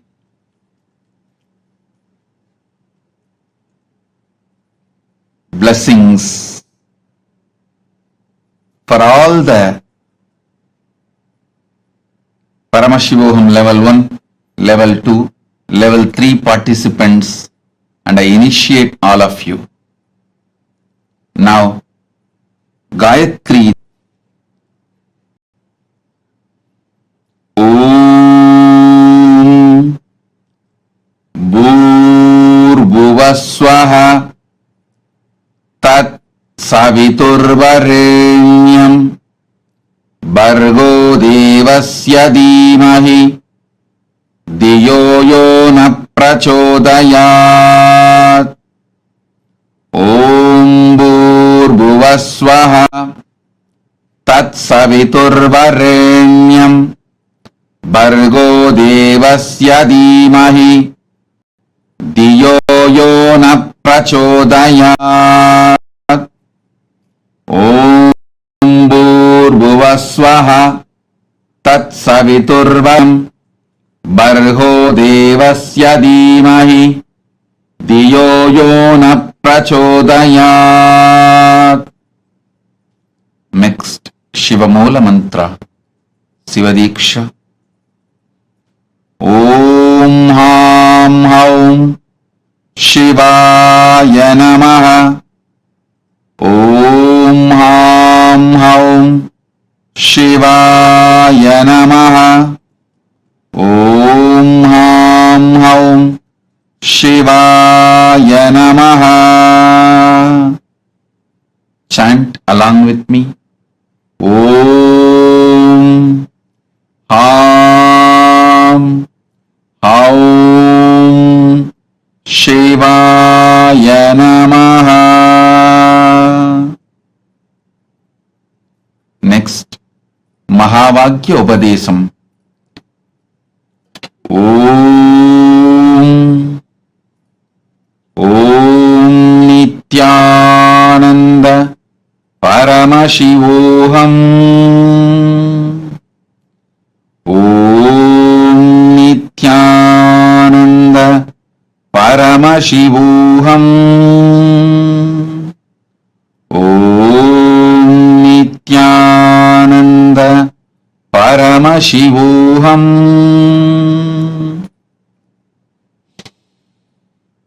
Om, Om, Om.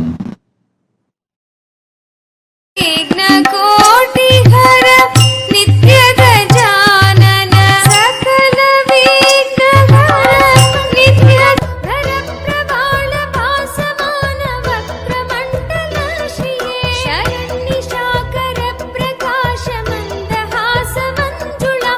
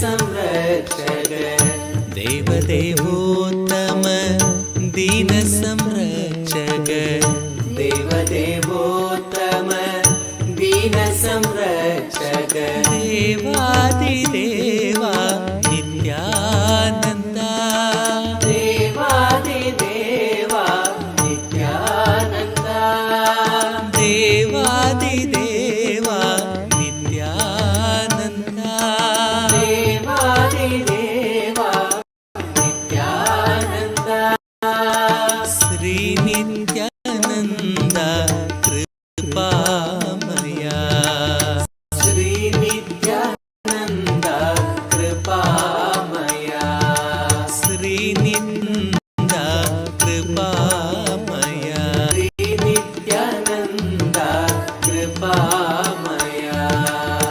पतितोदारा पविदूरा पतितोदारा पापविदूरा पतितोदारा पापविदूरा पतितोदारा पापविदूरा नित्यपुरीशा Nityananda नित्यपुरीशा Nityananda नित्यपुरीशा Nityananda नित्यपुरीशा Nityananda भस्मोद्भवकर भवभयनाशन भस्मोद्भवकर भवभयनाशन भस्मोद्भवकर भवभयनाशन भस्मोद्भवकर भवभयनाशन Shri Nityananda कृपामया Shri Nityananda कृपामया Shri Nityananda कृपामया Shri Nityananda कृपामया Shri Nityananda कृपामया Shri Nityananda कृपामया देवदेवोत्तम दीन संरक्षक देवदेवोत्तम दीन संरक्षक देवदेवोत्तम दीन संरक्षक देवोत्तम दीन संरक्षक देवदेवोत्तम दीन संरक्षक देवादिदेवा नित्यानन्दा देवादिदेवा नित्यानन्दा देवादिदेवा नित्यानन्दा देवादिदेवा नित्यानन्दा श्री नित्यानन्दा कृपामया श्री नित्यानन्दा कृपामया श्री नित्यानन्दा कृपामया श्री नित्यानन्दा कृपामया पतितोदारा पापविदूरा पतितोदारा पापविदूरा पतितोदारा पापविदूरा पतितोदारा पापविदूरा नित्यपुरीशा नित्यानन्दा नित्यपुरीशा नित्यानन्दा नित्यपुरीशा नित्यानन्दा नित्यपुरीशा नित्यानन्दा भस्मोद्भवकर भवभयनाशन भस्मोद्भवकर भवभयनाशन भस्मोद्भवकर भवभयनाशन भस्मोद्भवकर भवभयनाशन श्री नित्यानन्दा कृपामया श्री नित्यानन्दा कृपामया श्री नित्यानन्दा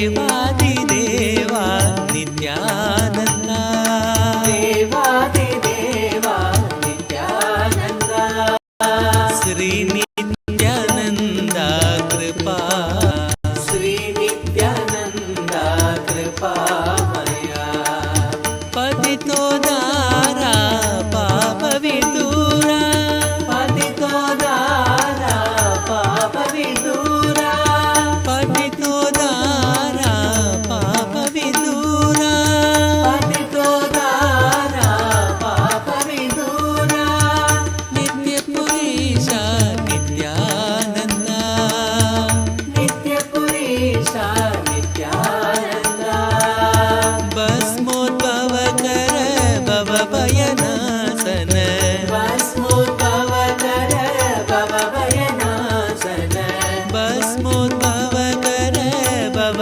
భయనాశన భస్మోద్భవ కర భవ భయనాశన శ్రీ నిత్యానంద కృపామయ శ్రీ నిత్యానంద కృపామయ శ్రీ నిత్యానంద కృపామయ శ్రీ నిత్యానంద కృపామయ శ్రీ నిత్యానంద కృపామయ శ్రీ నిత్యానంద కృపామయ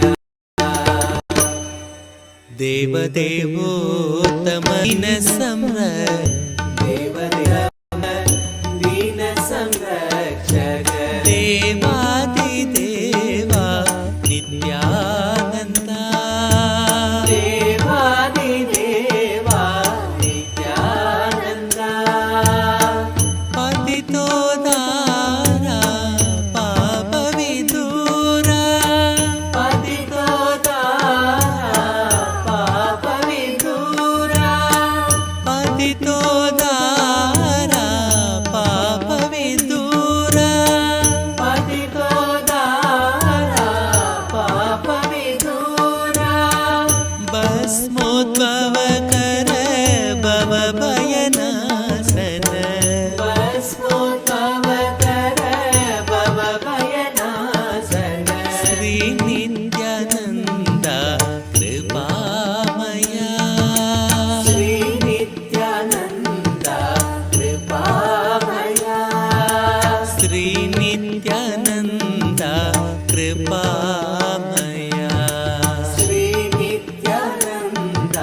కృపామయ దేవదేవోత్తమ దీన సంరక్షక దేవదేవోత్తమ దీన సంరక్షక దేవాదిదేవా నిత్యానంద దేవాదిదేవా నిత్యానంద శ్రీ నిత్యానంద కృపామయ శ్రీ నిత్యానంద కృపామయ పతితో దారా పాప విదూరా పతితో దారా పాప విదూరా నిత్య పురీష నిత్యానంద నిత్య పురీష నిత్యానంద భస్మోద్భవ కర భవ భయనాశన భవ కర భవ భయనాశన శ్రీ నిత్యానంద కృపామయ శ్రీ నిత్యానంద కృపామయ శ్రీ నిత్యానంద కృపామయ శ్రీ నిత్యానంద కృపామయ శ్రీ నిత్యానంద కృపామయ శ్రీ నిత్యానంద కృపామయ నిత్యానంద హరే నిత్యానంద నిత్యానంద హరే నిత్యానంద నిత్యానంద హరే నిత్యానంద నిత్యానంద హరే నిత్యానంద నిత్యానంద హరే నిత్యానంద నిత్యానంద హరే నిత్యానంద నిత్యానంద హరే నిత్యానంద నిత్యానంద హరే నిత్యానంద నిత్యానంద హరే నిత్యానంద నిత్యానంద హరే నిత్యానంద నిత్యానంద హరే నిత్యానంద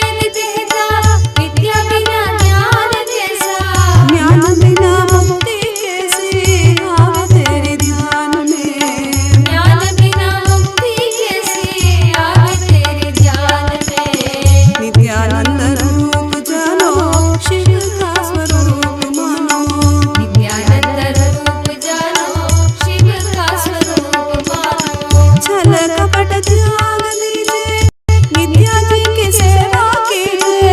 छल कपट त्याग दीजिए, नित्या जी की सेवा कीजिए। नित्या जी की चरण लीजिए, खेलिए मैदान में। नित्या जी की चरण लीजिए, खेलिए मैदान में। नित्यानंद रूप जानो, शिव का स्वरूप मानो। नित्यानंद रूप जानो, शिव का स्वरूप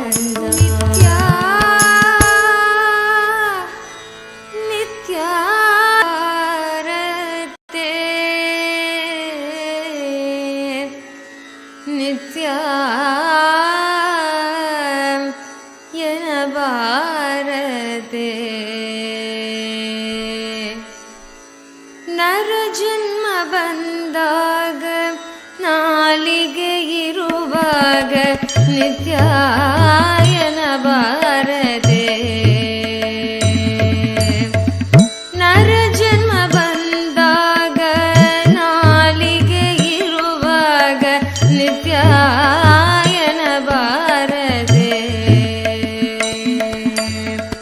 ನರ ಜನ್ಮ ಬಂದಾಗ ನಾಲಿಗೆ ಇರುವಾಗ ನಿತ್ಯಾಯನ ಬಾರದೆ. ನರ ಜನ್ಮ ಬಂದಾಗ ನಾಲಿಗೆ ಇರುವಾಗ ನಿತ್ಯಾಯನ ಬಾರದೆ. ನಿತ್ಯ ಎಂದರೆ ಕಷ್ಟವು ಪರಿಹಾರ. ನಿತ್ಯ ಎಂದರೆ ಕಷ್ಟವು ಪರಿಹಾರ. ನಿತ್ಯ ಎಂದರೆ ಕಷ್ಟವು ಪರಿಹಾರ. ನಿತ್ಯಾಯನ ಬಾರದೆ. ನರ ಜನ್ಮ ಬಂದಾಗ ನಾಲಿಗೆ ಇರುವಾಗ ನಿತ್ಯಾಯನ ಬಾರದೆ. ನರ ಜನ್ಮ ಬಂದಾಗ ನಾಲಿಗೆ ಇರುವಾಗ ನಿತ್ಯಾಯನ ಬಾರದೆ. ನಿತ್ಯ ಎಂದರೆ ಕಷ್ಟವು ಪರಿಹಾರ. ನಿತ್ಯ ಎಂದರೆ ಕಷ್ಟವು ಪರಿಹಾರ. ನಿತ್ಯಾಯನ ಬಾರದೆ. ನಿತ್ಯಾಯನ ಬಾರದೆ. ನರ ಜನ್ಮ ಬಂದಾಗ ನಾಲಿಗೆ ಇರುವಾಗ ನಿತ್ಯಾಯನ ಬಾರದೆ.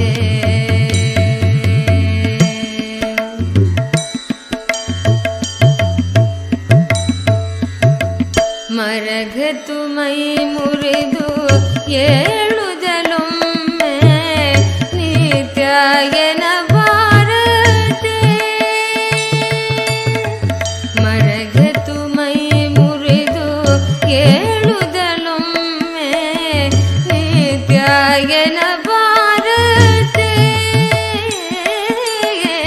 ಮರಗತು ಮೈ ಮುರಿದು ಏಳುದಲೊಮ್ಮೆ ನಿತ್ಯಾಯನ ಬಾರದೆ.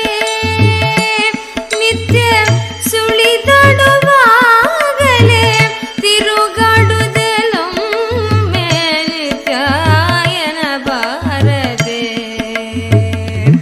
ನಿತ್ಯ ಸುಳಿದಾಡುವಾಗಲೇ ತಿರುಗಾಡುದಲೊಮ್ಮೆ ನಿತ್ಯಾಯನ ಬಾರದೆ. ನರ ಜನ್ಮ ಬಂದ ನಿತ್ಯಾನಂದ ಹೇ ನಿತ್ಯಾನಂದ ಗೌರಿ ಗಣಯ ಗಜಾನನ. ಸುಂದರೇಶ್ವರ ಭಿನ್ನ ಸ್ವರೂಪ ಪರಶಿವಪುತ್ರ ರತ್ನ ಕುಮಾರ ಗುರುಮಣ್ಯ ತುಲ್ಯಾವತಾರ ಶ್ರೀಪಾರ್ವತಿ ಸ್ತನ್ಯಪಾನ ಲಬ್ಧ ದಿವ್ಯ ಜ್ಞಾನ ವಿಶ್ರುತ ಸಕಲ ನಿಗಮಾಗಮ ಸಾರಭೂತ ದ್ರಾವಿಡ ವೇದ ಪ್ರವಕ್ತ್ರೆ ಶ್ರೀಮತ್ ಪರಮಶಿವ ಕರುಣಾ ಸಮಧಿಗತ ಮುಕ್ತಾಮಯ ಚತುರಶ್ರಯಾನ ಗೀಯಮಾನ ಛತ್ರ ಚಾಮರ ಶ್ರೀಚಿಹ್ನ ಕಾಹಲಾದಿ ಸಮಸ್ತ ಬಿರದಾವಲ್ಯಲಂಕೃತ ಜ್ಞಾನ ವಿಜ್ಞಾನ ಚಕ್ರವರ್ತಿ ಸರ್ವಜನ ಸಂಘ ಸದ್ಯೋ ನಿರ್ವಾಣ ದೀಕ್ಷಾ ವ್ಯಯಾಪವರ್ಗ ವರ್ಷ ವಿಶ್ರಾಣ ಜೀಮೂತ ಪರಮತ ಕಲಭ ಕೇಸರಿ ಶೈವ ಸಿದ್ಧಾಂತ ಸ್ಥಾಪನಾಚಾರ್ಯ ಶ್ರೀರಾಜಾಧಿರಾಜ ಪಾಂಡ್ಯ ಮಹಾರಾಜ ಗುರು ಕ್ಷಪಣ ಶಾಕ್ಯಾದಿ ಮಹಾಂಧಕಾರ ನಿವಾರಣ ಜ್ಞಾನ ಭಾನು ವೀಕ್ಷಣಾನರ್ಹಾರ್ಹ ಧ್ವಜೋಚ್ಛೇದನ ಪೂರ್ವಕ ಶ್ರೀಮದ್ವೃಷಭಧ್ವಜ ಸ್ಥಾಪಕ ಶೈವ ಸಮಯ ಕರ್ತೃ सर्वज्ञपीठारूढ श्रीजगद्गुरु श्रीज्ञानसम्बन्धदेशिकस्वामि वागीशसुन्दरमाणिक्यवाचकस्वामिनाम् अवतारभूत श्रीज्ञानसम्बन्धस्वामि पुनरुद्धृत श्यामलापीठ सर्वज्ञपीठ त्रिणवत्युत्तरद्विशततम गुरुमहासन्निधान अरुणगिरियोगीश्वर परम्परागत अरुणाचल सर्वज्ञपीठ गुरुमहासन्निधान कैलास परम्परागत काञ्ची कैलास सर्वज्ञपीठ त्रयस्त्रिंशदुत्तरद्विशततम गुरुमहासन्निधान नित्योत्सव नित्यमङ्गल नित्यकल्याण नित्यरजित कैलास परम्परागत आदिकैलास नित्यानन्दपीठ महासंस्थान महासिंहासनपीठकर्तः साक्षात् श्रीपरमशिव समुद्भूत कैलास परम्परागत वैवस्वतमनु इक्ष्वाकु हरिश्चन्द्र भगीरथ श्रीरामचन्द्र शूरसेन इत्यादि अनवच्छिन्न सार्वभौम चक्रवर्ति परम्परागत चतुष्षष्टि योगिनी मण्डित चतुष्षष्टि सम्प्रदाय प्रवर्तक मनुधर्मशासन सूर्यवंश प्राप्त सर्वज्ञपीठ सुराङ्गि साम्राज्य मूर्धाभिषिक्त चूडामणे साक्षात् श्री परमशिव समुद्भूत कपिल महागुरु पुनरुद्धृत महानिर्वाणिपीठ अष्टोत्तर सहस्र श्री महामण्डलेश्वर साक्षात् श्री परमशिव सिंहासनाभिषिक्त समस्त गणनायक श्री महागणपति समारंभ अनवच्छिन्न पीठाधीश्वर गुरुपरम्परा प्राप्त अटल पीठ अष्टोत्तर सहस्र श्री अटल पीठाधीश्वर धर्म मुक्ति स्वर्गपुर स्वर्ण पीठ त्रंश गुरु महासन्निधान कैलास परम्परागत आदिपीठ सर्वज्ञपीठ जगद्गुरो श्री कैलास पुनरुद्धारक श्री कैलास परमाचार्य श्रीमत् परिव्राजकाचार्य वर्य सच्चिदानन्द प्रणव स्वरूप श्रोत्रिय ब्रह्मनिष्ठ श्रीमज्जगद्गुरु श्रीलश्री भगवच्छ्री नित्यानन्द परमशिव श्री ज्ञानसम्बन्धदेशिक परमाचार्य स्वामिन् अत्रागत्य परिपाल्य च अस्मान् विज्ञानवितरणेन विजयी भव जय जय।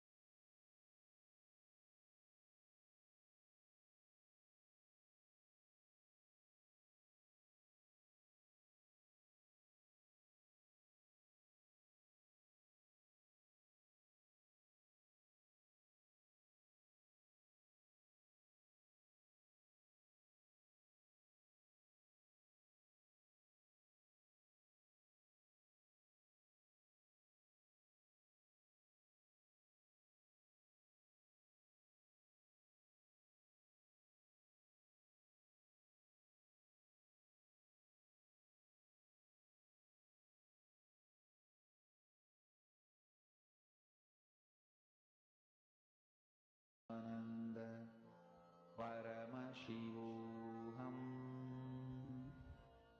Om Nithyananda Paramashivoham.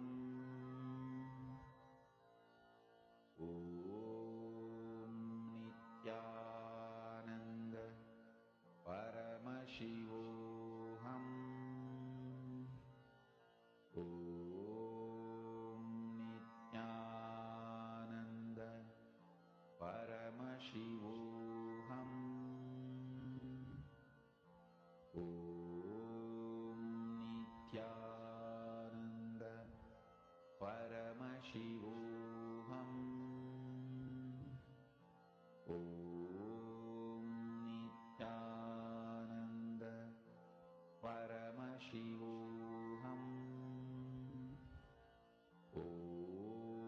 Nithyananda Paramashivoham. Om Nithyananda Paramashivoham. Om Nithyananda Paramashivoham. Om Nithyananda Paramashivoham. Om Nithyananda Paramashivoham. Om Nithyananda Paramashivoham. Om Nithyananda Paramashivoham. Om Nithyananda Paramashivoham. Om Nithyananda Paramashivoham. Om Nithyananda Paramashivoham. Om Nithyananda Paramashivoham. Om Nithyananda Paramashivoham. Om Nithyananda Paramashivoham. Om Nithyananda Paramashivoham. Om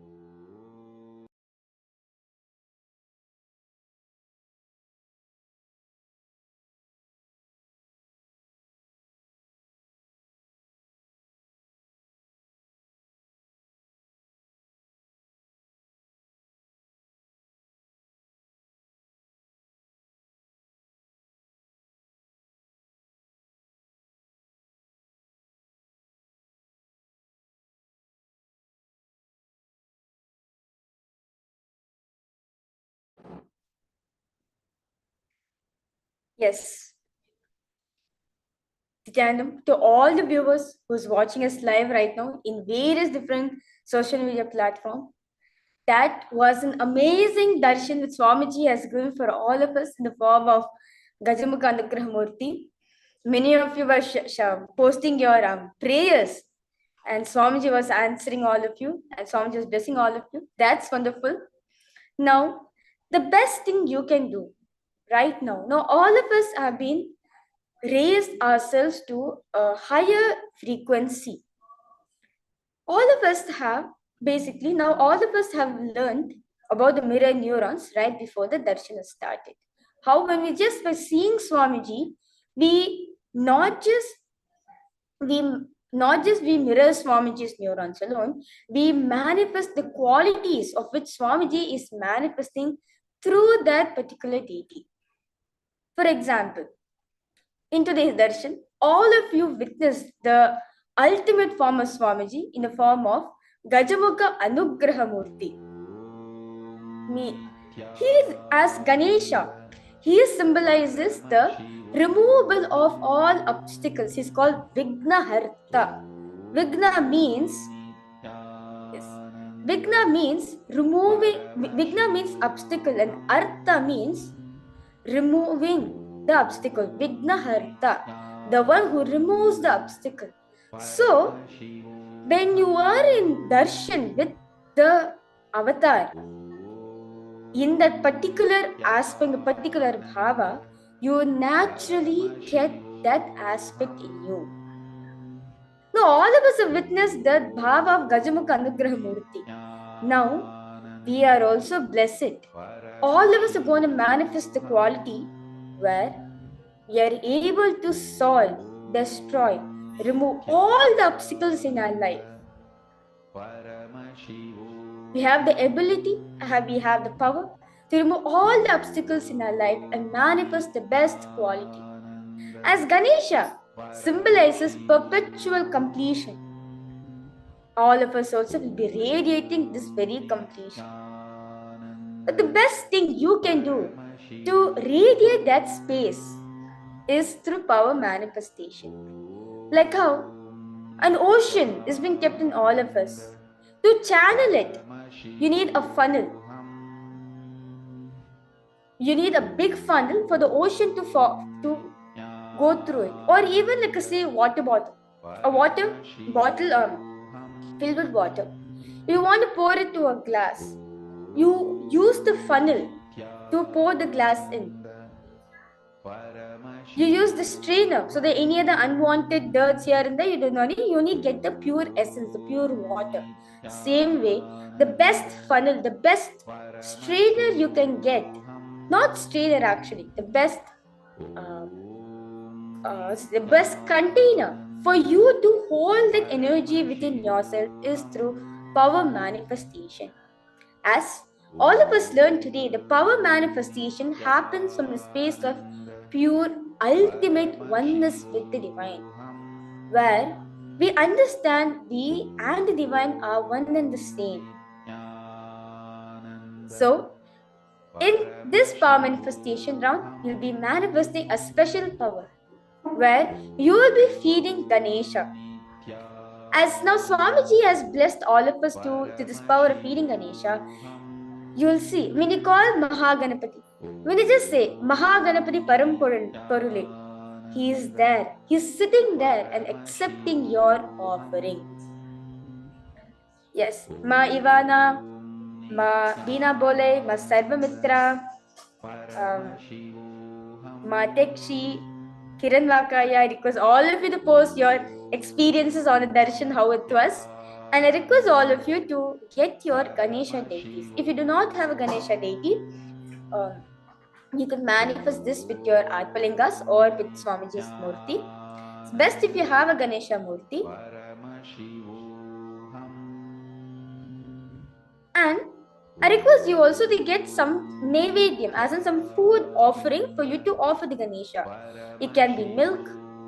Best to have a liquid so you can see him eating you can see him drinking the offering. So you can have milk, or if you want to put hot chocolate, you can offer hot chocolate, or anything you want to offer. I request you to quickly get it and come. Okay, my Ivan has posted, it was too subtle and caring. That's wonderful, Ma. That's the... Whenever Swamiji gives the Bhava Samadhi darshan, whenever Swamiji gives the darshan, all of us will experience the mother component in Swamiji, where he is so caring for each and every being. Swamiji actually responds to each and every being.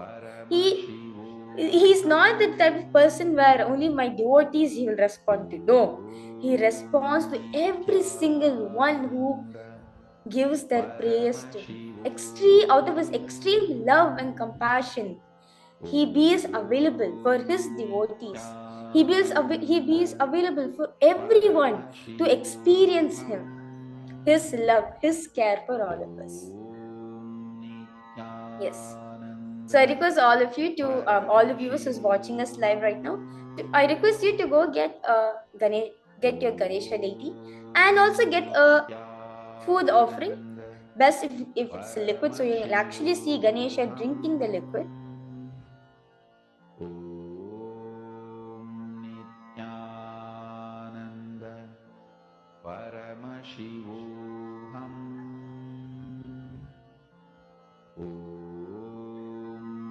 Nithyananda Paramashivoham. Yes, thank you so much, Maivana, for participating. Yes. So now, request all of yours. Now sit with your head, neck, and spine in a straight line. Remember Swamiji in your third eye. You can also connect to Swamiji in the most form which you're connected to, or you can even visualize Swamiji in the Gajamukha Anugraha Murti form.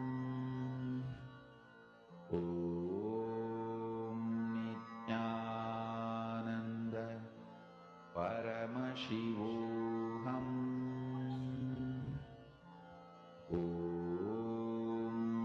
Nithyananda Paramashivoham. In this space,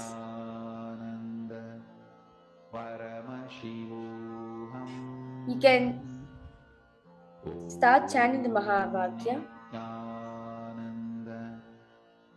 Om Nithyananda Paramashivoham.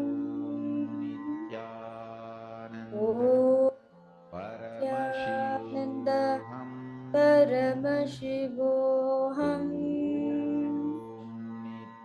Om Nithyananda Paramashivoham. Nithyananda Paramashivoham. Now, in the same space of oneness, gratitude, prayer, surrender to Swamiji. Because all participants do, take a spoon of the offering which you want to offer to Ganesha and place it next to his mouth and request Mahaganapati to eat. You can call out his name saying Mahaganapati Parampurule, Om Gam Ganapate Namah. Anything you know about Ganesha, just say to him. Call out his name, lovingly call out. He's a child, the most loving God. But he just by remembering his name, just by remembering his form, brings complete completion for all of us. Paramashivoham. Om Nithyananda Paramashivoham. From that space of caring, space of unclutched happiness, extreme love, you can start feeding your Ganesha.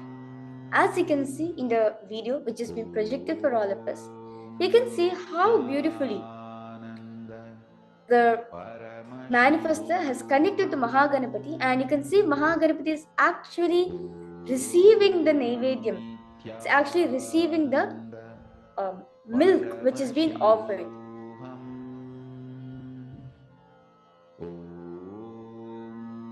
Nithyananda Paramashivoham.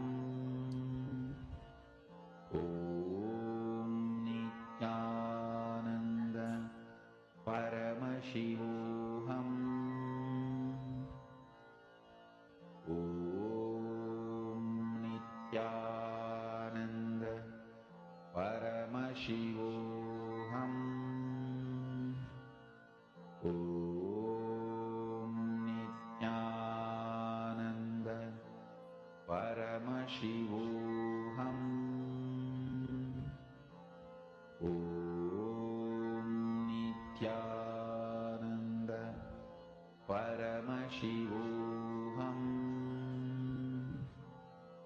Om Nithyananda Paramashivoham. Meanwhile, as all of you are manifesting, I'll tell all of you the story, the experience of Swamiji's life, how Swamiji manifested this power. As when we listen to Swamiji manifesting this power, it will actually give us the powerful cognition, the click will happen where you also able to experience the same thing. So what happens? Swamiji, as all of us know, the Swamiji is a very comes from a very traditional family, and Swamiji goes to temple every day morning with his grandfather. And during those days in the Arunachaleshwara temple, at time one of the orator was right outside of one of the gopurams. One of the orators comes and gives discourses. He will orate on various different Purana stories. So on that particular day, he was speaking about the story of Nambi under Nambi, the child saint who fed Ganesha. So Swamiji gets so inspired about it, and Swamiji is like, I also want to manifest. So he, on the way going back, while going to the temple, there's so many shops here and there which sells deities, and Swamiji will ask his grandfather that, Tata, I also want a Ganesha deity, can you get for me? And one thing that whatever Swamiji asks, never his parents or grandparents ever denied Swamiji. It always gifted him. And he said, you go, we'll have darshan first and we'll get it, do not worry. Swamiji listens and he goes to temple, get the darshan of Arunachaleshwara, the linga. And when he's coming out, his father, Swamiji's father, Swami Appa, gives a Ganesha deity for Swamiji. And Swamiji takes deity. Swamiji is so happy and he's like, okay, let me try now. So what happens? Now his mother has cooked food for him. So Swamiji will take that food and he'll start feeding.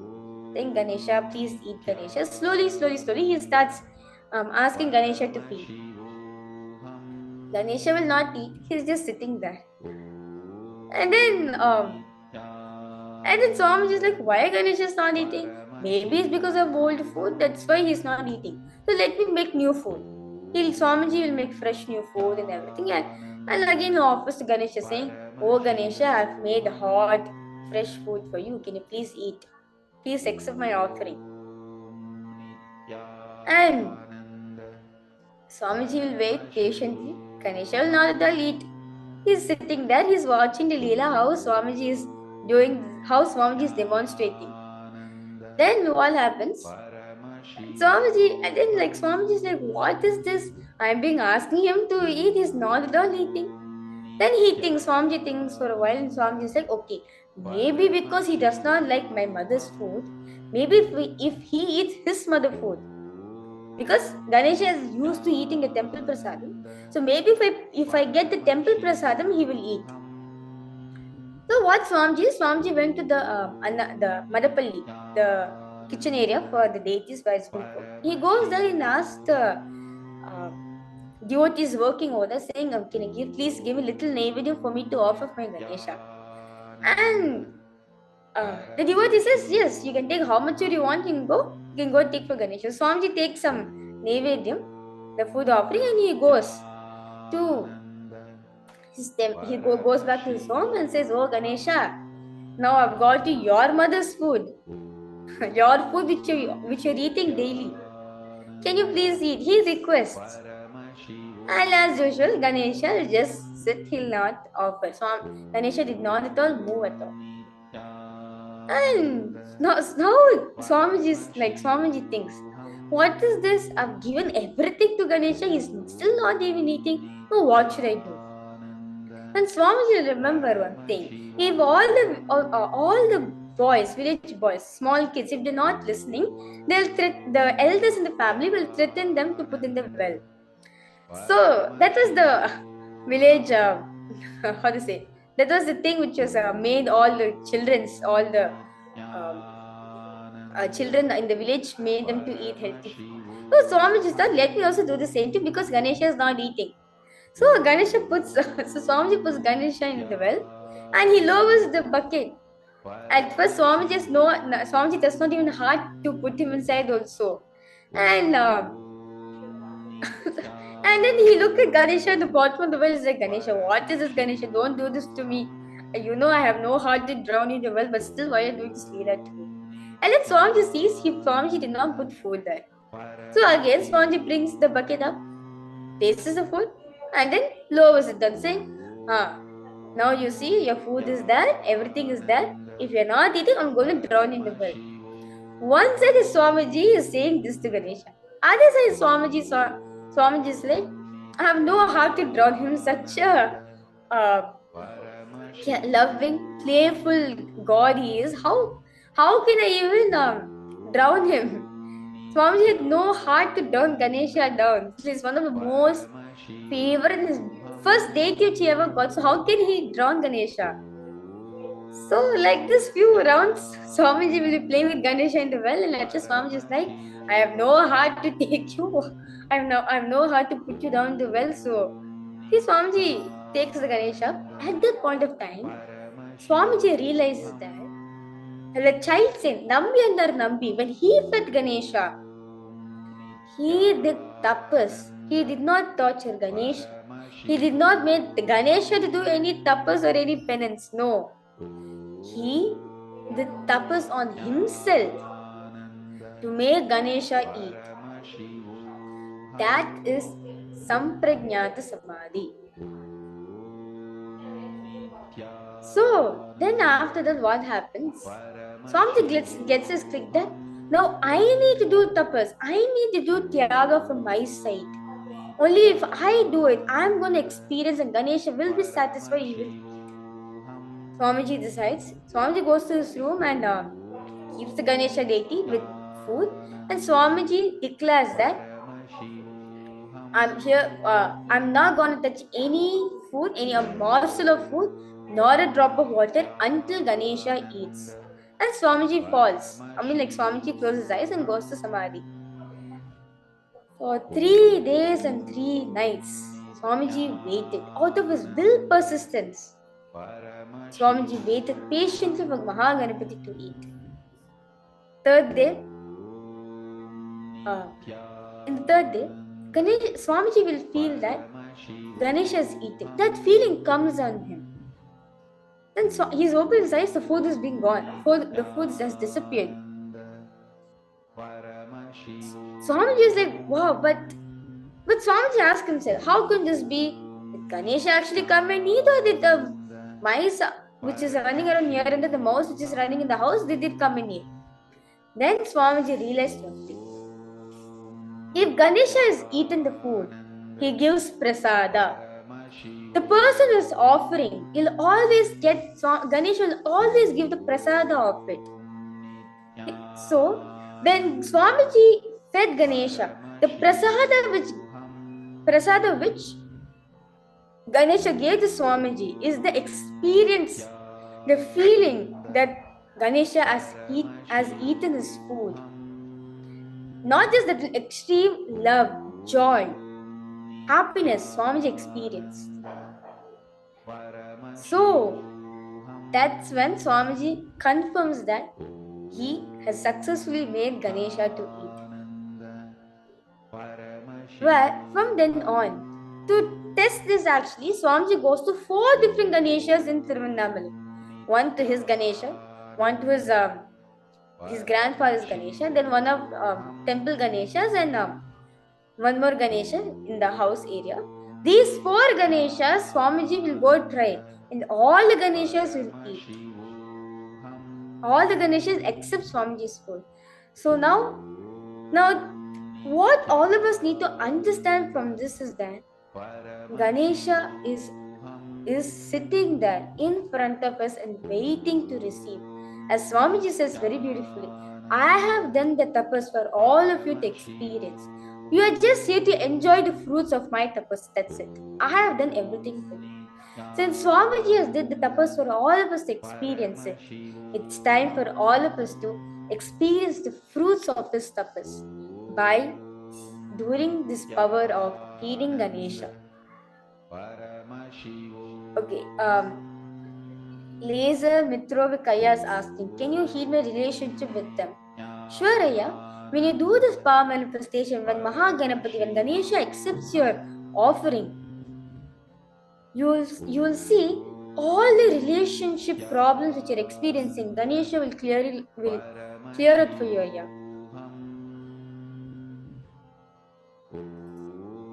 Any problems which you're experiencing, Ganesha, whose embodiment of removing the obstacles, the embodiment of complete completion, he makes sure you are in complete completion. And any obstacle which is coming in your way for you to experience it, he removes it for all of us. So, with this beautiful experience of Swamiji, all of us has learned from this space. Ask Mahaganapati, pray to him. Mahaganapati Parampurale, I request you to eat. Please eat. You will see Ganesha will be sitting in front of you. With all his trunk, big belly, elephant ears, the full thing, his full form, the joyous form to look at. He'll be sitting there and waiting to accept your offering. Paramashivoham.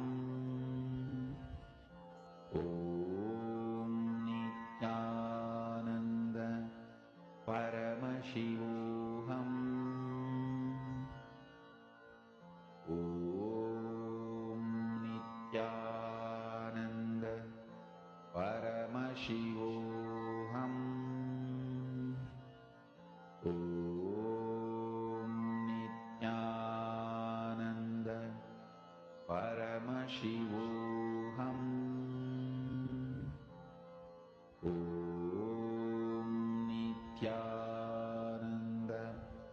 Paramashivoham. Om Nithyananda. Paramashivoham. Om Nithyananda. And Paramashivoham. Swamiji has very beautifully has given a passcode for all of us to connect to. Just call him Mahaganapati Parampurule.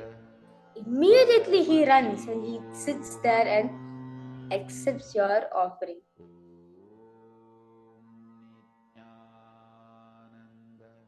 You can see how beautifully the participants, the devotees are manifesting this power with their Ganeshas.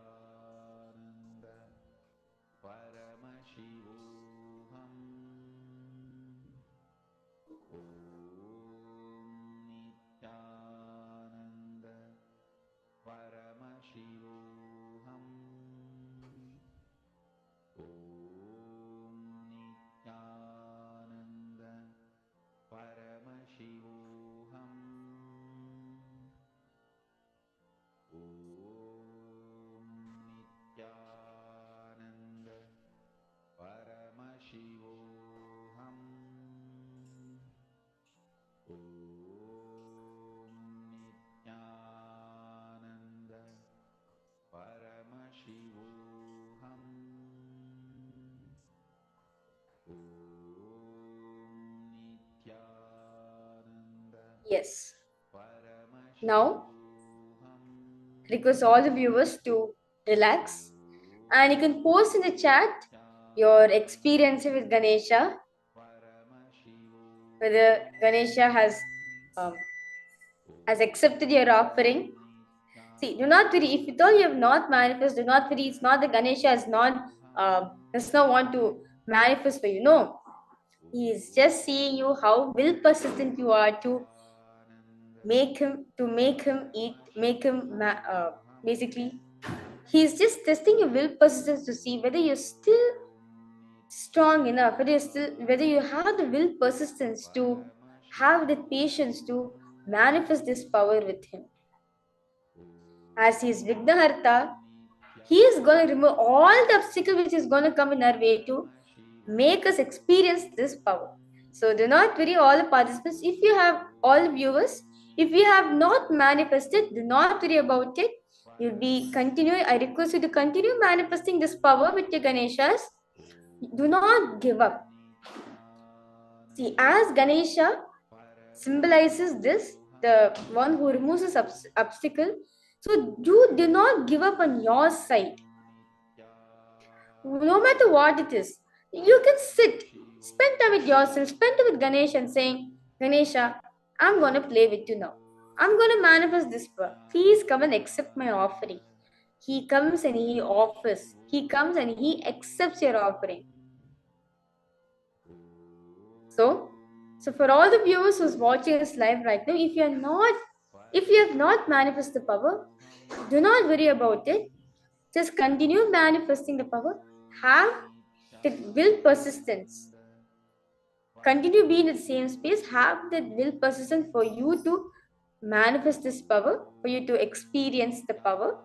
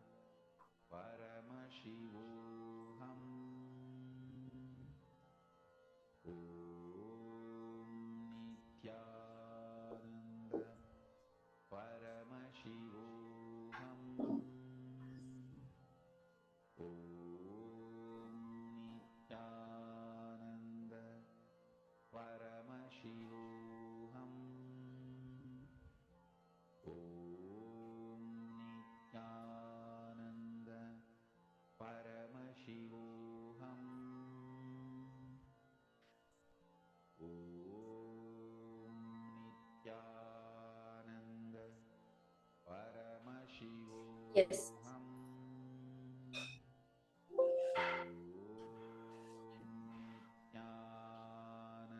Yes. So I now request all the viewers who's watching us live right now to relax, post your experience during the power manifestation, how right after the darshan, that intense space of darshan,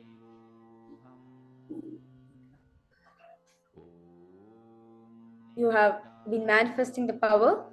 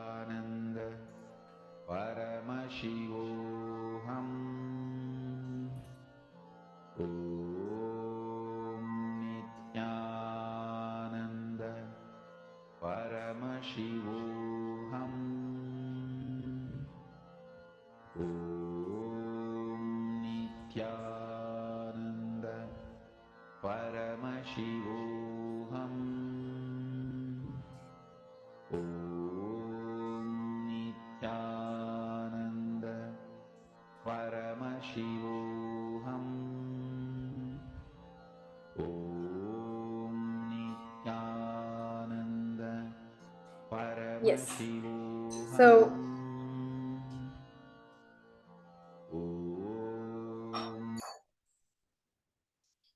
now we'll be moving ahead to the next session,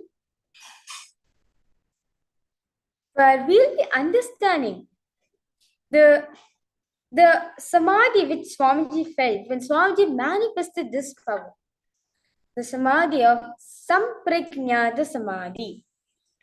What is the samadhi? We'll be understanding what is the samprajnata samadhi and how can we use this? How can we enter the space of samprajnana samadhi? From that space, manifest the best of our realities. So,